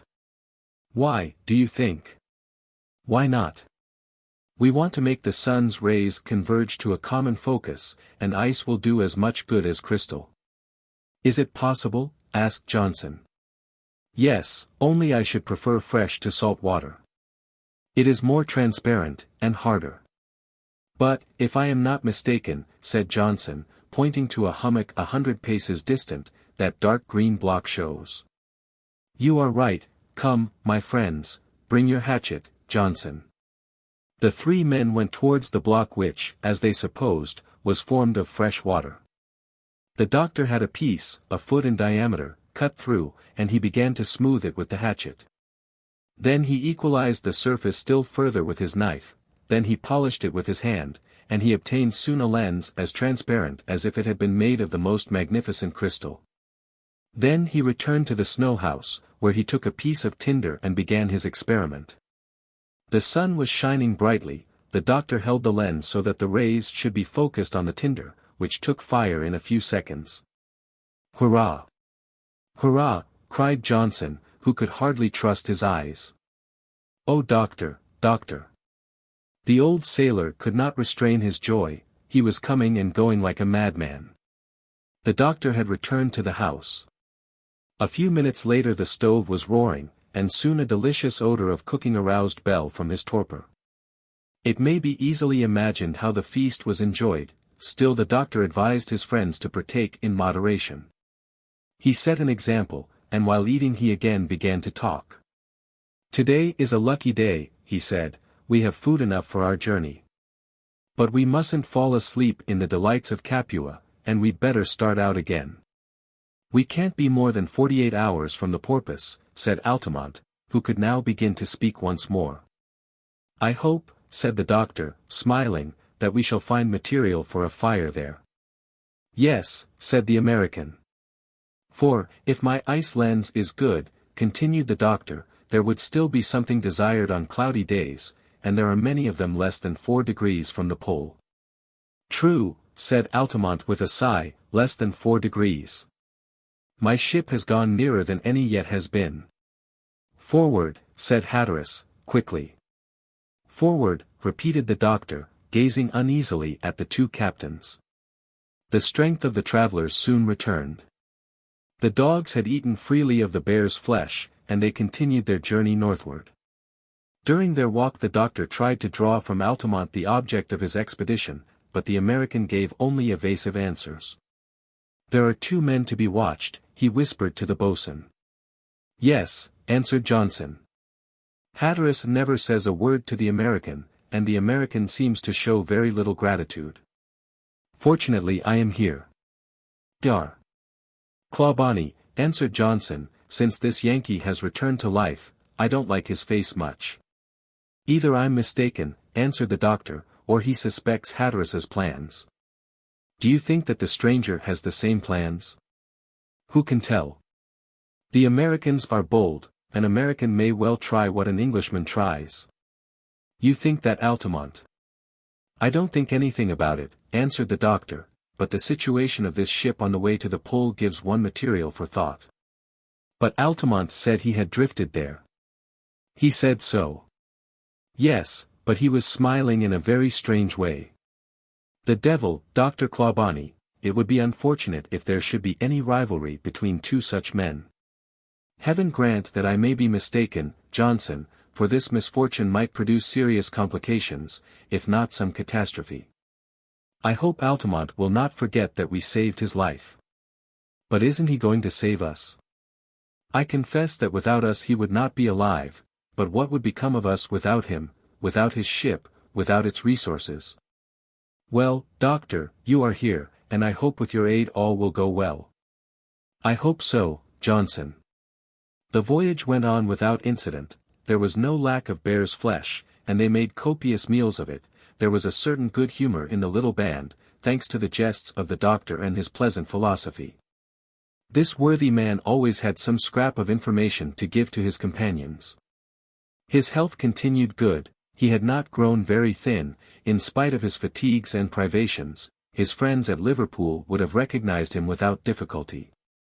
Especially would they have recognized his unaltered good humor. During the morning of Saturday the appearance of the plain of ice changed materially. The perturbed fragments, the frequent packs, the hummocks, showed that the ice field was enduring some severe pressure, evidently some unknown continent, some new island, might have caused this by narrowing the passes. Blocks of fresh water, more frequent and larger, indicated the coast to be near. Hence, there was near them a new land, and the doctor yearned with a desire to add to the charts of the northern regions. Great is the pleasure of ascertaining the line of these unknown coasts, and of tracing it with a pencil. That was the doctor's aim, while that of Hatteras was merely to place his foot upon the pole, and he took pleasure in advance in thinking of the names he was going to give to the seas, straits, bays, and slightest promontories in these new continents. Certainly he would not forget the names of his companions, his friends, nor her gracious majesty, nor the royal family, and he foresaw a certain Cape Clawbonny with great satisfaction. These thoughts kept him busy all day. That evening they encamped as usual, and each one took his turn at watching near these unknown lands. The next day, Sunday, after a heavy breakfast of bear's paws, which were very good, the travelers pushed on to the north, inclining a little to the west. The road grew difficult, but yet they advanced rapidly. Altamont, from the top of the sledge, scanned the horizon with feverish attention. His companions were the victims of involuntary uneasiness. The last solar observations gave them latitude 83 degrees 35 minutes, and longitude 120 degrees 15 minutes. That was the place where the American ship was said to be lying. The question of life and death was to be solved that day. At last, at about 2:30 in the afternoon, Altamont stood straight, stopped the little band by a loud cry, and, pointing with his hand to a white mass, which all the rest had taken for an iceberg, he cried with a loud voice. The Porpoise. Chapter 6. The Porpoise. March 24th was Palm Sunday, that day when the streets of the towns and villages of Europe are filled with flowers and leaves, bells are ringing, and the air is filled with rich perfumes.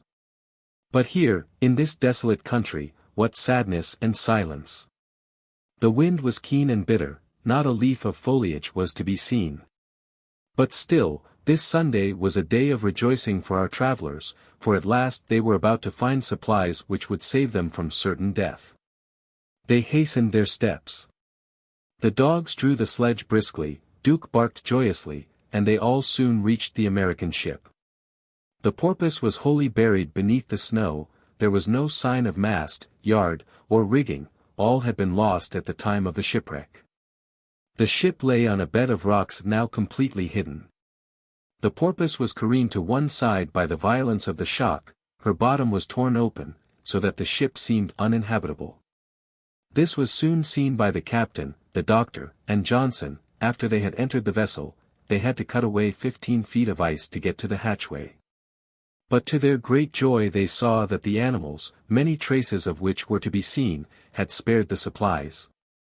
"If we have here," said Johnson, "plenty of food and fuel, this hull does not seem inhabitable."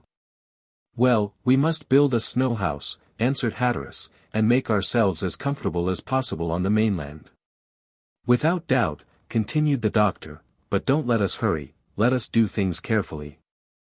If need be we can fit out some quarters in the ship. Meanwhile we can build a strong house, capable of protecting us against the cold and wild beasts. I am willing to be the architect, and you'll see what I can do." "I don't doubt your skill, doctor," answered Johnson. "We'll make ourselves as comfortable as possible here, and we'll make an inventory of all that the ship contains. Unfortunately, I don't see any launch, or boat, and these ruins are in too bad a state to permit of our making a small boat." "Who can say?" answered the doctor. "With time and thought a great deal can be done. Now we have not to trouble ourselves about navigation, but about a house to live in. I propose not to form any other plans, and to let everything have its turn." "That is wise," answered Hatteras. "Let us begin with the beginning." The three companions left the ship, returned to the sledge, and announced their determination to Bell and the American. Bell said he was ready to work. The American shook his head, on learning that nothing could be done with his ship. But since all discussion would have been idle, they determined at first to take refuge in the Porpoise, and to build a large building on the shore. At 4 o'clock in the afternoon the 5 travelers were installed as comfortably as possible between decks. By means of spars and fragments of masts, Bell had made a nearly level floor. There they placed coverings stiffened by the frost, which the heat of the stove soon brought back to their natural state. Altamont, leaning on the doctor, was able to make his way to the corner which had been set aside for him. On setting foot on his ship, he had sighed with a feeling of relief, which did not encourage the boatswain. "He feels at home," the old sailor thought, "and one would say that he had invited us here." The rest of the day was devoted to repose. The weather threatened to change under the influence of the westerly winds. The thermometer outside stood at -26 degrees. In fact, the Porpoise lay beyond the pole of cold, at a latitude relatively less severe, though farther to the north. On that day they finished the bear, with some biscuits they found on the ship, and a few cups of tea. Then fatigue overcame them, and each one sank into a sound sleep. The next morning they all awoke rather late. They soon recalled the difference in their situation. They were no longer perplexed with uncertainty about the morrow, they only thought of establishing themselves comfortably. These castaways looked at themselves as colonists who had reached their destination, and, forgetting the sufferings of their long march, they had no other thought than that of securing a comfortable future. These castaways looked at themselves as colonists who had reached their destination. "Well," said the doctor, stretching his arms, "it's something not to have to wonder where one will sleep tonight and what one will have to eat tomorrow." "Let us first make an inventory of the ship," answered Johnson. The Porpoise had been carefully equipped for a long voyage. The inventory, when complete, indicated the following supplies. 6,150. Opsaup flour, fat and raisins for puddings. 2,000. Beef and salt pork. 1,500. Pemmican. 700. Sugar. 700. Chocolate. 500. Rice. 1½ chests of tea, weighing 87 pounds. Many barrels of canned fruits and vegetables, lime juice in abundance, cochlearia, sorrel and watercresses, and 300 gallons of rum and brandy. In the hold there was a large supply of ammunition, there was plenty of coal and wood.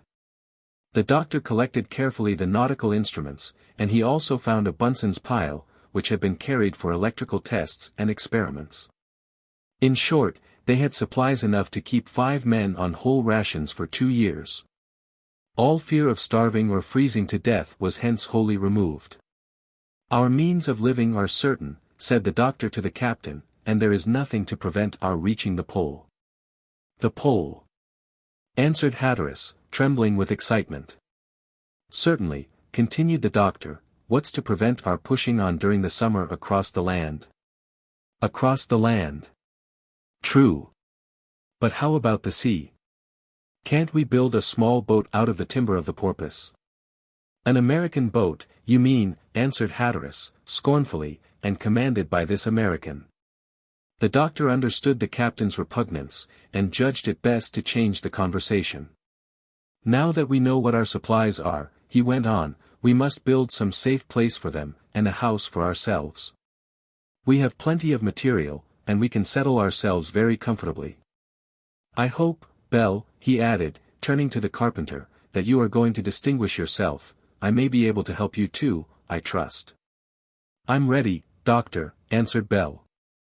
"If it were necessary I could easily build a whole city with houses and streets out of these blocks of ice. We shan't need as much as that. Let us follow the example of the agents of the Hudson's Bay Company. They build forts which protect them from the wild beasts and the Indians. That is all we need. Let us make it no larger than necessary, on one side the dwelling, on the other the stores, with a sort of curtain, and 2 bastions. I'll try to rub up what I know about fortification." "Upon my word, doctor," said Johnson, "I don't doubt that we shall make something very fine under your direction." "Well, my friends, we must first choose a site. A good engineer should first study the lay of the land. Will you come with me, Hatteras?" "I shall trust to you, doctor," answered the captain. "You see about that, while I explore the coast." Altamont, who was still too feeble to get to work, was left on board of his ship, and the 2 Englishmen set foot on the mainland. The weather was thick and stormy. At noon the thermometer stood at -11 degrees, but, there being no wind, that temperature was comfortable. Judging from the outline of the shore, a large sea, at that time wholly frozen, stretched out farther than I could reach in the west. On the east it was limited by a rounded coast, cut into by numerous estuaries, and rising suddenly about 200 yards from the shore, it formed a large bay, full of dangerous rocks, on which the Porpoise had been wrecked. Far off on the land rose a mountain, which the doctor conjectured to be about 3,000 feet high. Towards the north a promontory ran into the sea, after hiding a part of the bay. An island of moderate size rose from the field of ice, 3 miles from the mainland, so that it offered a safe anchorage to any ship that could enter the bay. In a hollow cut of the shore was a little inlet, easily reached by ships, if this part of the Arctic seas was ever open. Yet, according to the accounts of Beecher and Penny, this whole sea was open in the summer months. In the middle of the coast the doctor noticed a sort of plateau about 200 feet in diameter. On 3 sides it was open to the bay, the fourth was enclosed by an elevation about 120 feet high. This could be ascended only by steps cut in the ice. This seemed a proper place for a solid building, and it could be easily fortified. Nature had adapted it for the purpose, it was only necessary to make use of the place. The doctor, Bell, and Johnson reached this place by means of steps cut in the ice. As soon as the doctor saw the excellence of the place, he determined to dig away the 10 feet of hardened snow which covered it. The buildings had to be built on a solid foundation. During Monday, Tuesday, and Wednesday, work went on without relaxation. At last the ground appeared. It consisted of a hard, dense granite, with the angles as sharp as glass.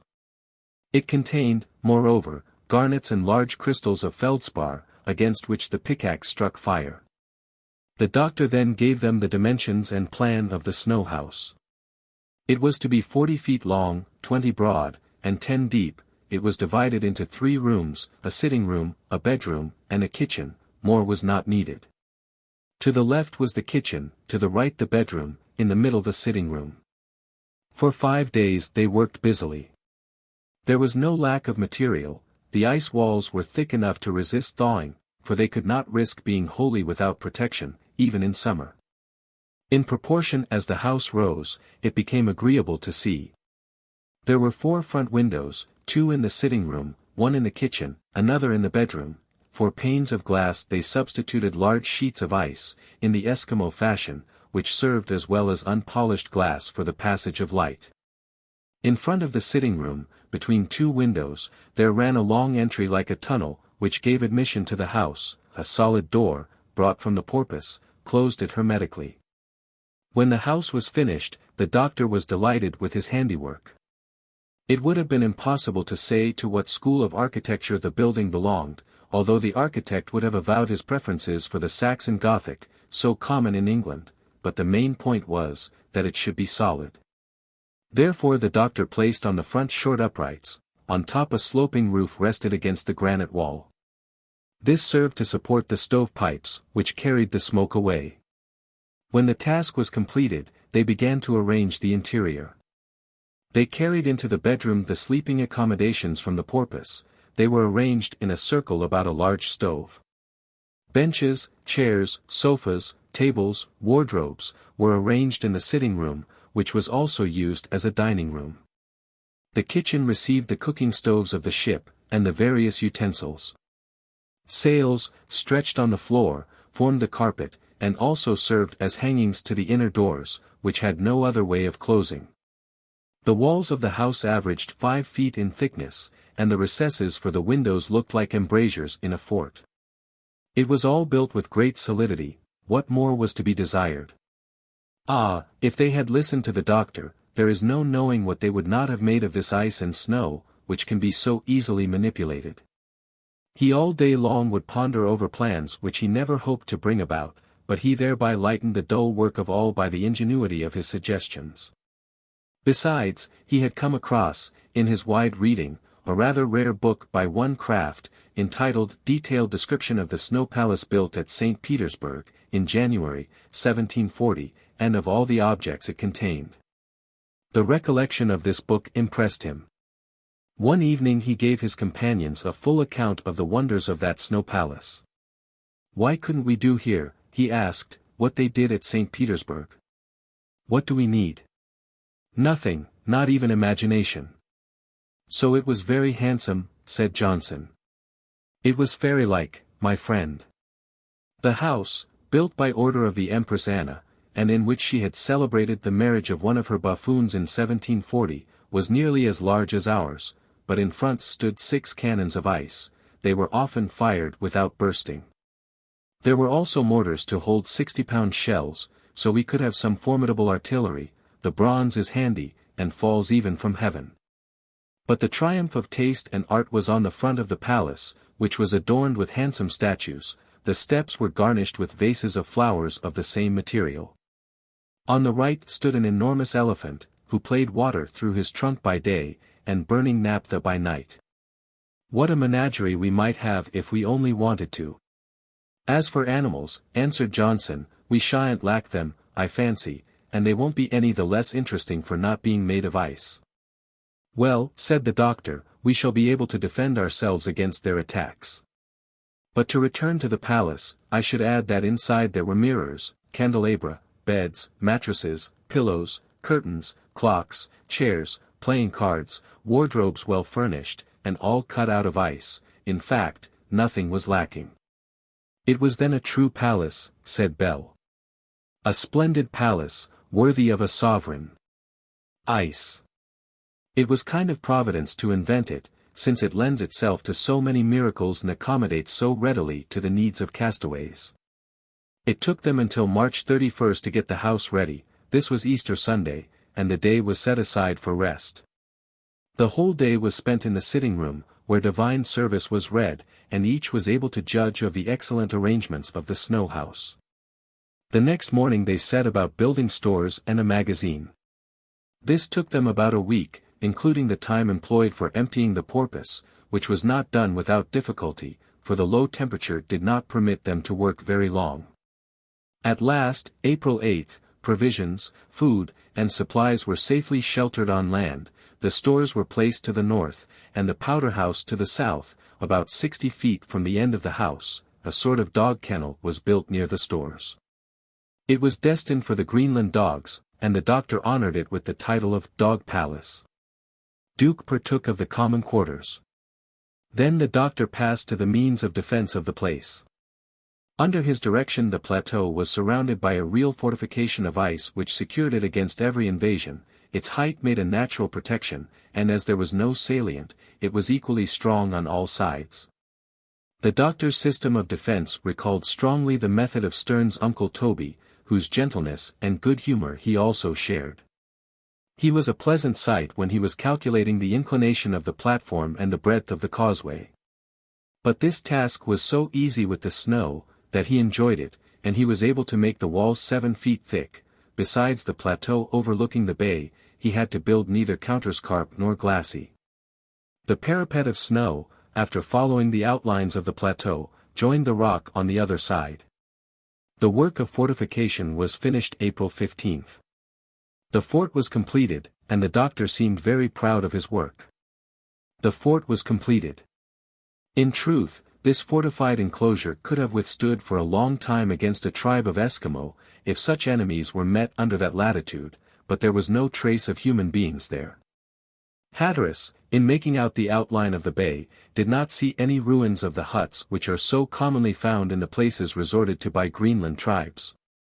The castaways of the Forward and the Porpoise appeared to be the first ever to set foot on this unknown shore. But if they need not fear men, animals were to be dreaded, and the fort, thus defended, would have to protect the little garrison against their attacks. Chapter 7. A discussion about charts. During these preparations for going into winter quarters, Altamont had entirely recovered his health and strength. He was even able to aid in unloading the ship. His vigorous constitution at last carried the day, and his pallor soon gave way before the vigor of his blood. They saw in him a sanguine, robust citizen of the United States, an intelligent, energetic man with a resolute character, a bold, hardy American ready for everything. He was originally from New York, and had been a sailor from infancy. As he told his companions, his ship, the Porpoise, had been equipped and sent out by a society of wealthy American merchants, at the head of whom was the famous Mr. Grinnell. There was a certain similarity between his disposition and that of Hatteras, but their sympathies were different. This similarity did not incline them to become friends, indeed, it had the opposite effect. A close observer would have detected serious discordances between them, and this, although they were very frank with one another. Altamont was less so, however, than Hatteras. With greater ease of manner, he was less loyal. His open character did not inspire as much confidence as did the captain's gloomy temperament. Hatteras would say what he had to say, and then he held his peace. The other would talk a great deal, but say very little. Such was the doctor's reading of the American's character, and he was right in his presentiment of a future disagreement, if not hatred, between the captains of the Porpoise and the Forward. And yet only one could command. To be sure, Hatteras had all the right of commanding, by virtue of anterior right in superior force. But if one was at the head of his own men, the other was on board of his own ship. And that was generally felt. Either from policy or instinctively, Altamont was at first attracted towards the doctor. It was to him he owed his life, but it was sympathy rather than gratitude which moved him. This was the invariable effect of Clawbonny's nature. Friends grew about him like wheat under the summer sun. Every one has heard of people who rise at 5 o'clock in the morning to make enemies. The doctor could have got up at 4 without doing it. Nevertheless, he resolved to profit by Altamont's friendship to the extent of learning the real reason of his presence in the polar seas. But with all his wordiness the American answered without answering, and kept repeating what he had to say about the Northwest Passage. The doctor suspected that there was some other motive for the expedition, the same, namely, that Hatteras suspected. Hence he resolved not to let the two adversaries discuss the subject, but he did not always succeed. The simplest conversations threatened to wander to that point, and any word might kindle a blaze of controversy. It happened soon. When the house was finished, the doctor resolved to celebrate the fact by a splendid feast. This was a good idea of Clawbonny's, who wanted to introduce in this continent the habits and pleasures of European life. Bell had just shot some ptarmigans and a white rabbit, the first harbinger of spring. This feast took place April 14th, Low Sunday, on a very pleasant day. The cold could not enter the house, and if it had, the roaring stoves would have soon conquered it. The dinner was good. The fresh meat made an agreeable variety after the pemmican and salt meat. A wonderful pudding, made by the doctor's own hand, was much admired. Every one asked for another supply. The head cook himself, with an apron about his waist and a knife hanging by his side, would not have disgraced the kitchen of the Lord High Chancellor of England. At dessert, liquors appeared. The American was not a teetotaler. Hence there was no reason for his depriving himself of a glass of gin or brandy. The other guests, who were never in any way intemperate, could permit themselves this infraction of their rule. So, by the doctor's command, each one was able to drain a glass at the end of the merry meal. When a toast was drunk to the United States, Hatteras was simply silent. It was then that the doctor brought forward an interesting subject. "My friends," he said, "it is not enough that we have crossed the waters and ice and have come so far, there is one thing left for us to do. Hence I propose that we should give names to this hospitable land where we have found safety and rest. That is the course pursued by all navigators, and there is not one who has neglected it. Therefore we ought to carry back with us not only a map of the shores, but also the names of the capes, bays, points, and promontories which we find. That is absolutely necessary." "Good," cried Johnson. "Besides, when one can give all these lands their own names, it looks like genuine work, and we can't consider ourselves as cast away on an unknown shore. Besides," added Bell, "that simplifies instructions and facilitates the execution of orders. We may be compelled to separate during some expedition or in hunting, and the best way for finding our way back is to know the names of the places." "Well," said the doctor, "since we are all agreed, let us try to settle on some names without forgetting our country and friends." "You are right, doctor," answered the American, "and you give what you say additional value by your warmth." "Well," continued the doctor, "let us go on in order." Hatteras had not taken part in the conversation. He was thinking. Still the eyes of his companions were fastened on him. He rose and said, "If you are all willing, and I don't think any one will dissent." At those words Hatteras looked at Altamont. "It seems to me proper to name this house after its skilful architect, and to call it Doctor's House." "That's true," said Bell. "Good," shouted Johnson, "Doctor's House." "Couldn't be better," added Altamont. "Hurrah for Doctor Clawbonny."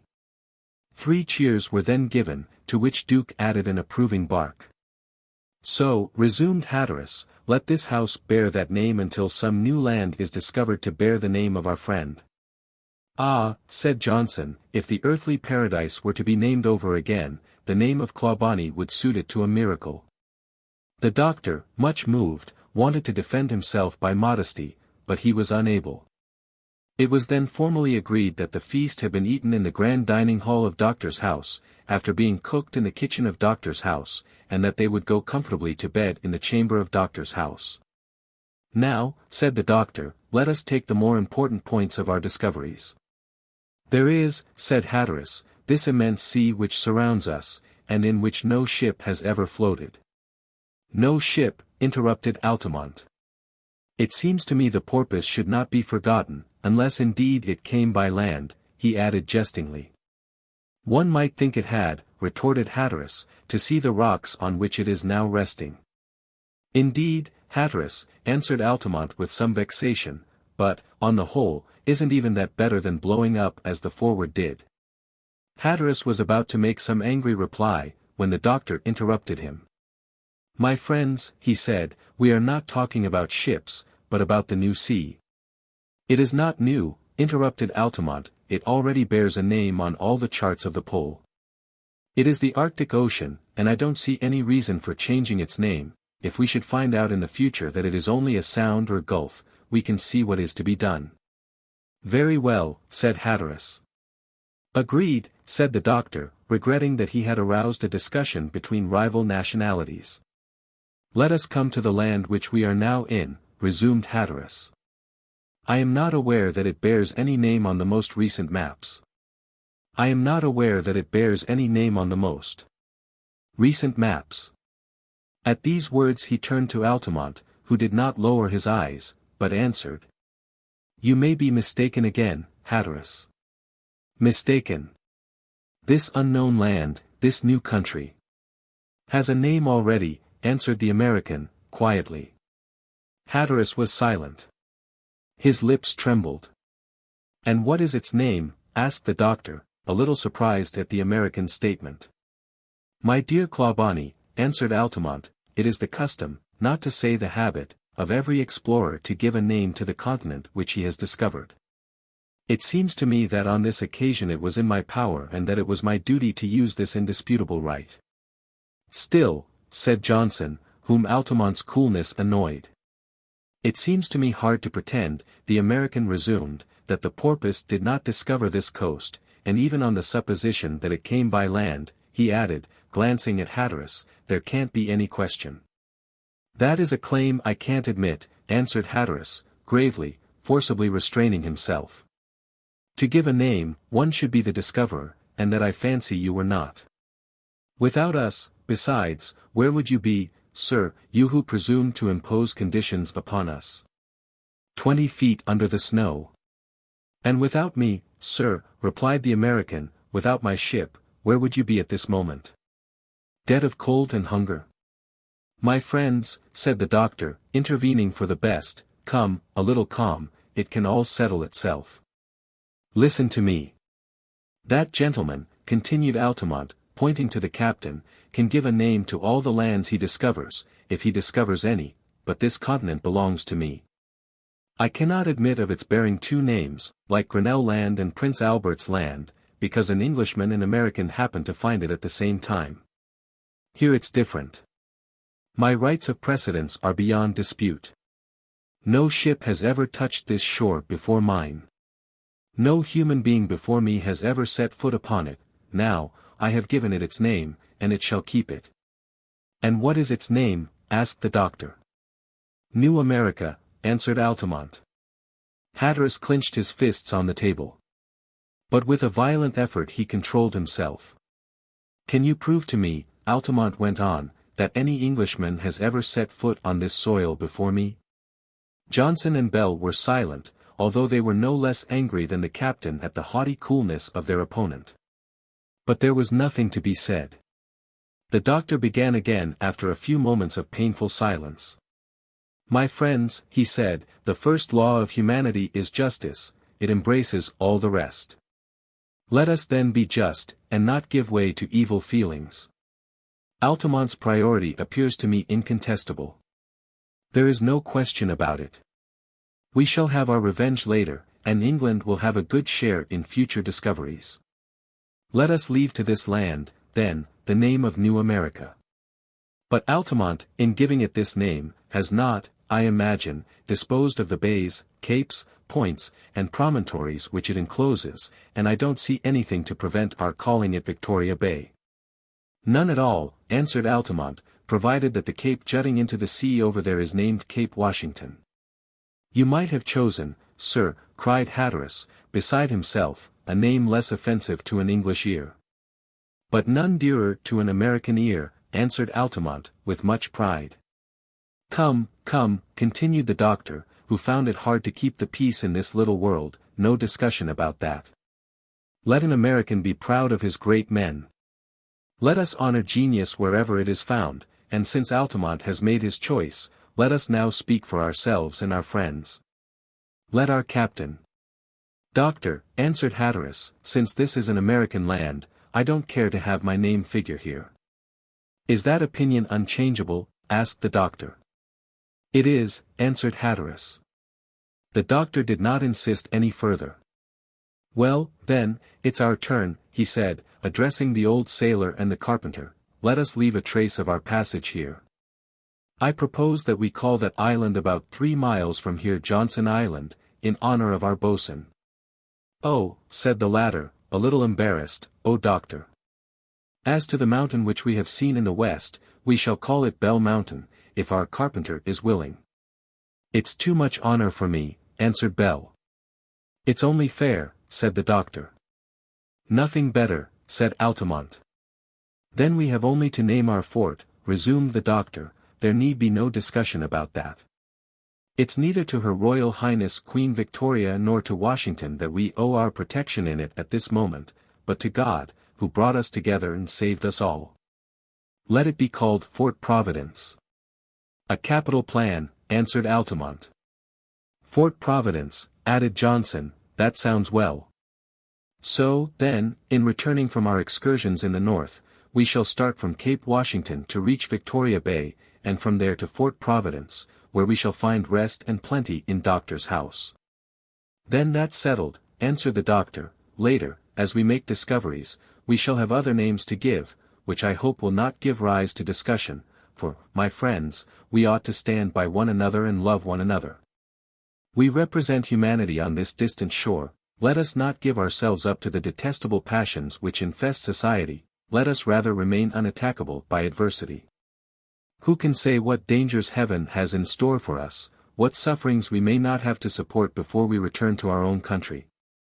Let us 5 be like one man, and leave on one side the rivalry which is wrong anywhere, and especially here.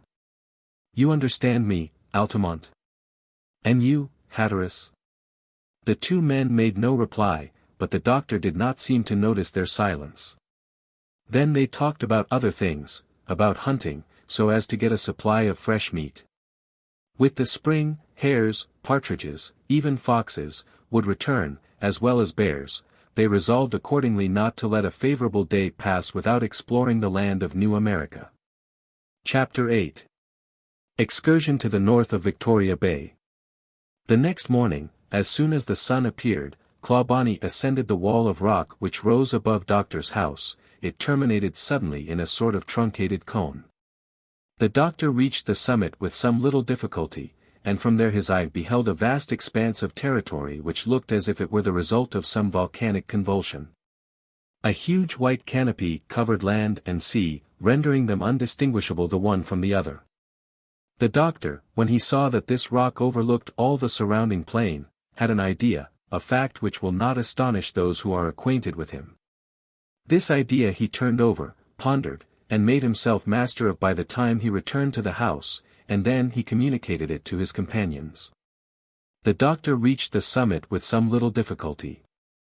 It has occurred to me, he said to them, to build a lighthouse at the top of the cone up there. A lighthouse, they cried. Yes, a lighthouse. It will be of use to show us our way back at night when we are returning from distant excursions, and to light up the neighborhood in the 8 months of winter. Certainly, answered Altamont, such an apparatus would be useful. But how will you build it?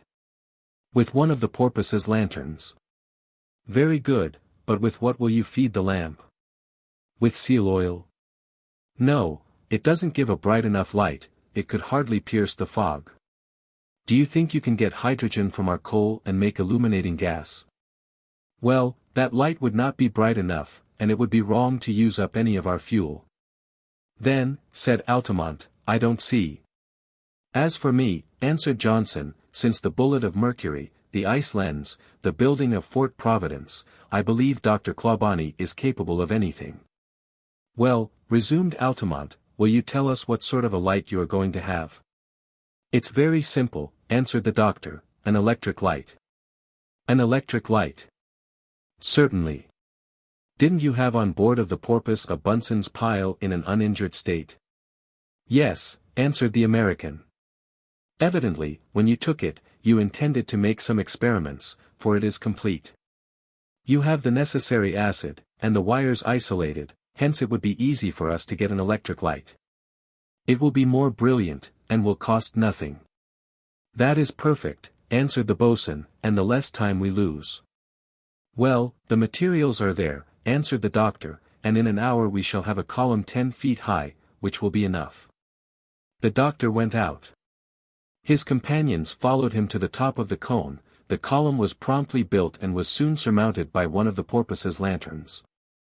Then the doctor arranged the conducting wires which were connected with the pile.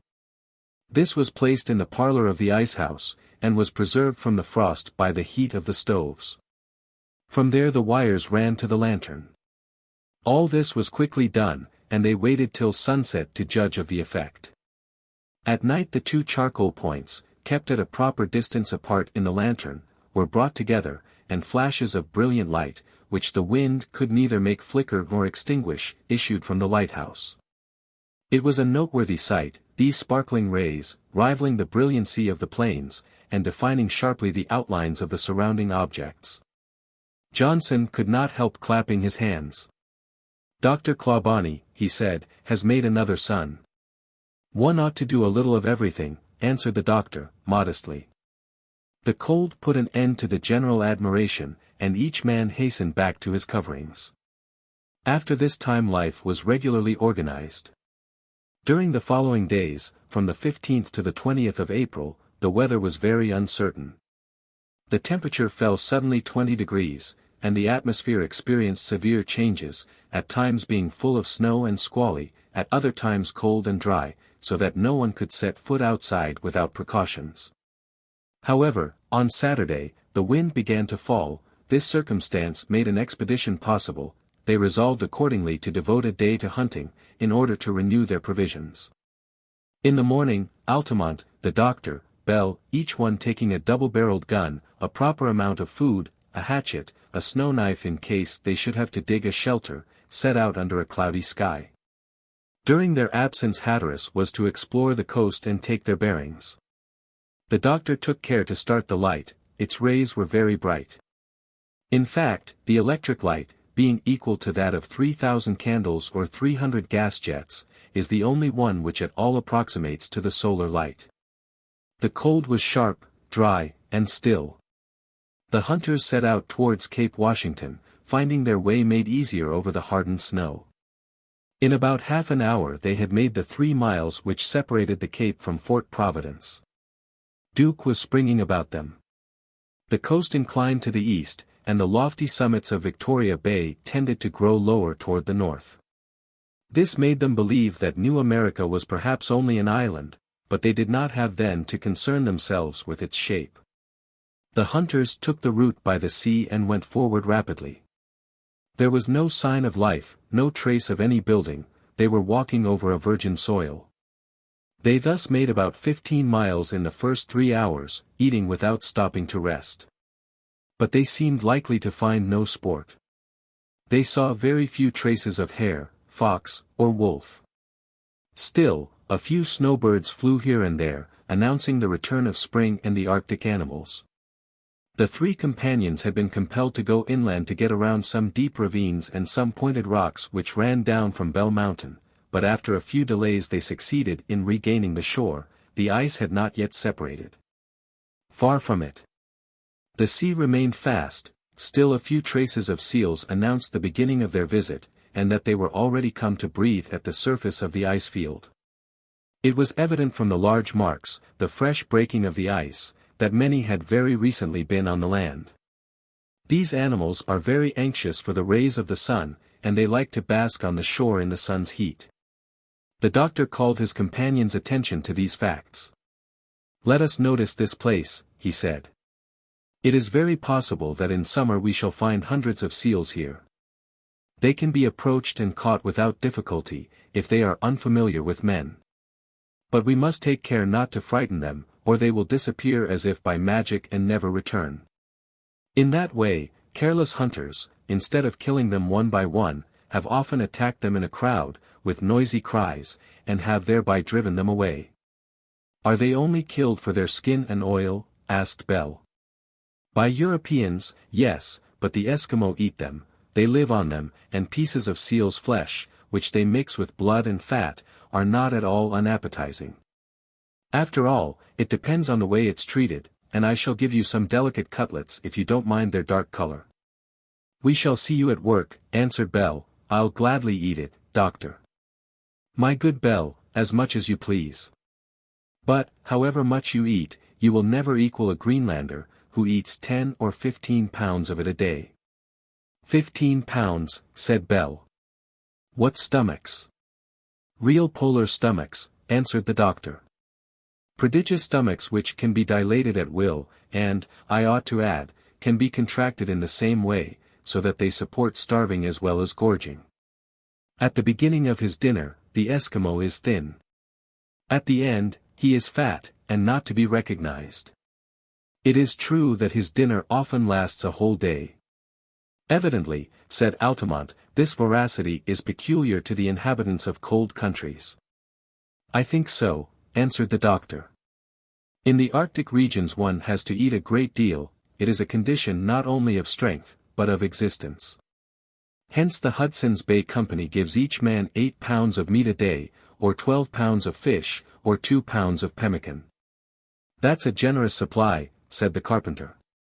"But not so much as you imagine, my friend, and an Indian crammed in that way does no better work than an Englishman with his pound of beef and his pint of beer a day." "Then, doctor, all is for the best." "True, but still an Eskimo meal may well astonish us." While wintering at Boothia Land, Sir John Ross was always surprised at the voracity of his guides. He says somewhere that 2 men, you understand, ate in one morning a whole quarter of a muskox. They tear the meat into long shreds, which they place in their mouths. Then each one, cutting off at his lips what his mouth cannot hold, passes it over to his companion. Or else the gluttons, letting the shreds hang down to the ground, swallow them gradually, as a boa constrictor swallows an animal, and like it stretched out at full length on the ground. "Ugh," said Bell, "the disgusting brutes." "Every one eats in his own way," answered the American, philosophically. "Fortunately," replied the doctor. "Well," said Altamont, "since the need of food is so great in these latitudes, I'm no longer surprised that in accounts of Arctic voyages there is always so much space given to describing the meals." "You are right," answered the doctor. "And it is a remark which I have often made myself, it is not only that plenty of food is needed, but also because it is often hard to get it. So one is always thinking of it and consequently always talking of it." "Still," said Altamont, "if my memory serves me right, in Norway, in the coldest countries, the peasants need no such enormous supply, a little milk, eggs, birch bark bread, sometimes salmon, never any meat, and yet they are hardy men." "It's a matter of organization," answered the doctor, "and one which I can't explain. Still, I fancy that the second or third generation of Norwegians, carried to Greenland, would end by feeding themselves in the Greenland way. And we too, my friends, if we were to remain in this lovely country, would get to live like the Eskimo, not to say like gluttons." "Dr. Clawbonny," said Bell, "it makes me hungry to talk in this way."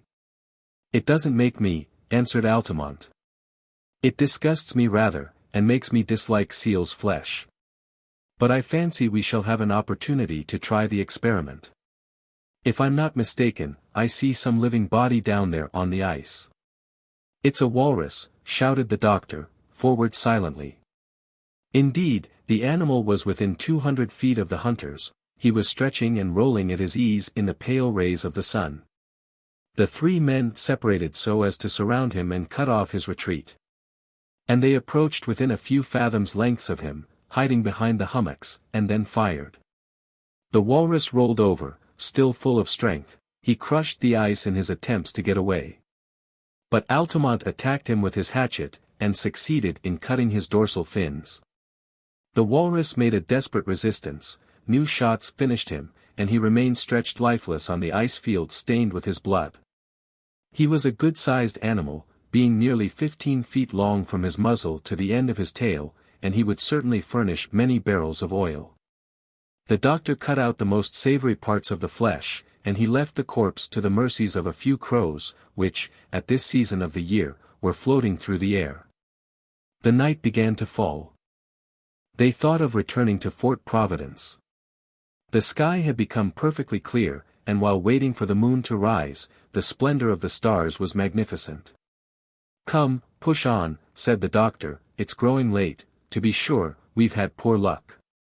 But as long as we have enough for supper, there's no need of complaining, only let's take the shortest way and try not to get lost, the stars will help us." But yet in countries where the North Star shines directly above the traveler's head, it is hard to walk by it. In fact, when the north is directly in the zenith, it is hard to determine the other cardinal points. Fortunately the moon and great constellations aided the doctor in determining the route. In order to shorten their way, he resolved to avoid the sinuosities of the coast, and to go directly across the land. It was more direct, but less certain. So, after walking for a few hours, the little band had completely lost its way.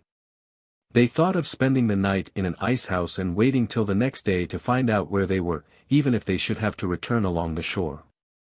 But the doctor, fearing that Hatteras and Johnson might be anxious, insisted on their going on. "Duke is showing us the way," he said, "and he can't be wrong, he has an instinct which is surer than needle or star. Let us follow him." Duke went forward, and they all followed confidently. And they were justified in so doing. Soon a distant light appeared on the horizon. It was not to be confounded with a star in the low clouds. "There's our light," cried the doctor. "Do you think so, doctor?" asked the carpenter. "I'm sure of it. Let us push on." As they approached, the light grew brighter, and soon they enjoyed its full brilliancy. They advanced in full illumination, and their sharply cut shadows ran out behind them over the snow. They hastened their gait, and in about half an hour they were climbing up the steps of Fort Providence. They advanced in full illumination, and their sharply cut shadows ran out behind them over the snow. Chapter 9. Cold and Heat. Hatteras and Johnson had waited for the three hunters with some uneasiness. When they returned they were delighted to find a warm and comfortable shelter. That evening the temperature had decidedly fallen, and the thermometer outside stood at -31 degrees. The three were very much fatigued and almost frozen, so that they could hardly drag one foot after the other. Fortunately the stoves were drawing well. The doctor became cook, and roasted a few walrus cutlets. At 9 o'clock they all five sat down before a nourishing supper. "On my word," said Bell, "at the risk of passing for an Eskimo, I will say that food is an important thing in wintering. One ought to take what one can get." Each of them having his mouth full, it was impossible for anyone to answer the carpenter at once, but the doctor made a sign that he was right. The walrus cutlets were declared excellent. Or, if they made no declarations about it, they ate it all up, which is much more to the purpose. At dessert the doctor made the coffee. As was his custom, he entrusted this task to no one else. He made it at the table, in an alcohol machine, and served it boiling hot. He wanted it hot enough to scald his throat, or else he did not think it worth drinking. That evening he drank it so hot that his companions could not imitate him. "But you'll burn yourself, doctor," said Altamont. "Oh no," was the answer. "Is your throat lined with copper?" asked Johnson. "No, my friends, I advise you to take counsel from me. There are some persons, and I am of the number, who drink coffee at a temperature of 131 degrees.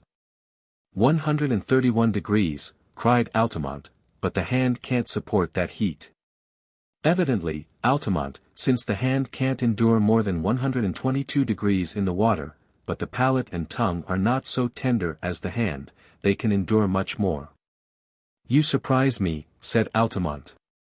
Well, I'm going to convince you. And the doctor, bringing the thermometer from the parlor, plunged the bulb into his cup of boiling coffee. He waited until it stood at 131 degrees, and then he drank it with evident joy. Bell tried to do the same thing, but he burned himself and shouted aloud. You are not used to it, said the doctor. Clawbonny, asked Altamont, can you tell me the highest temperature the human body can support? Easily, answered the doctor, various experiments have been made and curious facts have been found out. I remember one or two, and they serve to show that one can get accustomed to anything, even to not cooking where a beefsteak would cook. So, the story goes that some girls employed at the public bakery of the city of La Rochefoucauld, in France, could remain 10 minutes in the oven in a temperature of 300 degrees, that is to say, 89 degrees hotter than boiling water, while potatoes and meat were cooking around them.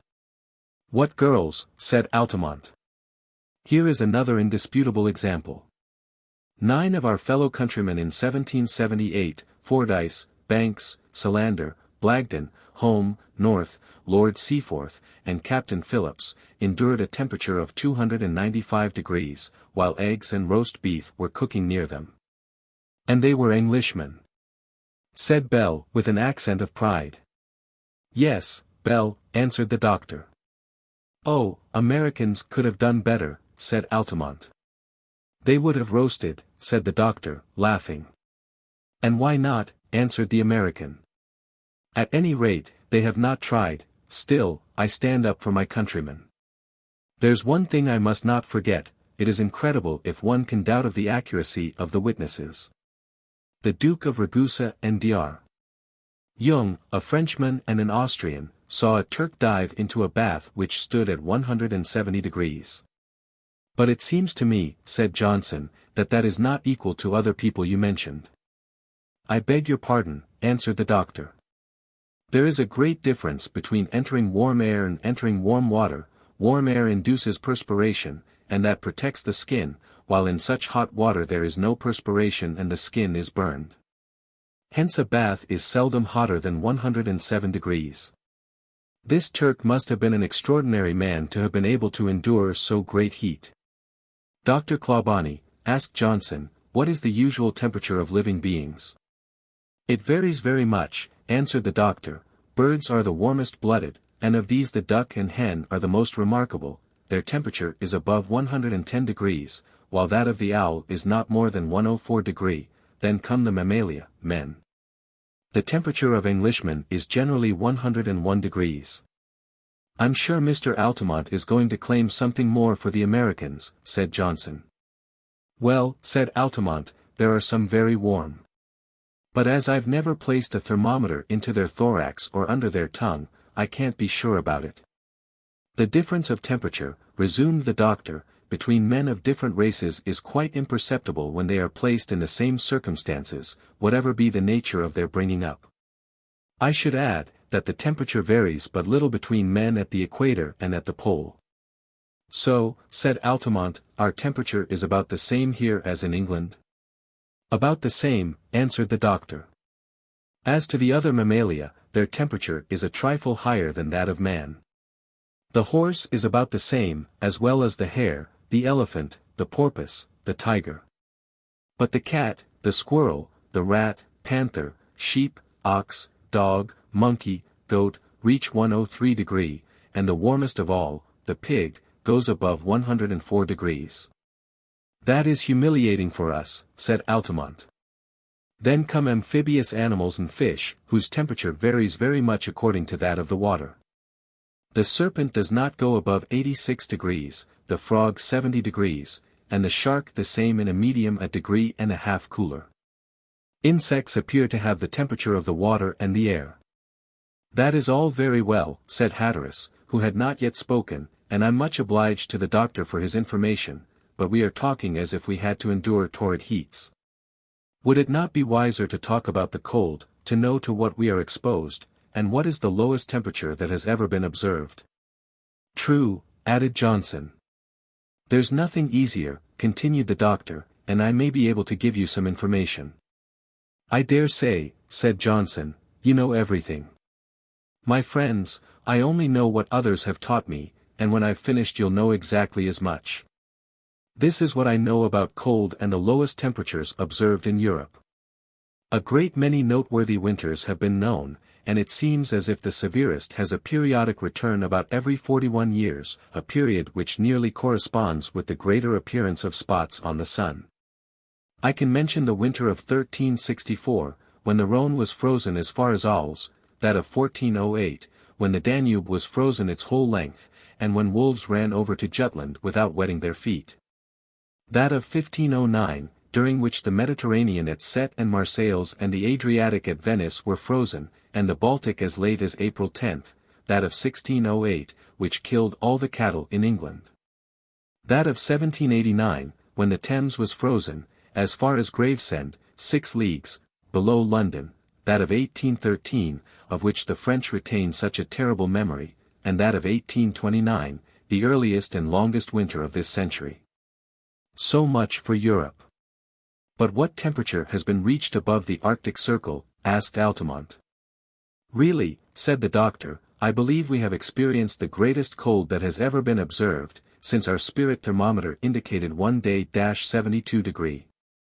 And if I remember aright, the lowest temperatures ever observed before were only -61 degrees at Melville Island, -65 degrees at Port Felix, and -70 degrees at Fort Reliance.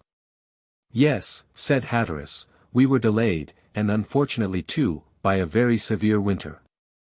You were delayed? Exclaimed Altamont, staring at the captain.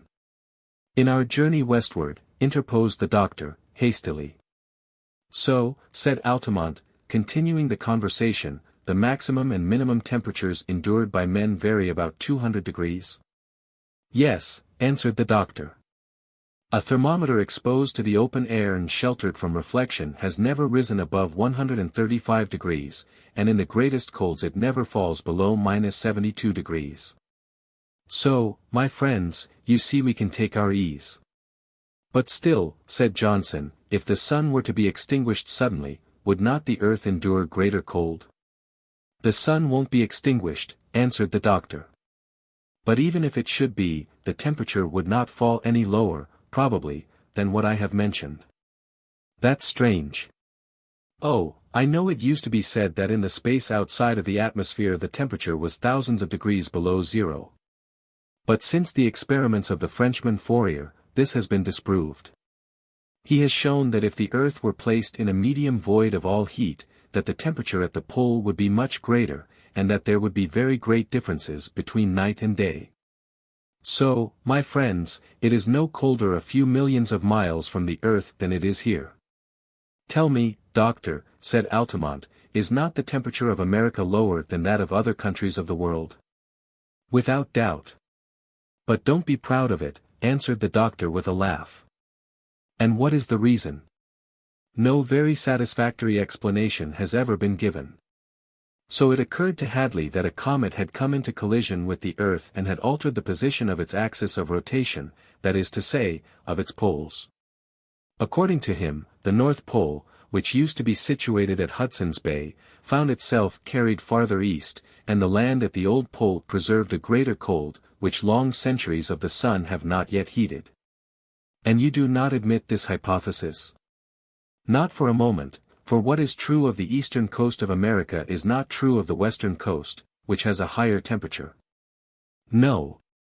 We can prove that the isothermal lines differ from the terrestrial parallels, and that is all. Do you know, doctor, said Johnson, that it is pleasant to talk about cold in our present circumstances? Exactly, Johnson. We can call practice to the aid of theory. These countries are a vast laboratory where curious experiments on low temperatures can be made. Only, be always careful. If any part of your body is frozen, rub it at once with snow to restore the circulation of the blood, and if you come near the fire, be careful, for you may burn your hands or feet without noticing it. Then amputation would be necessary, and we should try to leave nothing of ourselves in these lands. And now I think it would be well for us to seek a few hours of sleep. Willingly, answered the doctor's companions. Who keeps watch over the stove? I do, answered Bell. Well, my friend, take care the fire does not fall out, for it's most abominably cold this evening. Don't be uneasy, doctor, it's very sharp, but see, the sky is all ablaze. Yes, answered the doctor, going up to the window, it's a magnificent aurora. What a glorious sight! I should never get tired of looking at it. In fact, the doctor admired all these cosmic phenomena, to which his companions paid but little attention. He had noticed, besides, that their appearance always preceded disturbances of the magnetic needle, and he was preparing some observations on the subject which he intended for Admiral Fitzroy's weather book. Soon, while Bell was on watch near the stove, all the rest, stretched on their beds, slept quietly. Chapter 10. The Pleasures of Winter Quarters. There is a gloomy monotony about life at the pole. Man is wholly the sport of the changes of the weather, which alternates between intense cold and severe storms with savage relentlessness. The greater part of the time it is impossible to set foot out of doors, one is imprisoned in the hut of ice. Long months pass in this way, so that men lead the life of moles. The next day the thermometer was several degrees lower, and the air was full of clouds of snow, which absorbed all the light of day.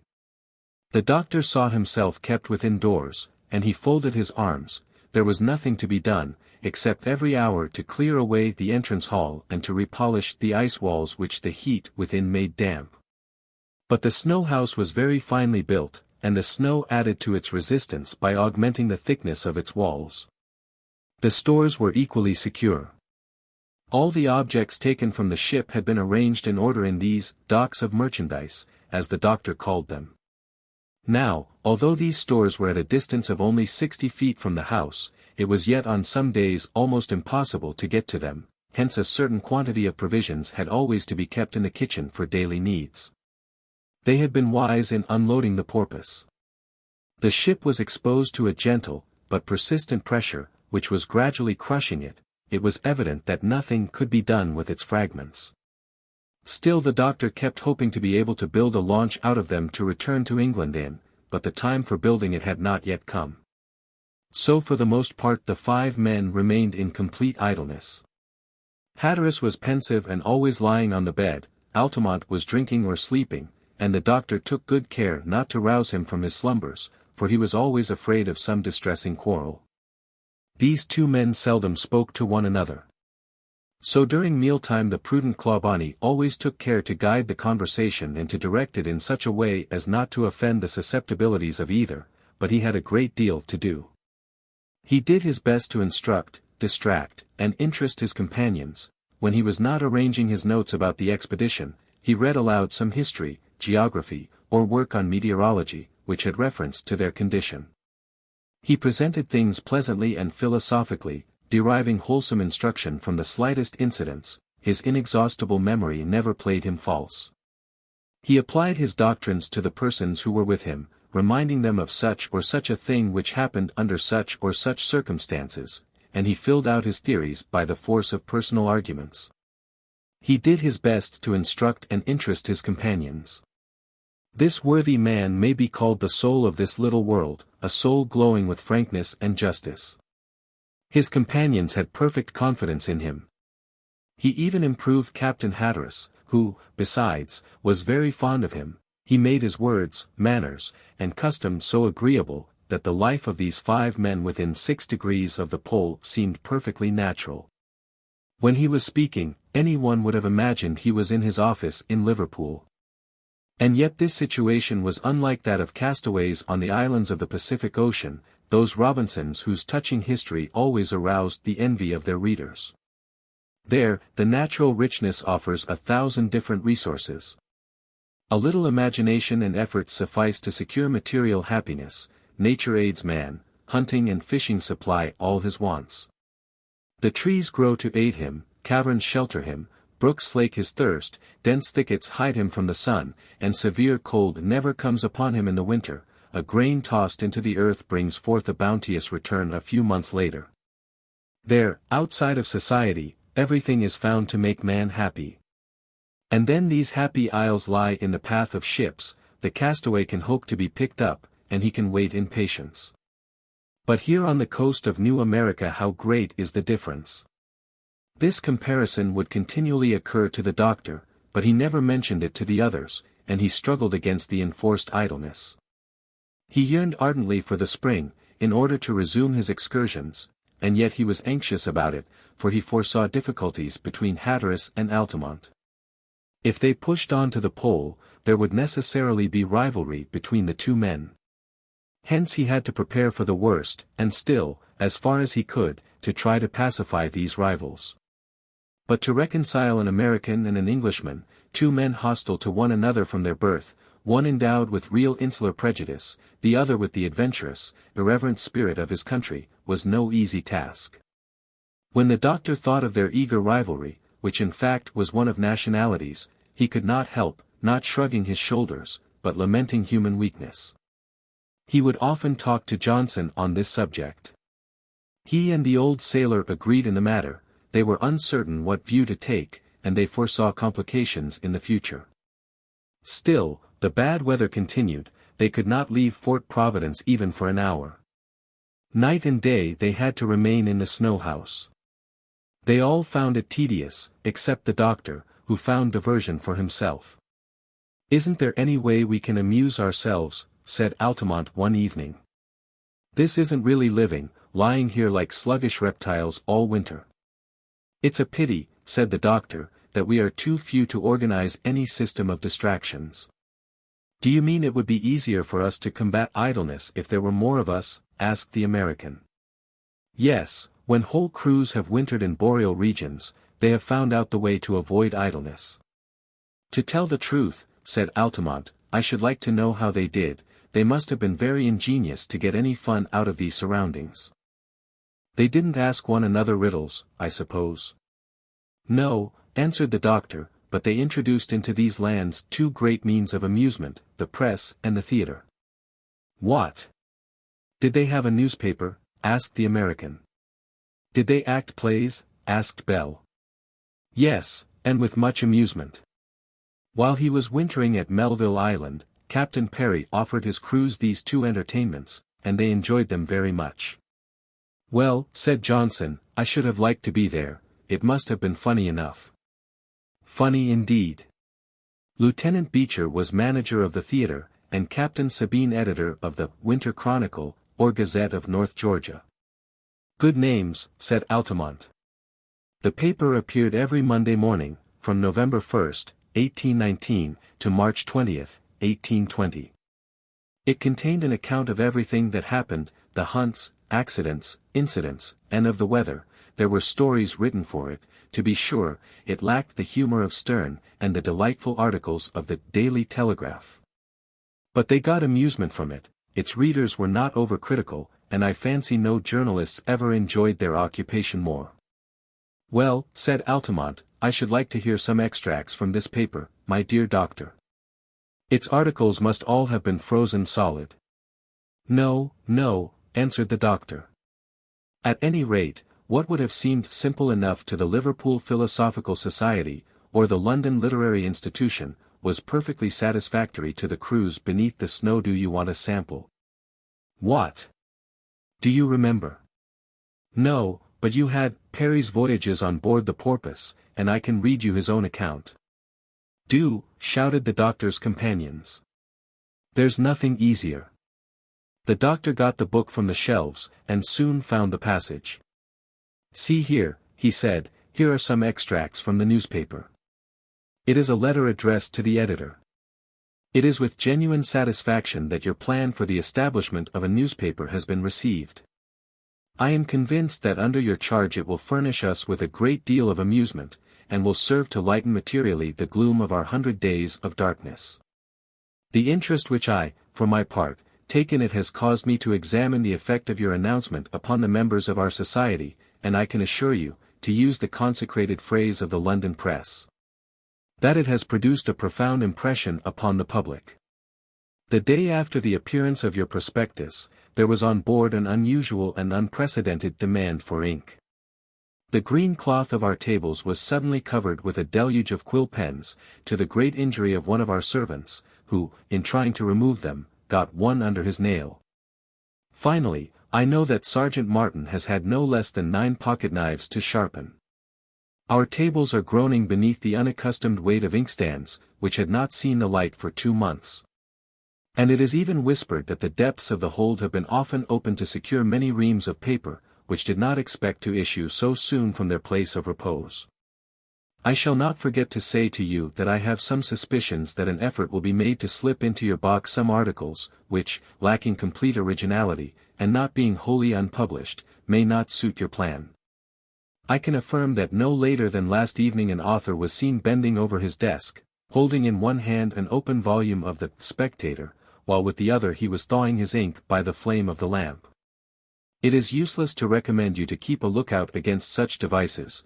We must not see reappearing in the Winter Chronicle what our ancestors used to read at breakfast more than a century ago. Well, well, said Altamont, when the doctor had finished reading, there is really good humor in that, and the writer must have been a bright fellow. Bright is the word, answered the doctor. Stop a moment, here is an amusing advertisement. Wanted. A middle-aged, respectable woman to help dress the ladies of the troupe of the Theatre Royal of North Georgia. Suitable salary given, tea and beer free. Address the committee of the theatre. N.B. A widow preferred. They were not disgusted, at any rate, said Johnson. And did they get the widow? Asked Bell. Probably, answered the doctor, for here is an answer addressed to the committee. Gentlemen, I am a widow, 26 years old, and I can produce warm testimonials as to my morals and talents.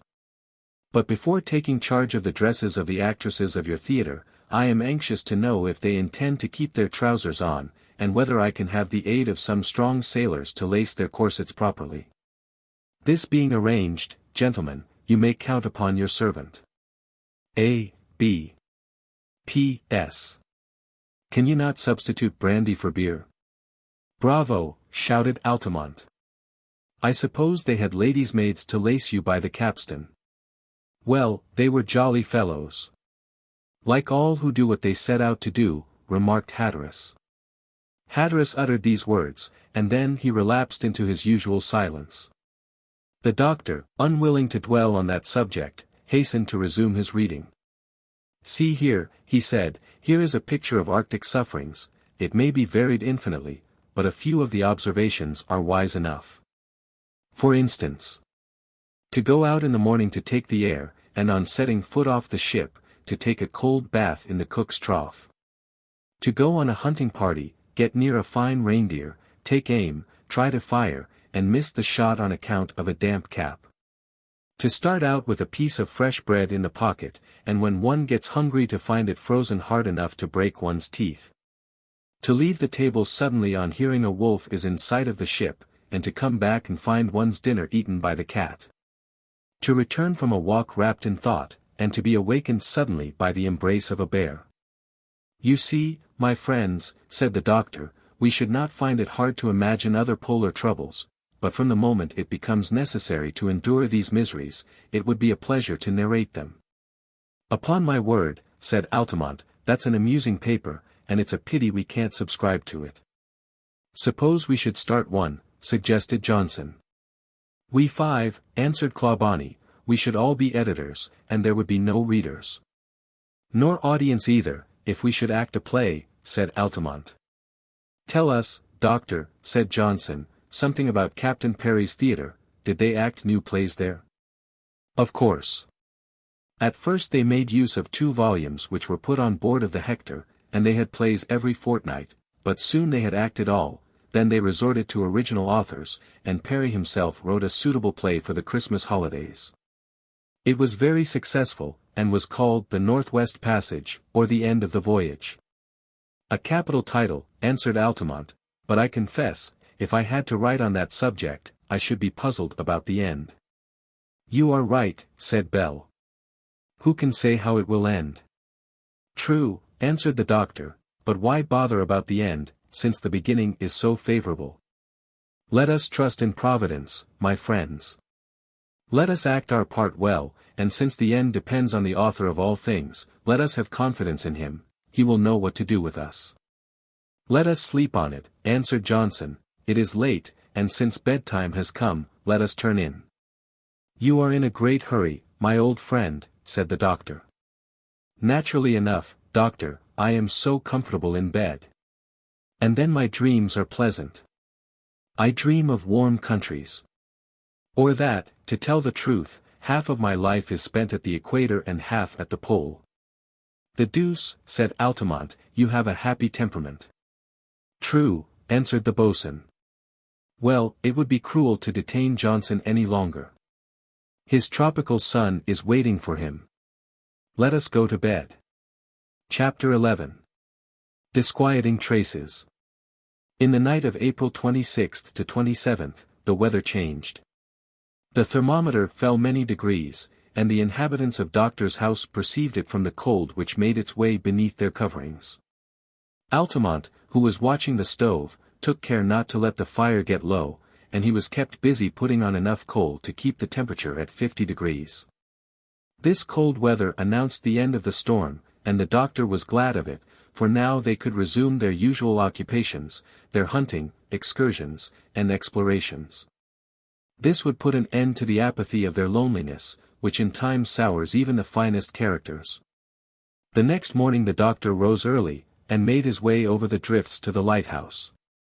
The wind was from the north.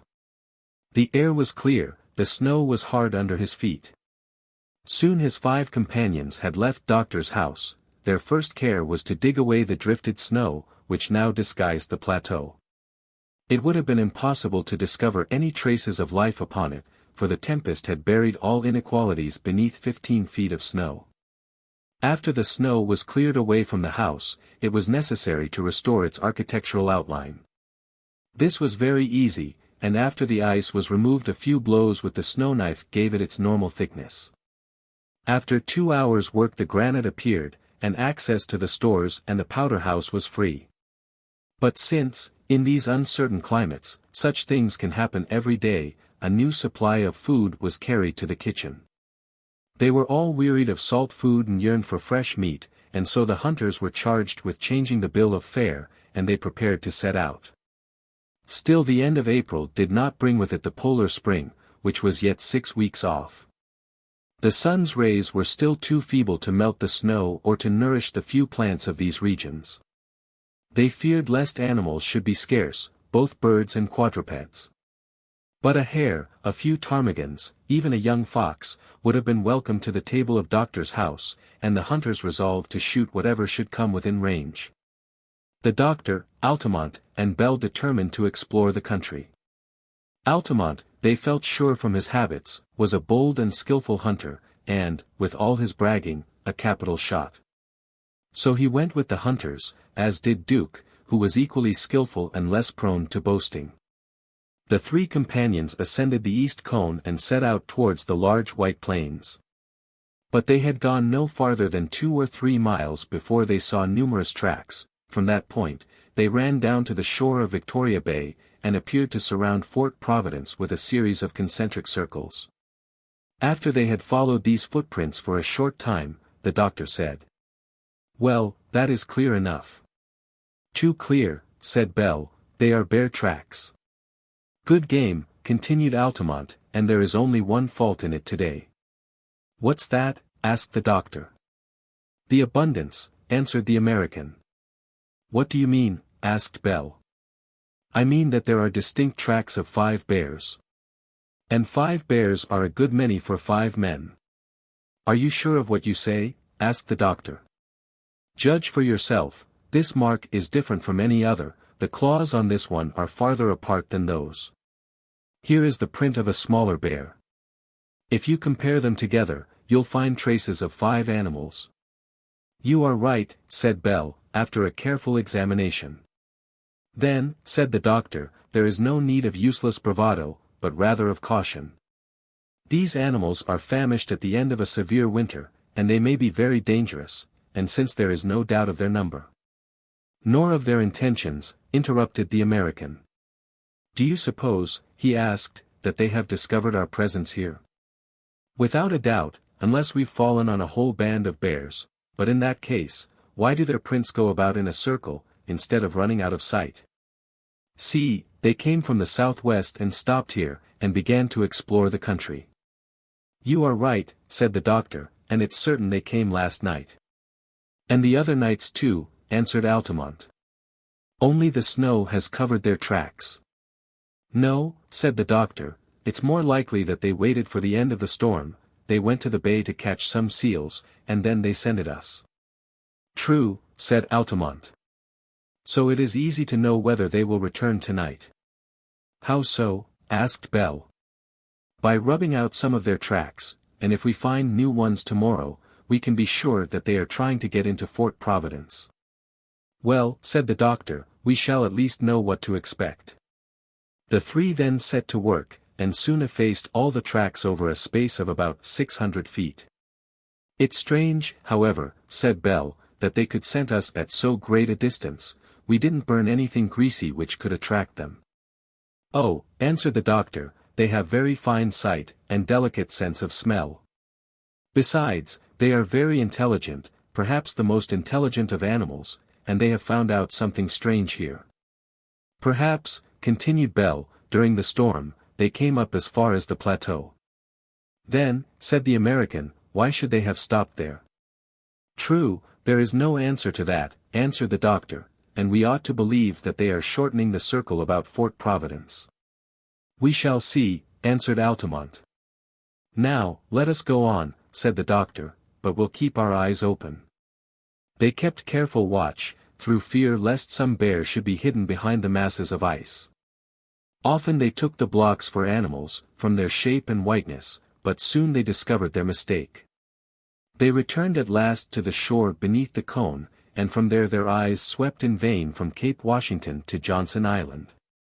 They saw nothing, everything was white and motionless, not a sound was to be heard. They entered the snow house. Hatteras and Johnson were informed of the condition of affairs, and they resolved to keep a strict watch. Night came. Nothing occurred to alarm them, or to mar its beauty. At dawn the next morning, Hatteras and his companions, fully armed, went out to examine the condition of the snow. They found the same tracks as on the previous day, only nearer. Evidently the enemy was preparing to lay siege to Fort Providence. They have opened their second parallel, said the doctor. They have made a point in advance, answered Altamont, see those footprints coming nearer the plateau. They are those of some strong animal. Yes, they are gaining ground gradually, said Johnson, it is evident that they are going to attack us. There's no doubt of that, said the doctor, let us avoid showing ourselves. We are not strong enough to fight successfully. But where do these devilish bears come from? Asked Bell. From behind those pieces of ice to the east, where they are spying us, don't let us get too near them. And our hunt? Asked Altamont. Let us put it off for a few days, answered the doctor, let us again rub out these nearest marks, and tomorrow we shall see if they are renewed. In this way we can see the maneuvers of our enemies. The doctor's advice was taken, and they returned to the fort. The presence of these terrible beasts forbade any excursion. Strict watch was kept over the neighborhood of Victoria Bay. The lighthouse was dismantled. It was of no real use, and might attract the attention of the animals. The lantern and the electric threads were carried to the house, then they took turns in watching the upper plateau. Again they had to endure the monotony of loneliness, but what else was to be done? They dared not risk a contest at so fearful odds, no one's life could be risked imprudently. Perhaps the bears, if they caught sight of nothing, might be thrown off the track, or, if they were met singly, they might be attacked successfully. However, this inaction was relieved by a new interest. They had to keep watch, and no one regretted it. April 28 passed by without any sign of the existence of the enemy. The next morning their curiosity as to the existence of new tracks was succeeded by astonishment. Not a trace was to be seen. The snow was intact. Good, shouted Altamont, the bears are thrown off the track. They have no perseverance. They are tired of waiting, and have gone. Goodbye, and now off to the hunt. Answered the doctor, who can say? For greater safety, my friends, I beg one more day of watching. It is certain the enemy did not approach last night, at least from this side. Let us make a circuit of the plateau, said Altamont, and then we shall make sure. Willingly, said the doctor. But with all their care in exploration, not the slightest trace could be found. Well, shall we start on our hunt? Asked Altamont, impatiently. Let us wait till tomorrow, urged the doctor. All right, answered Altamont, who had some reluctance, however, about conceding. They returned to the fort. Each one had to watch for an hour, as on the previous evening. When Altamont's turn came, he went to relieve Bell. As soon as he was gone, Hatteras called his companions together. The doctor left his notes, and Johnson his furnaces. It might have been supposed that Hatteras was going to discuss the dangers of the situation. He did not even think of them. My friends, he said, let us take advantage of the absence of this American, to talk over our affairs. Some things don't concern him at all, and I don't care to have him meddling with them. The others looked at one another, uncertain of his meaning. I want to speak with you, he said, about our future plans. Well, answered the doctor, let us talk now we are alone. In a month, or 6 weeks at the latest, Hatteras began, we shall be able to make distant excursions. Had you thought of what might be done in the summer? Had you, Captain? Asked Johnson. I can say that not an hour passes without my mind's recurring to my plan. I suppose no one of you has any thought of returning. There was no immediate answer to this insinuation. As for me, continued Hatteras, if I have to go alone, I shall go to the North Pole. We are only 360 miles from it at the outside. No men have ever been so near it, and I shall not let such a chance go by without the attempt, even if it be impossible. What are your views in the matter? Your own, answered the doctor. And yours, Johnson? The same as the doctor's, answered the boatswain. It is your turn to speak, Bell, said Hatteras. Captain, answered the carpenter, it is true we have no family awaiting us in England, but our country is our country, don't you think of going back? We shall go back easily as soon as we shall have discovered the pole. In fact, more easily. The difficulties will not increase, for, on our way thither, we leave behind us the coldest spots on the globe. We have supplies of all sorts for a long time. There is nothing to hinder us, and we should be to blame if we did not push on to the end. Well, answered Bell, we are all of your opinion, Captain. Good, replied Hatteras. I have never doubted of you. We shall succeed, my friends, and England shall have all the glory of our success. But there is an American with us, said Johnson. Hatteras could not restrain a wrathful gesture at this remark. I know it, he said in a deep voice. We can't leave him here, continued the doctor. No, we cannot, answered Hatteras, coldly. And he will certainly come. Yes, he will come, but who will command? You, Captain. And if you obey me, will this Yankee refuse to obey? I don't think so, answered Johnson, but if he is unwilling to obey your orders, it would have to be settled between him and me. The three Englishmen looked at Hatteras without a word. The doctor broke the silence. How shall we travel? He asked. By keeping along the coast as much as possible, answered Hatteras. But if we find the sea open, as is likely? Well, we shall cross it. How? We have no boat. Hatteras did not answer, he was evidently embarrassed. Perhaps, suggested Bell, we might build a launch out of the timbers of the porpoise. Never, shouted Hatteras, warmly. Never, exclaimed Johnson. The doctor shook his head, he understood the captain's unwillingness. Never. The latter answered. A launch made out of the wood of an American ship would be an American launch. But, Captain, interposed Johnson. The doctor made a sign to the old boatswain to keep silent. A more suitable time was required for that question. The doctor, although he understood Hatteras's repugnance, did not sympathize with it, and he determined to make his friend abandon this hasty decision. Hence he spoke of something else, of the possibility of going along the coast to the north, and that unknown point, the North Pole. In a word, he avoided all dangerous subjects of conversation up to the moment when it was suddenly ended by the entrance of Altamont. He had nothing new to report. The day ended in this way, and the night was quiet. The bears had evidently disappeared. Chapter 12. The Ice Prison. The next day they determined to arrange the hunt, in which Hatteras, Altamont, and the carpenter were to take part. No more tracks were to be seen. The bears had decidedly given up their plan of attack, either from fear of their unknown enemies, or because there had been no sign of living beings beneath the mass of snow. During the absence of the three hunters, the doctor was to push on to Johnson Island to examine the condition of the ice, and to make some hydrographic investigations. The cold was sharp, but they supported it well, having become accustomed to it by this time. The boatswain was to remain at Doctor's house, in a word, to guard the house. The three hunters made their preparations. Each one took a double-barreled rifled gun, with conical balls. They carried a small quantity of pemmican, in case night should fall before their return. They also were provided with the snow knife, which is so indispensable in these regions, and a hatchet which they wore in their belts.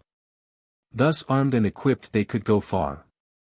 And since they were both skilled and bold, they could count on bringing back a good supply.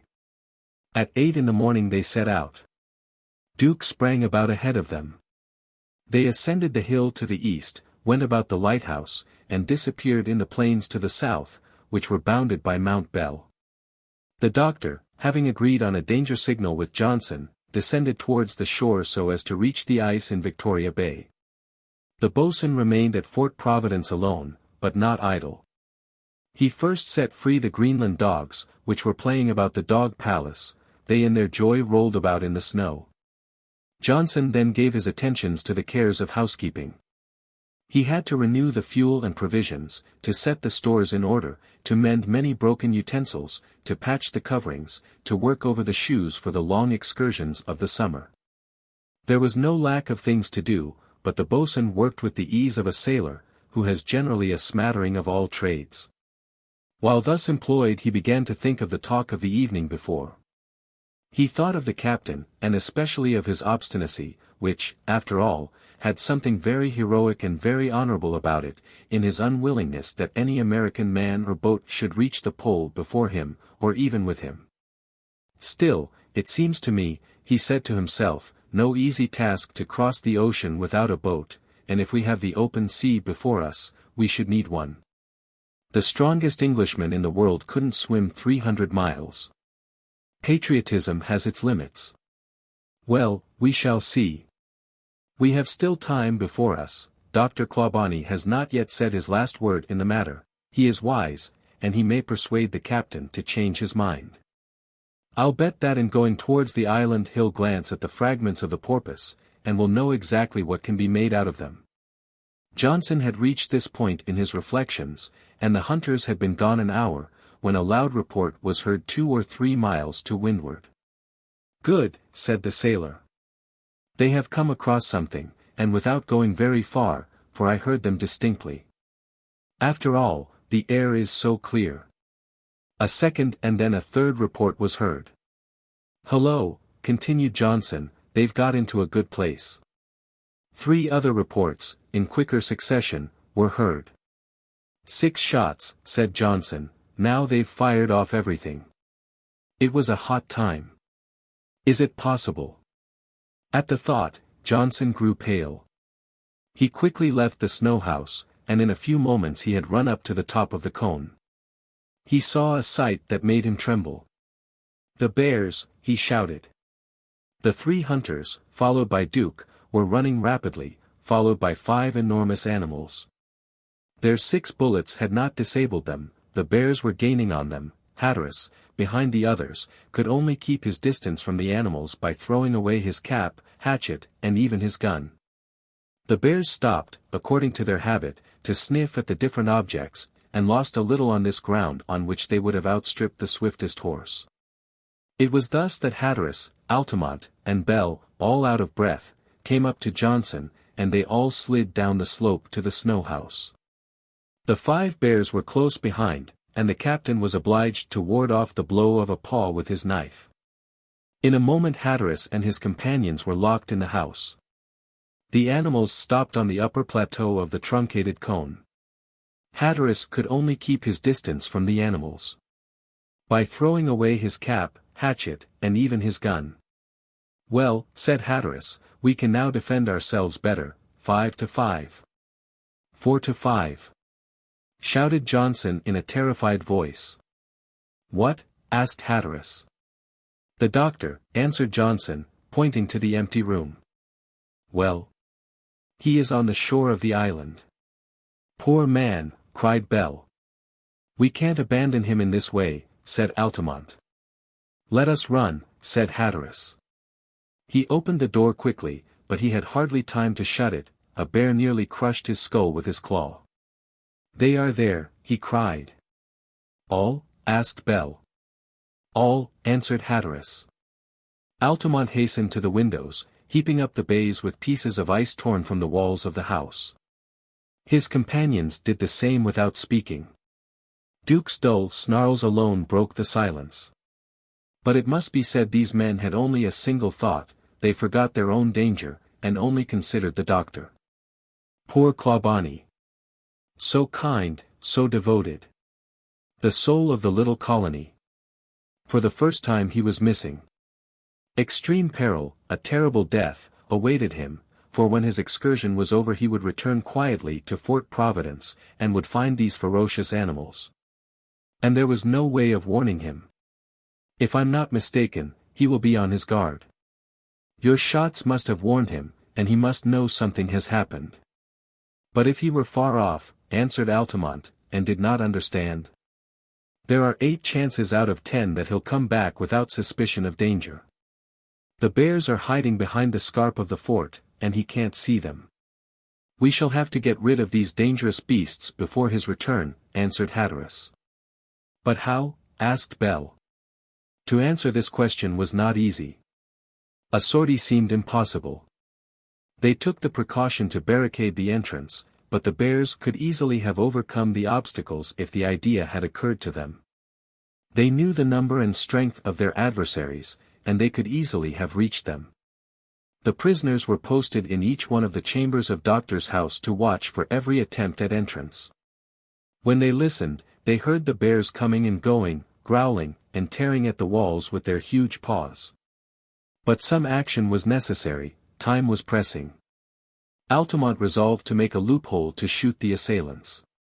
In a few minutes he had made a little hole in the ice wall, he pushed his gun through it, but it had scarcely reached the other side before it was torn from his hands with irresistible force before he could fire. "The devil!" he cried, "we are too weak." And he hastened to close the loophole. Thus matters went for an hour, without any end appearing probable. The chances of a sortie were discussed, they seemed slight, for the bears could not be fought singly. Nevertheless, Hatteras and his companions, being anxious to finish it, and, it must be said, very much confused at being thus imprisoned by the beasts, were about to try a direct attack, when the captain thought of a new means of defense. He took the poker and plunged it into the stove, then he made an opening in the wall, but so as to keep a thin coating of ice outside. His companions watched him. When the poker was white hot, Hatteras said, "This bar will drive away the bears, for they won't be able to seize it, and through the loophole we will be able to fire at them, without their taking our guns away from us." "A good idea," cried Bell, going towards Altamont. Then Hatteras, withdrawing the poker from the stove, pushed it through the wall. The snow, steaming at its touch, hissed sharply. 2 bears ran to seize the bar, but they roared fearfully when 4 shots were fired at once. "Hit!" shouted the American. "Hit!" repeated Bell. "Let us try again," said Hatteras, closing the opening for a moment. The poker was put again into the fire, in a few minutes it was red hot. Altamont and Bell returned to their place after loading their guns. Hatteras again pushed the poker through the loophole. But this time an impenetrable substance stopped it. "Curse it," cried the American.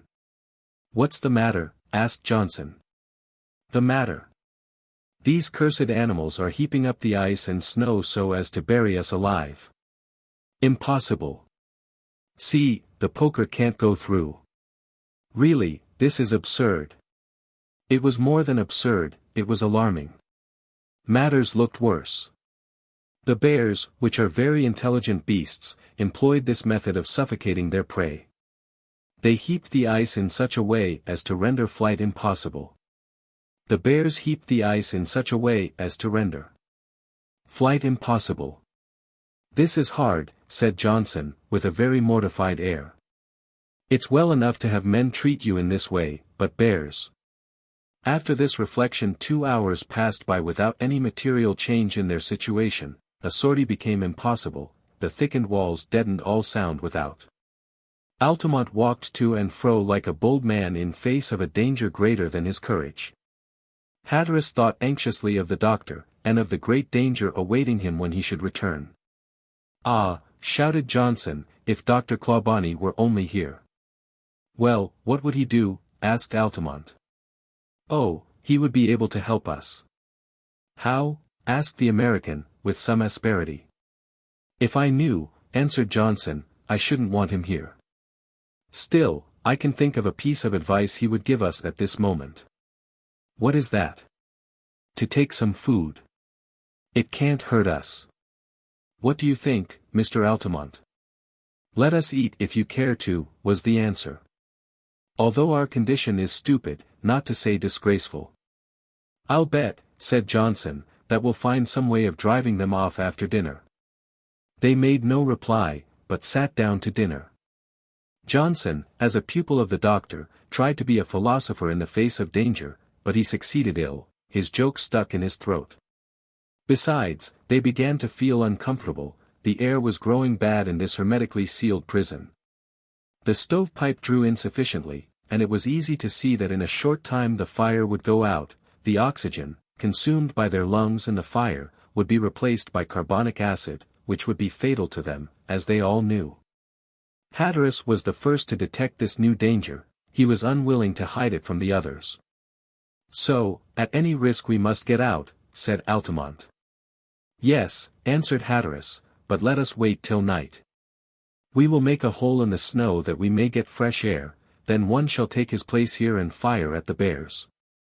"It's the only thing we can do," said the American. Having agreed on this, they waited for the time of action.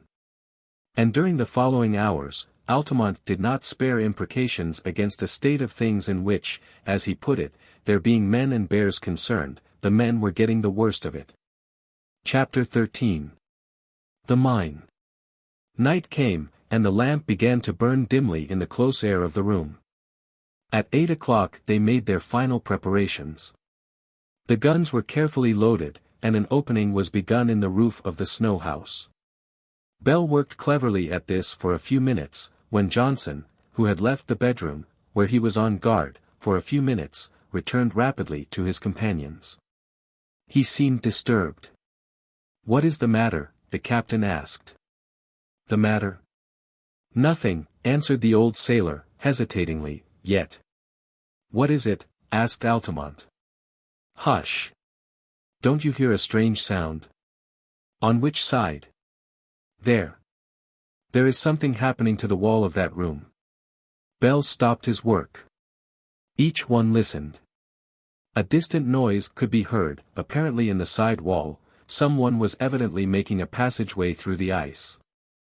"It's a tearing sound," said Johnson. "Without a doubt," answered Altamont. "The bears?" asked Bell. "Yes, the bears," said Altamont. "They have changed their plan," continued the sailor, "they've given up trying to suffocate us." "Or else they think they've done it," added the American, who was getting very angry. "We shall be attacked," said Bell. "Well," remarked Hatteras, "we shall fight against them." "Confound it," shouted Altamont, "I prefer that decidedly. I've had enough working in the dark. Now we shall see one another and fight. Yes, answered Johnson, but with our guns it is impossible in so small a space. Well, with a hatchet or a knife. The noise increased, the scratching of claws could be heard. The bears had attacked the wall at the angle where it joined the snow fastened to the rock. Evidently, said Johnson, the animal is within 6 feet of us. You are right, Johnson, answered the American, but we have time to prepare ourselves to receive it. The American took the axe in one hand, his knife in the other, resting on his right foot, his body thrown back, he stood ready to attack. Hatteras and Bell did the same. Johnson prepared his gun in case firearms should be necessary. The noise grew louder and louder, the ice kept cracking beneath the repeated blows. At last only a thin crust separated the adversaries. Suddenly this crust tore asunder like paper through which a clown leaps, and an enormous black body appeared in the gloom of the room. Altamont raised his hand to strike it. An enormous black body appeared in the gloom of the room. Altamont raised his hand to strike it. Stop! For heaven's sake, stop, said a well-known voice. The doctor, shouted Johnson. It was indeed the doctor, who, carried by the impetus, rolled into the room. Good evening, my friends, he said, springing to his feet. His companions remained stupefied, but joy succeeded their stupefaction. Each one wished to embrace the worthy man. Hatteras, who was much moved, clasped him for a long time to his breast. The doctor answered by a warm clasp of the hand. What? You, Dr. Clawbonny, said the boatswain. Why, Johnson, I was much more anxious about your fate than you about mine. But how did you know that we were attacked by bears? Asked Altamont. Our greatest fear was to see you returning quietly to Fort Providence without thought of danger. Oh, I saw everything, answered the doctor, your shots warned me, I happened to be near the fragments of the porpoise, I climbed up a hummock, I saw 5 bears chasing you, I feared the worst for you. But the way you slid down the hill, and the hesitation of the animals, reassured me for a time, I knew you'd had time to lock yourselves in. Then I approached gradually, climbing and creeping between cakes of ice. I arrived near the fort, and I saw the huge beasts working like beavers, they were tossing the snow about, heaping up the ice so as to bury you alive. Fortunately, they did not think of hurling the blocks down from the top of the cone, for you would have been crushed without mercy. But, said Bell, you were not safe, doctor, couldn't they leave their place and attack you? They didn't think of it, the Greenland dogs which Johnson let loose would sniff around at a little distance, but they didn't think of attacking them, no, they were sure of better game. Thanks for the compliment, said Altamont, smiling. Oh, you needn't be vain of it. When I saw the tactics of the bears, I resolved to join you, to be prudent, I waited till night, so at twilight I slipped noiselessly towards the slope, on the side of the magazine. I had my own idea in choosing this point, I wanted to make a gallery, so I set to work, I began with my snow knife, and a capital tool it is. For 3 hours I dug, and here I am, hungry and tired, but here at last. To share our fate? Asked Altamont. To save all of us, but give me a piece of biscuit and some meat, I'm half starved. Soon the doctor was burying his white teeth in a large slice of salt beef. Although he was eating, he appeared willing to answer the questions they put to him. To save us? Bell began. Certainly, answered the doctor, and to rid us of the malicious pests who will end by finding our stores and devouring them. We must stay here, said Hatteras. Certainly, answered the doctor, and yet rid ourselves of these animals. There is then a means? Asked Bell. A sure means, answered the doctor. I said so, cried Johnson, rubbing his hands, with Dr. Clawbonny, we need not despair, he always has some invention handy. Not always handy, but after thinking for a while. Doctor, interrupted Altamont, can't the bears get through the passageway you cut? No, I took the precaution of closing it behind me, and now we can go from here to the powder magazine without their suspecting it. Good. Will you tell us what means you intend to employ to rid us of these unpleasant visitors? Something very simple, and which is already half done. How so? You'll see. But I forgot I didn't come alone. What do you mean? Asked Johnson. I have a companion to introduce to you. And with these words he pulled in from the gallery the newly killed body of a fox. A fox, cried Bell. My morning's game, answered the doctor, modestly, and you'll see no fox was ever wanted more than this one. But what is your plan, after all? Asked Altamont. I intend to blow the bears up with 100 pounds of powder. They all gazed at the doctor with amazement. But the powder? They asked. It is in the magazine. And the magazine? This passageway leads to it. I had my own reason for digging this passage 60 feet long. I might have attacked the parapet nearer to the house, but I had my own idea. Well, where are you going to put the mine? Asked the American. On the slope, as far as possible from the house, the magazine, and the stores. But how shall you get all the bears together? I'll take charge of that, answered the doctor, but we've talked enough, now to work. We have 100 feet to dig out tonight. It's tiresome work, but we 5 can do it in relays. Bell shall begin, and meanwhile we can take some rest. Really, said Johnson, the more I think of it, the more I admire Dr. Clawbonny's plan. It's sure, answered the doctor. Oh, from the moment you opened your mouth they are dead bears, and I already feel their fur about my shoulders. To work, then. The doctor entered the dark gallery, followed by Bell. Where the doctor had gone through, his companions were sure to find no difficulty. 2 reached the magazine and entered among the barrels, which were all arranged in good order. The doctor gave Bell the necessary instructions. The carpenter began work on the wall towards the slope, and his companion returned to the house. Bell worked for an hour, and dug a passage about 10 feet long, through which one might crawl. Then Altamont took his place, and did about as much. The snow which was taken from the gallery was carried into the kitchen, where the doctor melted it at the fire, that it might take up less room. The captain followed the American. Then came Johnson. In 10 hours, that is to say, at about 8 o'clock in the morning, the gallery was finished. At daybreak the doctor peeped at the bears through a loophole in the wall of the powder magazine. The patient animals had not left their place. There they were, coming and going, growling, but in general patrolling patiently. They kept going around the house, which was gradually disappearing beneath the snow. But at length they seemed to lose patience, for the doctor saw them begin to tear away the ice and snow they had heaped up. Good, he said to the captain, who was standing near him. What are they doing? He asked. They seem to be trying to destroy what they have done and to get to us. But they'll be destroyed first. At any rate, there is no time to lose. The doctor made his way to the place where the mine was to be laid.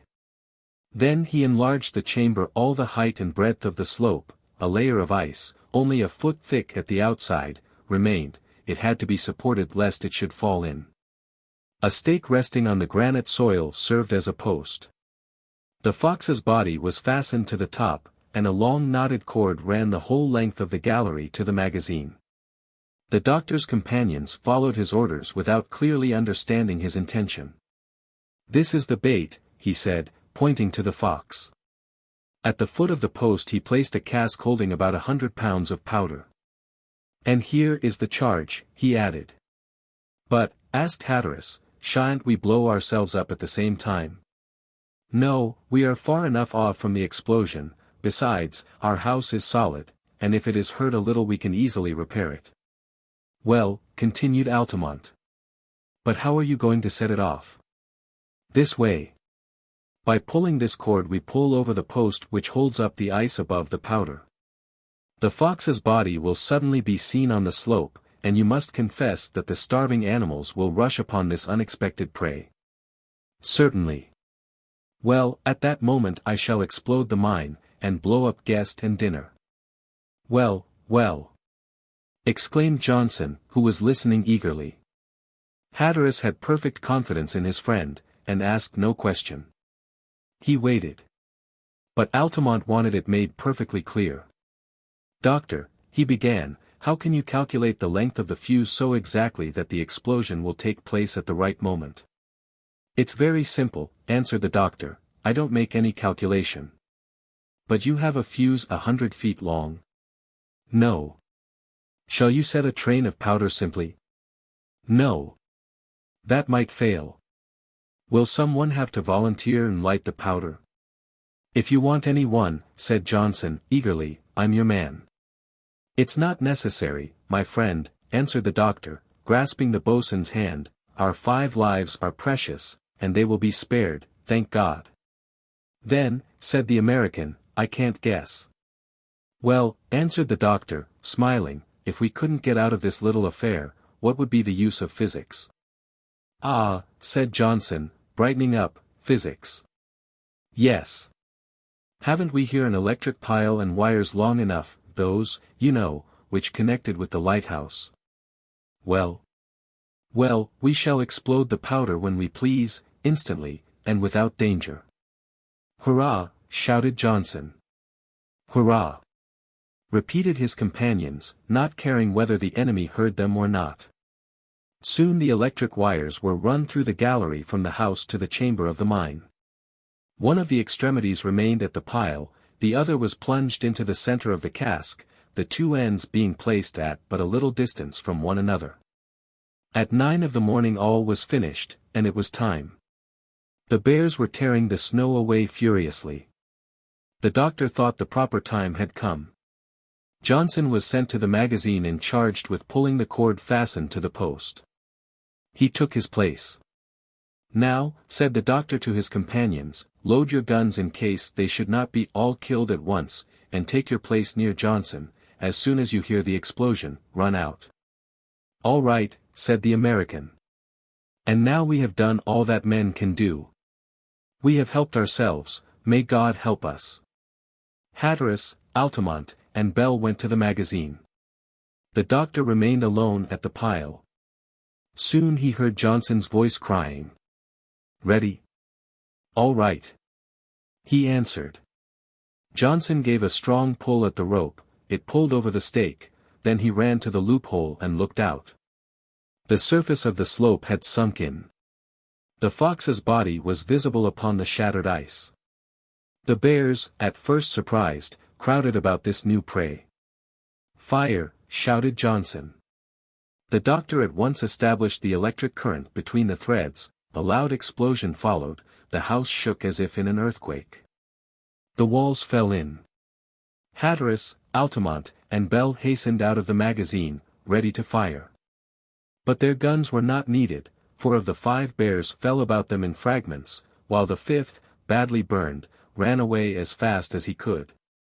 A loud explosion followed. "Hurrah! Hurrah! Hurrah!" shouted the doctor's companions, while they crowded about him and embraced him. Chapter 14. The Polar Spring. The prisoners were set free. They expressed their joy by the warmth of their thanks to the doctor. Johnson regretted somewhat the skins, which were burned and useless, but his regret did not sour his temper. They spent the day in repairing the house, which was somewhat injured by the explosion. They took away the blocks heaped up by the animals, and the walls were made secure. They worked briskly, encouraged by the cheery songs of the boatswain. The next day the weather was much milder, the wind changed suddenly, and the thermometer rose to +15 degrees. So great a difference was soon felt by both man and nature. The southerly wind brought with it the first signs of the polar spring. This comparative warmth lasted for many days, the thermometer, sheltered from the wind, even rose as high as +31 degrees, and there were signs of a thaw.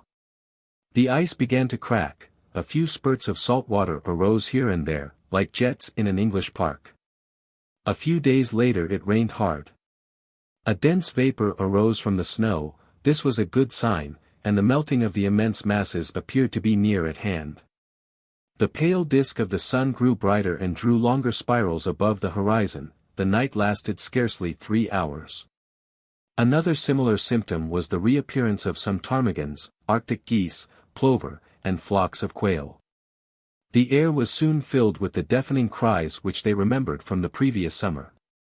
A few hares, which they were able to shoot, appeared on the shores of the bay, as well as the Arctic mice, the burrows of which were like a honeycomb. The doctor called the attention of his friends to the fact that these animals began to lose their white winter plumage, or hair, to put on their summer dress.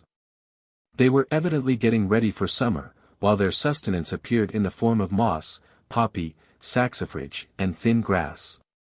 A new life was peering through the melting snows. But with the harmless animals returned the famished foes. Foxes and wolves arrived in search of their prey, mournful howling sounded during the brief darkness of the nights. The wolf of these countries is near of kin to the dog. Like him, it barks, and often in such a way as to deceive the sharpest ears, those of the dogs themselves. For instance, it is even said that they employ this device to attract dogs, and then eat them. This has been observed on the shores of Hudson's Bay, and the doctor could confirm it at New America. Johnson took care not to let loose the dogs of the sledge, who might have been destroyed in that way. As for Duke, he had seen too many of them, and he was too wise to be caught in any such way. During a fortnight they hunted a great deal, fresh food was abundant, they shot partridges, ptarmigans, and snowbirds, which were delicious eating. The hunters did not go far from Fort Providence. In fact, small game could almost be killed with a stick, and it gave much animation to the silent shores of Victoria Bay, an unaccustomed sight which delighted their eyes. The fortnight succeeding the great defeat of the bears was taken up with different occupations. The thaw advanced steadily. The thermometer rose to 32 degrees, and torrents began to roar in the ravines, and thousands of cataracts fell down the declivities. The doctor cleared an acre of ground and sowed in it cresses, sorrel, and cochlearia, which are excellent remedies for the scurvy. The little greenish leaves were peeping above the ground when, with incredible rapidity, the cold again seized everything. In a single night, with a violent north wind, the thermometer fell 40 degrees, to -8 degrees. Everything was frozen. Birds, quadrupeds, and seals disappeared as if by magic. The holes for the seals were closed, the crevasses disappeared, the ice became as hard as granite, and the waterfalls hung like long crystal pendants. It was a total change to the eye. It took place in the night of May 11th to 12th. And when Bell the next morning put his nose out of doors into this sharp frost, he nearly left it there. "Oh, this polar climate," cried the doctor, a little disappointed, "that's the way it goes. Well, I shall have to begin sewing again." Hatteras took things less philosophically, so eager was he to renew his explorations. But he had to resign himself. "Will this cold weather last long?" asked Johnson.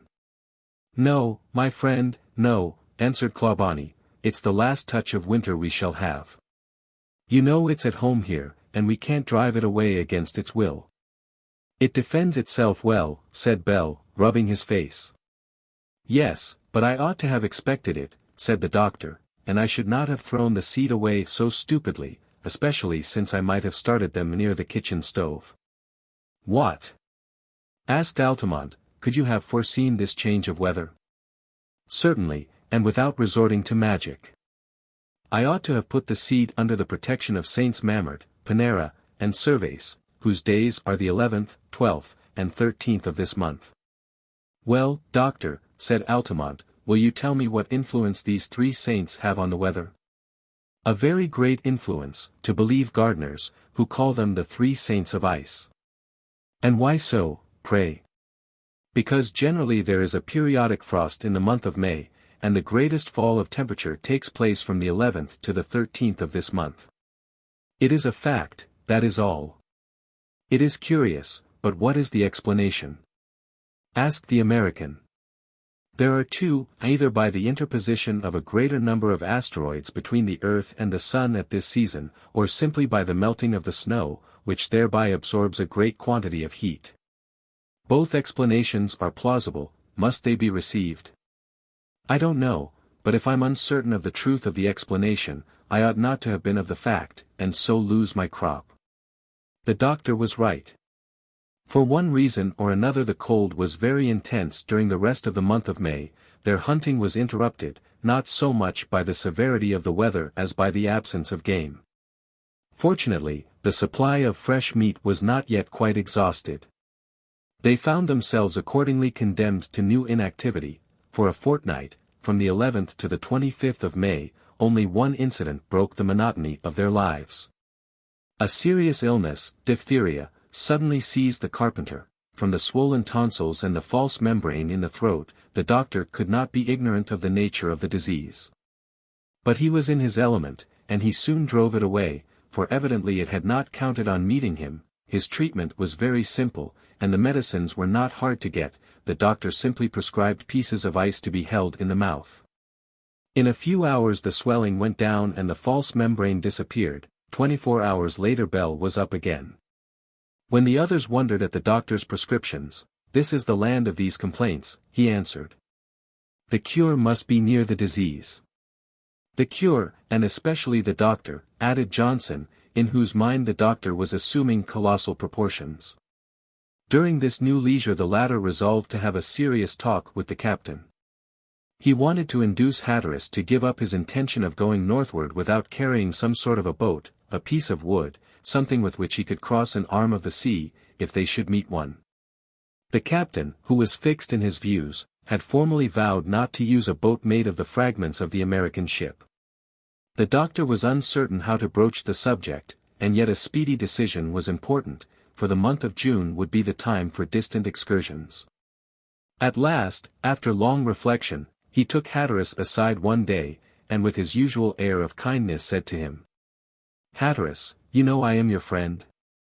"Certainly," answered the captain, warmly, "my best friend, indeed, my only one." "If I give you a piece of advice," resumed the doctor, "advice which you don't ask for, would you consider it disinterested?" "Yes, for I know that selfish interest has never been your guide, but what do you want to say?" "One moment, Hatteras. I have something else to ask of you. Do you consider me a true Englishman like yourself, and eager for the glory of my country?" Hatteras looked at the doctor with surprise. "Yes," he answered, with his face expressing surprise at the question. "You want to reach the North Pole," resumed the doctor. "I understand your ambition, I share it, but to reach this end we need the means." "Well, haven't I so far sacrificed everything in order to succeed?" "No, Hatteras, you have not sacrificed your personal prejudices, and at this moment I see that you are ready to refuse the indispensable means of reaching the pole." "Ah," answered Hatteras, "you mean the launch. This man." "Come, Hatteras, let us argue coolly, without passion, and look at all sides of the question. The line of the coast on which we have wintered may be broken, there is no proof that it runs 6 degrees to the north. If the information which has brought you so far is right, we ought to find a vast extent of open sea during the summer months. Now, with the Arctic Ocean before us, free of ice and favorable for navigation, what shall we do if we lack the means of crossing it?" Hatteras made no answer. "Do you want to be within a few miles of the pole without being able to reach it?" Hatteras's head sank into his hands. "And now," continued the doctor, "let us look at the question from a moral point of view. I can understand that an Englishman should give up his life and his fortune for the honor of his country. But because a boat made of a few planks torn from a wrecked American ship first touches the coast or crosses the unknown ocean, can that diminish the honor of the discovery? If you found on this shore the hull of an abandoned ship, should you hesitate to make use of it? Doesn't the glory of success belong to the head of the expedition? And I ask you if this launch built by 4 Englishmen, manned by 4 Englishmen, would not be English from keel to gunwale?" Hatteras was still silent. "No," said Clawbonny, "let us talk frankly, it's not the boat you mind, it's the man." "Yes, doctor, yes," answered the captain, "that American, I hate him with real English hate, that man thrown in my way by chance. To save you. To ruin me. He seems to defy me, to act as master, to imagine he holds my fate in his hands, and to have guessed my plans. Didn't he show his character when we were giving names to the new lands? Has he ever said what he was doing here? You can't free me of the idea which is killing me, that this man is the head of an expedition sent out by the government of the United States. And if he is, Hatteras, what is there to show that he is in search of the pole? Can't America try to discover the Northwest Passage as well as England? At any rate, Altamont is perfectly ignorant of your plans, for neither Johnson nor Bell nor you nor I has said a single word about them in his presence. Well, I hope he'll never know them. He will know them finally, of course, for we can't leave him alone here. Why not? Asked the captain, with some violence. Can't he remain at Fort Providence? He would never give his consent, Hatteras. And then to leave him here, uncertain of finding him again, would be more than imprudent, it would be inhuman. Altamont will come with us, he must come. But since there is no need of suggesting new ideas to him, let us say nothing, and build a launch apparently for reconnoitering these new shores. Hatteras could not make up his mind to accede to the demands of his friend, who waited for an answer which did not come. And if he refused to let us tear his ship to pieces, said the captain, finally. In that case, you would have the right on your side, you could build the boat in spite of him, and he could do nothing about it. I hope he will refuse, exclaimed Hatteras. Before he refuses, answered the doctor, he must be asked. I will undertake to do it. In fact, that evening, before supper, Clawbonny turned the conversation to certain proposed expeditions in the summer months for hydrographic observations. I suppose, Altamont, he said, that you will join us? Certainly, was the reply, we must know how large New America is. Hatteras gazed earnestly at his rival while he made his answer. And for that, continued Altamont, we must make the best use we can of the fragments of the porpoise. Let us make a strong boat which can carry us far. You hear, Bell, said the doctor, quickly, tomorrow we shall set to work. Chapter 15. The Northwest Passage. The next day Bell, Altamont, and the doctor went to the porpoise. They found no lack of wood, the old three-masted launch, though injured by being wrecked, could still supply abundant material for the new one. The carpenter set to work at once. They needed a seaworthy boat, which should yet be light enough to carry on a sledge. Towards the end of May the weather grew warmer, the thermometer rose above the freezing point. The spring came in earnest this time, and the men were able to lay aside their winter clothing. Much rain fell, and soon the snow began to slide and melt away. Hatteras could not hide his joy at seeing the first signs of thaw in the ice fields. The open sea meant liberty for him. The carpenter set to work at once. Whether or not his predecessors had been wrong on this great question of an open polar sea, he hoped soon to know. All chance of success in his undertaking depended on this. One evening, after a warm day in which the ice had given unmistakable signs of breaking up, he turned the conversation to the question of an open sea. He took up the familiar arguments and found the doctor, as ever, a warm advocate of his doctrine. Besides, his conclusions were evidently accurate. It is plain, he said, that if the ocean before Victoria Bay gets clear of ice, its southern part will also be clear as far as New Cornwall and Queen's Channel. Penny and Belcher saw it in that state, and they certainly saw clearly. I agree with you, Hatteras, answered the doctor, and I have no reason for doubting the word of these sailors. A vain attempt has been made to explain their discovery as an effect of mirage.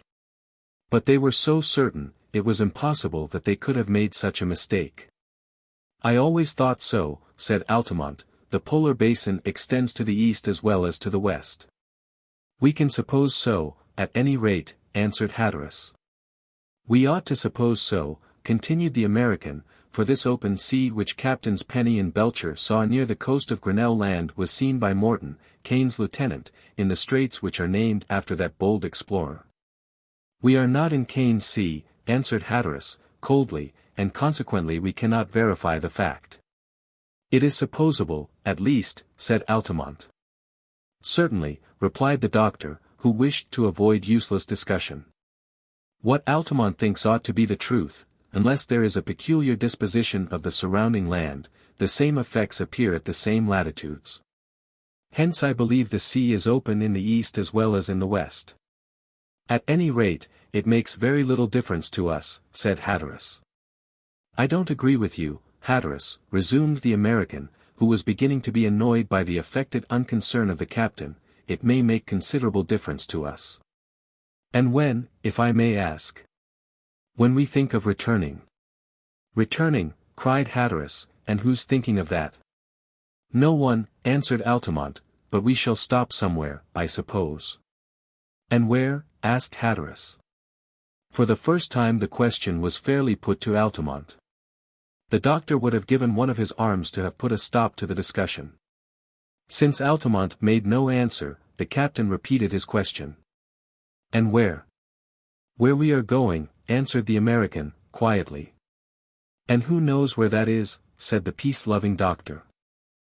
"I say, then," Altamont went on, "that if we want to make use of the polar basin in returning, we can try to gain Kane's Sea.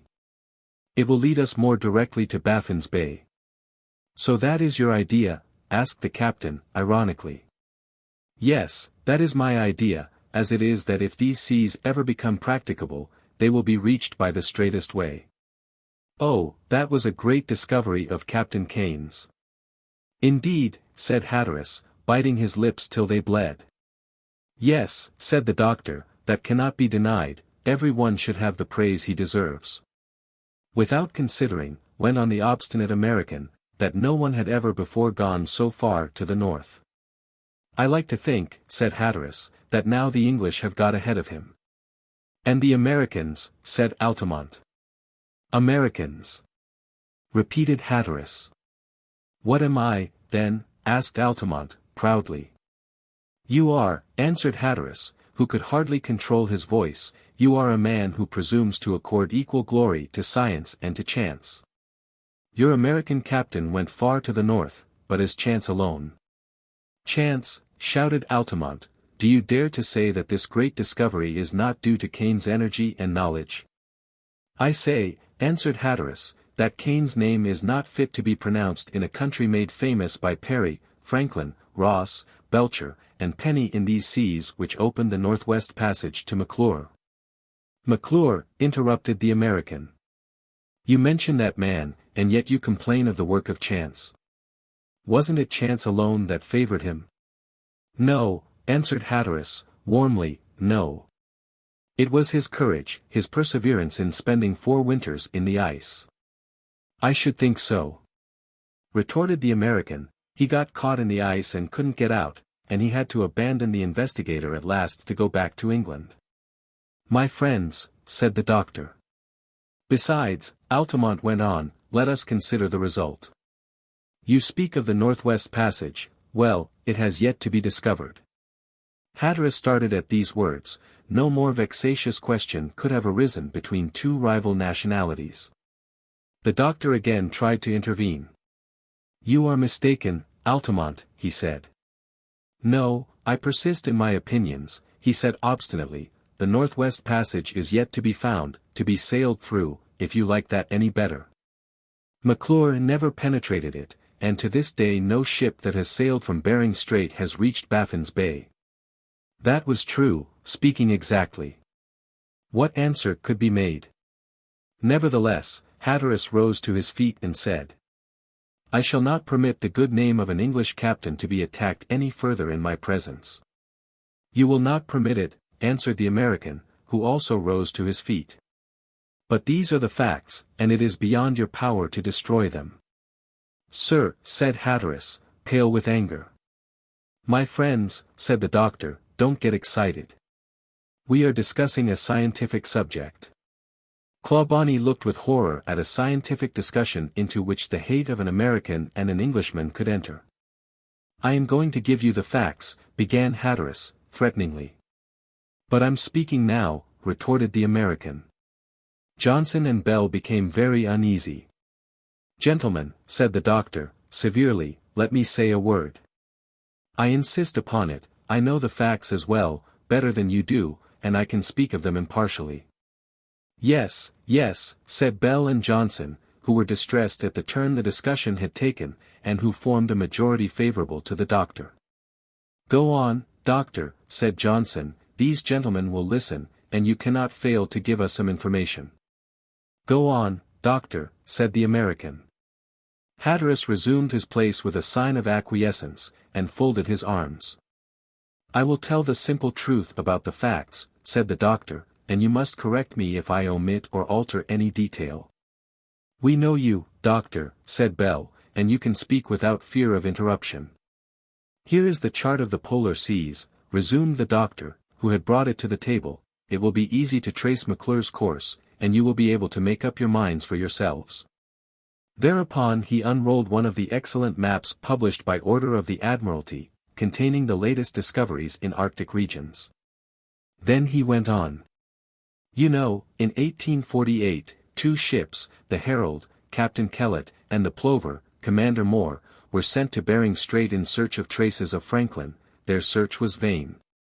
In 1850 they were joined by McClure, who commanded the Investigator, a ship in which he had sailed, in 1849, under James Ross's orders.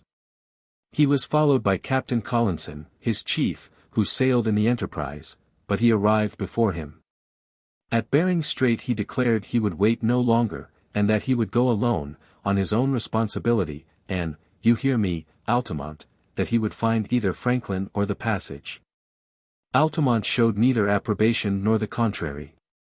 August 5, 1850, continued the doctor, after a final communication with the Plover, McClure sailed eastward by an almost unknown route. See how little land is marked upon the chart. August 30 he rounded Cape Bathurst. September 6 he discovered Bering Land, which he afterwards discovered to form part of Banks Land, then Prince Albert's Land.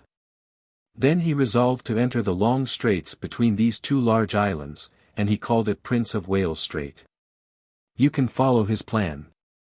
He hoped to come out in Melville Sound, which we have just crossed, and with reason, but the ice at the end of the strait formed an impassable barrier. There McClure wintered in 1850–51, and meanwhile he pushed on over the ice, to make sure that the strait connected with the Sound.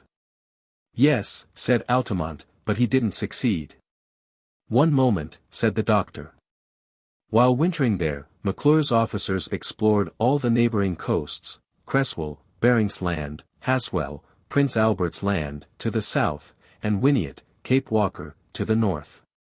In July, at the beginning of the thaw, McClure tried a second time to carry the Investigator to Melville Sound. He got within 20 miles of it, 20 miles only, but the winds carried him with irresistible force to the south, before he could get through the obstacle. Then he determined to go back through Prince of Wales Strait, and go around Banks Land, to try at the west what he could not do in the east. He put about. The 18th he rounded Cape Kellett, the 19th, Cape Prince Alfred, 2 degrees higher. Then, after a hard struggle with the icebergs, he was caught in Banks Strait, in the series of straits leading to Baffin's Bay. A hard struggle with the icebergs. But he couldn't get through them, said Altamont. Wait a moment, and be as patient as McClure was. September 26, he took his station for the winter in Mersey Bay, and stayed there till 1852. April came. McClure had supplies for only 18 months. Nevertheless, he was unwilling to return. He started, crossing Banks Strait by sledge, and reached Melville Island. Let us follow him. He hoped to find here Commander Austin's ships, which were sent to meet him by Baffin's Bay and Lancaster Sound. April 28 he arrived at Winter Harbor, at the place where Perry had wintered 33 years previously, but no trace of the ships. Only he found in a cairn a paper, telling him that McClintock, Austin's lieutenant, had been there the year before, and gone away. Anyone else would have been in despair, but McClure was not. He put in the cairn another paper, in which he announced his intention of returning to England by the Northwest Passage, which he had discovered by reaching Baffin's Bay and Lancaster Sound. If he is not heard from again, it will be because he will have been to the north or west of Melville Island. Then he returned, not discouraged, to Mersey Bay for the 3rd winter, 1852–53. I have never doubted his courage, said Altamont, but his success. Let us follow him again, resumed the doctor. In the month of March, being on 2/3 rations, at the end of a very severe winter, when no game was to be had, McClure determined to send back half of his crew to England, either by Baffin's Bay, or by Mackenzie River and Hudson's Bay. The other half was to bring the Investigator back. He chose the weakest men, who could not stand a fourth winter. Everything was ready, and their departure settled for April 15, when on the 6th, McClure, who was walking on the ice with his lieutenant, Cresswell, saw a man running northward and gesticulating. It was Lieutenant Pym of the Herald, lieutenant of the same Captain Kellett whom 2 years before he had left at Bering Strait, as I said when I began. Kellett, having reached Winter Harbor, found the paper left there by McClure. Having heard in that way of his position in Mersey Bay, he sent Lieutenant Pym to meet the captain. He was followed by a detachment of the men of the Herald, among whom was a midshipman of a French ship, M. Debray, who was a volunteer aide of Captain Kellett. You don't doubt this meeting? McClure saw a man running and gesticulating. Not at all, answered Altamont. Well, see what followed, and whether the Northwest Passage was really made. If you join Parry's discoveries to those of McClure, you will see the northern coast of America was rounded. But not by a single ship, said Altamont. No, but by a single man. Let us go on. McClure went to see Captain Kellett at Melville Island. In 12 days he made the 170 miles between Winter Harbor and the island. He agreed with the commander of the Herald to send him his sick, and returned. Many others would have thought, had they been in McClure's place, that they had done enough, but this bold young man determined to try his fortune again. Then, and please observe this, Lieutenant Cresswell, with the sick and disabled men of the Investigator, left Mersey Bay, reached Winter Harbor, and from there, after a journey of 470 miles on the ice, reached Beechy Island. June 2d, and a few days later, with 12 of his men, he took passage on board of the Phoenix. In which I was at the time, said Johnson, with Captain Inglefield, and we returned to England. And October 7, 1853, continued the doctor, Cresswell arrived at London, after having crossed over the whole distance between Bering Strait and Cape Farewell. Well, said Hatteras, to enter at one end and go out by the other, isn't that going through? Yes, answered Altamont, but by going 470 miles over the ice. Well, what difference does that make? The whole, answered the American. Did McClure's ship make the passage? No, answered the doctor, for after a fourth winter, McClure was obliged to leave it in the ice. Well, in a sea voyage it's important to have the ship reach her destination. If the Northwest Passage ever becomes practicable, it must be for ships and not for sledges. The ship must accomplish the voyage, or if not the ship, the launch. The launch, shouted Hatteras, who detected the hidden meaning in the American's words. Altamont, said the doctor, hurriedly, you make a puerile distinction, and we all consider you wrong. That is easy, gentlemen, answered the American. You are 4-1. But that won't keep me from holding my own opinion. Keep it, said Hatteras, and so closely that we need hear nothing about it. And what right have you to speak to me in that way? Asked the American in a rage. My right as captain, answered Hatteras. Am I under your commands? Retorted Altamont. Without doubt, and look out for yourself, if. The doctor, Johnson, and Bell intervened. It was time, the two enemies were gazing at one another. The doctor was very anxious. Still, after a few gentler words, Altamont went off to bed whistling Yankee Doodle, and, whether he slept or not, he did not speak. Hatteras went out and paced up and down for an hour, and then he turned in without saying a word. The doctor, Johnson, and Bell intervened. It was time. The two enemies were gazing at one another. Chapter 16. Northern Arcadia. On May 29, for the first time, the sun did not set, it merely touched the horizon and then rose at once. The day was 24 hours long. The next day it was surrounded by a magnificent halo, a bright circle with all the colors of the prism. This apparition, which was by no means rare, always attracted the doctor's attention. He never failed to note the date and appearance of the phenomenon. The one he saw on that day was of an elliptic shape, which he had seldom seen before. Soon the noisy flocks of birds appeared. Bustards and wild geese came from Florida or Arkansas, flying northward with inconceivable rapidity and bringing the spring with them.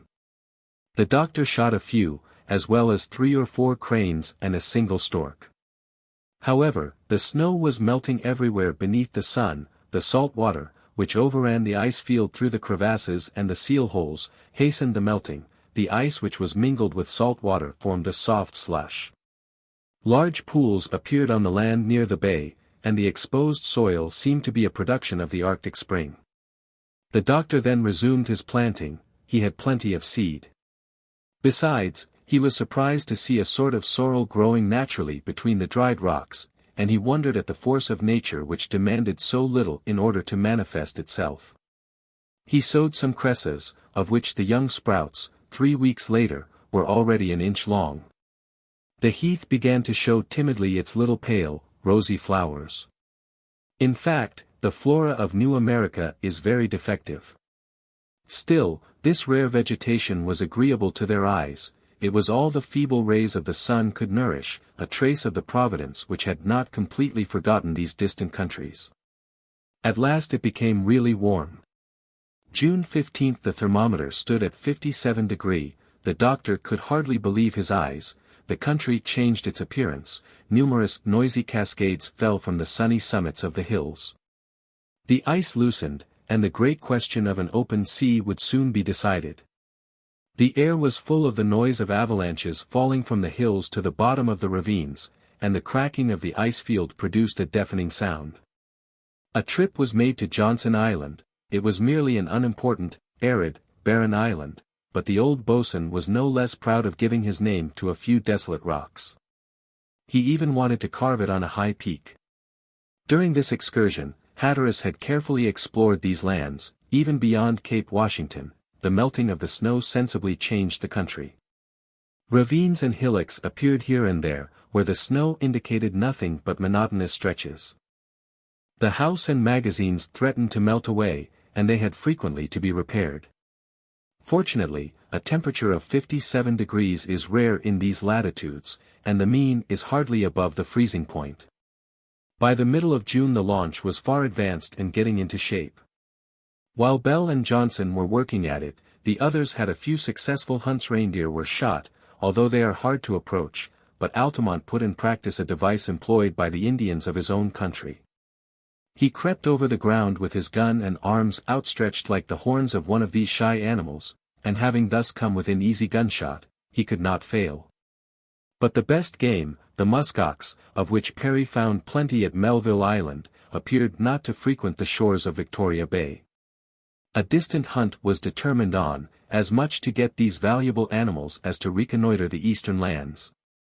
Hatteras did not propose to reach the pole by this part of the continent, but the doctor was not sorry to get a general idea of the country. Hence they decided to start to the east of Fort Providence. Altamont intended to hunt. Duke naturally was of the party. So, Monday, June 17, a pleasant day, with the thermometer at 41 degrees, and the air quiet and clear, the 3 hunters, each carrying a double-barreled gun, a hatchet, a snow knife, and followed by Duke, left Doctor's house at 6 o'clock in the morning. They were fitted out for a trip of 2 or 3 days, with the requisite amount of provisions. By 8 o'clock Hatteras and his 2 companions had gone 8 miles. Not a living thing had tempted a shot, and their hunt threatened to be merely a trip. This new country exhibited vast plains running out of sight, new streams divided them everywhere, and large, unruffled pools reflected the sun. The layers of melting ice bared the ground to their feet. It belonged to the great division of sedimentary earth, and the result of the action of the water, which is so common on the surface of the globe. Still a few erratic blocks were seen of a singular nature, foreign to the soil where they were found, and whose presence it was hard to explain. Schists and different productions of limestone were found in abundance, as was also a sort of strange, transparent, colorless crystal, which has a refraction peculiar to Iceland's spar.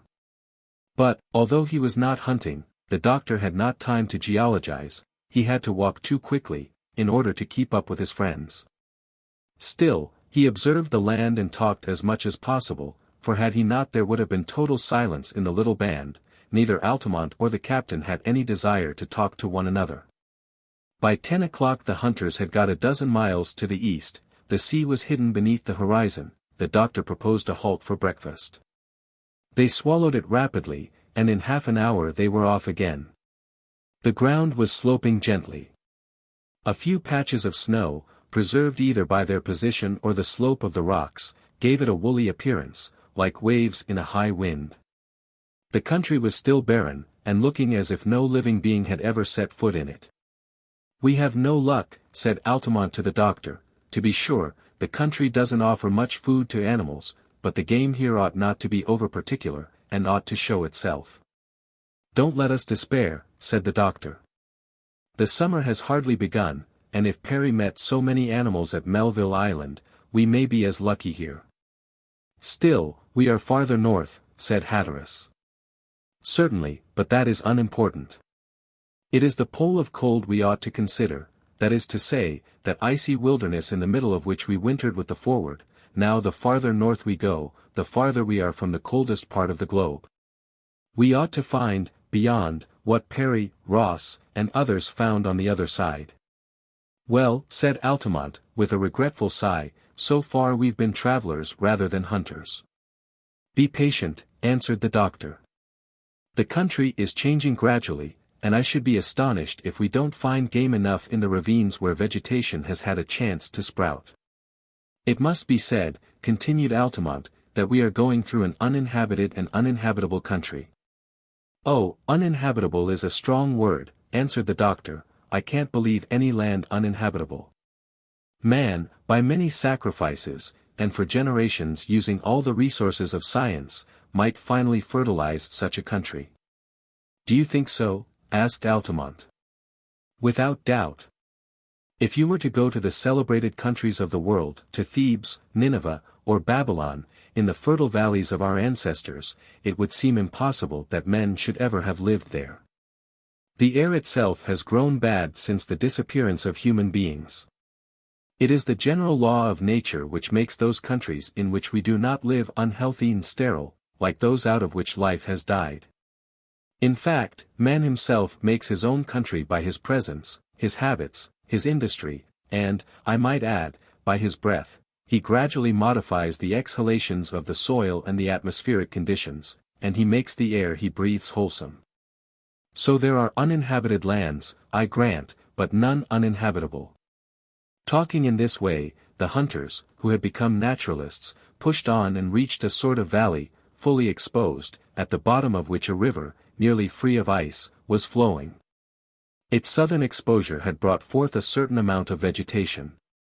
The earth showed a strong desire to grow fertile. With a few inches of rich soil it would have produced a good deal.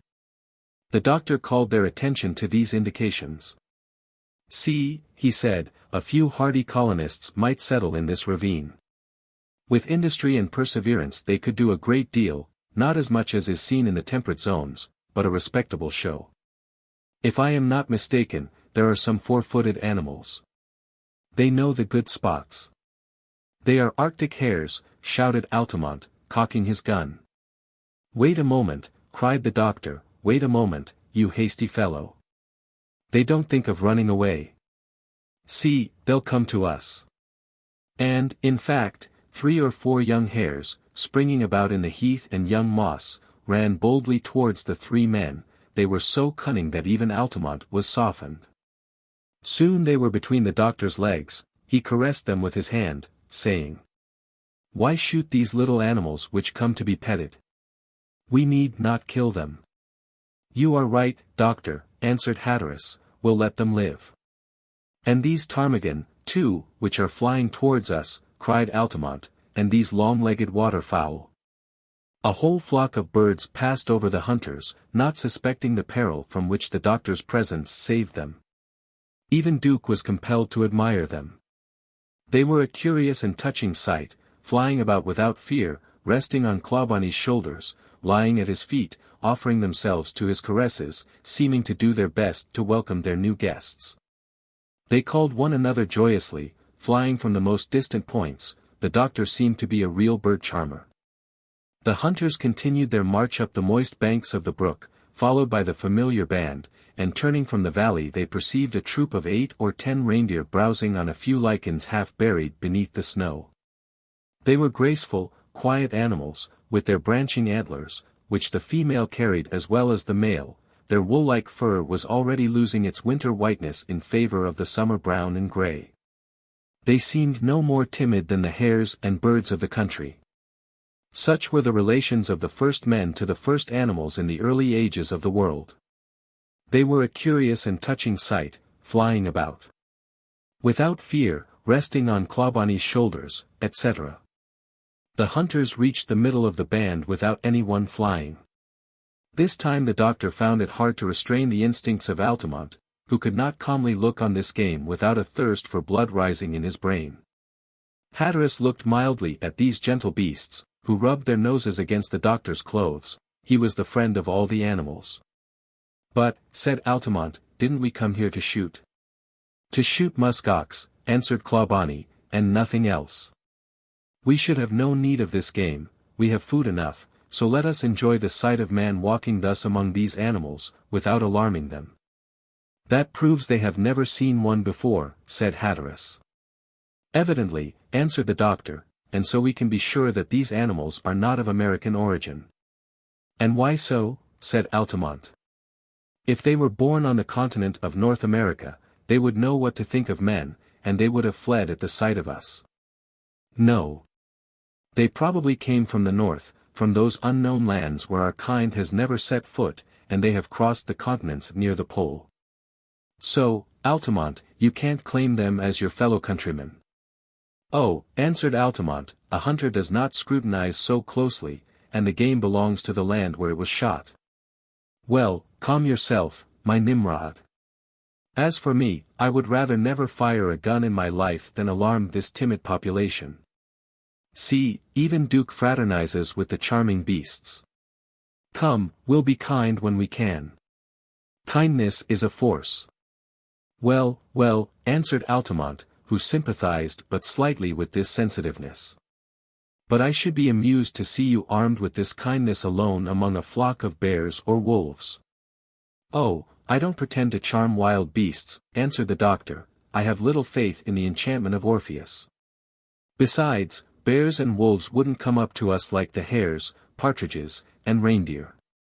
"Why not?" answered Altamont, "if they have never seen men?"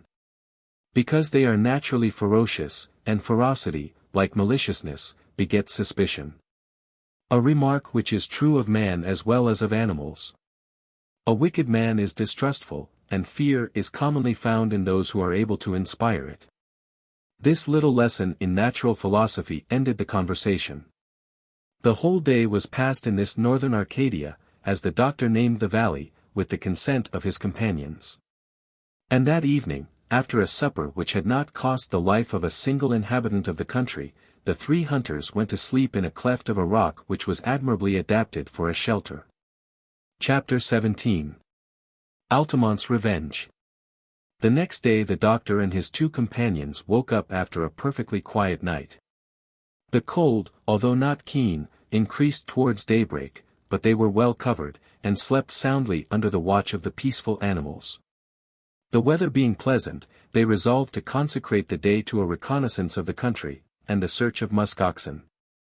Altamont insisted on shooting something, and they decided that, even if these oxen should be the gentlest animals in the world, they should be shot. Besides, their flesh, although strongly flavored with musk, was pleasant eating, and they all hoped to carry back to Fort Providence a good supply of it. During the early morning hours nothing noteworthy took place. The land grew different in the northeast, a few elevations, the beginning of a mountainous district, indicated a change. If this new America were not a continent, it was at any rate an important island. But then they did not have to trouble themselves about its geography. Duke ran ahead, and soon came across some traces of a herd of musk oxen. He then advanced rapidly, and soon disappeared from the eyes of the hunters. They followed his clear barking, which soon grew so hasty that they knew he had discovered the object of their search. They pushed on, and in an hour and a half they came up to 2 of these animals. They were large, and formidable in appearance. They appeared much surprised at Duke's attacks, but not alarmed. They were feeding off a sort of reddish moss which grew on the thin soil. The doctor recognized them at once from their moderate height, their horns, which were broad at the base, the absence of muzzle, their sheep-like forehead, and short tail. Their shape has earned for them from naturalists the name of bovibos, a compound, and which expresses the 2 sorts of animals whose characteristics they share. Thick, long hair and a sort of delicate brown silk formed their fur. They ran away when they saw the 2 hunters, who came running up after them. It was hard to reach them for men who were out of breath after running half an hour. Hatteras and his companions stopped. "The devil," said Altamont. "That's just the word," said the doctor, as soon as he could take breath. "I'll grant they are Americans, and they can't have a very good idea of your countrymen." "That proves we are good hunters," answered Altamont. Still, the musk oxen, seeing they were not pursued, stopped in a posture of surprise. It became evident that they could never be run down, they would have to be surrounded. The plateau on which they were aided this maneuver. The hunters, leaving Duke to harass them, descended through the neighboring ravines, so as to get around the plateau. Altamont and the doctor hid behind a rock at one end, while Hatteras, suddenly advancing from the other end, should drive the oxen towards them. In half an hour each had gained his post. "You don't object any longer to our shooting?" asked Altamont. "No, it's fair fighting," answered the doctor, who, in spite of gentleness, was a real sportsman. They were talking in this way, when they saw the oxen running, and Duke at their heels. Farther on Hatteras was driving them, with loud cries, towards the American and the doctor, who ran to meet this magnificent prey. At once the oxen stopped, and, less fearful of a single enemy, they turned upon Hatteras.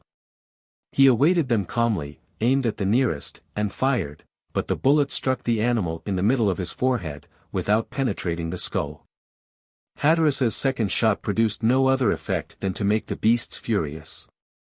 They ran to the disarmed hunter, and threw him down at once. "He is lost," cried the doctor.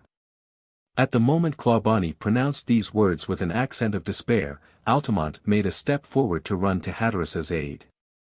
Then he stopped, struggling against himself and his prejudices. "No," he cried, "that would be cowardice." He hastened with Clawbonny to the scene of combat. His hesitation had not lasted half a second. But if the doctor saw what was taking place in the American's heart, Hatteras understood it, who would rather have died than have implored his rival's interference. Still, he had hardly time to perceive it, for Altamont appeared before him. Hatteras, lying on the ground, was trying to ward off the horns and hoofs of the 2 animals. But he could not long continue so unequal a struggle. He was about to be torn in pieces, when 2 shots were heard. Hatteras heard the bullets whistling by his head. "Don't be frightened," shouted Altamont, hurling his gun to one side, and rushing upon the angry animals. One of the oxen fell, shot through the heart. The other, wild with rage, was just going to gore the captain, when Altamont faced him, and plunged into his mouth his hand, armed with a snow knife. With the other he gave him a terrible blow with a hatchet on the head. This was done with marvelous rapidity, and a flash of lightning would have lit up the whole scene. Gave him a terrible blow with a hatchet on the head. The second ox fell back dead. "Hurrah! Hurrah!" cried Clawbonny. Hatteras was saved. He owed his life to the man whom he detested most in the world. What was going on in his mind at this time? What emotion was there which he could not master? That is one of the secrets of the heart which defy all analysis. However that may be, Hatteras advanced to his rival without hesitation, and said to him seriously, "You have saved my life, Altamont." "You saved mine," answered the American. There was a moment's silence. Then Altamont added, "We are now quits, Hatteras." "No, Altamont," answered the captain. "When the doctor took you from your icy tomb, I did not know who you were, and you have saved me at the risk of your own life, knowing who I was. You are a fellow being, answered Altamont. And whatever else he may be, an American is not a coward. No, he is not, said the doctor, he is a man. A man like you, Hatteras. And like me he shall share the glory which is awaiting us. The glory of going to the North Pole, said Altamont. Yes, said the captain, haughtily. I had guessed it, exclaimed the American. So you dared conceive of this bold design. You dared try to reach that inaccessible point. Ah, that is great. It is sublime. But you, asked Hatteras, hurriedly, were you not on your way to the pole? Altamont seemed to hesitate about replying. Well, said the doctor. Well, no, answered the American, no, tell the truth, and shame the devil. No, I did not have this great idea, which has brought you here. I was trying simply to sail through the Northwest Passage, that is all. Altamont, said Hatteras, holding out his hand to the American, share our glory, and go with us to the North Pole. The two men then shook hands warmly. When they turned towards the doctor, they saw his eyes full of tears. Ah, my friends, he murmured, as he dried his eyes, how can my heart hold the joy with which you fill it? My dear companions, you have sacrificed a miserable question of nationality in order to unite in your common success. You know that England and America have nothing to do with all this, that mutual sympathy ought to bind you together against the dangers of the journey. If the North Pole is discovered, what difference does it make who does it? Why stand bickering about English or American, when we can be proud of being men? The doctor embraced the reconciled foes, he could not restrain his joy. The two new friends felt themselves drawn closer together by the friendship this worthy man had for them both. Clawbonny spoke freely of the vanity of competition, of the madness of rivalry, and of the need of agreement between men so far from home. His words, his tears and caresses, came from the bottom of his heart. Still, he grew calm after embracing Hatteras and Altamont for the 20th time. And now, he said, to work, to work. Since I was no use as a hunter, let me try in another capacity. Thereupon he started to cut up the ox, which he called the ox of reconciliation, but he did it as skillfully as if he were a surgeon conducting a delicate autopsy. His two companions gazed at him in amusement. In a few minutes he had cut from the body 100 pounds of flesh, he gave each one a third of it, and they again took up their march to Fort Providence. At 10 o'clock in the evening, after walking in the oblique rays of the sun, they reached Doctor's house, where Johnson and Bell had a good supper awaiting them. But before they sat down to table, the doctor said in a voice of triumph, as he pointed to his two companions. Johnson, I carried away with me an Englishman and an American, did I not? Yes, doctor. Clawbonny, answered the boatswain. Well, I've brought back 2 brothers. Well, I've brought back 2 brothers. The 2 sailors gladly shook Altamont's hand. The doctor told them what the American captain had done for the English captain, and that night the snow house held 5 perfectly happy men. Chapter 18. The last preparations. The next day the weather changed, there was a return of cold. The snow and rain gust raged for many days. Bell had finished the launch, it was perfectly satisfactory for the purpose it was intended for. Partly decked, and partly open, it could sail in heavy weather under mainsail and jib, while it was so light as not to be too heavy a load on the sledge for the dogs. Then, too, a change of great importance was taking place in the state of the polar basin. The ice in the middle of the bay was beginning to give way. The tallest pieces, forever weakened by the collision of the rest, only needed a sufficiently heavy tempest to be torn away and to become icebergs. Still, Hatteras was unwilling to wait so long before starting. Since it was to be a land journey, he cared very little whether the sea was open or not. He determined to start June 25th, meanwhile all the preparations could be completed. Johnson and Bell put the sledge into perfect repair. The frame was strengthened and the runners renewed. The travelers intended to devote to their journey the few weeks of good weather which nature allows to these northern regions. Their sufferings would be less severe, the obstacles easier to overcome. A few days before their departure, June 20th, the ice had so many free passages, that they were able to make a trial trip on board of the new launch as far as Cape Washington. The sea was not perfectly free, far from it. But its surface was not solid, and it would have been impossible to make a trip on foot over the ice fields.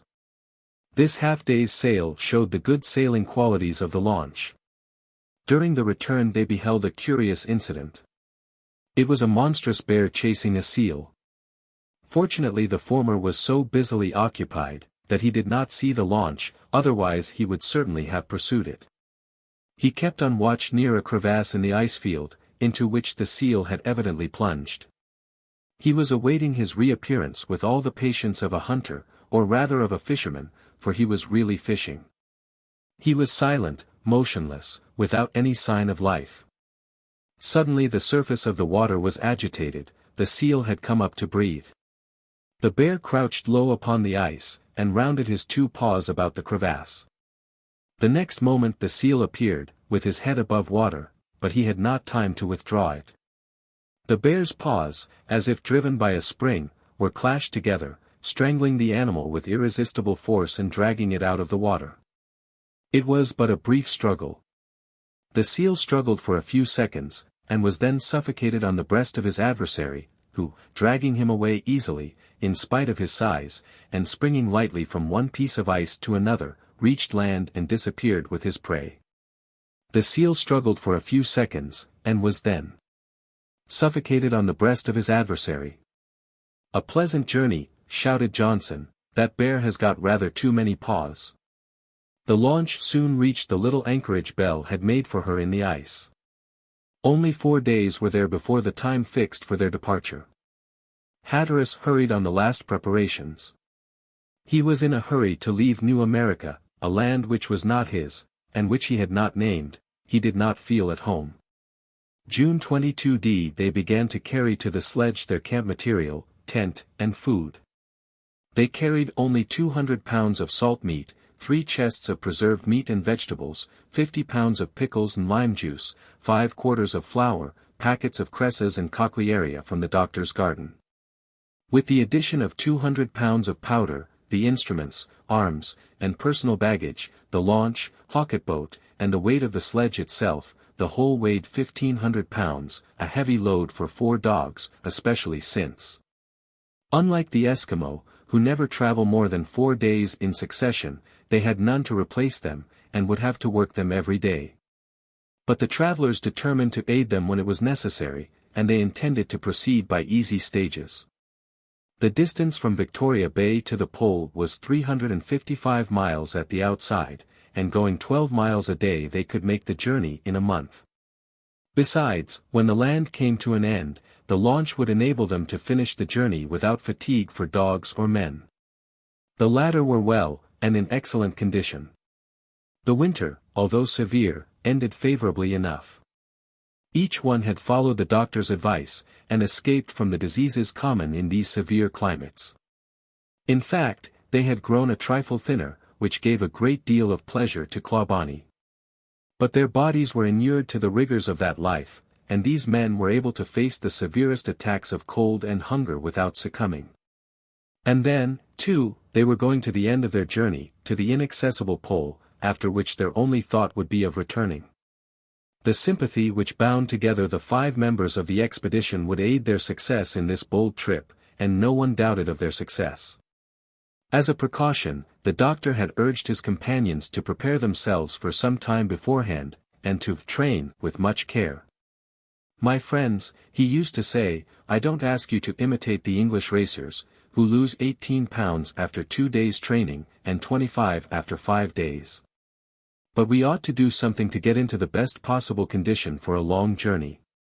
Now the first principle of training is to get rid of the fat on both horse and jockey, and this is done by means of purging, sweating, and violent exercise. These gentlemen know they will lose so much by medicine, and they arrive at their results with incredible accuracy. Such a one who before training could not run a mile without being winded, can run 25 easily after it. There was a certain Townsend who ran 100 miles in 12 hours without stopping. "A good result," answered Johnson, "and although we are not very fat, if we must get thinner yet." "There is no need of it, Johnson. But without exaggerating, it can't be denied that training produces good effects. It strengthens the bones, makes the muscles more elastic, improves the hearing and the sight, so let us not forget it." In short, whether in training or not, the travelers were ready June 23d, it was Sunday, and the day was devoted to absolute rest. The time for departure drew near, and the inhabitants of Fort Providence could not see it approach without a certain emotion. It grieved them to leave this snow hut which had served so well to protect them. Victoria Bay, this hospitable shore where they had spent the last days of the winter. Would they find these buildings standing when they returned? Would not the rays of the sun melt away its fragile walls? In a word, they had passed pleasant hours there. The doctor, at the evening meal, called up to his companion's memory touching reminiscences, and he did not forget to thank heaven for its evident protection. At last the hour of sleeping came. Each one went to bed early, so as to be up betimes. Thus passed their last night at Fort Providence. Chapter 19. The Journey Northward. At dawn the next day Hatteras gave the signal for departure. The dogs were harnessed to the sledge, since they were well fed and had thoroughly rested. After a comfortable winter there was no reason for their not being of great service during the summer.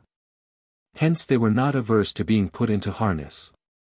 After all, these Greenland dogs are kind beasts.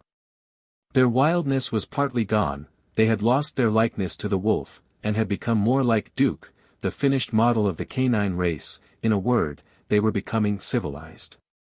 Duke could certainly claim a share in their education, he had given them lessons and an example in good manners. In his quality of Englishman, and so punctilious in the matter of cant, he was a long time in making the acquaintance of the other dogs, who had not been introduced to him, and in fact he never used to speak to them. But after sharing the same dangers and privations, they gradually grew used to one another. Duke, who had a kind heart, made the first advances, and soon all the dogs were friends. The doctor used to pet the Greenland dogs, and Duke saw him do it without jealousy. The men were in equally good condition. If the dogs could draw well, the men could walk well. They left at 6 o'clock in the morning. It was a very pleasant day. After they had followed the line of the bay and passed Cape Washington, Hatteras gave the order to turn northward. By 7 the travelers lost sight of the lighthouse and of Fort Providence in the south. They left at 6 o'clock in the morning. The journey promised well, much better than the expedition begun in the dead of winter in search of coal.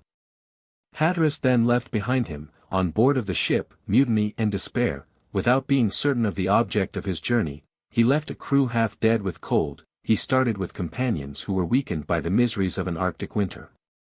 He, too, eager for the north, had to return to the south. Now, on the other hand, surrounded by vigorous, healthy friends, encouraged and aided in many ways, he was starting for the pole, the object of his whole life. No man had ever been nearer acquiring this glory for himself and his country. Was he thinking of all this, which was so naturally inspired by his present position? The doctor liked to think so, and could hardly doubt it when he saw him so eager. Clawbonny rejoiced in what so pleased his friend, and since the reconciliation of the two captains, the two friends, he was the happiest of men, for hatred, envy, and rivalry were passions he had never felt. What would be the issue of this voyage he did not know, but, at any rate, it began well, and that was a good deal. The western shore of New America stretched out in a series of bays beyond Cape Washington. The travelers, to avoid this long curve, after crossing the first spurs of Mount Bell, turned northward over the upper plateaus. This was a great saving of time. Hatteras was anxious, unless prevented by seas or mountains, to make a straight line of 350 miles to the pole from Fort Providence. Their journey was easy. These lofty plains were covered with deep snow, over which the sledge passed easily, and the men in their snowshoes walked easily and rapidly. The thermometer stood at 37 degrees. The weather was not absolutely settled. At one moment it was clear, the next cloudy, but neither cold nor showers could have stopped the eager party. They could be followed easily by the compass. The needle was more active as they receded from the magnetic pole. It is true that it turned to the opposite direction and pointed to the south, while they were walking northward, but this did not in any way embarrass them.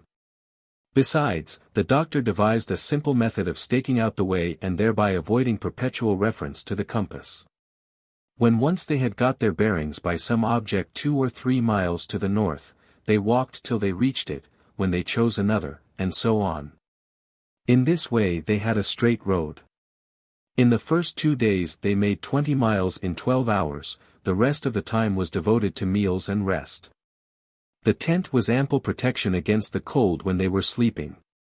The temperature gradually rose. The snow melted away in some places, according to the shape of the ground, while in others it lay in large patches. Broad pools appeared here and there, often almost as large as lakes. They would walk in up to their waists very often. But they only laughed at it, and the doctor more than any. "Water has no right to wet us in this country," he used to say. "It ought to appear only as a solid, or a gas. As to its being liquid, it's absurd. Ice or vapor will do, but water won't." They did not forget their shooting, for thereby they got fresh meat. So Altamont and Bell, without going very far away, scoured the neighboring ravines. They brought back ptarmigan, geese, and a few gray rabbits. Gradually these animals became very shy and hard to approach. Without Duke they would often have found it hard to get any game. Hatteras advised them not to go off farther than a mile, for not a day nor an hour was to be lost, and he could not count on more than 3 months of good weather. Besides, each one had to be at his post by the sledge whenever a hard spot, a narrow gorge, or steep inclines lay in the path, then each one helped pull or push. More than once everything had to be taken off. And this even did not fully protect against shocks and damage, which Bell repaired as well as he could. The third day, Wednesday, June 26th, they came across a vast lake, still frozen by reason of its being sheltered from the sun. The ice was even strong enough to bear both men and sledge. It was a solid mirror which no Arctic summers had melted, as was shown by the fact that its borders were surrounded by a dry snow, of which the lower layers evidently belonged to previous years. From this moment the land grew lower, whence the doctor concluded that it did not extend very far to the north. Besides, it was very likely that New America was merely an island, and did not extend to the pole.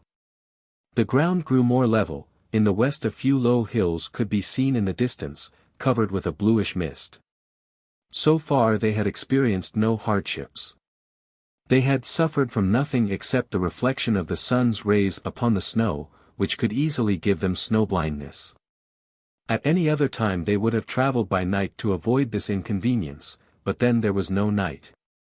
The snow was fortunately melting away, and it was much less brilliant when it was about turning into water. June 28 the temperature arose to 45 degrees. This was accompanied with heavy rain, which the travelers endured stoically, even with pleasure, for it hastened the disappearance of the snow. They had to put on their deerskin moccasins, and change the runners of the sledge. Their journey was delayed, but still they were advancing without any serious obstacles. At times the doctor would pick up rounded or flat stones like pebbles worn smooth by the waves, and then he thought he was near the polar sea. But yet the plain stretched on out of sight. There was no trace of man, no hut, no cairn or Eskimo snowhouse. They were evidently the first to set foot in this new land. The Greenlanders never had gone so far, and yet this country offered plenty of game for the support of that half-starved people. Sometimes bears appeared in the distance, but they showed no signs of attacking. Afar off were herds of muskoxen and reindeer. The doctor would have liked to catch some of the latter to harness to the sledge, but they were timid, and not to be caught alive. The 29th, Bell shot a fox, and Altamont was lucky enough to bring down a medium-sized muskox. After giving his companions a high idea of his bravery and skill, he was indeed a remarkable hunter, and so much admired by the doctor. The ox was cut out, and gave plenty of excellent meat. These lucky supplies were always well received. The least greedy could not restrain their joy at the sight of the meat. The doctor laughed at himself when he caught himself admiring these huge joints. On the 29th bell shot a fox, an Altamont a medium-sized muskox. Let us not be afraid to eat it, he used to say. A good dinner is a good thing in these expeditions. Especially, said Johnson, when it depends on a better or worse shot. You are right, Johnson, replied the doctor. One thinks less of one's food when one gets a regular supply from the kitchen. The 30th, the country became unexpectedly rugged, as if it had been upheaved by some volcanic commotion. The cones and peaks increased indefinitely in number, and were very high. A southeast breeze began to blow with violence, and soon became a real hurricane. It rushed across the snow-covered rocks, among the ice mountains, which, although on the firm land, took the form of hummocks and icebergs. Their presence on these lofty plateaus could not be explained even by the doctor, who had an explanation for almost everything. Warm, damp weather succeeded the tempest, it was a genuine thaw. On all sides resounded the cracking of the ice amid the roar of the avalanches. The masses of ice took the forms of hummocks and icebergs. On all sides resounded the cracking of the ice amid the roar of the avalanches. The travelers carefully avoided the base of these hills. They even took care not to talk aloud, for the sound of the voice could shake the air and cause accident. They were witnesses of frequent and terrible avalanches which they could not have foreseen. In fact, the main peculiarity of polar avalanches is their terrible swiftness.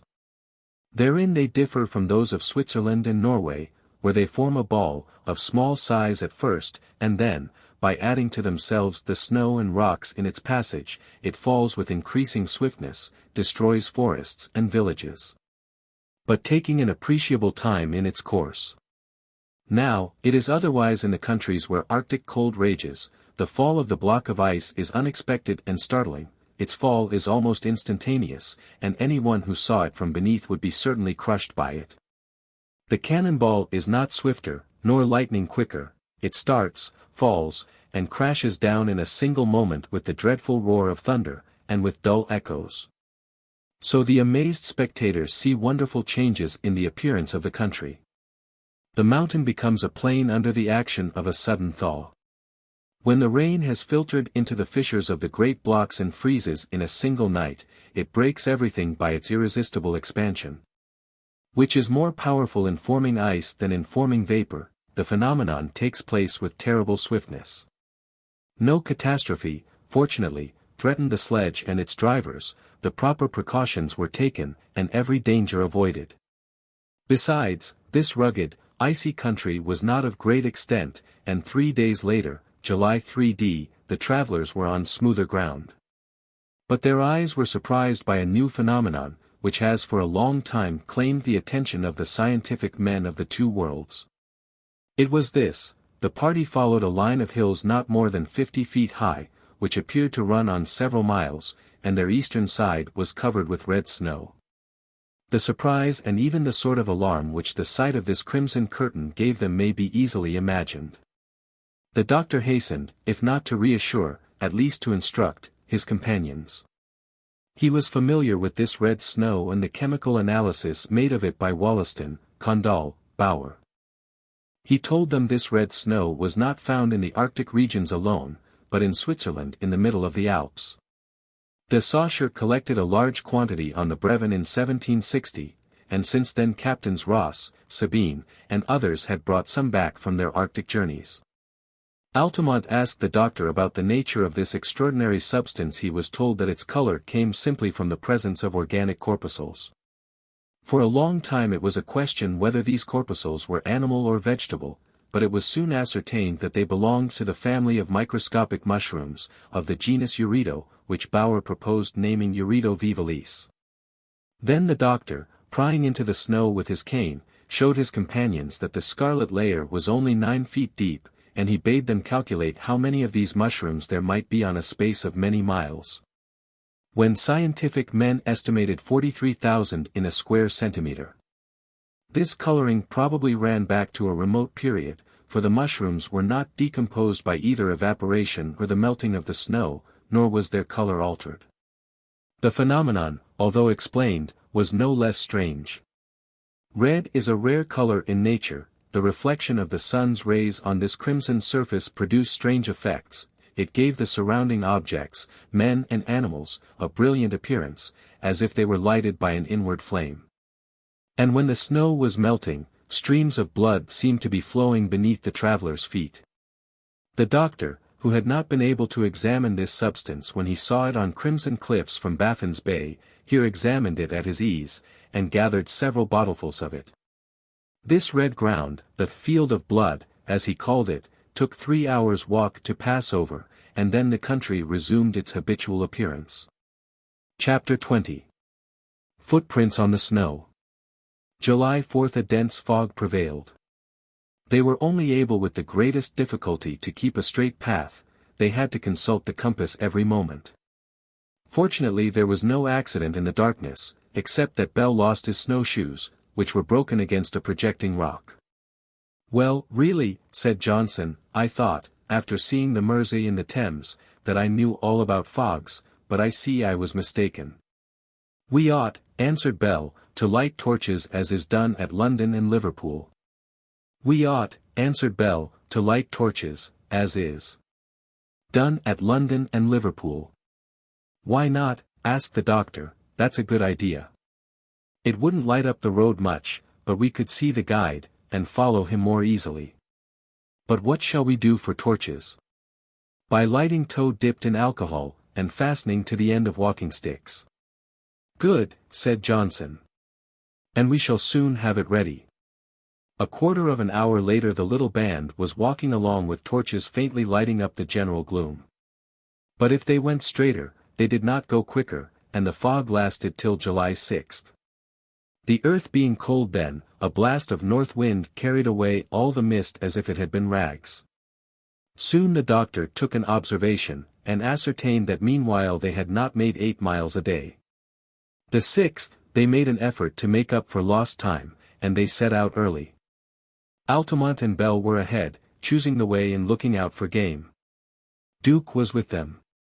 The weather, with its surprising fickleness, had become very clear and dry, and although the guides were 2 miles from the sledge, the doctor did not miss one of their movements. He was consequently very much startled to see them stop suddenly, and remain in a position of surprise. They seemed to be gazing into the distance, as if scanning the horizon. Then they bent down to the ground and seemed to be examining it closely, and they arose in evident amazement. Bell seemed to wish to push on, but Altamont held him back. "What can they be doing?" asked the doctor of Johnson. "I know no more than you, doctor. I don't understand their gestures." "They have found the track of some animals," answered Hatteras. "That's not it," said the doctor. "Why not?" "Because Duke would bark." "Still, they've seen marks of some sort." "Let us go on," said Hatteras, "we shall soon know." Johnson urged on the dogs, who quickened their pace. In 20 minutes the 5 were together, and Hatteras, the doctor, and Johnson were as much surprised as Bell and Altamont. There were in the snow indubitable traces of men, as fresh as if they had just been made. "They are Eskimo," said Hatteras. "Yes," said the doctor, "there is no doubt of that." "You think so?" said Altamont. "Without any doubt." "Well, and this mark?" continued Altamont, pointing to another print, which was often repeated. "That one? Do you think it was made by an Eskimo?" The doctor examined it carefully, and was stupefied. The print of a European shoe, with nails, sole, and heel, was clearly stamped in the snow. There could be no further doubt, a man, a stranger, had been there. "Europeans here," cried Hatteras. "Evidently," said Johnson. "And still," said the doctor, "it is so unlikely, that we ought to look twice before being sure." Thereupon he looked twice, 3 times, at the print, and he was obliged to acknowledge its extraordinary origin. Defoe's hero was not more amazed when he saw the footprint on the sand of his island, but if he was afraid, Hatteras was simply angry. A European so near the pole. They pushed on to examine the footprints. For a quarter of a mile they were continually repeated, mingled with marks of moccasins, then they turned to the west. When they had reached this point they consulted as to whether they should follow them any farther. "No," said Hatteras. "Let us go on." He was interrupted by an exclamation of the doctor, who had just picked up on the snow an object even more convincing, and of the origin of which there could be no doubt. It was the object-glass of a pocket telescope. "Now," he said, "we can't doubt that there is a stranger here." "Forward!" cried Hatteras. He uttered this word so sharply that each one obeyed, and the sledge resumed its monotonous progress. They all scanned the horizon attentively, except Hatteras, who was filled with wrath and did not care to see anything. Still, since they ran the risk of coming across a band of travelers, they had to take precautions. It was very disappointing to see anyone ahead of them on the route. The doctor, although not as angry as Hatteras, was somewhat vexed, in spite of his usual philosophy. Altamont seemed equally annoyed. Johnson and Bell muttered threatening words between their teeth. "Come," said the doctor, "let us take heart against our bad fortune." "We must confess," said Johnson, without being heard by Altamont, "that if we find the place taken, it would disgust us with journeying to the pole." "And yet," answered Bell, "there is no possibility of doubting." "No," retorted the doctor. "I turn it all over in vain, and say it is improbable, impossible, I have to give it up. This shoe was not pressed into the snow without being at the end of a leg, and without the leg being attached to a human body. I could forgive Eskimo, but a European." "The fact is," answered Johnson, "that if we are going to find all the rooms taken in the hotel of the end of the world, it would be annoying." "Very annoying," said Altamont. "Well, we shall see," said the doctor. And they pushed on. The day ended without any new fact to indicate the presence of strangers in this part of New America, and they at last encamped for the evening. A rather strong wind from the south had sprung up, and obliged them to seek a secure shelter for their tent in the bottom of a ravine. The sky was threatening, long clouds passed rapidly through the air. They passed near the ground, and so quickly that the eye could hardly follow them. At times some of the mist touched the ground, and the tent resisted with difficulty the violence of the hurricane. The hut was pitched in a ravine for shelter. "It's going to be a nasty night," said Johnson, after supper. "It won't be cold, but stormy," answered the doctor. "Let us take precautions, and make the tent firm with large stones." "You are right, doctor, if the wind should carry away the canvas, heaven alone knows where we should find it again." Hence they took every precaution against such a danger, and the weary travelers lay down to sleep. But they found it impossible. The tempest was loose, and hastened northward with incomparable violence. The clouds were whirling about like steam which has just escaped from a boiler. The last avalanches, under the force of the hurricane, fell into the ravines, and their dull echoes were distinctly heard. The air seemed to be struggling with the water, and fire alone was absent from this contest of the elements. Amid the general tumult their ears distinguished separate sounds, not the crash of heavy falling bodies, but the distinct cracking of bodies breaking. A clear snap was frequently heard, like breaking steel, amid the roar of the tempest. These last sounds were evidently avalanches torn off by the gusts, but the doctor could not explain the others. In the few moments of anxious silence, when the hurricane seemed to be taking breath in order to blow with greater violence, the travelers exchanged their suppositions. "There is a sound of crashing," said the doctor, "as if icebergs and ice fields were being blown against one another." "Yes," answered Altamont, "one would say the whole crust of the globe was falling in." "Say, did you hear that? If we were near the sea," the doctor went on, "I should think it was ice breaking." "In fact," said Johnson, "there is no other explanation possible." "Can we have reached the coast?" asked Hatteras. "It's not impossible," answered the doctor. "Hold on," he said, after a very distinct sound, "shouldn't you say that was the crashing of ice? We may be very near the ocean."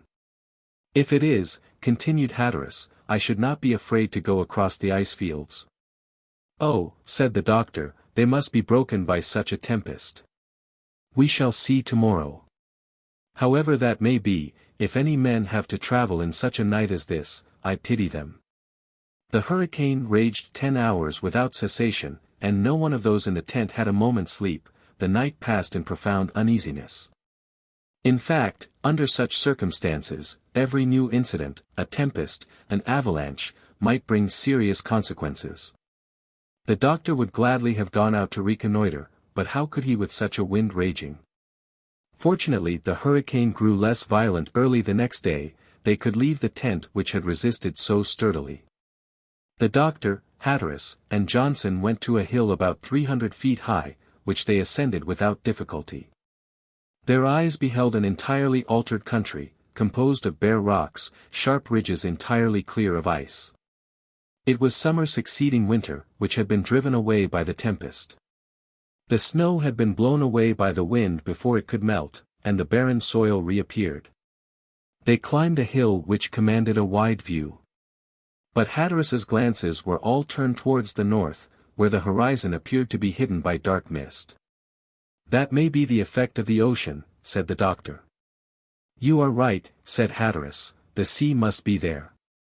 "That's what we call the blink of the water," said Johnson. "Exactly," said the doctor. "Well, let us start," said Hatteras, "and push on to this new ocean."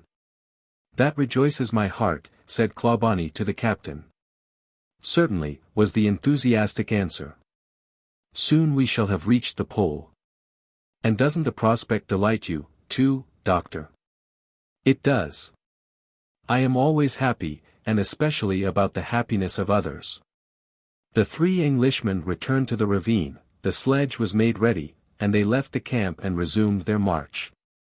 Each one dreaded finding new tracks, but all the rest of the way they saw no trace of any human being. 3 hours later they reached the coast. "The sea! The sea!" they all shouted. "And the open sea!" cried the captain. 3 hours later they reached the coast. "The sea! The sea!" they all shouted. It was 10 o'clock in the morning. In fact, the hurricane had cleared up the polar basin, the shattered ice was floating away in every direction, the largest pieces, forming icebergs, had just weighed anchor and were sailing on the open sea. The wind had made a harsh attack upon the field. Fragments of ice covered the surrounding rocks. The little which was left of the ice field seemed very soft, on the rocks were large pieces of seaweed.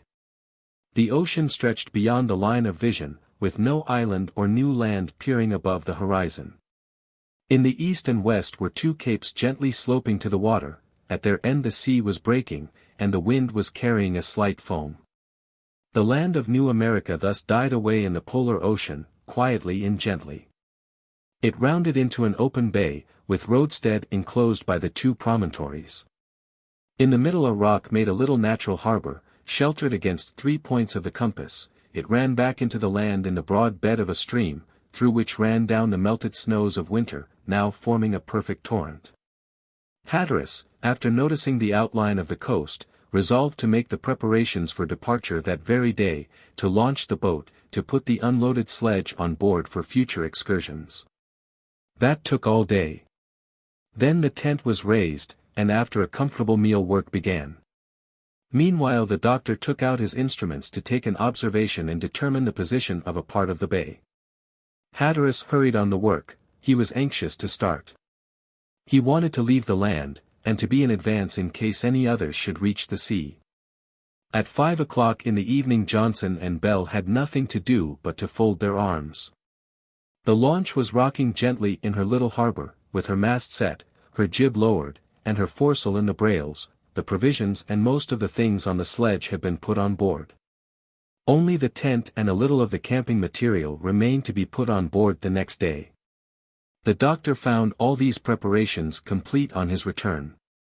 When he saw the launch quietly sheltered from the wind, it occurred to him to give a name to the little harbor, and he proposed that of Altamont.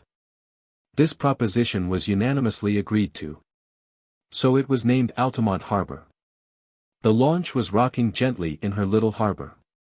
According to the doctor's calculations, it lay in latitude 87 degrees 5 minutes, and longitude 118 degrees 35 minutes east of Greenwich, that is to say, less than 3 degrees from the pole. The band had gone more than 200 miles from Victoria Bay to Altamont Harbor. Chapter 21. The Open Sea.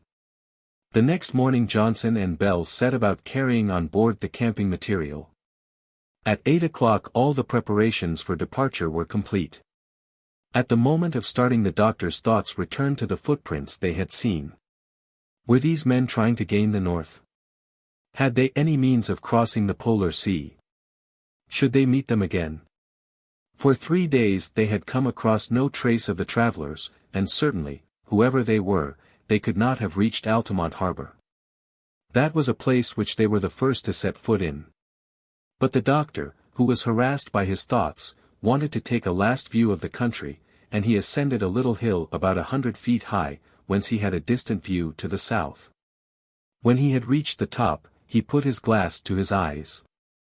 Great was his surprise when he found he could not see anything either at a distance on the plains, or within a few feet of him. This seemed very odd.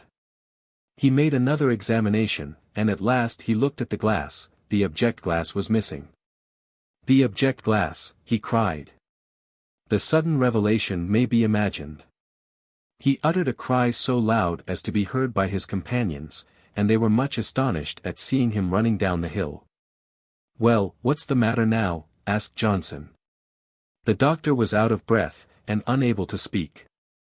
At length he managed to bring out, "The footprints, the expedition." "Well, what," said Hatteras, "are they here?" "No, no," resumed the doctor, "the object glass, mine." And he showed his own glass. "Oh, ho!" cried the American, "so you lost?" "Yes." "But then the footprints." "Our own," cried the doctor. "We lost our way in the fog. We went around in a circle, and came across our own footprints." "But the print of the shoes?" asked Hatteras. "Bell's, you know, who walked all day in the snow after breaking his snowshoes." "That's true," said Bell. Their mistake was so clear, that they all, except Hatteras, burst out laughing, and he was none the less pleased at the discovery. "We were stupid enough," said the doctor, when they had stopped laughing. "What good guesses we made! Strangers up here. Really, we ought to think before speaking. Well, since we are easy on this point, we can't do better than start." "Forward," said Hatteras. A quarter of an hour later each one had taken his place on board of the launch, which sailed out of Altamont Harbor under mainsail and jib. This voyage began Wednesday, July 10th.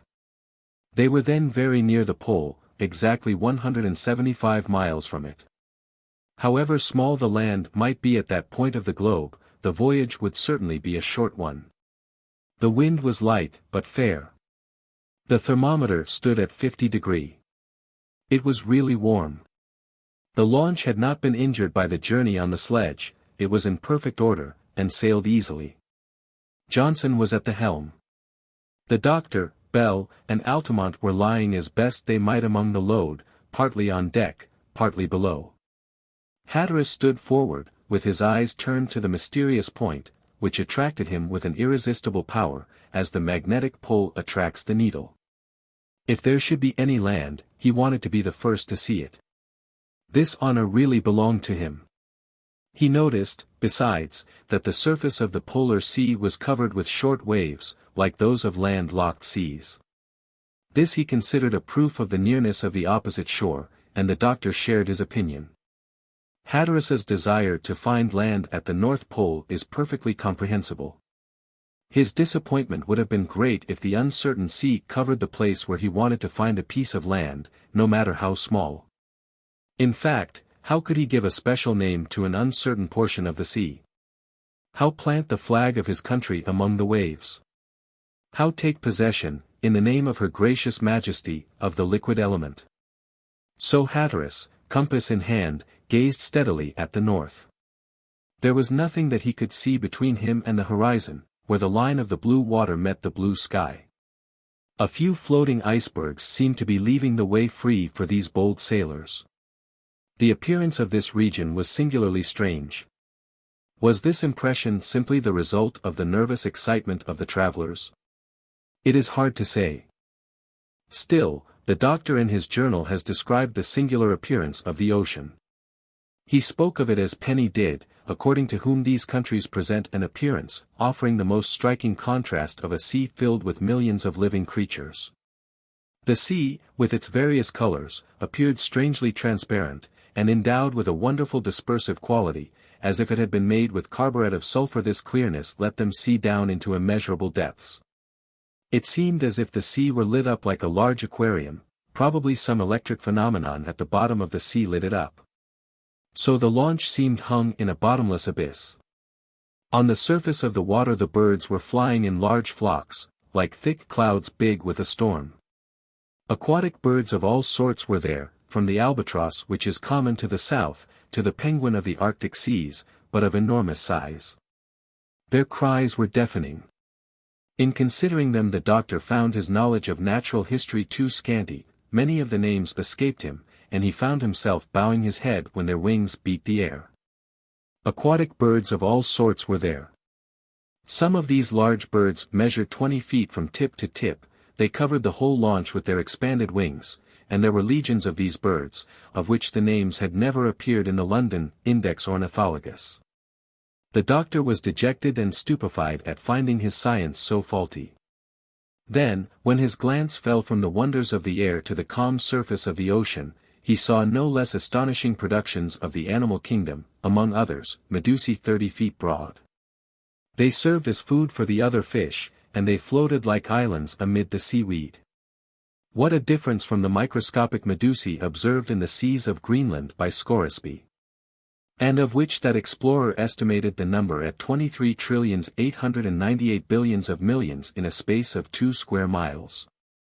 Then the eye glancing down into the transparent water, the sight was equally strange, so full was it of fishes, sometimes the animals were swimming about below, and the eye saw them gradually disappearing, and fading away like specters.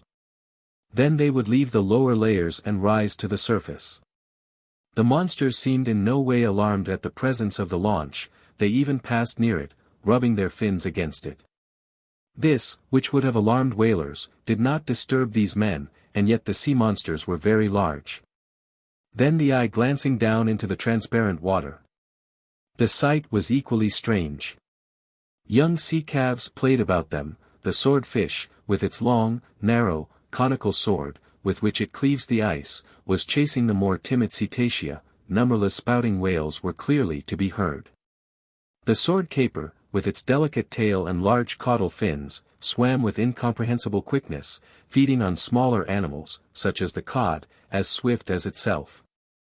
While the white whale, which is more inactive, swallowed peacefully the tranquil, lazy mollusks. Farther down were Greenland animacs, long and dark. Huge sperm whales, swimming in the midst of ambergris, in which took place Homeric battles that reddened the ocean for many miles around, the great Labrador tegusic. Sharp-backed dolphins, the whole family of seals and walruses, sea dogs, horses and bears, lions and elephants, seemed to be feeding on the rich pastures. And the doctor admired the numberless animals, as he would have done the crustacea in the crystal basins of the zoological garden. What beauty, variety, and power in nature! How strange and wonderful everything seemed in the polar regions. The air acquired an unnatural purity, one would have said it was full of oxygen. The explorers breathed with delight this air, which filled them with fresher life. Without taking account of the result, they were, so to speak, exposed to a real consuming fire, of which one can give no idea, not even a feeble one. Their emotions, their breathing and digestion, were endowed with superhuman energy. Their ideas became more excited, they lived a whole day in an hour. Through all these wonders the launch pushed on before a moderate breeze, occasionally feeling the air moved by the albatross's wings. Towards evening, the coast of New America disappeared beneath the horizon. In the temperate zones, as well as at the equator, night falls, but here the sun simply described a circle parallel to the line of the horizon. The launch, bathed in its oblique rays, could not lose sight of it. The animate beings of these regions seemed to know the approach of evening as truly as if the sun had set. Birds, fish, cetacea, all disappeared. Whither? To the depths of the ocean? Who could say? But soon total silence succeeded to their cries, and the sound of their passage through the water. The sea grew calmer and calmer, and night retained its gentle peace even beneath the glowing sun. Since leaving Altamont harbor the launch had made 1 degree to the north. The next day nothing appeared on the horizon, neither projecting peaks nor those vague signs by which sailors detect their nearness to land. The wind was good, but not strong, the sea not high, the birds and fish came as thick as the day before. The doctor, leaning over the gunwale, could see the cetacea rising slowly to the surface. A few icebergs and scattered pieces of ice alone broke the monotony of the ocean. But the ice grew rarer, and was not enough to interfere with the boat. It is to be remembered that the launch was then 10 degrees above the pole of cold. And as to the parallels of temperature, they might as well have been 10 degrees to the other side. There was nothing surprising in the sea being open at this epoch, as it must have been at Disco Island in Baffin's Bay. So a sailing vessel would have plenty of sailing room in the summer months. This observation had a great practical importance. In fact, if whalers can ever get to the polar basin, either by the seas of North America or those of the north of Asia, they are sure of getting full cargoes, for this part of the ocean seems to be the universal fishing pond. The general reservoir of whales, seals, and all marine animals. At noon the line of the horizon was still unbroken. The doctor began to doubt of the existence of a continent in so high latitudes. Still, as he reflected, he was compelled to believe in the existence of an Arctic continent. In fact, at the creation of the world, after the cooling of the terrestrial crust, the waters formed by the condensation of the atmospheric vapor were compelled to obey the centrifugal force. To fly to the equator and leave the motionless extremities of the globe. Hence the necessary immersion of the countries near the pole. The doctor considered this reasoning very just. And so it seemed to Hatteras. Hence the captain still tried to pierce the mists of the horizon. His glass never left his eyes. In the color of the water, the shape of the waves, the direction of the wind, he tried to find traces of neighboring land. His head was bent forward, and even one who did not know his thoughts would have admired, so full was his attitude of energetic desire and anxious interrogation. Chapter 22.